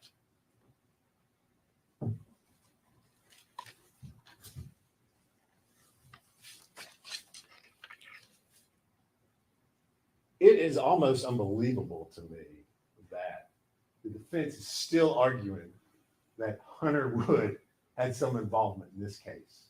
I mean, truly unbelievable to me that they're making that argument. That has no credibility, number one. And two, no proof whatsoever. Not a single shred of evidence has been presented in this courtroom that ties Hunter Wood to anything dealing with the death of Evelyn Boswell. Not one thing. It's all just rank speculation. Oh, well, because he's in a mental hospital, therefore he must have done something. Right? No. How many people walked up there, took that witness stand and said, oh, yeah, I remember when I saw Hunter and Evelyn and Megan together. I remember when I saw that. None. Nobody said that. How many people said, oh, yeah, I remember when I saw Hunter holding Evelyn at the chicken? No. Again, nobody said that. No evidence, nothing from that witness stand ever put Hunter with Evelyn. She evidently wants you to believe, again, and I'll put this picture back up there. She wants you to believe that Hunter And remember her when she's talking to Agent Fraley, that Hunter went over to her place. That's her place. Stayed the night with her and rolled over on the child. He's got a place over, nice place over on the lake, remember. But that's what she wants you to believe. When her breaking point, when she's finally telling the truth. Apply your common sense to that.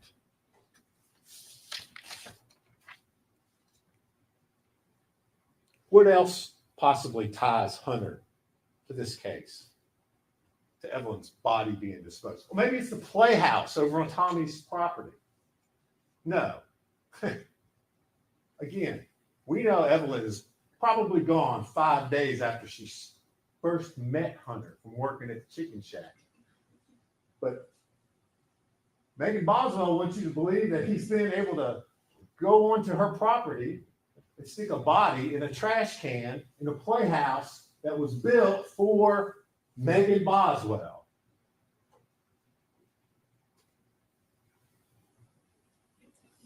Mr. Scott asked you, and I wrote it down.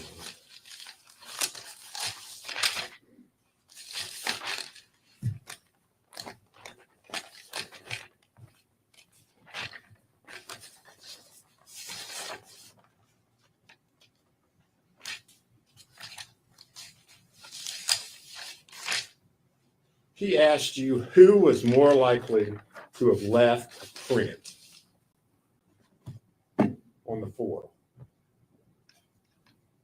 Well, I'll tell you who's more likely to have left a print on the foil.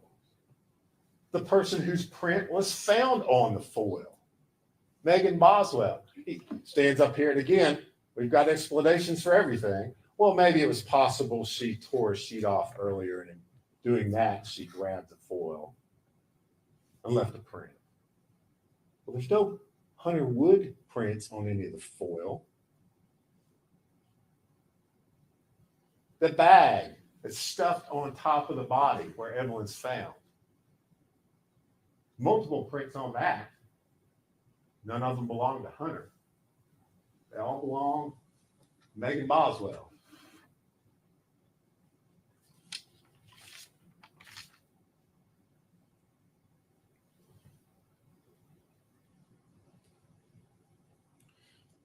He wants to say, and again, it's still beyond my comprehension that we're talking about Hunter Wood here. You know, why wouldn't Hunter give a DNA sample? I don't know. Perhaps because Hunter is being mucked up in Megan's world here. My gosh. Here I am dating this girl, and all of a sudden I got TBI agents asking me about a child that's missing and no explanation for it. Maybe that's why. And again, in this particular case, you heard from Agent Gray. What does it matter? There's nothing that was tested. All those things she testified to yesterday, all of them, all those things I handed up to her, that she analyzed, not one piece of them had any identifiable DNA on it that could have been tied back to Hunter. None. Everything was Megan's or Evelyn's or limited profiles. As I remember, I asked her if I gave everybody in the world's DNA to her, she wouldn't have been able to match any DNA to Hunter Wood. Nothing. Nothing. Everything connected to that body in the trash can comes back to Megan Boswell. And then, let's not forget, in the middle, while all this is going on, February 22nd, Megan's child's missing. They questioned Hunter.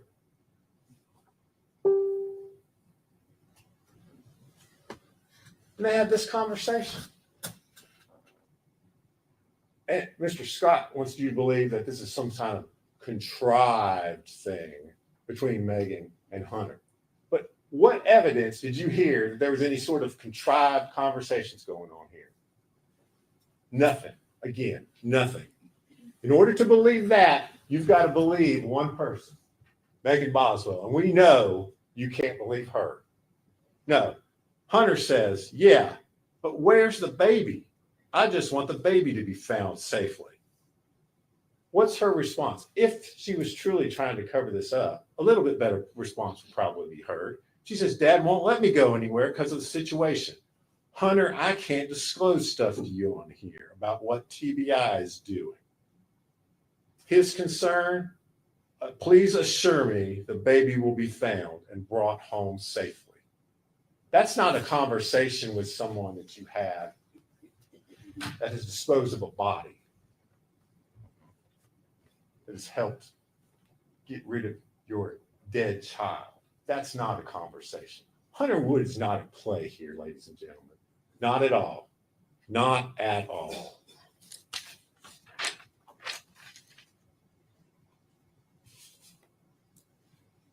Defense has also talked to you about these things that medical conditions that they questioned the medical examiners about yesterday. Possible things that might have caused Evelyn to just suddenly die of natural causes. A perfectly healthy child. Again, he's asking you to speculate about possibilities. But we don't decide this case on possibilities. And if you think about it, ladies and gentlemen, you didn't hear from just 2 doctors about Evelyn's condition, about what kind of a child she was. You heard from 3 doctors. Her pediatrician testified in this case too. And what did she tell you? Evelyn was a healthy child, advanced, had met all of her milestones. Any concerns about her health? No, her concern was that on December the 5th, she doesn't show up for her year checkup appointment. She's a no-show. That's her concern, not Evelyn's got tongue-tied. I'm concerned maybe she's going to die from SIDS. Not, oh, she's got some sort of reflux going on. I'm afraid she might be at risk to just suddenly die one day. That's not her concern. And remember, and Mr. Scott didn't talk about this because you don't want to talk about it. I asked Dr. Malushnik yesterday about statistics. This wasn't just her opinion. These are statistics kept by the Department of Health in Tennessee about the number of kids over 1 year of age who die in rollover deaths. Entire state of Tennessee last year, none. Entire state of Tennessee last 10 years, none. But yet they want you to believe that's a possibility in this case. She's the first one, ladies and gentlemen, evidently, the first one. No, it's not a possibility. You decide this case on the evidence that you've heard and the testimony you've heard from that witness stand. And the testimony you heard from 2 different medical examiners said this child died from asphyxiation. That's what they told you. Both of them told you that. He said they had contrary opinions. They didn't have contrary opinions. One of them had a little stronger opinion, but they both had the same opinion. They both told you the cause of death was the same thing, asphyxia. All the evidence in this case points to one person alone as being the person who caused that asphyxiation. And that is Megan Boswell. This wasn't an accident, ladies and gentlemen. It wasn't an accident at all. You've got lots of evidence of premeditation sitting over there in that box. This isn't a little piece of tin foil. This isn't foil like you stick around a baked potato and stick in the oven. You saw it. You saw the photographs, and the foil's in there. Pull it out. It's a big old piece of foil. Mr. Scott wants to suggest maybe it was sitting down in the trash can. Somebody pulled it out. Nobody's using that much foil. Use your common sense.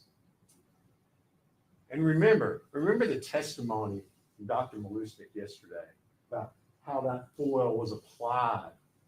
That blanket, so tight when they're taking it off, the impressions left on that child's face. the foil, how painstakingly slow they had to pull it off because it was tightly compressed around the child's head. I submit to you, that's premeditation, ladies and gentlemen. That's intent. That's not an accident.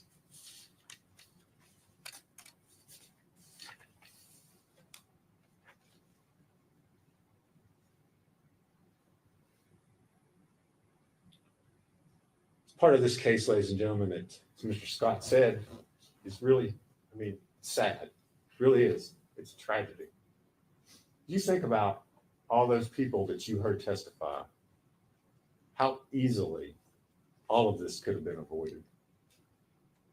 All these people, Bailey Hawkins, Audrey Gibbs, Casey Saltz, Gail Kite, Paul Miller, Erica Stacy. Any one of those people would have taken that child. All this could have been avoided. But Megan Boswell only cares about one person, and that's Megan Boswell.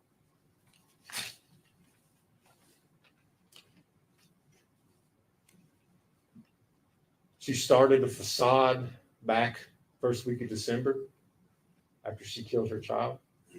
She created this world, this web, you've heard it called. That's a pretty good description of it. It's a web. It traps and ensnares everybody that she comes into contact with. She started this facade back then, and it's continued and continued and continued. And she brought it into here to this courtroom in front of you. And she's trying to get you all to believe the rollover, believe the accident, believe my child died of natural causes, and that I just flipped out and engaged in this totally bizarre behavior. But in order to do that, you have to ignore the evidence in this case. You have to ignore the forensics that place her and her alone as the perpetrator of this crime.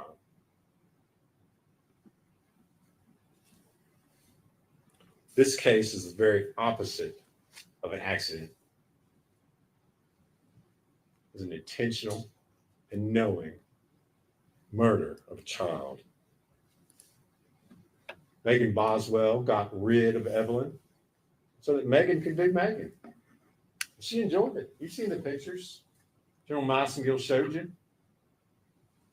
Hanging out on Blowing Rock, going to the aquarium, Super Bowl party.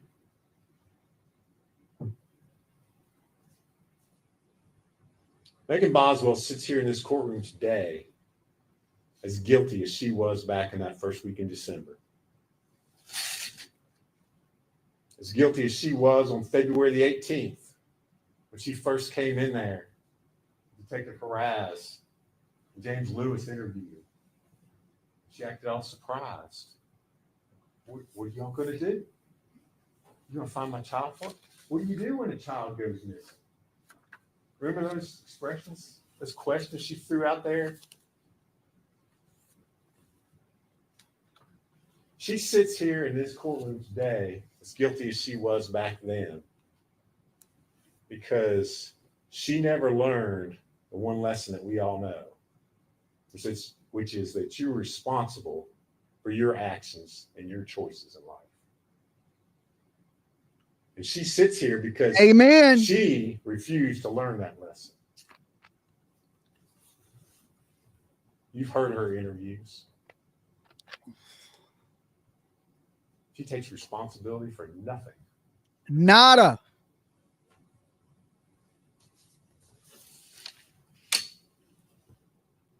But today is the day that you get to hold her responsible for those actions. Amen. For her poor choices and decisions.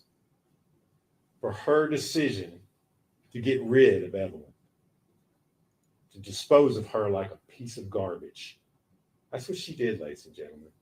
She disposed of her child like a piece of garbage. She did. But her poor choices and decisions have a price, and they have a consequence. The state has proven to you over the course of the last week, Megan Boswell was guilty, first-degree murder, false report, tampering with evidence, and failing to report that death to authorities. We ask today that you hold her responsible for those poor decisions by finding her guilty as charged.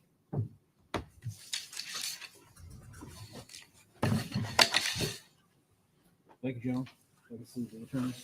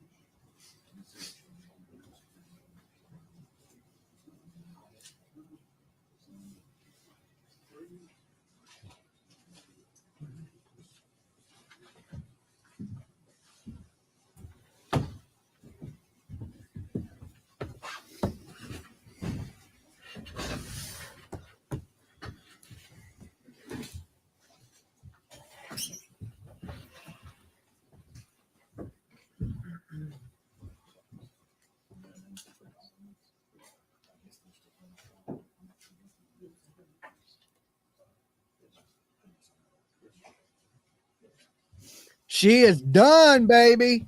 Cooked. She took the glasses off now. Mr. Hyatt, Mr. Selner, Mr. Arnett, you're the three alternates. She definitely looks scared. Look at her eyes, how big they are. Look like an owl. Just leave them in the seat. That'd be fine. And your notes as well. We'll just take care of them. But no tears.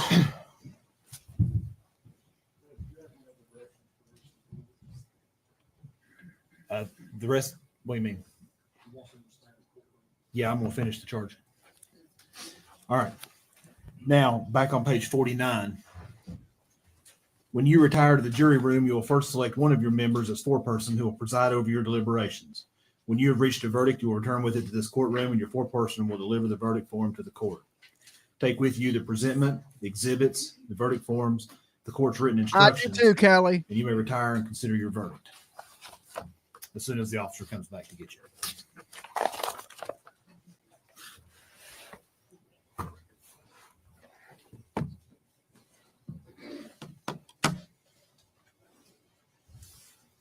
The jury will be back in 30 minutes. I think so too.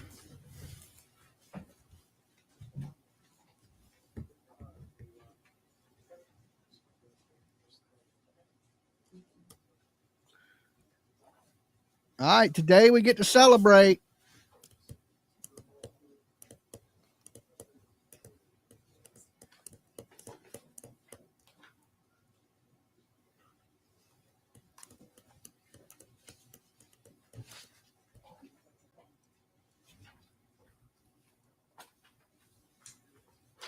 Chicken House Hunter new sale.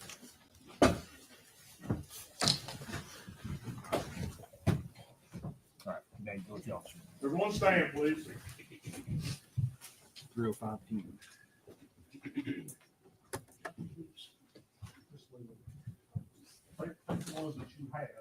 Right. Stay on jury watch? Maybe.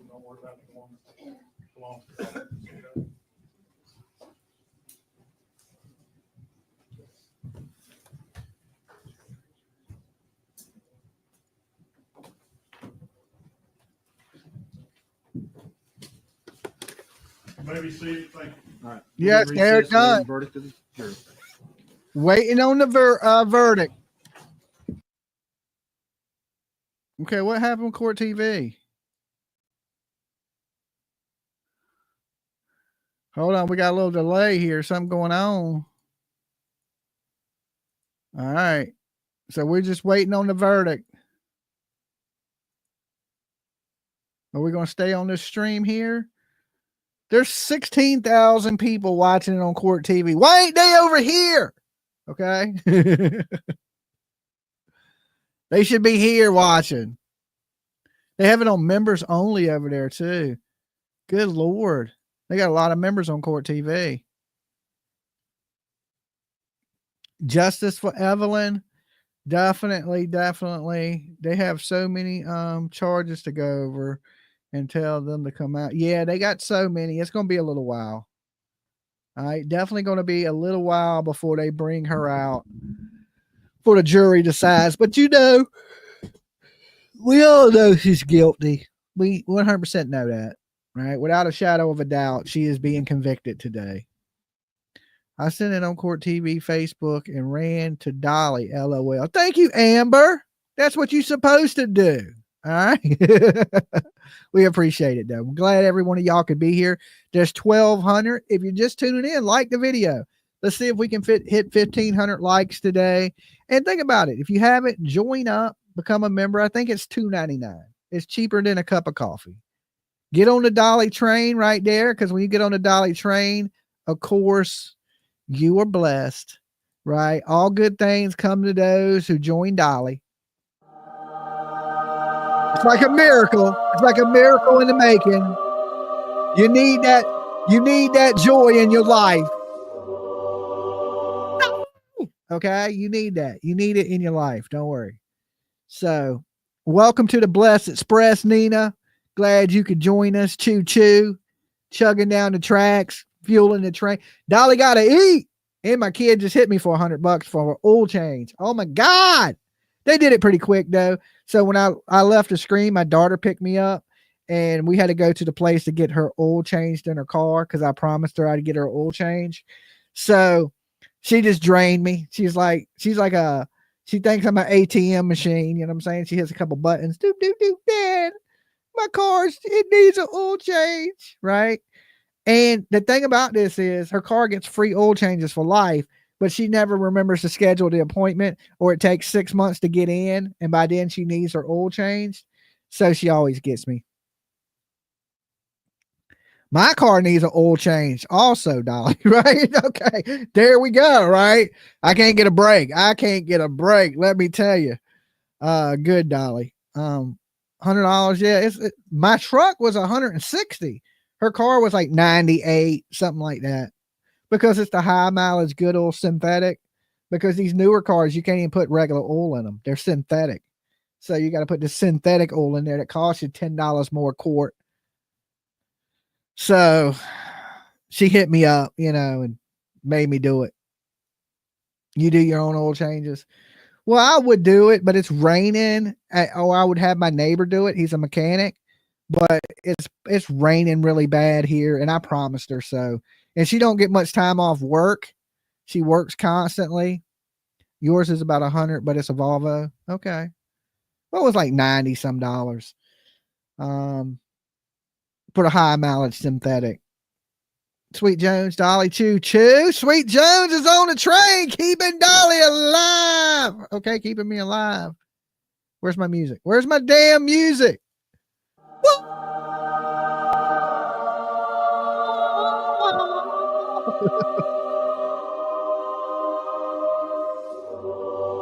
The car light to do oil has been on. Okay, well, we might need to check the oil in there at least. You might need to take a look at it. When we get here, I got to go to the store anyway. I got to buy you something for Valentine's Day. So, we'll run out to the store this evening. Sweet Jones says she loves it. It's the gates of blessedness opening up for you to let you onto the Blessed Express. Okay. Flattered by butterflies. Or is that flutter? Let's see. I don't have my glasses on. Something by butterflies. $1 membership. All right. That gets you on the train. Welcome, my child. Board the Blessed Express. When you get on the Dolly Express, you're definitely blessed. Okay. You're blessed. Good things come to those who board the train. Okay. You want good luck in your life? Get on the Dolly Express. All right. That's all you need to do. Having a bad day? Get on the Dolly Express. Thank you, Dolly and PJ, for bringing us through this. Okay, it's been, a Granny Bassmaster's been a member for 19 months. Good Lord. Good Lord. Let's open the gates for Granny.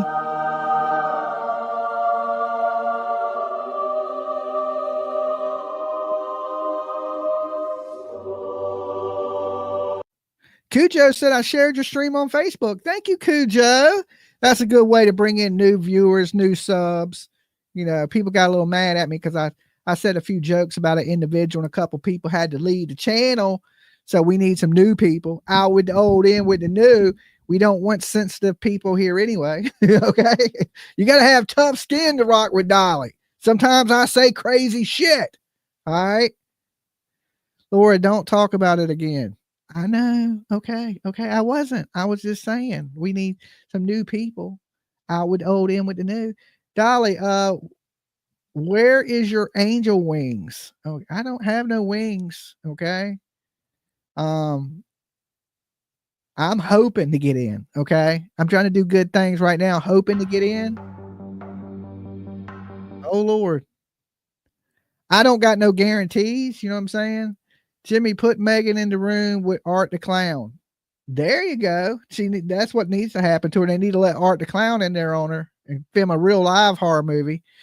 True Coffee and Guitars. I said True Coffee. I must need some wake me up. True Crime Cars and Guitars is jumping aboard with us. Okay. Let me close this window. There we go. On the Blessed Express. You ain't blessed unless you own the Express. All right. Dolly! I kind of like saying that. It has a good ring to it. Has she been in court jail all this time? Has she been in court jail? She's been in regular jail all this time for 5 years. Don't count out all us older viewers, Dolly. We still here. You're right, but you're not far from hearing this. I'm playing.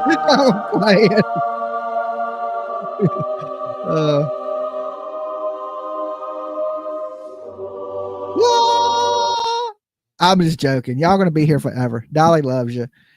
The happy jalapeno. All right. Thank you so much. Thank you. Let's get you on the Blessed Express. We're boarding. Come aboard, my child. Good luck is going to fall upon you. Okay. That's what I hear. You're awesome, Dolly Vision. Pray you will make it. Right. I pray I'll make it too. I'm in the same boat. Right. I'm in the same boat. That's why I've been trying to be a good person, because I don't know how long I got. Dolly giving out angel wings. There you go. Get your wings today. Get on the bus. Right. The train. I said the bus. All right, we got a Dolly train and a Dolly bus. The bus just gets you there slower. Go back for the verdict. The verdict, they're in limbo right now. We're on jury watch. Okay. My free chocolate arrived. Awesome. Oh no, sugar. Dolly is going to live forever. Hopefully. Okay. Hopefully they're working on cyborg technology right now. Elon Musk. And I want to be the first patient. Okay. Put my brain into a robot and Dolly lives forever. When is Turtle Island? Turtle Island is this Thursday night. Okay. 9:45 is when the Caffeinated Duchess. See, I knew there was some coffee involved.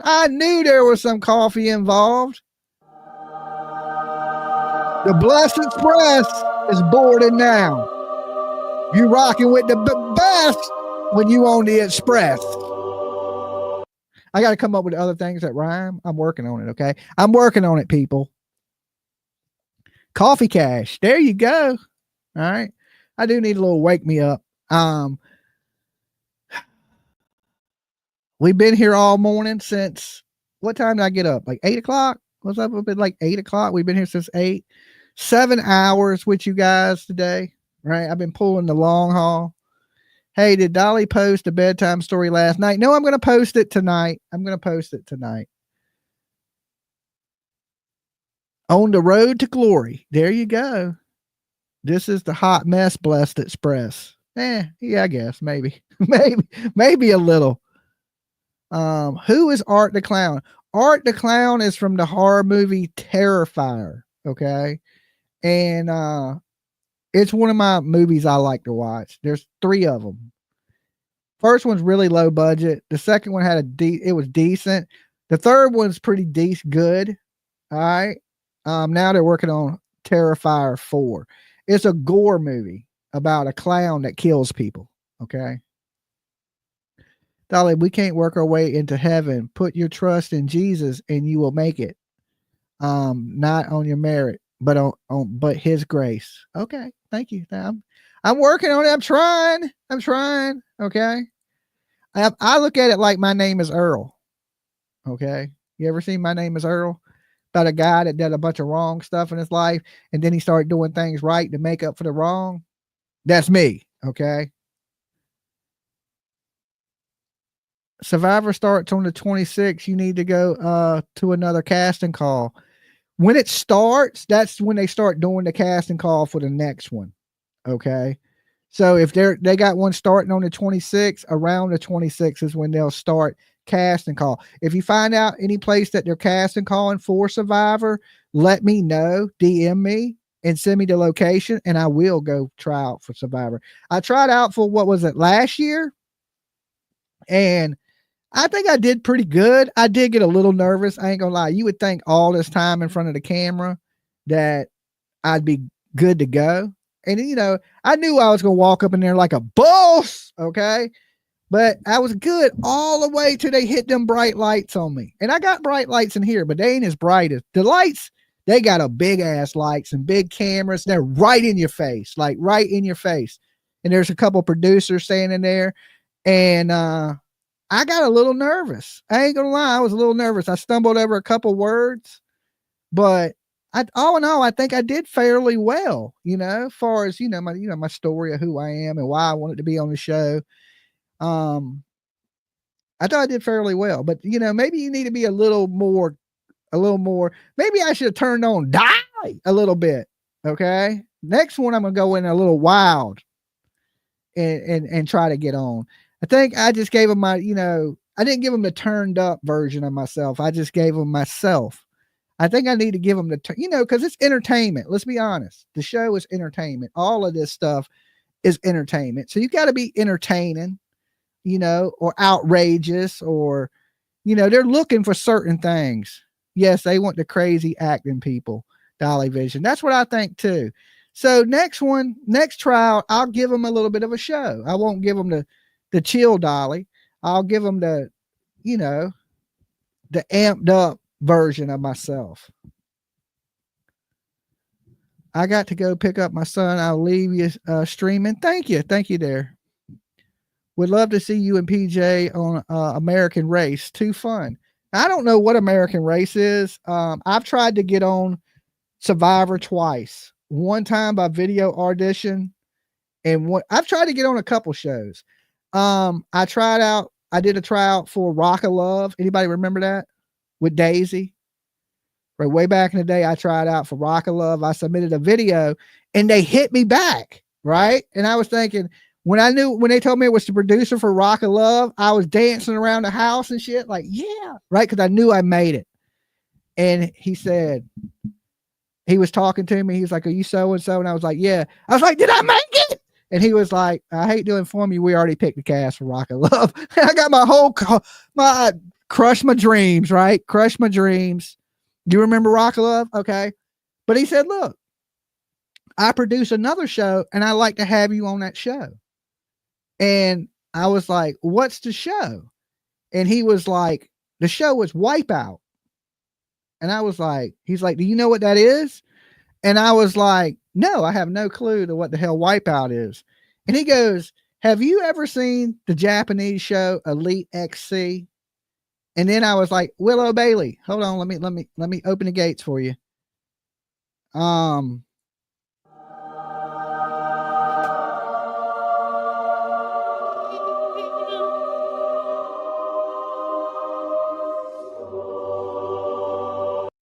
Okay. So he was like, have you ever heard of, I told him, no, I had never heard of Wipeout. And this is when Wipeout first started. Okay. It wasn't like a big time thing. It's big now. Like people know what Wipeout is now, but at that time I didn't know what Wipeout was. It's the American version of Elite XC is what it is for anybody that used to watch the Japanese show Elite XC. And he was like, you know, it's open only to California residents, but I think you would be great for the show. And I was trying to put it together. I was like, Elite XC, where, you know, where you do the running competition, you kind of do the obstacle course. And he was like, yeah. I was like, yeah, I'll do it. And he says, well, we'll pay you $1,000. That was the pay in the beginning, was $1,000. He's like, I'll pay you $1,000. And I was like, well, you know, I'm not from California, right? And he's like, yeah, I know you're not from California. I was like, well, are you going to pay for my plane ticket? Right. And at the time, a plane ticket to California I was looking it up, it was like six something. And time I paid for hotels. And this is what he told me. He said, you film for 3 days. We film you doing the obstacle course, blah, blah, blah, blah, blah. And we may air it, we may not. So I told him, I said, well, look, the $1,000 pay sounds good, but time I pay for a plane ticket, that eats up all that money. It's gone. I'm really not getting paid nothing to do the show. Right. And listen, Dolly don't do nothing for free. I don't do nothing for free. I just don't. Right. So I said, look, I tell you what, you give me $1,000, you pay for the plane ticket, and I'll come do the show. Right. In the hotel. I wanted the hotel, the plane ticket, and the $1,000, and I'll do the show. Okay. And he was like, well, I got to check with it was the director that called me. He said, well, I got to check with the producers to see if they're willing to do it. Right. Or it may have been the other way around. I'm not quite remember. And so a couple days goes by, and he calls me back, and he's like, look, they will not pay for the plane ticket because it's open to California residents only. Right. But if that's the case, then why are you calling me outside of California? You know, I'm on the other coast. All right. But he said something about my profile he liked. And I was like, he's like, we can't pay for the ticket. Are you still willing to do it? And I was like, nah, no, I'm not. And I was scared to fly. Right. Remember, I didn't fly. Remember y'all first started watching me? I didn't fly at all. So they wanted me to fly out to California to shoot this show. And I was like, if you ain't going to pay me, there's no way I'm going to get on a plane, spend all the money you paid me, get on a plane and pay for a hotel, have nothing, and have to face the fear of flying. It wasn't worth it to me. I was just like, no, I ain't going to do it. So I ended up not doing Wipeout, but I could have already been on a TV show, Wipeout. I tried to go, I didn't try out for Wipeout. I tried out for Rock of Love. So it ended up that Rock of Love is the same directors and producers that produce Wipeout. So, and you know, you would think they'd pay you a little more money than that, right? Because I know if you show up, if you make it past day 1 in Survivor, they pay you $35,000. I bet y'all didn't know that, did you? I know that because I tried out for Survivor twice. You make it past day 1 in Survivor, they give you $5,000 if you make the show. Okay, automatically $5,000.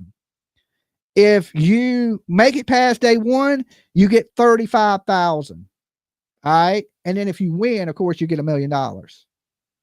So, or it's 100,000. I can't remember. I think it's $1 million. So I've been trying to get on Survivor because really on Survivor, if I make it past day 1, we're talking $35,000.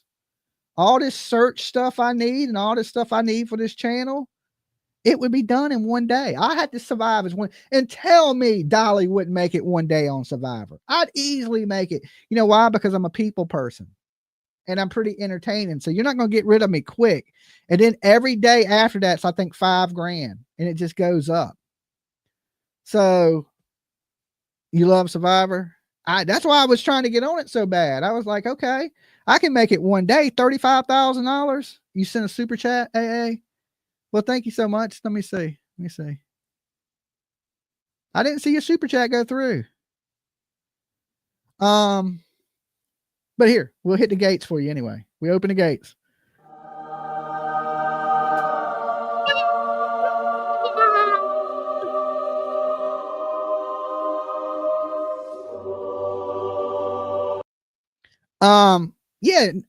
Survivor's a good paying show.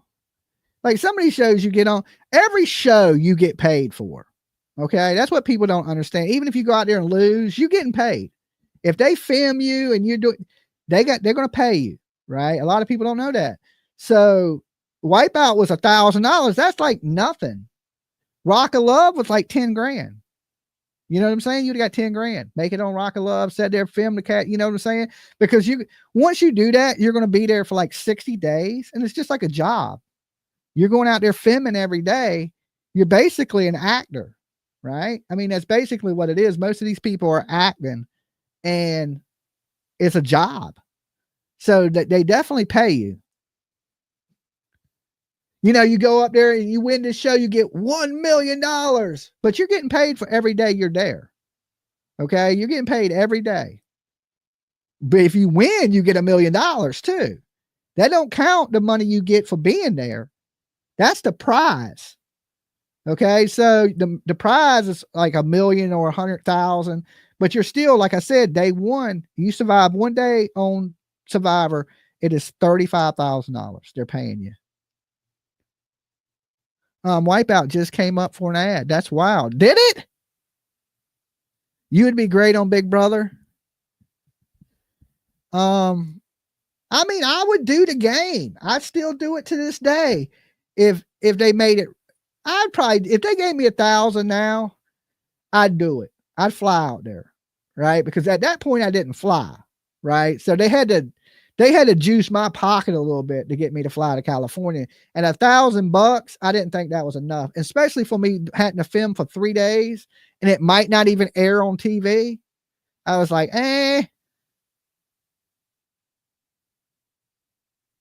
I'm wild. I have the craziest stories. Well, I try different things. I put that, you know, like I was going to try out in Greenville, Kentucky for Survivor, but I was in Fruitland, Idaho, okay, searching for Michael Monkey Vaughn. Tryouts were in Greenville, Kentucky, and the closest airport was Nashville. Okay, so I called the airport and they didn't have any rental cars. I couldn't get a car. I had no transportation. So when I was in Idaho, I realized, damn, I'm not going to be able to try out in Kentucky. So yeah, definitely if y'all hear about a Survivor trial, I don't care where it's at in the country, let me know. My dad loves Wipeout and they get hurt off, and Dolly, that would be like you being, I missed what you said. Like you being back in full body cast. I don't know why I bother. Listen, even though the big boxing glove comes out and punches you, I could take a blow. Cause that was shit. I don't even think Tiff was like a small child when they offered me that. Okay. So back then I could have done it. I could still do it. Ain't you forgetting, with your heart, Dolly? The doctor didn't tell me I couldn't do nothing. All right. They just said, watch it. Like, you know, eat right. You know, it was a blockage. It don't mean my heart don't work. I could do it. I wouldn't want to do nothing too challenging, but yeah, I'd be fine on a game of Survivor. You know, what do they work? You know, they do a little bit of stuff. It ain't that bad. The doctors didn't say I couldn't run or work out or any of that stuff. They did tell me don't hike up a mountain. That's what they said, but that's right after I had my heart attack. Okay. So I could do it. Oh, we were talking about Wipeout. Greenville, Kentucky is a very small town. I've never been there. I was going to go there for Survivor. They had it at the college. It was a baseball field at the college, and I couldn't get a rental car. See, Sweet Jones says I can do it. I got faith in you. I'm still going to try out for Survivor. So I tried out for the last one. And if it pops up again anywhere around here or anywhere that I hear about, I'm going to go out and try it again.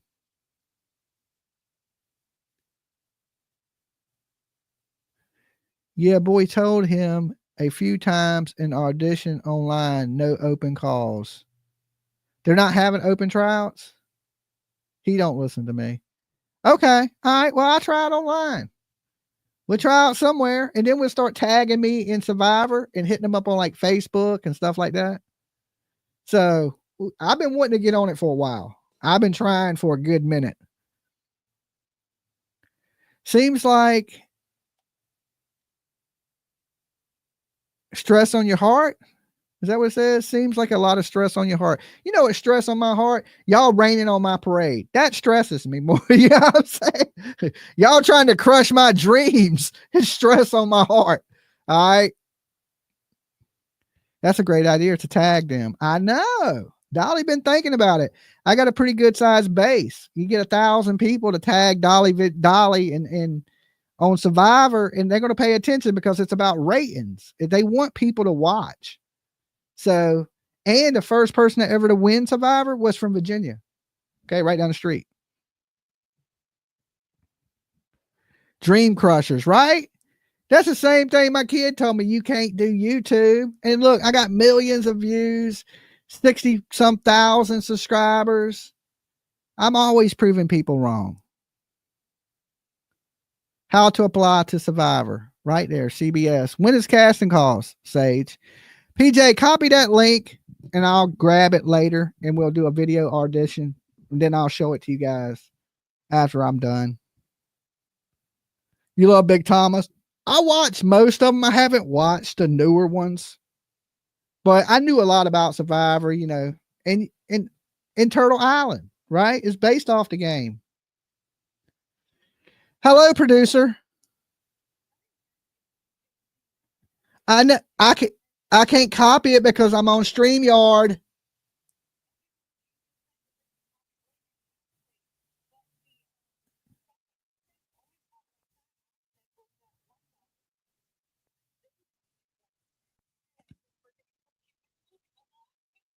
I know, and I went and did it. I wasn't talking to you.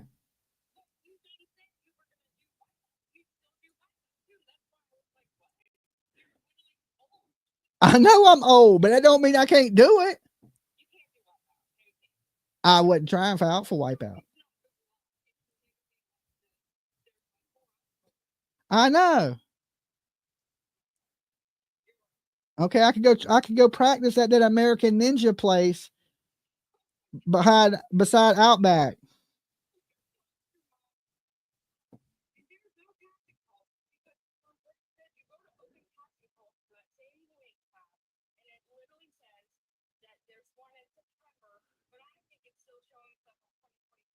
Oh, okay. Okay, when did I try out for it last time? April. Okay. Last April.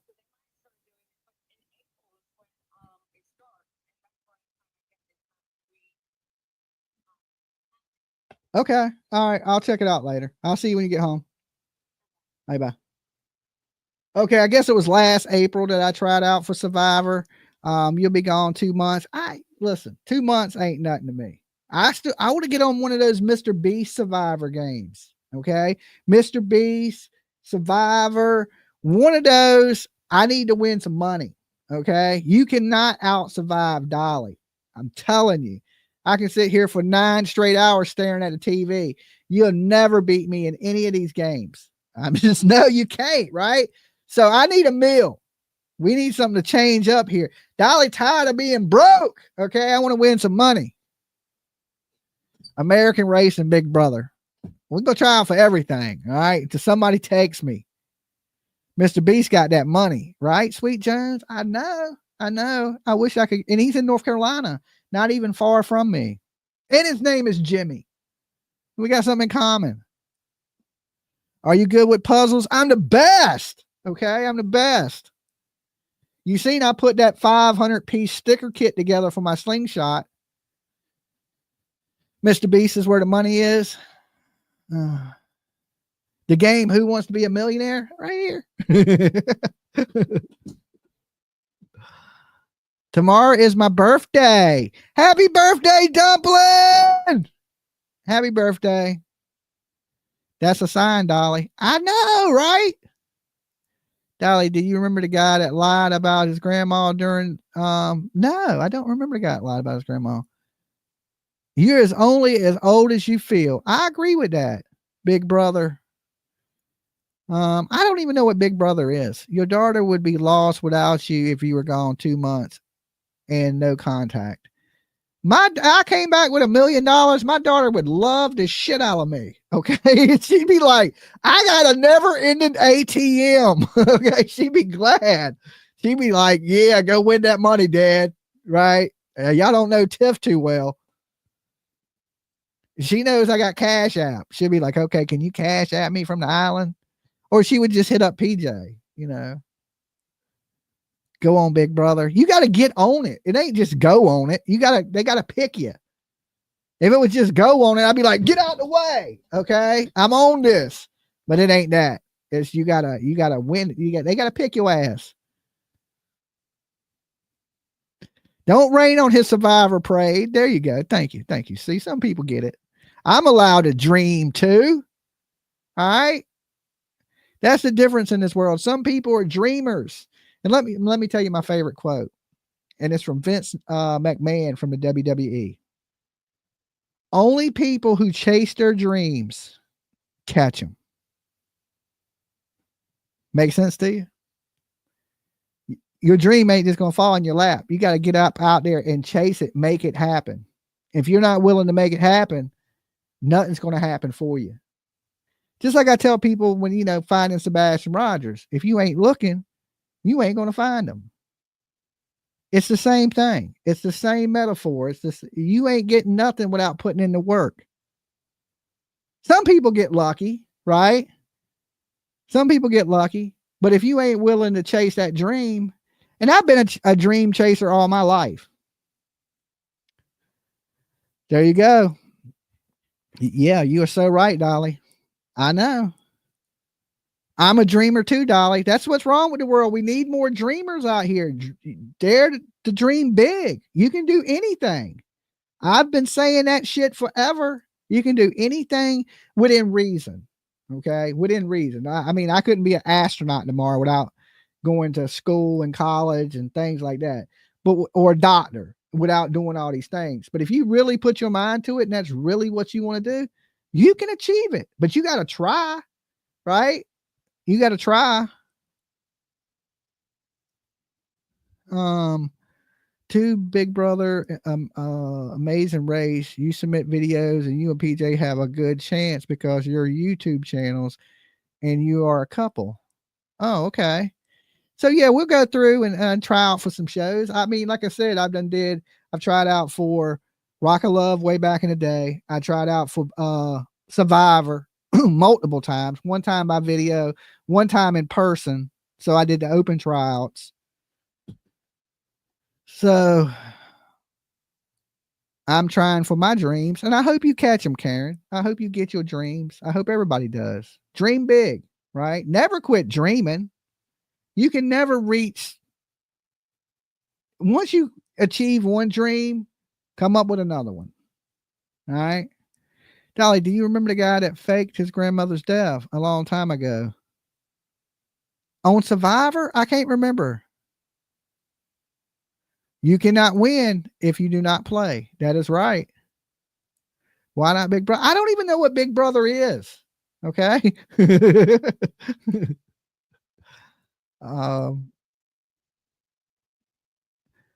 Boy, he wouldn't. Maybe if a lot of money. Now, here's the thing. Whatever I do, to show my ugly likeness, they got to pay me. I'm going for the sure thing. I don't really care if I win. I care that I get that first 35 G's. And then after that, I'm going to try to win. Okay. I'm definitely going to try to win, but I'm trying to get that 35, baby. I need that money.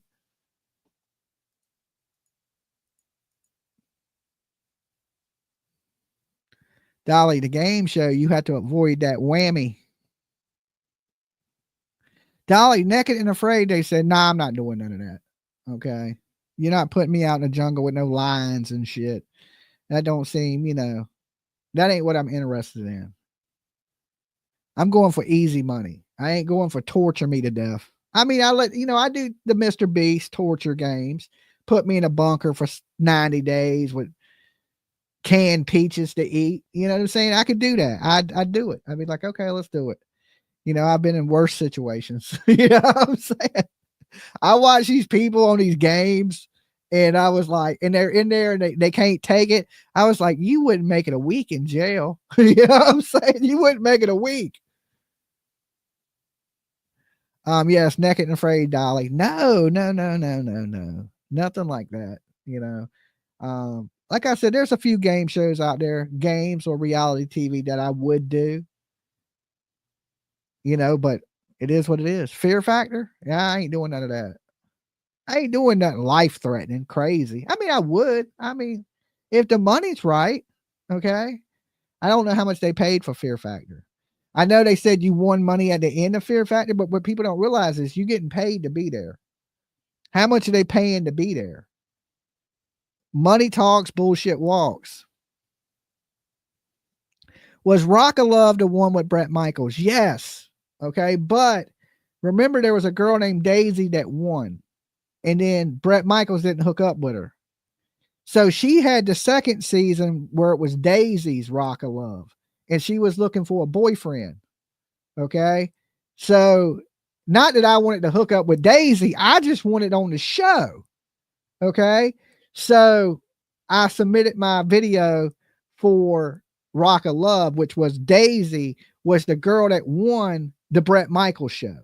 Daisy won. Bret Michaels picked Daisy. Then Daisy on the next season picked the guy. So that's how it worked out.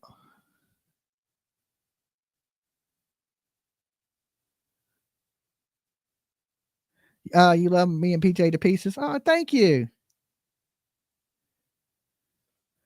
I could win on Let's Make a Deal. I like to be on The Price is Right. Love Bret Michaels. Cool. I like Bret Michaels. I went to his show. I wanted to meet him. You know how much they wanted to meet? You had to pay to meet Bret Michaels because it was like a charity event. And if you wanted to meet him, it was $400. And I just could not pay. I couldn't bring myself to pay $400 to bring, because he has like single cell or sickle cell. He has something wrong with him. So he always does these charity events. And it was $400 to meet Bret Michaels. And I just couldn't come off $400. So I didn't get to meet him.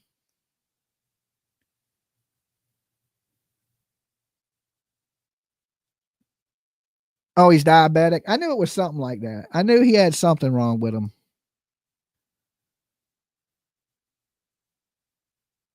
Big Brother, yes. I had to look it up. I've never seen Big Brother. He wears a wig too. I mean, come on. He's 50 some years old. I mean, your hair only stays in your head so long.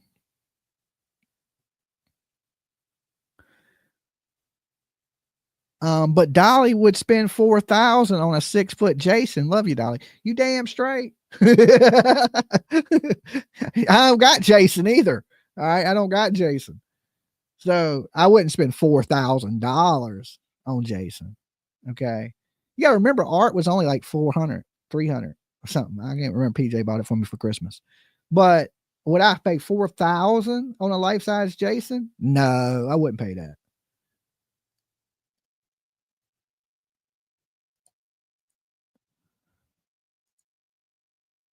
He's probably 65, I think. I mean, I was listening to him when I was a kid.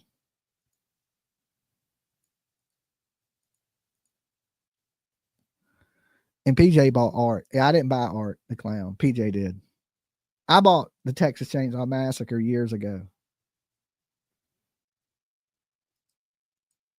Deal or no deal, I do that. Okay. It was Vince Neil's plane, yeah, that crashed. What happened? Is she guilty? We don't know yet. We're on jury watch, verdict watch. Brett Michaels had a brain hemorrhage. My friend Dave, aka 12 Pack, was on that show. You met him for free. I mean, I'm sure you can meet him if you went to one of his concerts or something. I went to it, like, I guess it was a charity event thing. And I guess all the money went, it wasn't like Poison, it was just Brett Michaels. And all that money went to charity. They said his girlfriend was on the plane.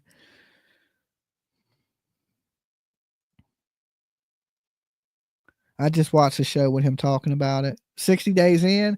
I'd do 60 days in. Let's do it. Sign me up. I don't know how much they pay. I know they pay pretty good though. So yeah, I'd do 60 days in. Quick. I watched 60 days in too. So yeah, I would do it. I'd do 60 days standing on my head. You could put me in there with gangbangers for 60 days and I'd do all right.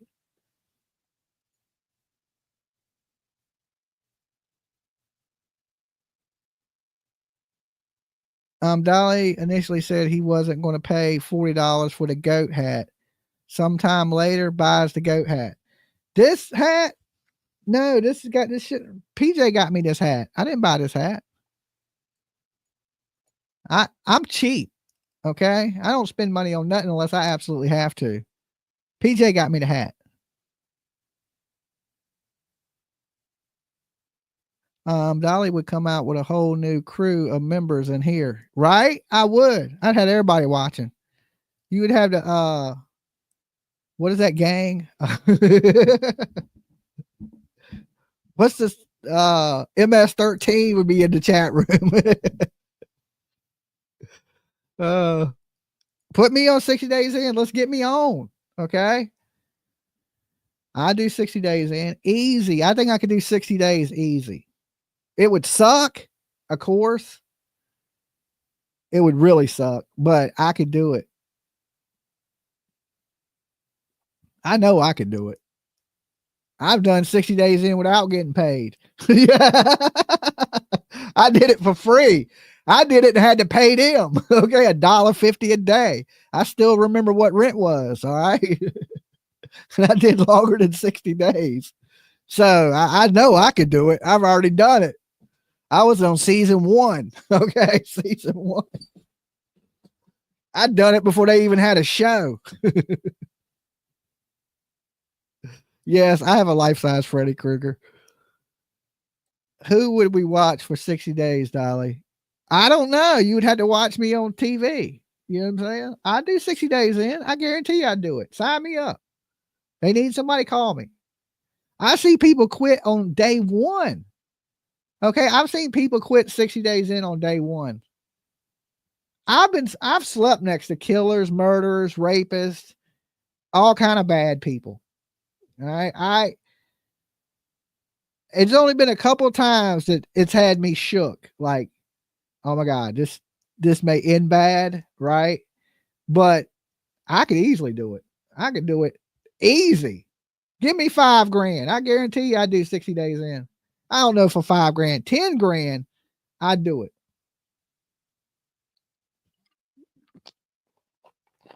And I know they at least make that on the show. Okay, at least 10. Because Survivor pays you $35,000 for doing them 2 months on the island. So I know they'd pay you almost 20 G's to do 60 days in. And of course I would do it. Quick. All right. I'll be the first one on the bus. Here's my hands, handcuff me. Let's do this. Turn the cameras on. Let's go. Let's rock.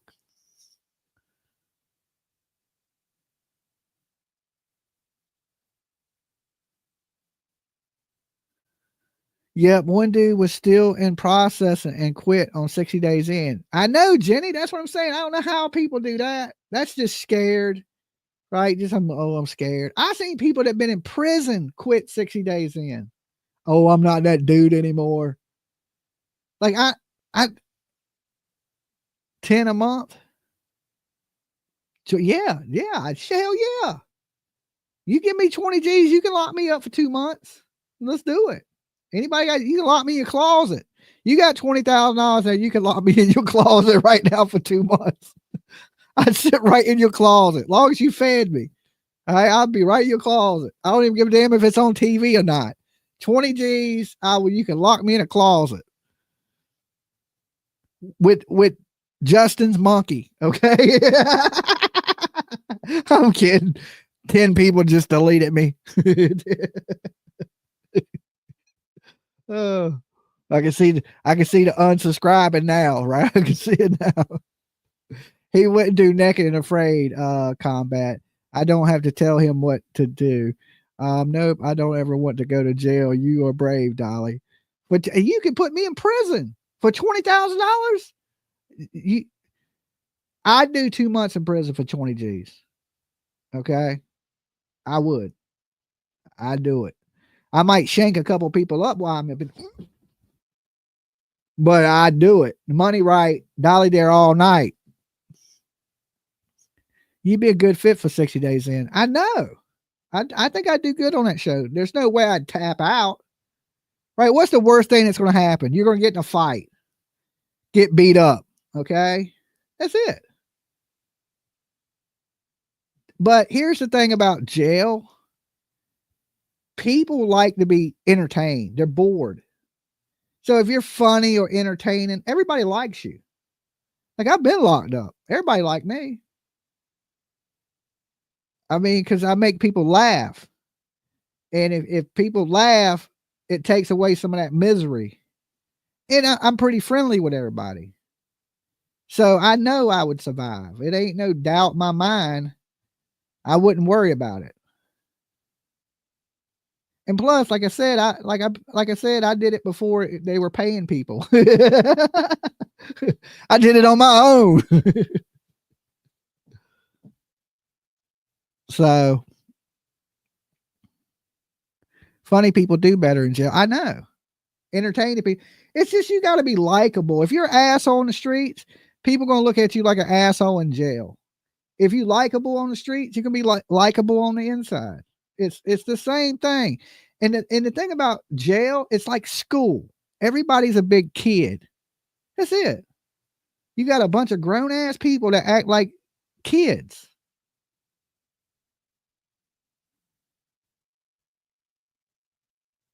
I miss it. How is your heart now? I'm doing okay. I'm still alive. I'm still breathing.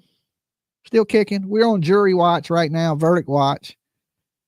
Trying to see if they come back pretty quickly on this case or not.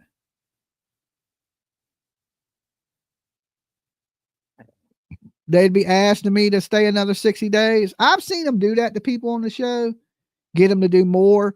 The money, right? I mean, it's money. I wouldn't want to do more than 60 days, to be honest with you. 90 tops, and that would have to be, you're talking 50 grand for me to do 90. You would have to pay me. So, but if they were willing to pay that, I'd do 90. I'd do straight 3 months.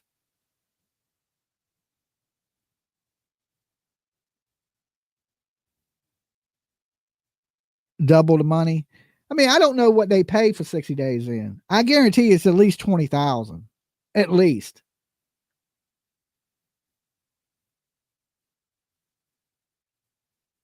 The jury has been out less than an hour.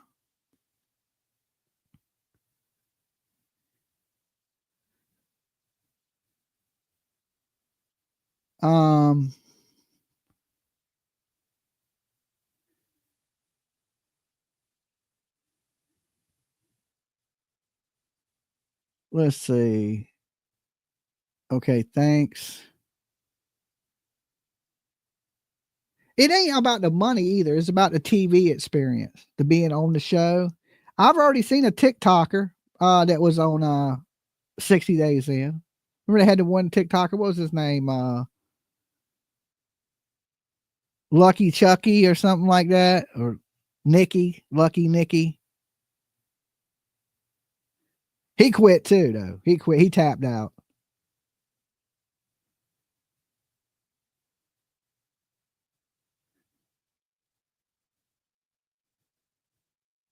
Especially if it wasn't a bad jail. Like I watched the one in Amish Town, not Amish Town, but Mormon Town. I was thinking that'd be an easy 60 days in. That's just like a Savannah. When I was in the bullpen there in Savannah, I was in there with all gang banging ass dudes. Gangs are bad in Savannah, right? Even in there, you could tell everybody was bloods in the cell with me, you know? It's just basically how you carry yourself. You know, that's all it is.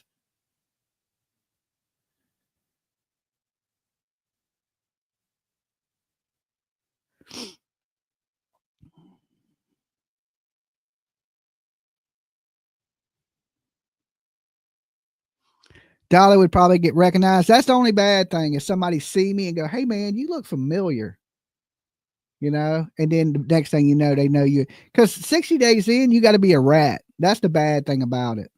Now, I have seen a dude do 60 days in and he wouldn't tell nobody nothing at the end. He wouldn't say shit. Did you see anybody doing drugs? Nope. He just did it, got paid. He didn't rat at the end. Because that's what they ask you to do, is to tell them how drugs are getting into the building, who's doing what, you know, so you can't, you know, they basically paying you to be a snitch. That's why it's dangerous if you in jail and you snitching on people, or they recognize me from YouTube. There is that possibility.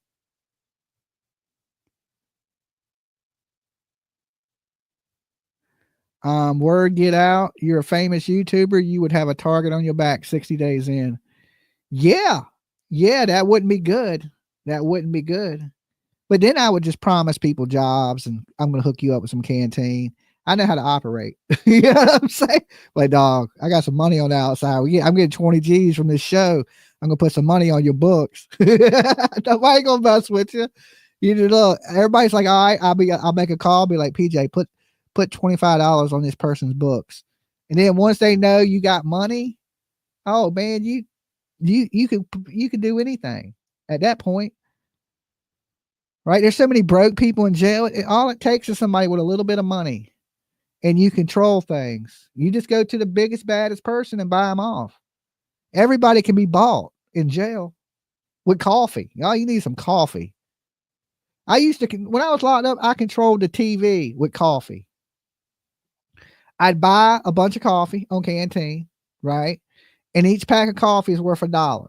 That's how they work it. That's the currency in jail. It's coffee. Anybody been locked up? They'll tell you exactly what I'm telling you. Currency in jail is coffee, oodles, and noodles. Each pack of oodles and noodles is worth $1. Pack of coffee is worth $1. So what you do is each week, each pod would have the TV. They would get the remote. So I go to the pod, and the person that runs that pod, you go to them and be like, hey man, I'll give you 5 packs of coffee. You let me get the remote. And then they sell you the TV. And then that way I could watch The Walking Dead, and I would watch The Ultimate Fighter, right? That was my shit when I was in jail, right? So you just buy off the people. And then look, I bought off so many people in jail with coffee that they would come to me and ask me, could they watch TV? They had forgot whose day the TV belonged to. I had the TV for so damn long. Okay. So they'd be like, hey, can we watch, and I'd be like, yeah, man, ain't even my day. Right. I had bought the remote so many times that people would just be like, hey, Dolly, can we watch this? And then the bad part was I put in for trustee, and then I had no power whatsoever to the TV. But when I was upstairs in the pods, I pretty much controlled the TV. Molly was on wife swap. Yep. You just got to know the program, how everything operates. If you know the game, you can't play a game unless you know how to play it, right? And I learned a lot. Anybody know who Pernell Whitaker is? Anybody know? Anybody know who Pernell Whitaker is? Sweepy Whitaker. Sweepy Whitaker is the boxer from Norfolk, okay? And he has an uncle named Herman. I heard Herman passed away. So Sweepy Whitaker's passed away too. He got hit by a car. Okay. So I was locked up with Herman Whitaker, which is Sweepy Whitaker's uncle. Okay. And he had been locked up so long, he knew every little thing to make money in jail. Like he washed clothes. He controlled the washer and dryer. So if you wanted your clothes washed, you would have to pay him like a bag of chips, a bag of cookies, or something like that to wash your clothes, or to skip the line because he had the washers always tied up. So he would have bags of food, bags and bags of just cookies, chips, oodles and noodles, whatever you needed, he had, right? And he slept next to me in the next bunk.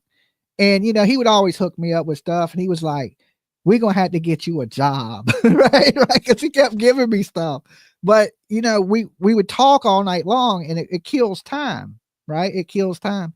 And so he was like, yo, you're going to be the babysitter, right? And I was like, the babysitter? He's like, yeah, because people go to court every day in jail, right? In the pod, there's 120 people. So usually every day, a couple people have to go to court. And when people go to court, people steal their shit out their bags. So a babysitter sits in the room with the bags during court hours. Okay. So then what would happen was everybody would bring me their bags and I would have to sit with them. Okay. These zip up bags that you keep your food in your canteen in. So say 5 people went to court that day. Each person had to give me one item from the bag. Okay, like a bag of chips, a pack of oodles and noodles, maybe like some tuna fish, one item to watch your bag. That way nothing gets stolen. The bags are never unattended. Somebody's always there with the bag. So Herman Whitaker turned me on to that hustle when I was in jail because I didn't have no money at first, right? Because I had just got there. So I was the bag babysitter, and I would just sit there with people's canteen while they were in court.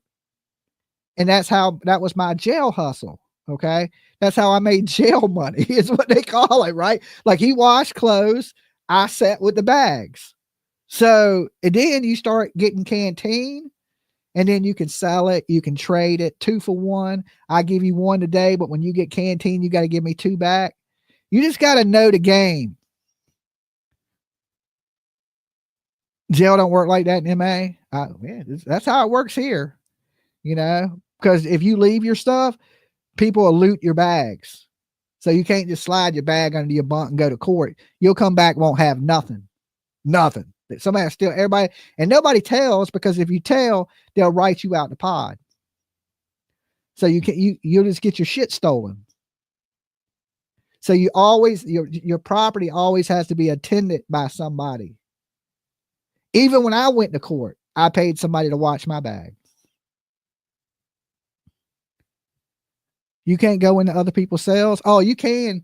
It depends what pod you're locked down on here. Like if you're green band, okay, which is misdemeanor charges, like, you know, nothing bad.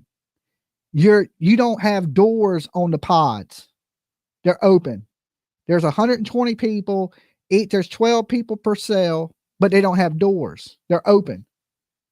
Right. And it's like almost like a college dorm or a military dorm, kind of set up like that, where you got 12 people in this pod, 12 people, 12 people, 12 people. And then upstairs, you got 12, you know, or 8. It might be 8. 8. You know what I'm saying? Like that. And you can walk between the pods. And at 10 o'clock, when lights go off, the deputies leave. There's no deputies that guard you at night. If you're green band. Now, if you're red band, okay, which is felony charges, you're in a pod with 120 people, but then there's each cell at 10 o'clock locks the door. So you're locked in there, okay, with the people in the cell. And then in the morning time, that cell opens up and you can come in and out.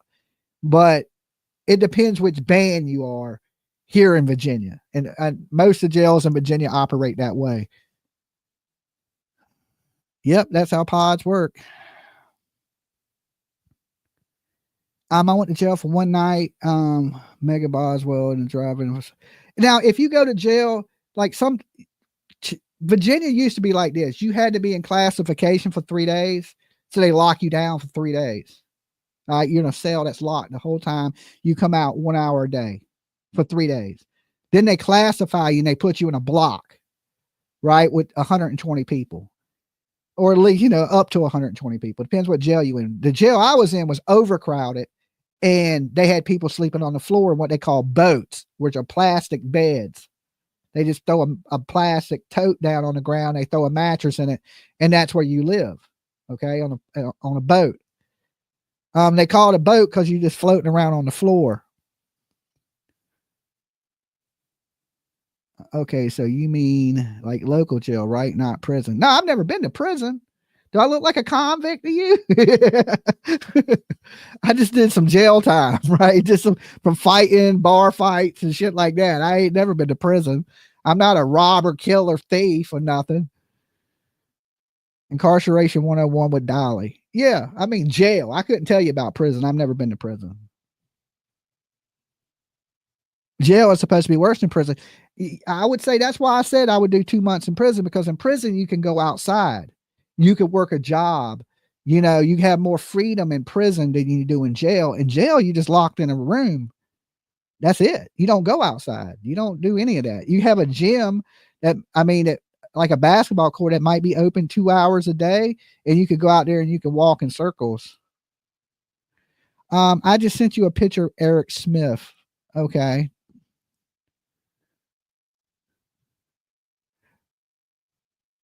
This is according to rumors. Okay. He looks like a young fella. I don't want to show somebody and it not be right though, PJ. You know, I don't want to dox the man out. Everybody's already saying his name in the groups, so I probably shouldn't show him. I want to give the dude a hard time. I heard prison was. Listen, I'll tell you this story. There's a guy, and he escaped from the jail. I remember his name still, D, right? His name was D. And he escaped right before I got locked up. So when I was in jail, the whole jail was on lockdown because he had escaped, which makes time worse. They don't like to let you out the cells. You can't do shit because a dude had escaped. So he had escaped. He went to Richmond, Virginia. He got caught in Richmond. His friend told on him. Okay. And we were all sitting around in the pod and we were watching the news, because that's, you believe it or not, that's what people do. We're watching the news and he got caught, and everybody in the jail cheered. You would think they would want him free, right? You would think they were like, yeah, hell yeah, he's gone, right? When he got caught, everybody cheered because they knew they would be a little more lenient in the jail. The jail was so tight, so locked down because he had escaped. And you know what he told the media? The reason he escaped was because they wouldn't send him to prison. He had been in the jail for 3 years and he was doing a 17-year sentence, and he escaped because they wouldn't send him to prison. That's what he told the media. He preferred prison over jail, and he wanted to go to prison. So when he got back, they sent him to prison. Lockdown sucks. Yeah. And so they don't let you out the cells. They, you know, because he had escaped. So they thinking they were still investigating how he escaped the jail. And what he did was they had a little place they would let you outside, and it was chain link fence with barbed wire. And he had took some bed sheets and he tied it around the bottom of the fence and tied it around, because the fence is really thick. And he probably couldn't have broke it with his hands, but he put something in the sheets and he kept twisting it, and it popped the fence up enough for him to get out up under it. And he got out. And then they shut that off. So the gym part, you could only go into the blocked in area that was, you know, it still had a fence, but it was a fence ceiling that you couldn't get to. I mean, it's 20-foot concrete walls and there's a fence ceiling. And then they had a wall, there was a hole in the wall that had a fence in it. So you could get a little bit of air, but you couldn't see outside, or you couldn't get to the roof of it. So that's how he escaped the jail. And of course they caught him, sent him to prison. He's still in prison right now. Okay. He had 17 years. So he's still there.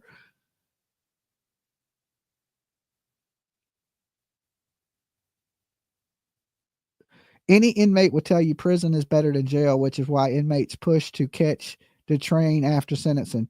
Yeah. Yeah. I mean, there's more freedom. You got the yard, you can work out, you can do all those things. You can have a job, better food, better visitations. So yeah, everybody that's got prison time, they want to go to prison.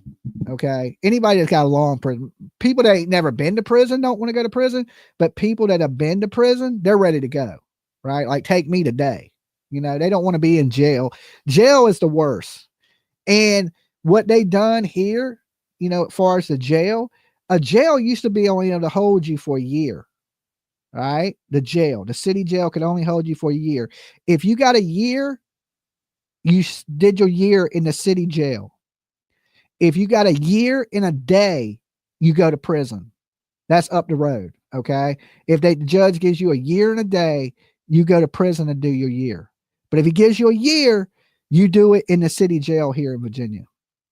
So now here's where it gets political. The jail gets paid more to house prison inmates than city inmates. Okay. They call them DOC inmates, Department of Corrections. All right. I think they get paid like $8 a day, the jail does. In your rent, if as a city inmate, you got to pay them $1.50. So they're getting $1.50 for you and 8 something for every prisoner that needs to be in prison. So it's a money thing. So what our city did was they built tents. They call them tent cities. And if you are convicted of a misdemeanor crime, they put you in the tents because they're not worried about you escaping, because you're not going to escape. Because if you try to escape a jail, it's 5 years in prison. If you're there for DUI, you go to try to escape, it's 5 years. There was a guard that used to open the door. Be like, run if you want. 5 years, 5 years, right? And he would joke and just open the door. Who's going to run? Who's going to run? Nobody ran. Everybody's there for misdemeanors. Nobody's going to run, right? He knew that. Nobody's taking the 5 years. So they made it where they house more Department of Correction inmates. And from what they did, instead of it being the city jail now, it's a correctional center. So they can house you for 5 years in the jail. Okay. You can sit in that jail for 5 years without them sending you up the road, because it's not a jail anymore. It's not a city jail. It's a corrections center. All right. And all the people that are misdemeanors are outside in tents, and they're housing DOC inmates inside because they're making up to $10 a head every day that they're there. So, my friend is a correctional officer, and that's why they want all the DOC inmates to stay so long, is because the state is making money off of them being there, which is crazy. You had to learn the politics. Oh yeah, they watch the news in jail. Yeah, you watch the news. You ain't got nothing else to do. Half the correctional officers are corrupt too. My experience, I only had one dude that was like a little shady, you know what I'm saying? But he was good shady. Like, he was a decent guy. I mean, he wouldn't sneak you in no cell phone or nothing, but he might bring you in a soda or a cheeseburger, you know what I'm saying? Something to eat or drink. He'd slip it in for you. But far as like a cell phone or anything, a shank, he wouldn't do nothing like that, but he would, slip a soda in and tell you where it's at. Indiana is corrupt. Your sister-in-law is a prison nurse. She makes good money. That'd be a terrible job. Our county jail holds fed criminals too.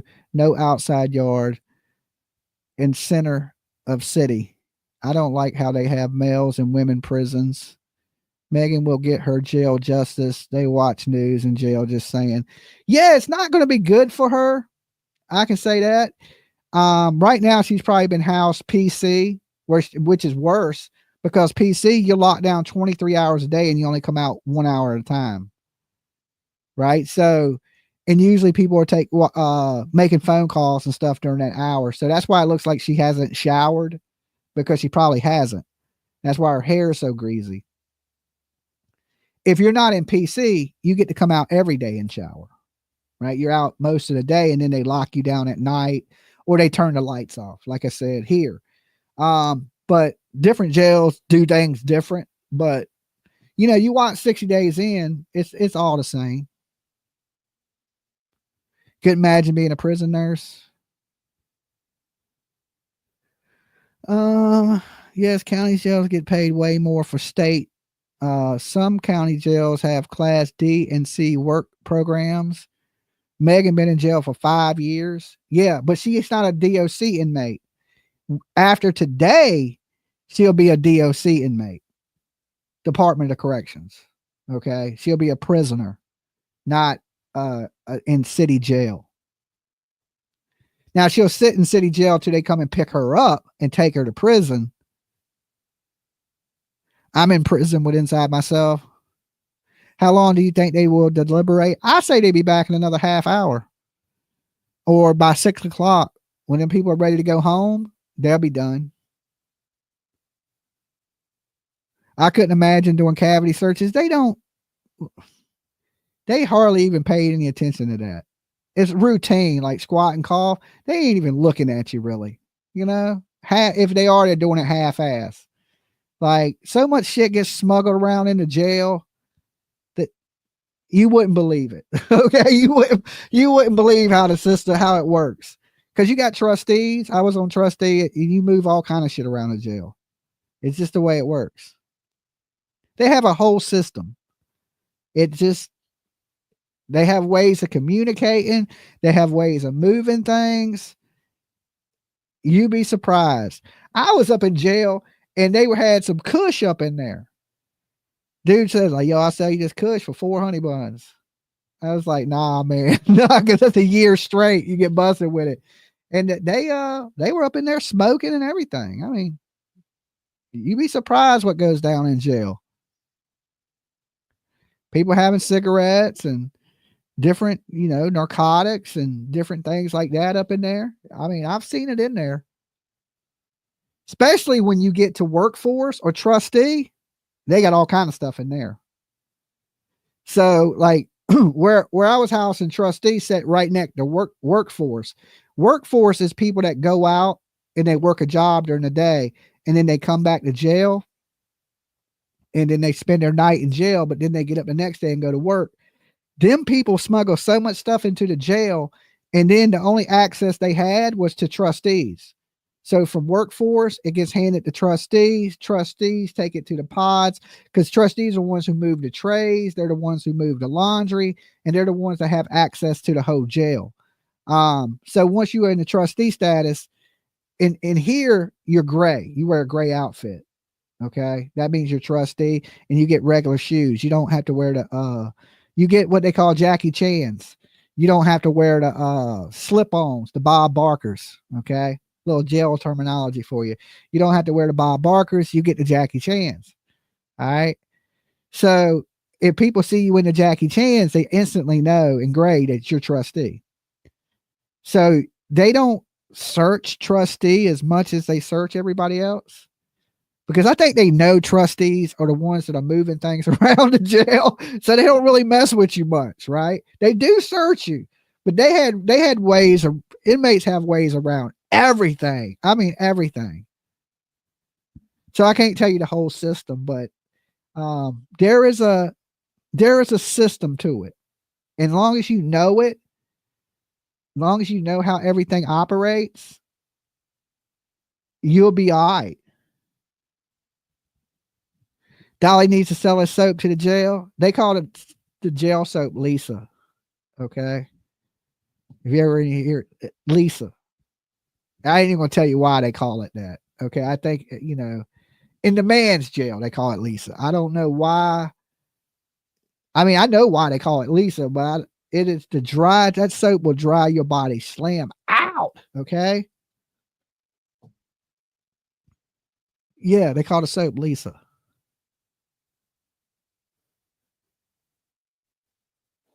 Bob Barker. See, somebody's been locked up. Bob Barker's the name of the brand of all the stuff in the jail. Yes. See, you'll know who's been locked up and who ain't been locked up, right? You start knowing about the Bob Barkers and the Jackie Chans and you've been to jail.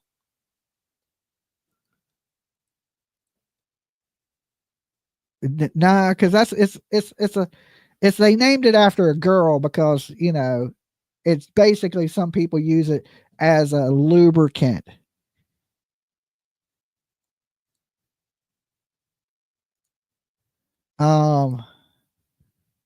Never heard of it. Even the Mats, Bob Barker. Yeah. Yeah.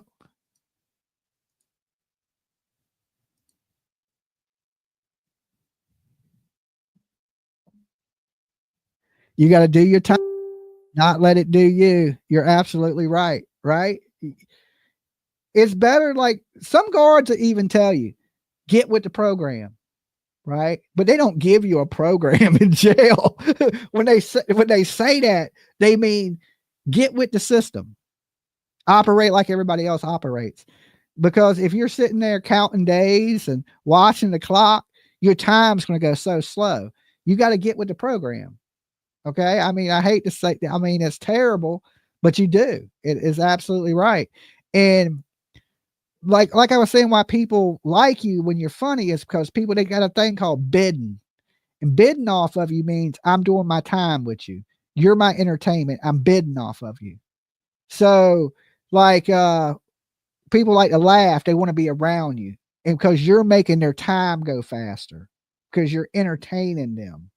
And that's basically what the word means. You wouldn't last in jail. Well, this girl, she's going to spend the rest of her life in prison, you know? So I'm sure by now she's done 5 years in the jail. She knows how the jail works. Okay. I'm sure she got with the program. She's used to being in there.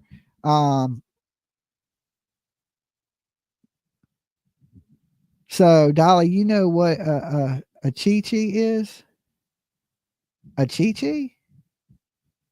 No, I don't know what a chi-chi is. Dolly, don't drop the soap. Lisa will get you. Bond out. That's if you have a bond. You know, what if you sitting up in there with no bond and you just stuck like Chuck or during time?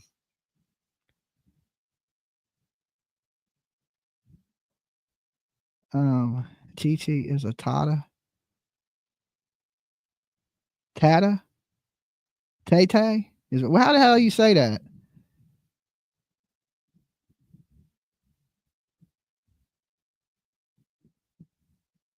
Okay. All right, you guys give me 1 second. I'll be right back with you.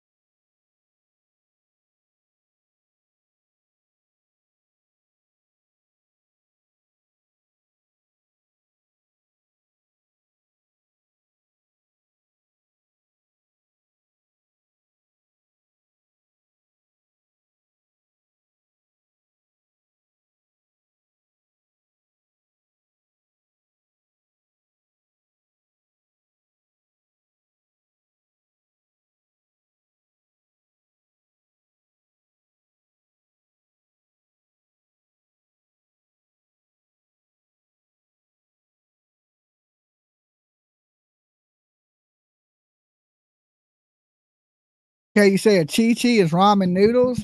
Here where we're at, we call that a swole. I think it's called that universally. A swole is where you take ramen noodles and Cheetos and whatever else you want, and you smash it into a flat like cake. Right? They take all right, now I'm teaching you something. I'm teaching you how to do some jail cooking. So they take potato chip bags and they open them up, they split them, and they take ramen noodles, you know, they put them in a big potato chip bag. They put water in there. And I used to put mine in the dryer vent so it would heat it up. But a lot of people would put it in the dryer, in the trap, in the dryer. And they call it a swole because the noodles start to swell up, get fat in the bag. Okay. But then they flatten it out and fold it up on potato chip bags. And they make it flat like a, I don't know, like a 12 by 12 square. And then they put whatever they have, like summer sausage or tuna fish or whatever you can get on Canteen on it. Crushed up Cheetos. And they eat it with crackers. They cut it up in little squares and dip crackers in it and eat it. And it's basically a swole. is what they call it here. It fills you up. So they call it a swole. Now my thing was when I was locked up is I would make jail burritos, which you could buy these bags of beans and rice. And the same thing, you could buy tortilla shells in a bag of beans and rice. And what I would use for cheese was crushed up Cheetos. So I get Cheetos, beans and rice, and tortilla shells, and I would make jail burritos. I didn't like the oodles and noodles. I mean, I have ate a couple swoles in my day. We call it a spread. Okay. Well, it's called a swole here where I'm at, like a swole. That's the name of it, right? But I would eat jail burritos. I would just basically make, beans and rice with a shell and Cheetos. And then once a week, they had what we had here was fresh faves, is what they would call it, on Wednesdays. So somebody from the outside could order you like a cheeseburger. They could order you like a Philly sub or a small little pizza and like a sweet tea. So, and they only could do that on Wednesday, one day a week. So, but in some cities here, Virginia Beach, they got it 3 days a week where you can buy outside food and they bring it to your jail cell. So, but where I was locked up, it was only one day a week on Wednesdays. And so there's hustles to everything. I'll share this jail story with y'all. Okay. Jail story since we wait for this girl to go to prison. The old man Herman, which was Pernell Whitaker's uncle. Okay. There's this dude came in. And you could just tell he looked clean cut. He didn't look like a street dude. And Herman looks at me and goes, I'm going to hustle us a fresh fave, right? So, right? This is what he tells. This old man was a trip. I swear he had big crackhead eyes. Like his eyes were so damn big, right? But he hated being called a crackhead. But he was definitely in there for crack. I know he was, right? So he was like, yo, I'm going to get us a fresh fave. Watch this. So the dude comes into the pod first day. He's not, you can tell this dude ain't been locked up. He don't look like a street dude. He's just a clean cut guy. Look like he might have got pulled over and might have had some weed or something on him, right? Or DUI. I don't know what he was. I can't remember what he was there for. But Herman instantly goes down there and befriends him, right?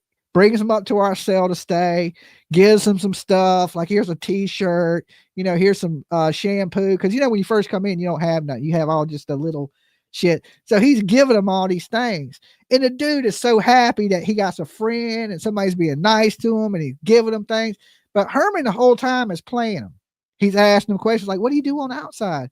And this dude worked at the packing plant in Smithfield. Okay. I remember where he worked. Okay. Because Herman looks over at me like, told you got some money, right? Right. That's how he looked at me. He's like, see? And he's looking at me and I'm like, okay. So when he tells the dude, he's like, damn, man, Wednesday's coming up, man. Why don't you order us some food, right? And he's like, food? He don't even know about it, right? He's like, yeah, man, order like these 3. He tells him what we want. He's placing an order with the guy. And he's like, don't worry, man. We're going to look out for you in here. We're going to make sure you're good. You need anything, you just come to us and we got you. Sure enough, Wednesday comes. Boom, there's my steak sub, French fries, and a sweet tea. Herman done played that dude from the minute he walked into jail and got in the pod to get this steak sub out of him. That's all it was about, was a sub, right? Just a sub, right? He was like, all right, we're going to be nice to this dude. We're going to be cool with him, but we're going to get a sub from him, right? Because then, of course, he's there. He got some money. He's going to bond out of jail, right? And, of course, he bonds out and there's the meal ticket gone. But then you just sit around because you ain't got nowhere to go and you just wait for the next pluck. Right, that you can manipulate to get you what you want. Put some money on your books to, like, when you get out, man, throw 20 on my books. And that's what they do. It's boring as shit. I can't believe he is still ranting. I'm just trying to pass the time. Okay. I'm just trying to pass the time.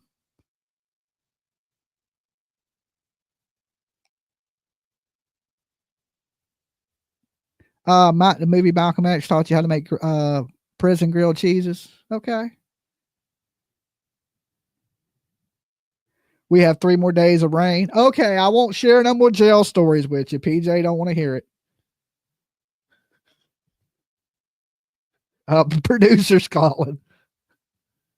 Hello.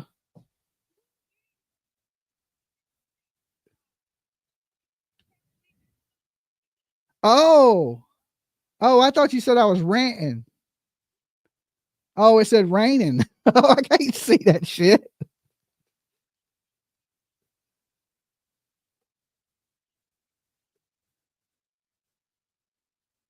Uh-huh. Well, drive slow. Oh, okay. We'll take the back roads. And my glasses are in the truck. I found them. Remember, they're sitting in the console of the truck. My black and red ones. They're my actual seeing glasses. Okay.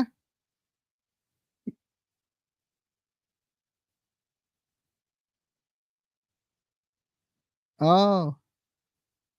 Oh, them are my sunglasses, reading sunglasses.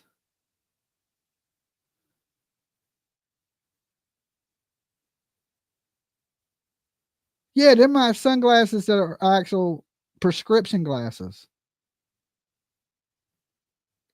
Yeah. Yeah, them are like, what do they call them? Bifocals, where the readings at the bottom and seeings at the top. I don't know. I wanted sunglasses. When I got my regular glasses, it came with a pair of sunglasses. Prescription sunglasses. Okay. All right, see you soon. Bye. Oh, I thought it said ranting. It said raining. She said, I can't believe it's still raining. I thought she said, I can't believe he's still ranting. And you drive at Dolly? I can see far away. I can't see close up. If it's close to me, I can't really see it that good.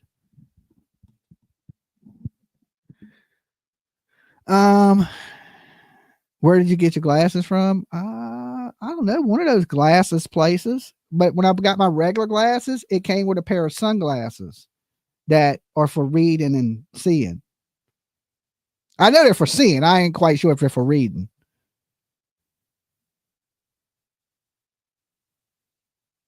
You're not going to tell us where the rice and burritos? LOL. Buy one, get one. Yeah, I think there was something like that. I got a pair and it came with a pair. I'm having a bottle of wine for lunch. I never could drink wine. It's so nasty. Ugh.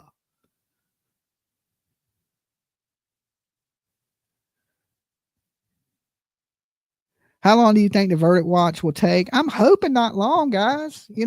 I got shit to do. I got to buy PJ something for Valentine's Day. Yeah. Dolly got to eat. Take calls. Okay. I'll take calls. All right. We can do that.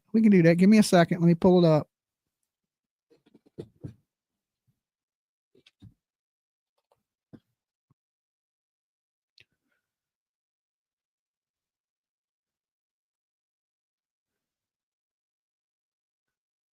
All right. Let's see.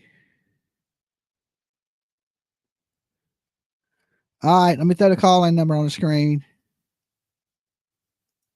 Bam. There you go. Call-in numbers on the screen. What do you think? Are they going to find her guilty? How long is the jury going to be out? Let's take predictions. All right. Call-in numbers on the screen.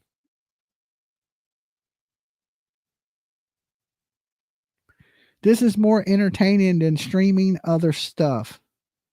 Hope you take PJ somewhere special for Valentine's Day. Well, where I wanted to go out to dinner, I think we ain't going to be able to get reservations. Dolly. Hey, Dolly, how you doing? Hey, Miss Brenda, I'm doing all right. Oh, she gone. She gone? She done? She gone. Game she over? gone like a Donkey Kong. Do not pass go. Do not collect $200. There you go. Okay. I was thinking the same thing. Anyway. I don't wish harm on anyone, but I do hope Evelyn does get some kind of justice. Oh, I do too. She goes to prison. I hope they be so mean to her. I don't want them to hurt her. I do not want them to harm her. Yeah. But I do want them to be so mean to her that she hates herself. Well, yeah, you heard her dad during court say, hey, you don't want to go to jail being a baby killer. No. People miss their kids. They're humans too, locked up, and they got kids and they miss their kids, and then you're in there for hurting a kid. It's not good. I know that for sure. Well, I told you I lost a daughter, Dolly, to cancer. Yeah. And to see shit like this, just yeah, it's hard. She's a I'd monster. give anything to have my baby back. I know. Don't start crying. You'll make me cry. But you know, nobody killed her. The cancer killed her. Yeah. But still, yet I still lost a baby. You did. You gained an angel. And to see somebody to kill a baby like that just absolutely breaks my heart. Yes. And jail justice, I get her. We're going to see justice for Evelyn today. She's going to find out today. So, Miss Brenda, don't worry. As far as everybody felt that baby, just like everybody felt Summer Wells. Yep, I agree with everybody. And what's that other one you went to? Leilani Simon. Quentin Simon, yeah. Yep. No, the other one where the dad beat his little baby. Oh, Harmony Montgomery. Yes. Yeah, I've been to a lot of them now. So. Yeah, well, I've been following you forever. I watch you on TV, honey. Okay. So I don't never get to talk or anything unless I call in. But I just want to thank you and PJ for all you do for these babies. It ain't no problem. It's no problem. God bless you, that's for sure. You all have a good day, and I love you all. All right, big hugs to you, Miss Brenda. You be good. Thank you. All right. Anytime you deal with kids like this, it's emotional for a lot of people. It brings back a lot of trauma in people's lives, and people do lose kids. And the worst thing that can happen to you is this. And these people do this to their kids. Like I was in the car with my daughter just a while ago. Okay, because we went to get her oil changed in her car. And she's like, what case you following? And I was telling her about Evelyn. She was like, how can somebody do that to their kid? Dolly. I don't know what happened. Somebody hung up right there. It wasn't me that hung up on you. But Tiff was like, how can somebody do this to their kid? I'd be like, I don't know. But you better be thankful. Dolly. Hey, Dolly. Hey, Miss Granny. How are you feeling? I'm feeling okay. Not too bad. America. You need to get you some deer meat. You sound better, too. I'm feeling much, much better. You sound better. And I don't care if they hurt her or not. Well, we got nonviolence here on YouTube. Rules and regulations. We can't wish harm on people because this is TOS violations. They need to throw her in population. Uh-huh. And let the chips fall where they may. Yeah, I agree with that. We just can't say it but certain ways because of YouTube. Well, anything she gets in prison, she deserves. Yep. And there is nothing, in my opinion, they could give this girl that would satisfy me. Well, I'm sorry. She's going to pay the piper in just a little bit, Granny, and we're going to get to see it and celebrate her demise. You know, it's sad that we lost this beautiful baby girl in this, but we're going to see justice, how justice really works today. There's never true justice. No, not true justice. I just said justice. I didn't say true justice. Because true justice would be an eye for an eye, wrap aluminum foil around her head and throw her in a trash can. Would be true justice. You know, yeah, you know, I couldn't watch it. When I saw that baby's leg, I physically got sick. Oh my God, Granny! Thank God you didn't see what I seen in court. I can't watch it. I mean, it was so bad that, like I said, I watch gore movies, horror. It's like my favorite thing. This was so sick because it's real. It ain't like a movie. It's like you're seeing something real. Yeah, it's totally different feeling when you see something you know is real than a movie. And it was one of the most brutal things I've ever seen in my whole entire life. Well, I sure do hope she gets what's coming to her. Mm-hmm. And I hope that she hears that baby crying every day in waking moment and even in her sleep. I think that picture they showed in court, they need to blow it up and put it on her jail wall, and she should have to see it every day. I think they should too. Yeah. And no, she can never get enough to satisfy me. Yeah. I mean, I wish they hadn't took the death penalty off the table, but since she's 18 and has no prior records, Tennessee, that's what they do. And that's a shame. That is a crying shame. Yeah. And now if she would have had a previous record, she would have got a death penalty. She needs a death penalty. Yeah. She really does. Well, Granny, And they still don't know who the daddy of this baby is. well, they're saying it's this Eric Smith boy. PJ just sent me a picture of him. This child was so pretty. Such a beautiful baby. Yes. She Yeah. just needs her. I'm not going to say. Yeah. All right, Granny. Well, I'm glad you're doing better, and I appreciate you calling in. Watch your top notch. I will, Granny. You be good. Bye. All right, peace. All right, it's good. It's good to hear Granny's doing a lot better because she sounded rough the last time she called in. She had a little bit of the flu, and Granny's a little bit up there in age, so you got to be really careful when you get sick when you get a little older because you never know what can take you out the game, right? So it's good to hear that Granny sounds 1,000 times better just talking to her on the phone. You could hear how sick she was the last time she called in. So thank God. Thank God. We were worried about you, Granny, too. So she usually is around for Turtle Island. I think she's been spending who, Granny? Granny's been a little under the weather lately. You want to sit with Granny? Granny will tell you how it is, right? And when you get that age, you get wisdom, and you've been around the block a million times. Granny's right. The lady deserves way worse than she'll ever get. But we just got to be happy that we're getting the justice we're getting. You get sick, Ollie. you get a little older. Hello. It can take you out the game, right? Hello. You got to turn me down in the background. Yeah, I sure did. All right. Who's this? Where you calling from? Hey, this is the Combat Drummer. What's up, Combat? What are you doing, dude? I'm just living my best life, America. I know, America. No, I just love the chat this afternoon. I love talking with everybody in here, and I love your commentary on everything. And you and PJ do a great job, and that's all I wanted to say. And it's still snowing here in Omaha, and it's cold as shit. So, but hey, I'm gonna make some shrimp po' boys tonight. Shrimp po' boys. Hell with it. Okay. Well, let me ask you, what do you think? Are they going to find her guilty? And how long do you think the jury's going to be out? Guilty. And I'm going to say probably one more day. You say one more day? I think they're going to. Yeah, I think so. I think they're going to come back by 6 o'clock. You think so? Uh-huh.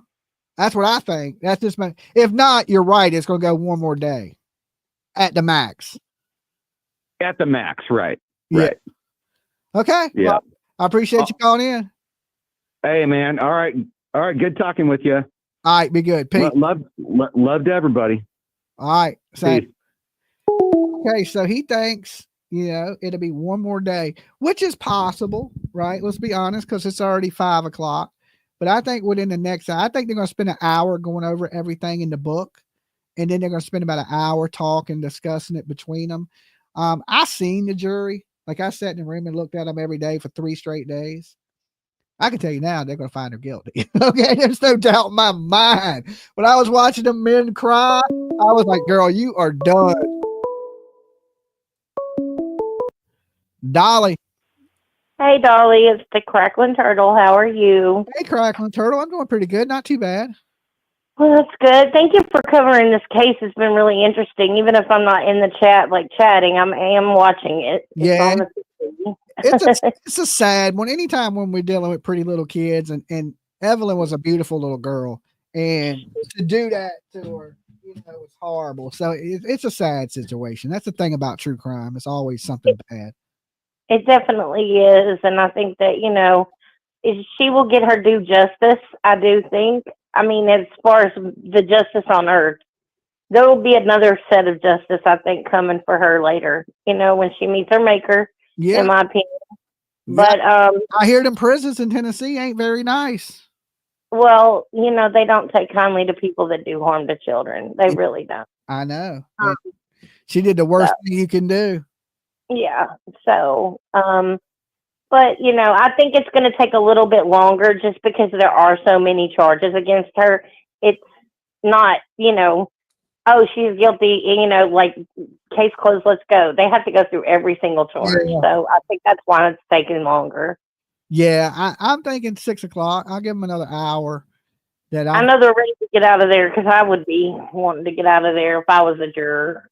Yeah, I mean, you've been there for days stuck, and all it takes is to say this girl's guilty and you get to go home. They ain't gonna be long. Right. Well, I don't think that they want to go and hash it out and go over all that stuff again and have to look at those photos and yeah. just, I don't think they want to do that again. I wouldn't want to go do it. Like one time would be enough for me. I'm sorry. It may roll over till tomorrow, but I'm sure by lunchtime tomorrow we'll have a verdict. Definitely by lunch. I think tomorrow we'll absolutely have that verdict that everybody thinks that she needs. Yeah. And I think she's going to be found guilty on all charges, me, myself. Absolutely. She knew exactly what she was doing. And it's really sad that,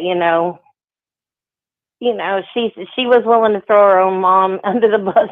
I know it. It's crazy. People, I don't know what's wrong with people, but it's crazy. Yeah. But I appreciate you and PJ, and glad Granny Bassmaster is doing better. It's good to hear her voice. And hopefully everybody's staying safe, staying, good and, medicated up with all the orange juice and all the vitamins. Yeah. Stay healthy. Definitely. We need everybody for Turtle Island. Definitely. All right. You be good. All right. Thank you, Dolly. All right. Peace. The good thing is winter's almost over. Okay. All this cold, nasty weather, and the sun will be out again. And usually not so many people getting sick in the summertime. The wintertime, that bad flu goes around, and just the cold, nasty weather. It's never good for anybody. And I know some people love the wintertime. Like they don't like the heat. I'm ready for summer. Okay. I've been ready. Like, let's get the sun back out. Let's, I want to go out and do things. I want to be able to leave the house without freezing to death. I kind of get fat in the wintertime. When I stepped on a scale at the doctor, I was 185 pounds. Jenna B, thank you. I hope you and PJ have a great Valentine's Day. Oh, that is so sweet of you. Welcome to the Dolly Express. You're blessed when you ride the Express. Boop. Everybody said they've been ready for summer since Christmas. And Jenna B, thank you so much. Thank you, guys. Thank you for all the support, being here, rocking with me, hanging out, putting up with my ugly face. It means a lot. It means a lot. And, I've been so tired after these long streams that I keep telling people I'm going to do these nighttime streams, and I never get around to it. So tonight, I'm not going to promise y'all anything, okay? Because I keep saying, yeah, I'm going to be here streaming later tonight. And then as soon as I eat and I sit there in front of the TV for like 5 minutes, I'm falling asleep with the dogs, okay? So I don't know if I'm going to be here tonight. I'm going to try to be, but I'm not going to make any promises. But I am going to hang out with y'all till at least we'll go to at least 6 o'clock, which is another hour. There you go, Dolly. We thank you for doing these streams. Yeah, these ones are long. It takes, believe it or not, like you stare at the TV with these lights for so long, you start to get headaches and stuff like that just from staring at the TV. So, and then once I start to relax, it takes a little toll. I mean, it looks easy sitting here, right? But it's just like if you sit at a desk job for 8 hours, when you get home, you're still wore out. So usually after these long days, like we've been here 8.5 hours, I'm usually pretty tired. So, Love Wrangler and Lola. Yeah, they're good dogs sometimes. I'm so glad Dolly and PJ have shared this trial with us. Well, thank you for being here. We're glad you could be here to hang out with us. It's good times, other than it being a bad situation. At least we get to spend it with good people. Dolly, you so funny. I love it from Canada. Okay. Nice to see you, Canada. I'm getting me a passport.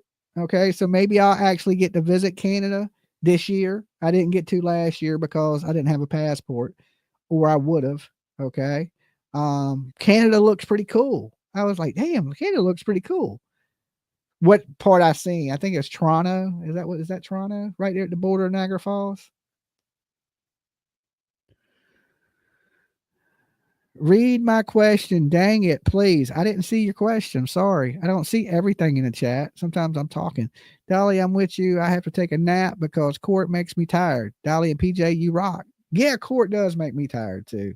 Let's be honest. Court ain't the most entertaining thing in the world. It ain't a whole lot of excitement. But we try to make it as good as we can make it. You love going to Canada in the summer? Does that say Como Lake? I'm so tired.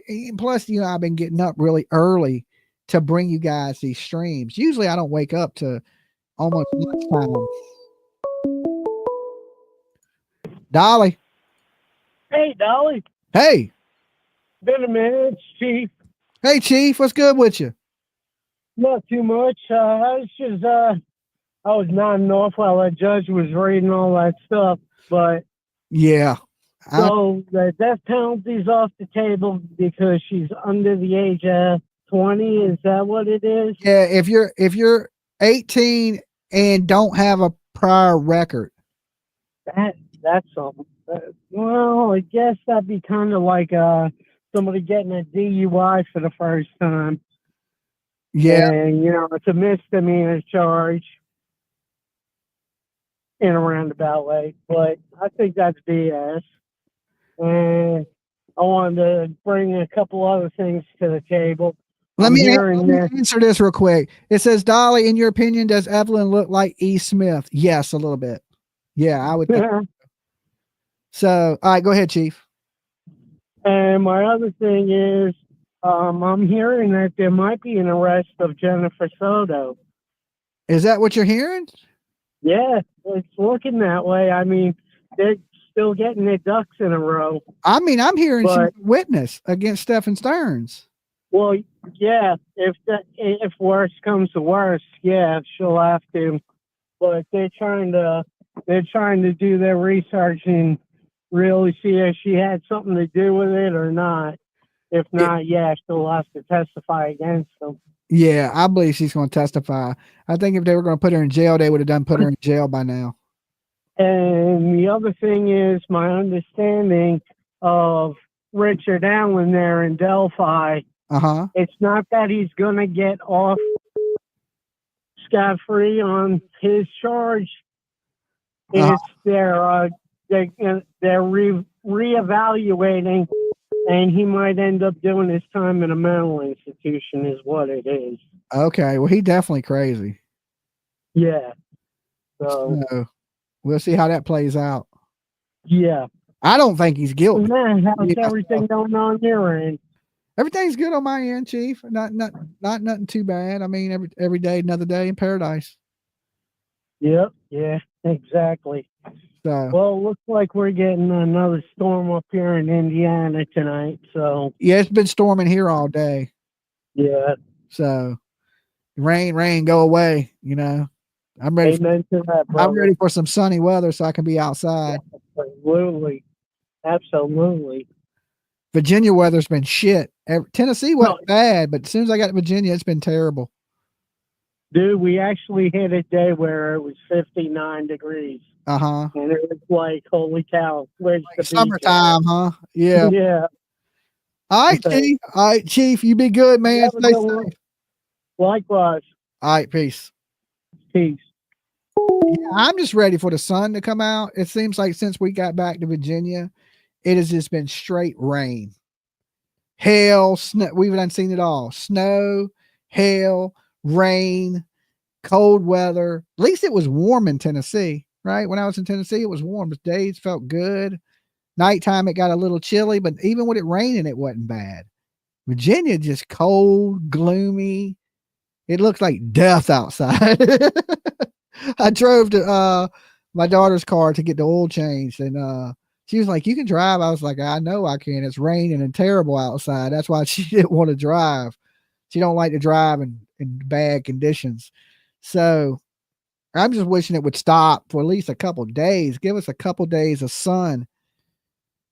Jesus is sad seeing all these babies being hurt and going missing. I believe that, it's horrible. Like, like when I sit there and talk to my kid about it, like, and she's asking, why would these people do this? I don't know how to explain that to her. I mean, I know she gets it, but I don't know how to explain it to her. You're loved. These kids ain't. That's the best way I think I could tell her. Even in the Summer Wells case, she asked me one time, why you care so much about Summer Wells? Because one, Summer Wells is the reason I'm here. But that ain't what I told her. I said, because I care so much about Summer Wells because nobody else does. And I don't mean none of us like you guys on the internet. I mean like her family. Why do I care so much about her? Because her family didn't. That's why I care so much. Everybody needs to be loved in this world. I think everybody needs that. It's part of, basically, that's all you really need to thrive in this world is a little bit of love. And you see most people that have been given that love, they do great. You see the people that don't get that love, they tend to be sometimes not the best people. And I think, just like I say in the Sebastian Rogers case, they live in a $700,000 house, but that's not a home because there was no love, right? She had a trailer, but that wasn't a home because there was no love in that place. To have a home, you got to have love. And without that love, it's hard to survive. Like all kids need that. That's the main thing they need other than, of course, food and water. They need love. Like, subscribe, and join the Turtle family. Thank you, Trixie. Good to see you. Let me let's open the gates. Woo! You riding the Blessed Express today. 9 months. Been on the train with us for 9 months. Hallelujah. Hallelujah. All right. Lord have mercy. This house is not a home. Is that a song?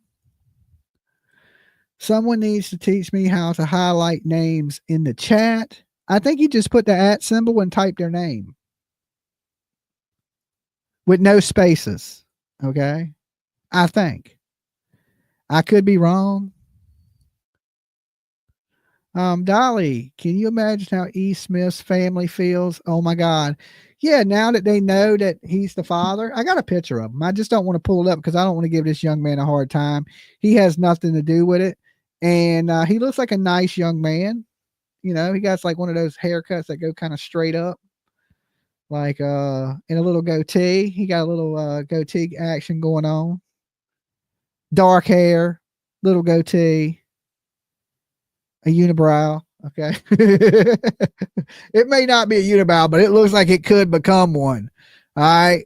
So he has bushy eyebrows, and I just don't want to show his picture just in case it's wrong and he's not the father. And even if he is the father, he had nothing to do with it. So it's no reason to blast him all over the internet and stuff like that. He has a real common name too. So, but we don't want to show his picture because then, people could give him a hard time about it. Like, where was you at? And, next thing you know, they're blaming him for killing the baby. We don't want that. So we're not going to share his photo. But I'm sure if you just go into Facebook groups, if you really want to see, you can find this photo.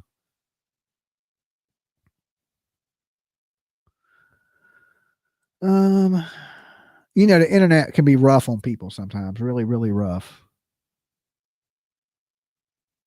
He probably would have loved to have his little girl. She was so beautiful. Yes. Yes, it's a shame. Will from NC has become a member. All right, let's open up the gates, the heavenly gates. Will is on the Blessed Express. You ride with the best when you bless. All right. And that's Dolly. Thank you for joining up. No, don't dox him. I'm not. We already know his name. His name's been put all over the fucking internet. But that's from the Facebook groups. So I'm not going to show his picture. He looks like a nice young man. Clean cut, except for a little goatee. And looks like a nice guy. He don't look like he got tinfoil on his head. Okay. Like, you know, crazy or schizophrenic. But then again, you can't tell much by a picture. All right, the producer just pulled up.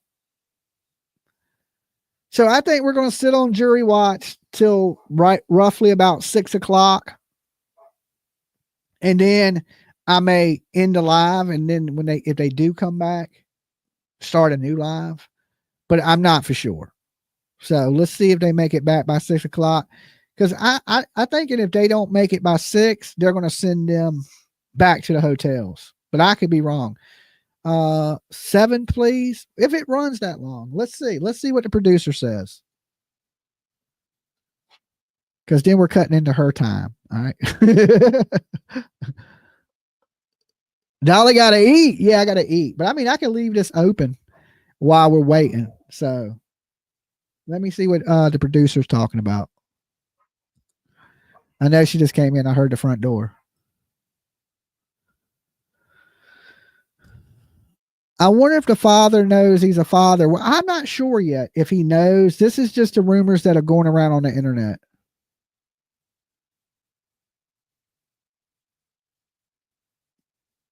So if you have a beard, you're bad, Dolly. Terrible. No, it just means you can fight if you got a beard. No, it don't mean anything. I'm just kidding. He looks like a nice guy.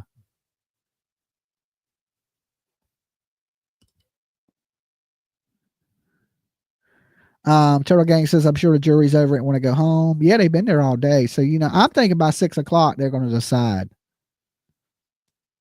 If not, they're going to send them back to the hotel and probably let them continue tomorrow. Dolly, you want a shrimp? Poor boy, brother. I only eat fried shrimp and I can only eat a couple of them. So I'm not a really big shrimp fan, to be honest. Occasionally I'll eat shrimp, but they got to be like deep fried. Tony says he's clowning. Would the father have to sign the birth certificate to be on it? The producer's here. What's up, producer? There's different stuff being said in the group. Do you want to come in here and share with everybody? I would want to change first. Okay. I can. You just want to be loud about what you got to say? I'll point the mic towards you. What's being said? To come in here? You can come in. You said I know, but I said if I just change my shirt. Okay. We'll change your shirt. Okay. You can take over if you want. I've been sitting here for eight and a half hours. 9 hours.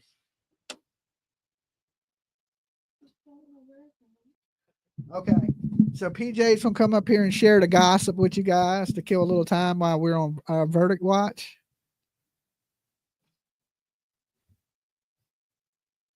All right. Let's see here. All right. So let me close this, shrink this. All right. Close that.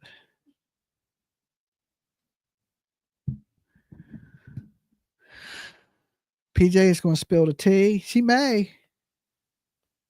Maybe tomorrow, Friday morning. Is today Thursday or Wednesday? Okay, that's what I thought it was Wednesday. PJ been working 8 hours. Yes. I've been working 9 hours.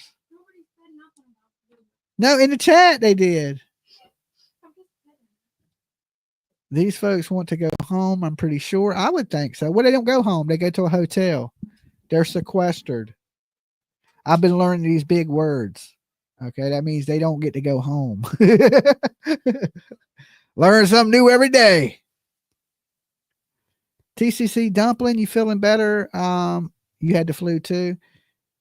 Dumpling's birthday's tomorrow. She's gonna be 19.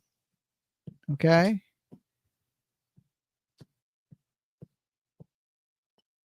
We have you, Angel Evelyn. I always throw my sweats on as soon as I get home. I think that's what PJ's doing. Threw a sweatshirt on. Grabbing her chair. Do you just want my chair? Okay, because I need to take the trash out anyway. Okay. All right. I didn't put makeup on, but that's okay. Okay, I'm sure they'll forgive you. They might not if I scare them. Want a gavel? No. You may need it. Throw I at mean, me. if you were next to me, I would, but you're going to take the trash out, you said. Yeah.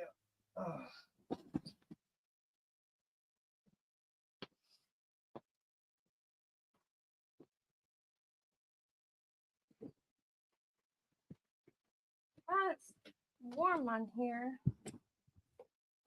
What? Did you turn the phone off? No, the phone's still on. Oh, the phone is still on. Okay. So my favorite part from today, I gotta say this before anything. My absolute favorite part of today was when they started out and the prosecution had to go back and tell the jurors that they have to disregard what the Croatian sensation lady said. Basically, when she ended her testimony, he kept asking her, it was the medical examiner from the day before, the second one. Nobody can really say her name, so whatever, but she's from Croatia. And she basically wouldn't answer his question. And then when she finally did answer his question, she said, no, she couldn't have been murdered any other way. And utilized, the word murdered. So like, which I always talked about this. When that kind of thing happens, I feel like the people that do that are doing it intentionally, because you're never really going to put the poop back into your butt or the toothpaste back into the tube or like, I don't even know. Like what's another saying? You're not going to put the toothpaste back into the tube.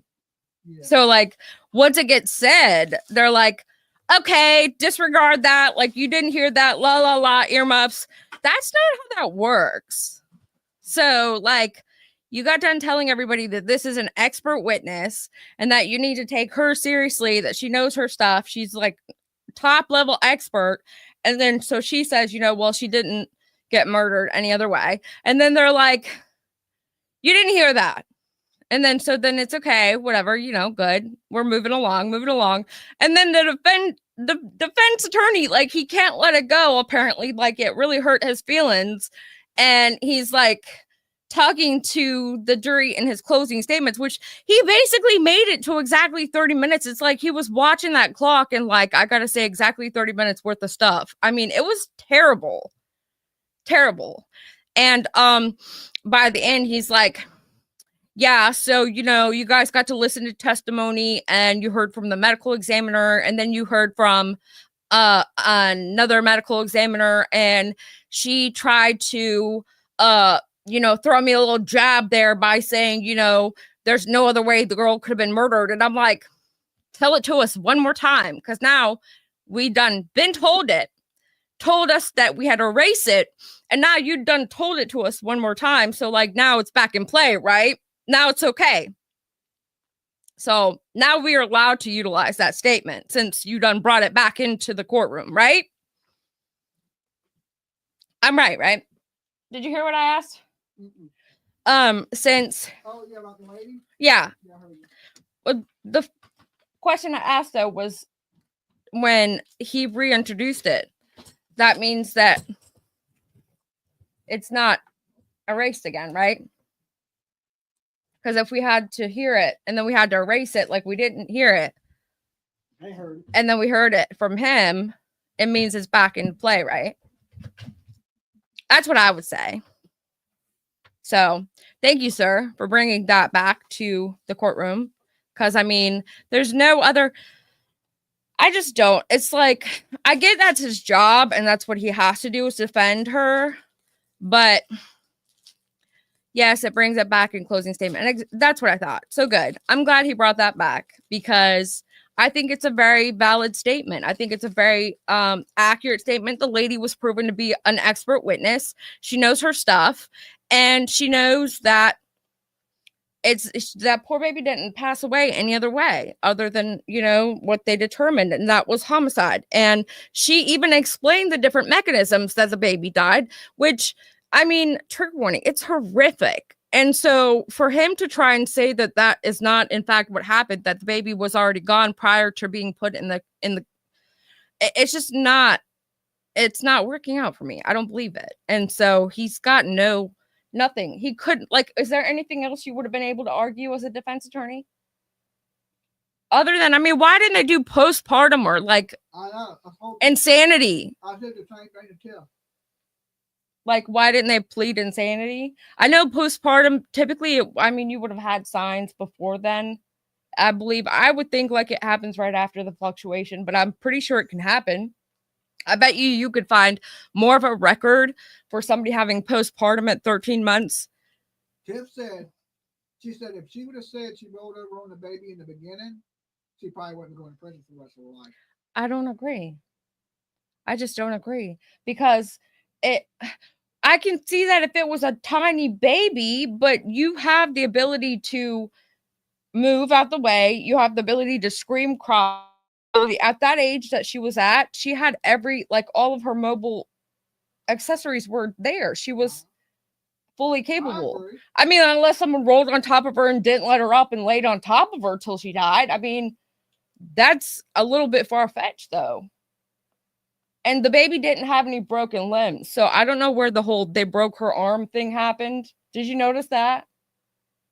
They didn't mention any broken bones on the baby. Just 4 mechanisms of asphyxiation, basically. And you know, the suitcase murder, George, he died from positional asphyxia also. Because when you're cramped up, your diaphragm is too that you can't take deep breaths, and then your circulation gets all messed up. The wrapping showed intent. I agree. And plus he was getting hit with a bat. He was getting hit with a bat. But ultimately, he didn't have any ability to take in deep breaths while he was in the position he was in. So I wonder if they will eat, then deliver. Oh, that's what I was going to say. I was kind of looking in the Facebook groups to see if I could find out any information. And I saw somebody post something, but I don't know where it came from. So I don't even know if it matters. But I got to find it so I can remember exactly what it was. I don't understand why so many people are worried about this jury. It's clearly evident that she did it. I did a poll on my channel and there was like 100 people, 99% guilty, and then 1% undecided. Because I did guilty, not guilty, and undecided. So like out of 100 people, it was 99% she's guilty. Wow. I mean, our poll was 99, 98. Yeah, but you didn't do uncertain or undecided, like I told you, because a lot of people more than likely would be more uncertain on some of the charges than just like fully think she's not guilty. Because you can think she's guilty of one or the other. And how does somebody get charged with 4 felony murders? I don't understand that. I still don't understand that. Because even Leilani got the 2. So like, how do you unalive somebody more than one time? I thought it was set up that way for the longest time for the reason of they pick one. So like they give you the worst, the least, and then somewhere in the middle maybe. And so like you just pick one of the 3 that you think that she's committed. Not like, oh, she's got all 3 or 4. Because that's like you're literally getting charged for being 4 people. Like, yeah. I think that's, I don't know. I need to look that up somewhere. All right, so the group that I saw this in, it basically said, now I can't find it. And see, this poor guy's been blasted everywhere. They even have his Facebook profile, but he's been known out since 2020. That kid, Caleb, There's a screenshot going around of Caleb being in one of these groups. That was the ex that his mom made all of Evelyn's stuff for her birthday. They have a screenshot of him in a conversation in a group where he says that Megan had confessed and told everybody that the dad was actually this Eric Smith guy. And then his profile was leaked under that. Like somebody posted it right under that. That was 2020. Okay. But I don't know if he knew before this or I don't. And I thought they were going to mention it in court. And some people said Andrea Yates. someone in the group said someone get Gene Scott a tinfoil hat because he sounds like he sounds like he's cuckoo. He's yelling at the jury. Good Lord. Yeah, that was crazy. Did you listen to that? He's like screaming at the jury. I don't think that helped him. Okay, here's the post. I heard it reported on a YouTube channel. Oh, Lord. That the plan as of now is for the jury to be sent to the hotel for dinner at 5. They won't be returning back to the courthouse to deliberate after that. I assume this could change if the jury requests to deliberate through dinner. How would they know that? Or where would that info come from? I think they want to be sent back to 6. Because that's what crime court been running to. Yeah. It's been definitely been going over after 5. Yeah. But if they've been sequestered this whole time, they have the ability to go home. Why wouldn't they just sit it through and talk it out? I would try to. I done convicted her. Yeah. But you gotta remember they have 20 charges to go through. Mm-hmm. They have to select all the lesser charges and then the freaking monetary stuff. Like that hurt my brain. I can't believe that man sat there and read 81 pages. They gotta read them again when they get to the back. Nuh-uh. Mm-hmm. Wow.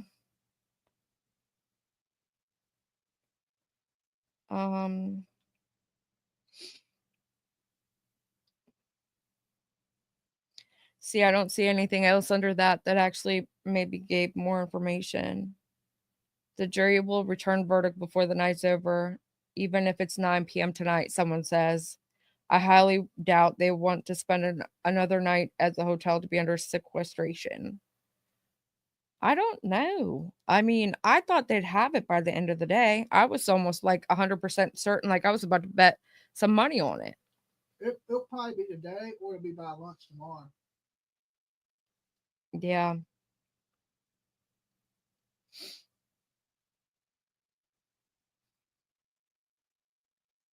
I can't believe it was supposed to last 3 to 4 weeks, 2 to 4 weeks.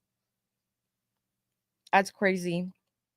Can they choose to deliberate till midnight? Like, what if they want to just sit there and talk it out until they're done, like, and have a verdict? I mean, if they're just going to go to a hotel room, not allowed to go home anyway, why wouldn't it matter? Well, at least we were there for all the good stuff. Yeah, I know. I can't believe the stuff they brought out as for evidence. Oh my God. One of the people that are local told me their local news this morning said how one of the jurors had to go and leave the room for the smell for the trash can. Yeah. Day 5. Same thing in the Harmony Montgomery stuff. You can smell it. I know. It never goes away. It never goes away either.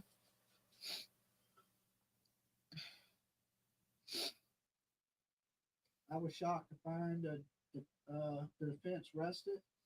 He was watching that clock. He got to exactly 30 minutes and that was it. He was done. He never really had a case. It's weird. It's like he's a public defender. Yeah, but he's still supposed to be a decent, like she still has a right to a fair trial. That's the part that's really messed up. He just sucked. That's the thing, though. How fair is that if you get the bottom end of all bottom end attorneys? Well, she had a different attorney. She didn't see eye to eye with him. Oh, I know. She was trying to go a different route. She was arguing with the last attorney that she had taken off her case. Yeah, so that is crazy. It lasts so long. I couldn't believe they thought that the case was going to last for 2 to 4 weeks. I couldn't see it because we went through 32 witnesses. And not a single, that's another thing. There was not a single witness on behalf of this young lady. Like nobody in her family, nobody, like she had no character witnesses, none. Nobody to say how great she was. Like, yeah, some of the witnesses for the prosecution said how she didn't abuse the baby and clearly the baby was fine with her. but they didn't really actually give any testimony to how, you know, she was a good person or how she, you know, cares for her baby, or like there was nobody. I mean, even Leilani had people. Did Casey Anthony? I think Casey Anthony had people too. It's like everybody had somebody. Her friends testified for prosecution. Yeah, she burned all the bridges in her family. She did. I mean, She blamed everybody. She did. She blamed everybody. And I mean, I think it was freaking fascinating. This is why I like, and I think I really should probably go into like, I get bored at work. I need a new career. I want to do like something psychology. It's fascinating, human behavior and how quickly she like her.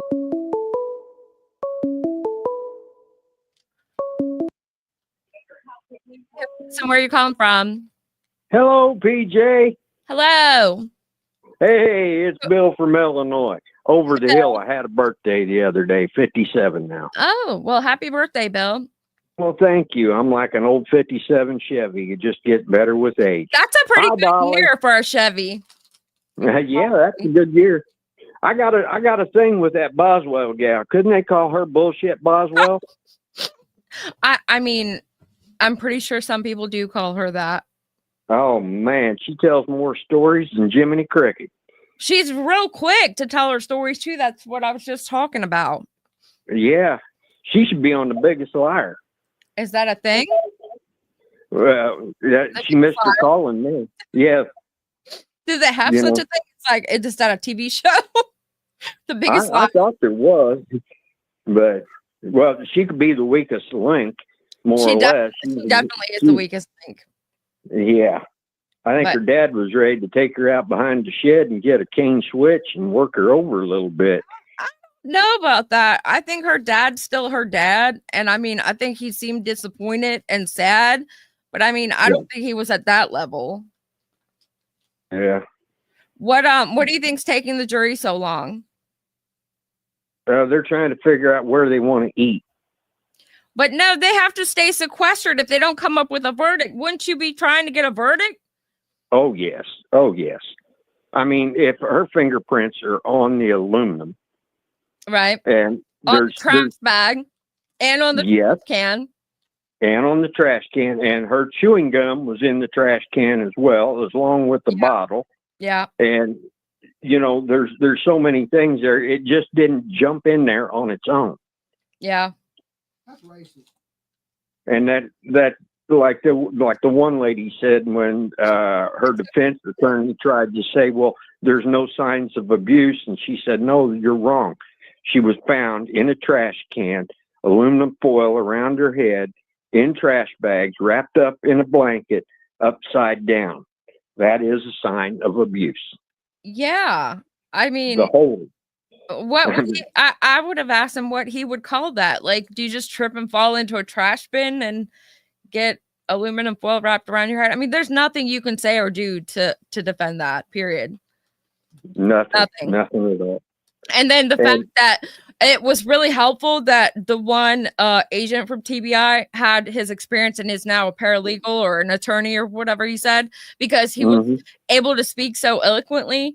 And I mean, every fact that he stated was just very direct and to the point. And he said how when they walked into the playhouse, they didn't smell anything, but until they took the baby out of the container she was in, that's when he said that you could start smelling decomposition. And so I think that was helpful also, because a lot of people were saying something about the cadaver dogs not going that direction.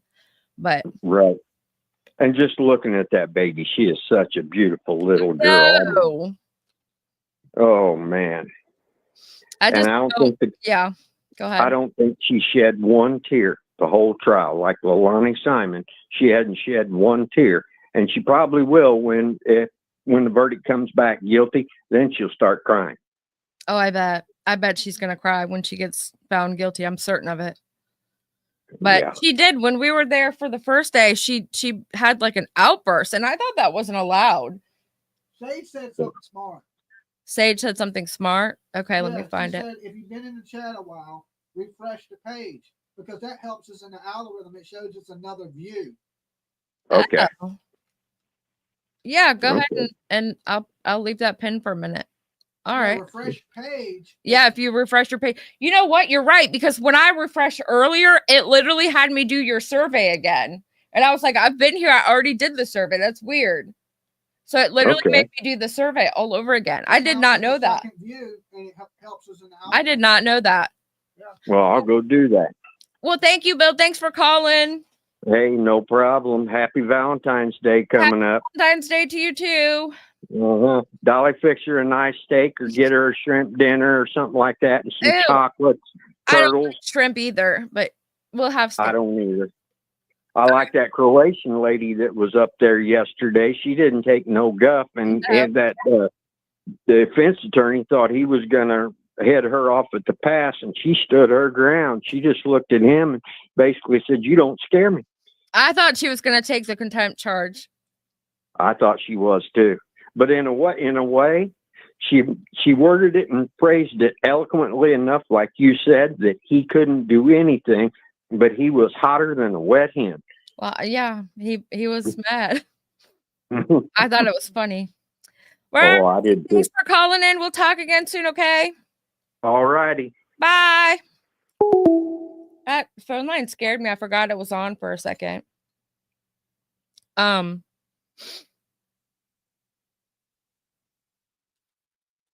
was thinking of something that I saw when I went and pinned that comment, and now I forgot completely. Yeah, because technically that helps you in the algorithm. Instead of the video having whatever plays it has, it would have 1,000 more because you refresh the page. Like if you could get everybody to refresh one time. Dang. Why haven't you been doing that this whole time? I would have never known to do that. The stage did. I was thinking, oh wait, that's smart. Especially if you've been in the chat a long time. Yeah. I mean, most of the people that have been here have been here. It's been a consistent at least 1,000 people. Okay, ask them, say, refresh your page, and once you do, press. Hey guys, page and then push.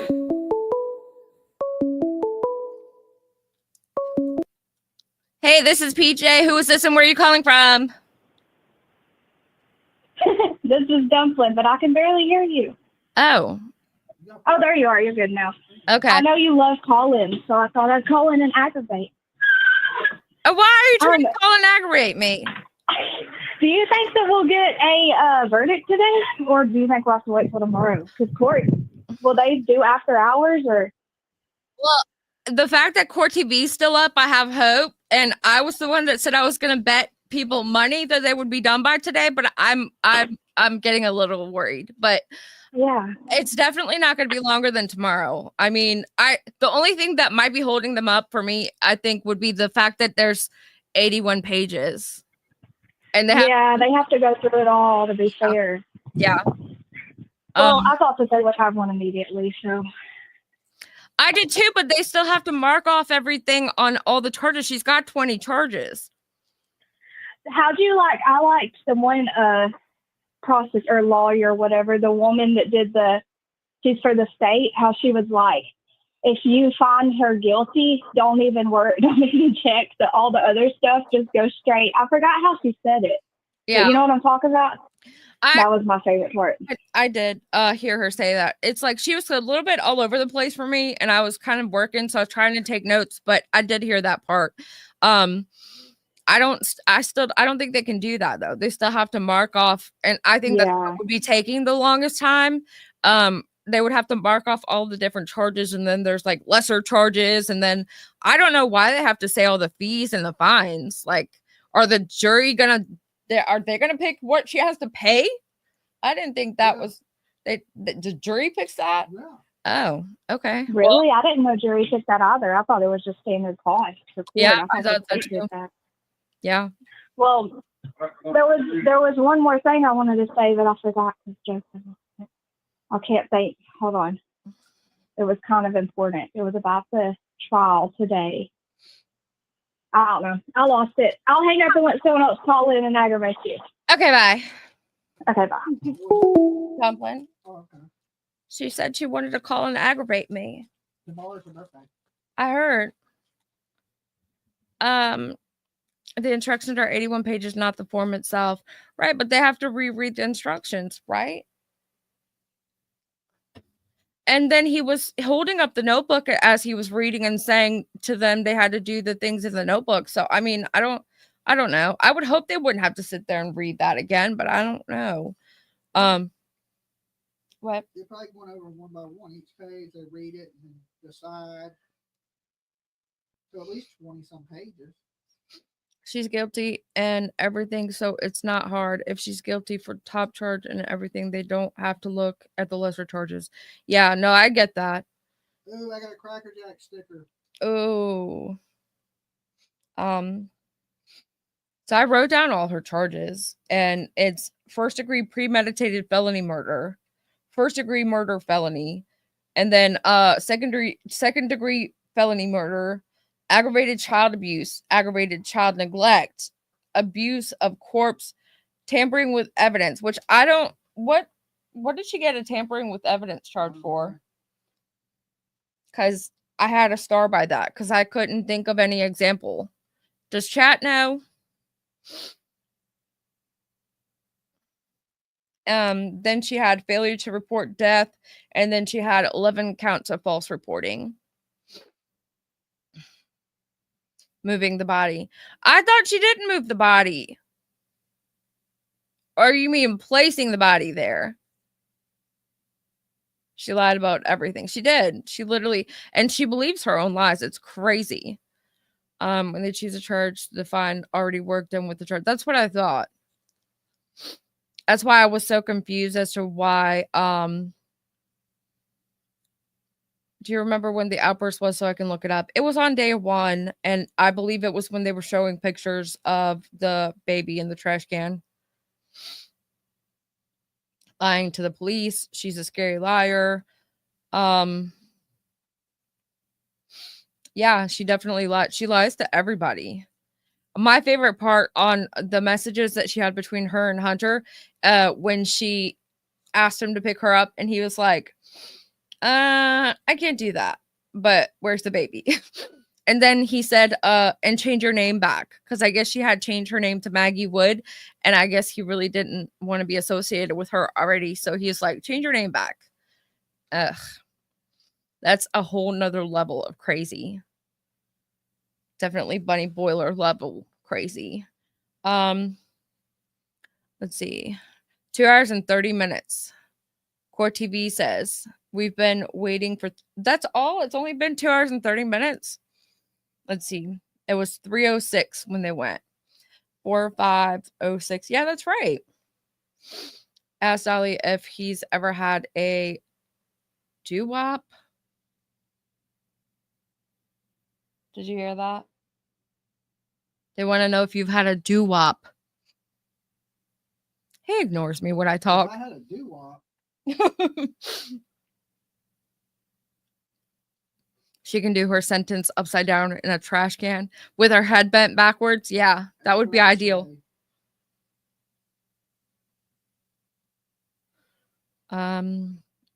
Shows her immaturity. She was in foster care for not going to school, right? She went through her guys like Leilani. She did almost everything just like Casey Anthony. That part was scary. They went looking at new houses. Like every check mark on the storyline. It's like she did all of it. I've never heard of such jury instructions in my life. No, me neither. We never had to sit for an hour and a half for jury instructions. I would like to know what her Google search was. Love to change the name back comment. Yeah. My favorite part still was when that defense attorney had to bring back the part about the Croatian lady and saying the murder comment. Because, like, you can't undo that one. And that one hits home. I mean, the baby was murdered. That's it. There's nothing else you can say or do. Casey Anthony went clubbing. Megan Boswell went to the mountains on vacation. Hey, Nanya. It's like kind of the same thing. But you know what? They didn't mention the rugs either. I thought they were going to mention Ruggs. For some reason, I thought that she had been rumored to have been on that meth. It's what key that points it's what it was key that they pointed out murder. Yeah, I agree. I'm ready for a guilty verdict. I think we all are. Does this have to be unanimous? Yes. Does it? Yeah, our jury has to say yeah. Oh, well, duh. I knew that. Yeah, one person makes it a hung jury. And all of the charges, does it matter about the others? They don't have to find her guilty on all the charges. They can find her guilty in the murder and not guilty of the I mean, I think myself personally, if I was in jury, I would be confused about why there's 3 different murder charges. How do you determine which one she gets? Or how do you determine if she's guilty of all of them? I don't. They explained that. I know. I was only half listening. Oh my God. We had 32 whole witnesses and not a single person for her defense. I know. Didn't Leilani have people on her defense? Yeah. And I think Casey Anthony did too. She didn't have a single soul. Not a one person. Adam didn't have anyone either. Huh? Adam Montgomery? Montgomery. But I mean, it's different. He's male. Like when you're a woman, you should at least have someone that's crazy to me. I'm trying to see who my favorite person was. I still think David Gratz was his name, the TBI agent that was in charge of the case. And they were all, it was so confusing. They all got mixed in together and they're all like TBI agent, FBI agent, special agent, TBI. I like the guy that did the footprints and the fingerprints, because he went. That's Gratz. No, the fingerprints was Gratz was the guy that was the attorney that talked. Yeah, you're right. He was an attorney, but I thought the fingerprint guy was Hoover. David Hoover. And he's the one that said he actually went to the facility to fingerprint her because they kept sending her fingerprints and right.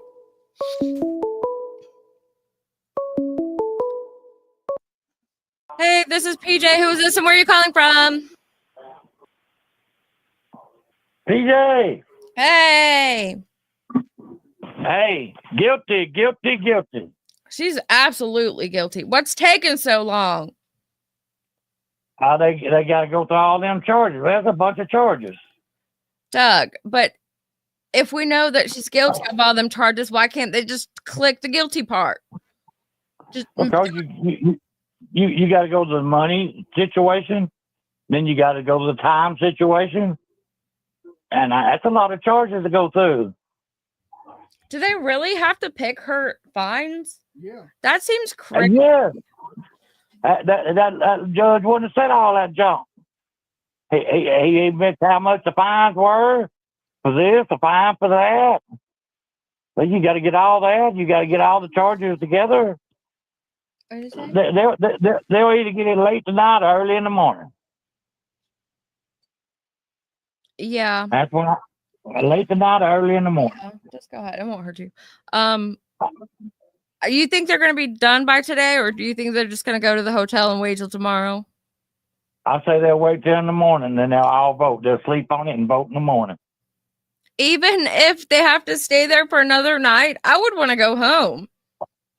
One more night ain't nothing. Well, yeah, that's true. But they'll go over it tonight. They'll sleep on it tonight, and they'll take a vote first thing in the morning. Yeah, you might be right. I was willing to bet that they would have it by today, but I guess since there's so many different charges and they have to put down her fines, I mean, I think that's a little bit excessive. I don't think they ought to fine her nothing. Hell, she ain't got no money. Yeah, and then if she's going to be in prison for the rest of her life, how is she going to pay that? But if they make a movie of it or something like that, they could, they could come back and say, well, you owed all these fines, so we're taking your money. See, that's messed up that there's even talks of a possible movie. Like, ugh, I hate this. There's always in some cases like that. Yeah, you're right. It's just such a messed up situation, and for them to make money off of it in any way, it's just messed up.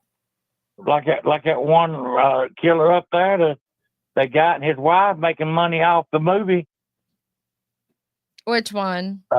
One got all them people, found all them people on the side of the road up there, up north. I can't think of his name. What, Rex? Human? I guess. Yeah, the one where his wife is making the money off the movie deal. Oh, wow. Yeah, I saw that. The job in jail, they take the money. Oh. If she's going to prison, she's going to have a job. What do you do in prison if you don't have a job? I mean, she could be cleaning and make money. They take the money then. Well, dang. Yeah. What if she just don't want to give him money so she don't get a job? She don't get a job. She don't pay the money. And then just like a bunch of money just randomly out in space as owed money. Yep. That's terrible. My wife's cousin, he passed away. He owed Hamlin County $495,000. Holy moly. Yep, all the fines and stuff that he had. Yeah, no, I heard about that. And she ain't charged, so she can do it. Yeah. Yep. Wow. And that's where she's making money off that movie. Because they didn't charge her and her daughter, just him. Right. But that's crazy. I just got a feeling that somebody else helped Megan. I don't think she had enough brains to do it all herself. You really think so? Even if there's no evidence whatsoever at all that shows there was something else or someone else? Well, it's like this, baby. If they're on that drugs and they're doing them drugs. Huh? They didn't mention the rugs at all. But Megan was on drugs. You know she was. How do you know? You can look at her nose. It just looked like Rudolph the Red-Nosed Reindeer. It ain't hard to figure out, honey. I mean, him and that other guy. They would even say it glowed. They would even say it glowed if you looked at her, right? Yeah. And when they're on that stuff, they hate the people who love them. Yeah, but. And that little girl loved her, so if she's on them drugs, she'll hate that little girl. They think the kids are the devil and everything, just like that one that killed her daughter and her son there. She's not on drugs, she's on carpet. But I mean, if they're on them drugs, baby, they can do anything. Yeah. And think they're in the right. Yeah. I've seen people think their kids are the devil when they're on them drugs. Her rug screen was negative, Holly said. Yeah, it don't take it don't take 2 or 3 days for that to get out of you. Yeah, that's true. System. Carpet fiber.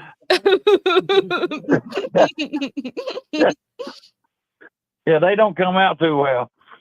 But y'all be safe, and let's hope she gets to go a long time away. All right. Thanks for calling. We'll talk again soon, okay? All right, peace out. Bye, Dolly. All right, PJ's getting better, getting rid of people off the phone, like how saying bye. I used to just hang up on people. Talk again soon. Okay. It's a good way to end the conversation. I used to be like, all right, bitch, bye.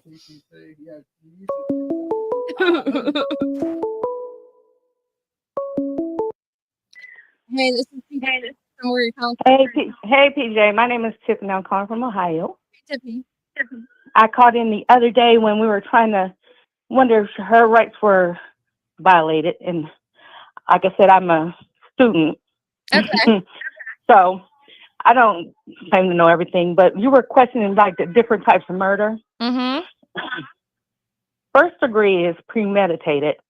Okay. So she thought about it and she acted on it. She could have thought about it 5 minutes before, like, this baby is in my way, and hurt her. Well, the fact that she didn't have that tinfoil in her messy trailer, so she had to find a tinfoil somewhere, which to me that's premeditated.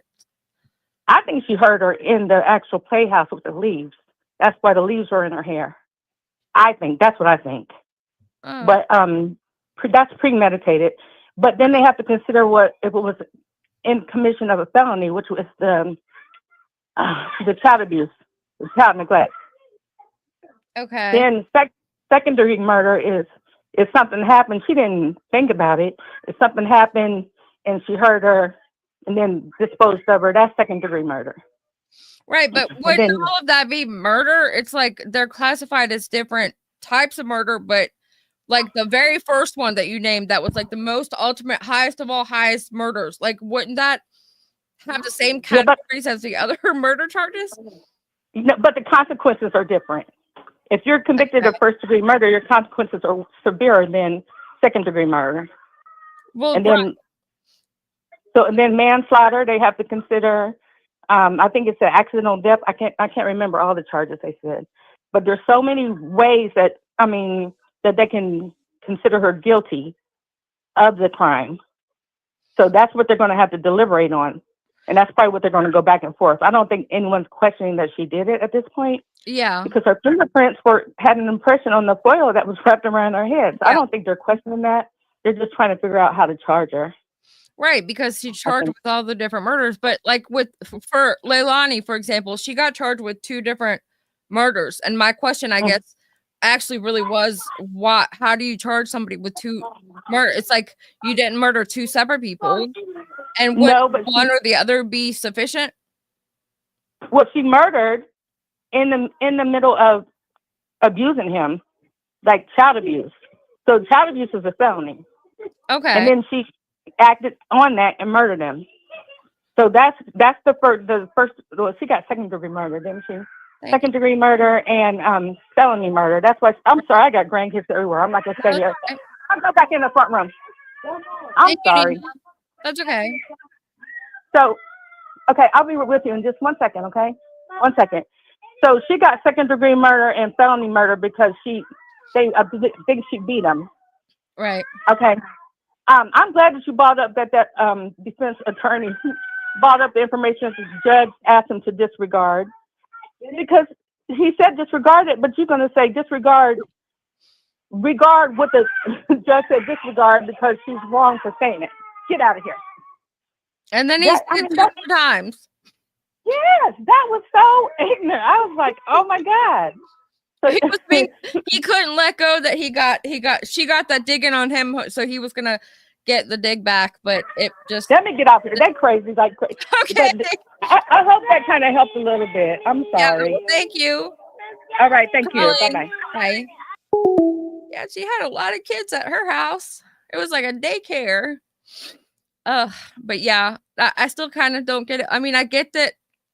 I understand that there's different charges and different types of ways that you can be charged for unaliving somebody, but I don't understand why the top charge with the most like felonious accounts to it can't just be all of the charge. Like, why does it have to be first degree and second degree? And like, I thought, unaliving somebody was something just on its own, not like, oh, here's this type of unaliving and this type of unaliving. I don't want to keep saying murder. It's not a great word to say online, but I don't know.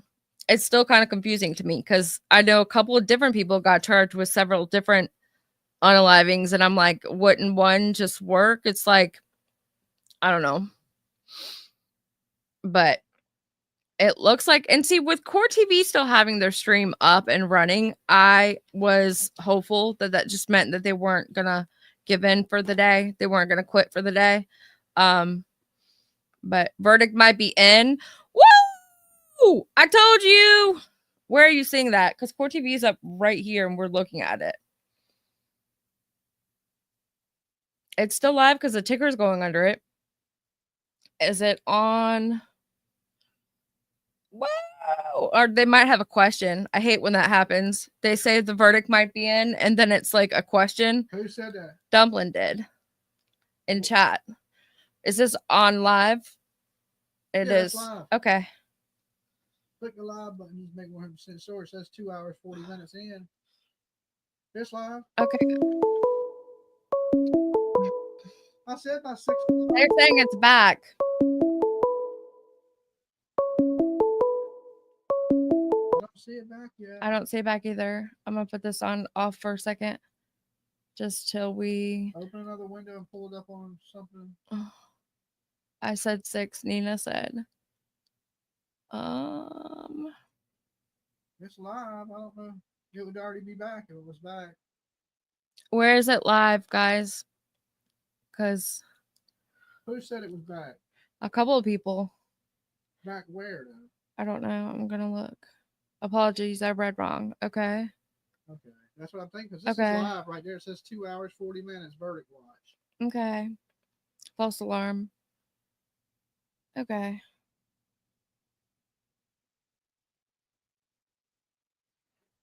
You're good. It ain't here It's yet. not a big deal. It's okay.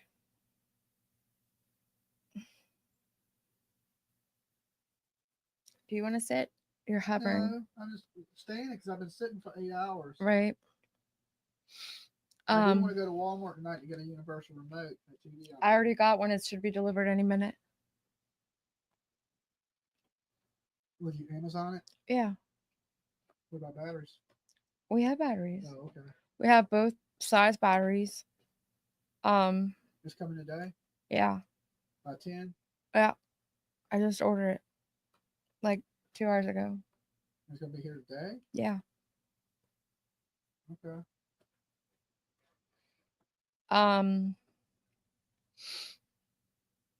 I can't believe some people think she had helped Megan through. You didn't finish typing there. Look like others' polls are The same as ours? it's called stacking charges in case of appeal. This will ensure she never gets out. Oh, okay. I'll look that up. I want to know more about it because it's fascinating to me. Back open. Phone lines are back open. They said they can't hear Dolly. He's on the other side of the room, right there. I'm here. I'm surprised Statue of Liberty came back up. I mean, you can turn the mic up. I got the mic turned down real low. I don't mind it being low. Oh, I like when I can hear myself though. I see what you mean. Now I bet they can hear me. No, I bet they can hear you. Let me see. I had notes that I could go over, but Derby note. or I can take this phone call. Say that phone call. This is PJ. Who is this and where are you calling from?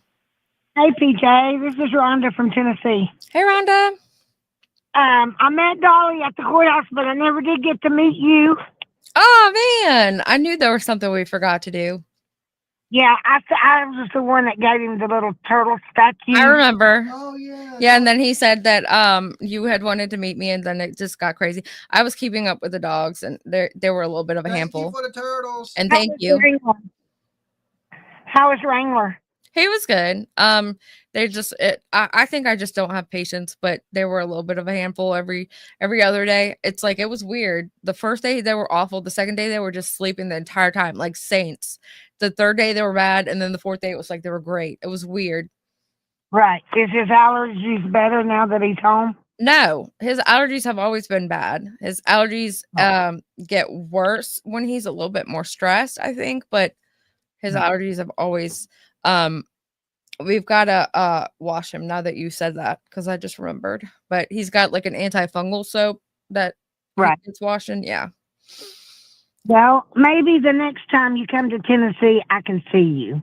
Yeah, definitely. I'm sad. I completely forgot because I know he told me that you had wanted to meet me, and I was like, yeah, and then we just got it was a mess, wasn't it? But Yeah. anyway, she's going to be found guilty of all charges. I 'Cause just she's live like guilty. 5 miles from the courthouse. Awesome. And What's taking them so long? I'm really so sorry for her dad. I mean, Yeah. it broke my heart that day. Yeah. And I'm like you. I like the Gantz guy, the TBI that's Mhm. now a Oh man, he knows his crap. I said, if I ever get a lawyer in Tennessee, I'm using him. Yeah, I wonder what kind of lawyer he is, but he definitely knows his stuff. And a lot of Yeah. people, I saw a lot of people in chat saying that it was annoying he kept looking at the jury, but I think that's what was necessary. I mean, he was talking directly to the jury like he was right there. And he was very relatable. Right, and that medical examiner yesterday, the black lady, Mm-hmm. talked to the jury too.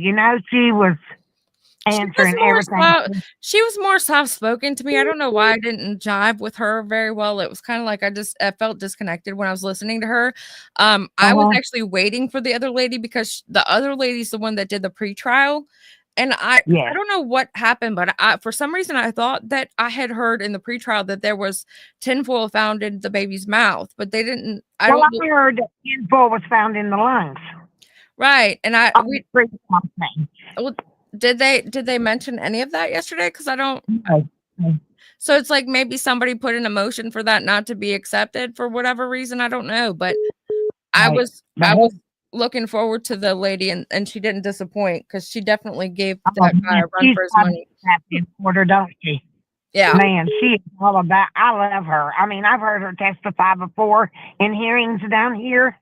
Yeah, and yeah, she don't take no crap, and I look for her to take the contempt of court. I thought she was definitely going to take it.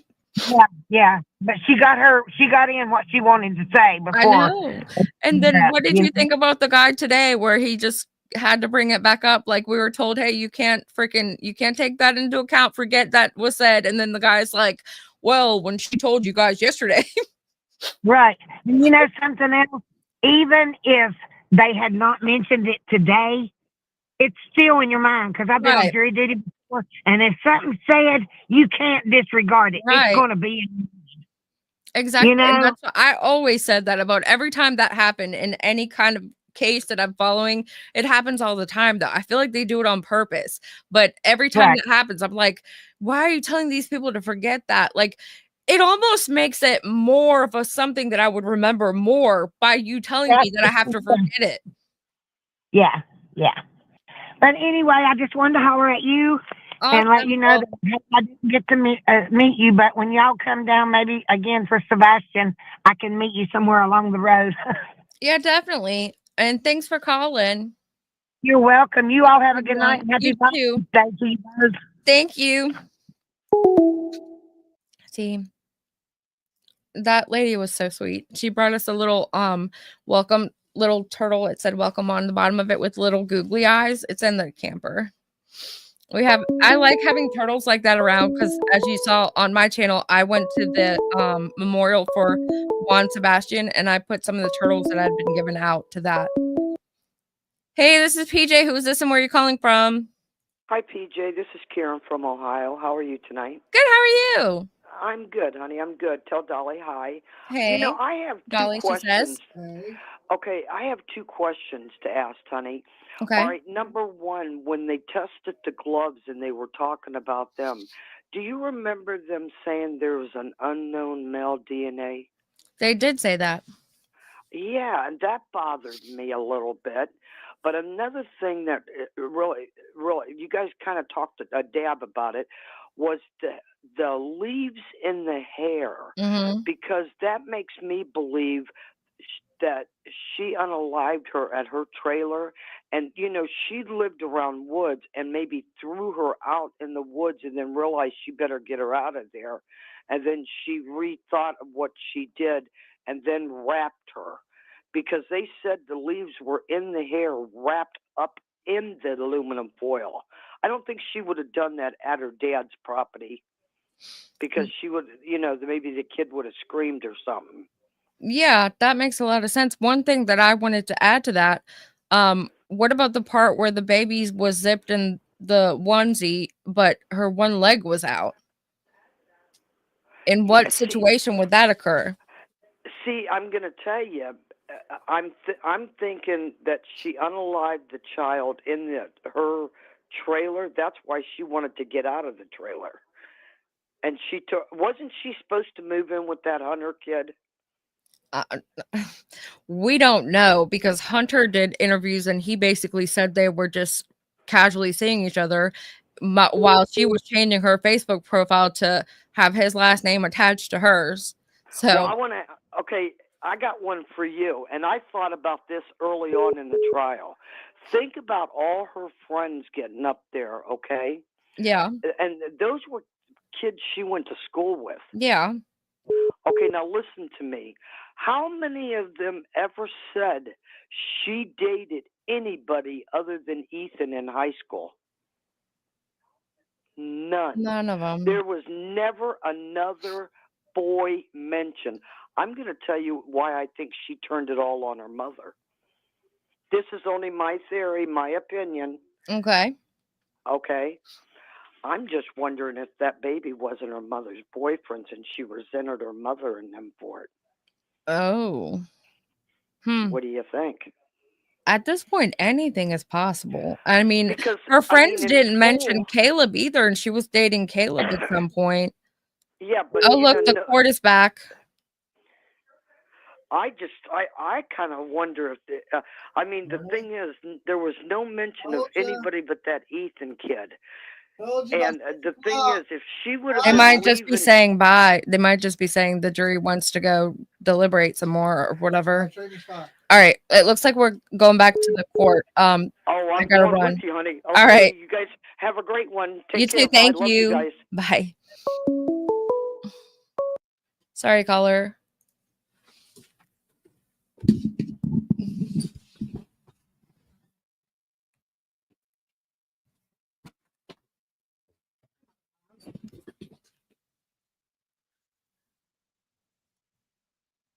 You may be seated. Thank you.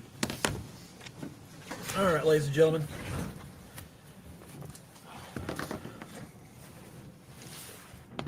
I'm going to go through these admonitions again.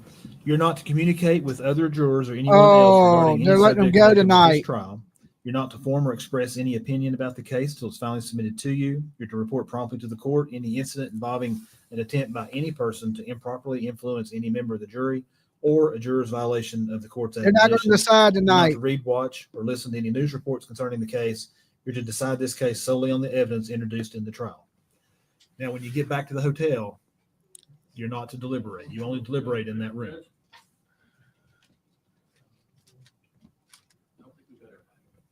That's 11. They're not going to decide tonight. They're going back to the hotel. They will decide tomorrow that missing one juror. I don't think we have Ms. Rucroft.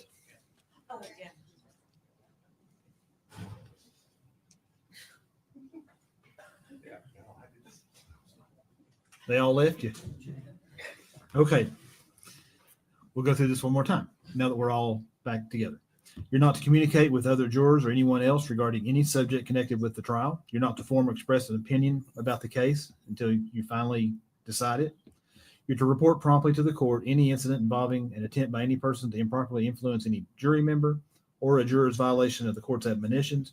You're not to read, watch, or listen to any news reports concerning the case. You're going to watch decide this Dolly case Vision. solely on the evidence introduced in the trial. All right. Yeah, you can go with the officer. Have a good evening.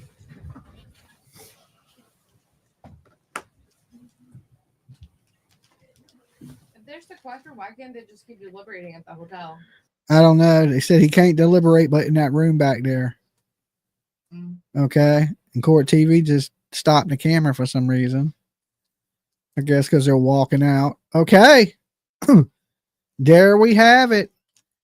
The jury will go back to the hotel tonight to deliberate, and they can't talk about it. We will find out tomorrow morning if she is going to be convicted, which she is. They probably were spending most of that time just going over the stuff, and they ran out of time. They had 81 pages, 20 charges to all agree on, and they got to go through those one by one.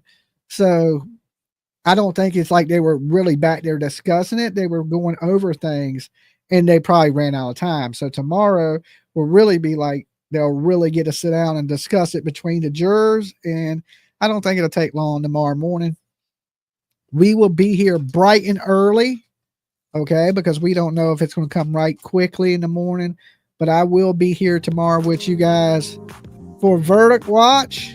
Okay, let me turn this down. And till there's justice for baby Evelyn.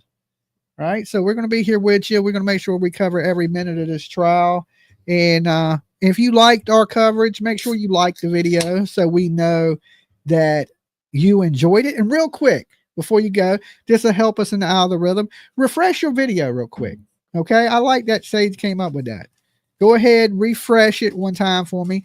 And then once you do, press 1 in the chat. I want to see who's cool enough to do that. That helps us with an extra view.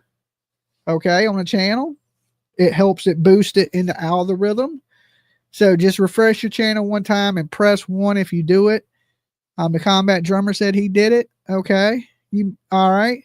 You may get hit with a commercial, but just do that for us. It helps boost the channel. It helps boost us on YouTube. She is guilty, 100%. She is guilty. It's just we got to wait for the jury to come back and really decide. You guys are awesome. They're all pressing 1 today. They're refreshing for us and helping us in the algorithm. That is awesome of you guys. So thank you. You know, and we try to bring you the best coverage we can. I've been getting up pretty early in the morning to bring you guys this stuff. So I really appreciate it. I really do. Like I said, thank you for each and every one of you guys that are here with us. We appreciate it. Definitely. We couldn't do it without you. If one of y'all were missing, we wouldn't be able to do this stream. Completely no way. What do you think, PJ? If one person was missing, could we do this? Nope. Nope. We need every last single one of you. If one of y'all hadn't showed up like that 12 juror, we couldn't do this. We just couldn't do it without you. We love you too, Dolly. You guys have been the best today. Thank you for, listening to my crazy jail stories. And we talked a little bit about, how monkeys belong in the jungle and all kinds of stuff today. It was a good little powwow.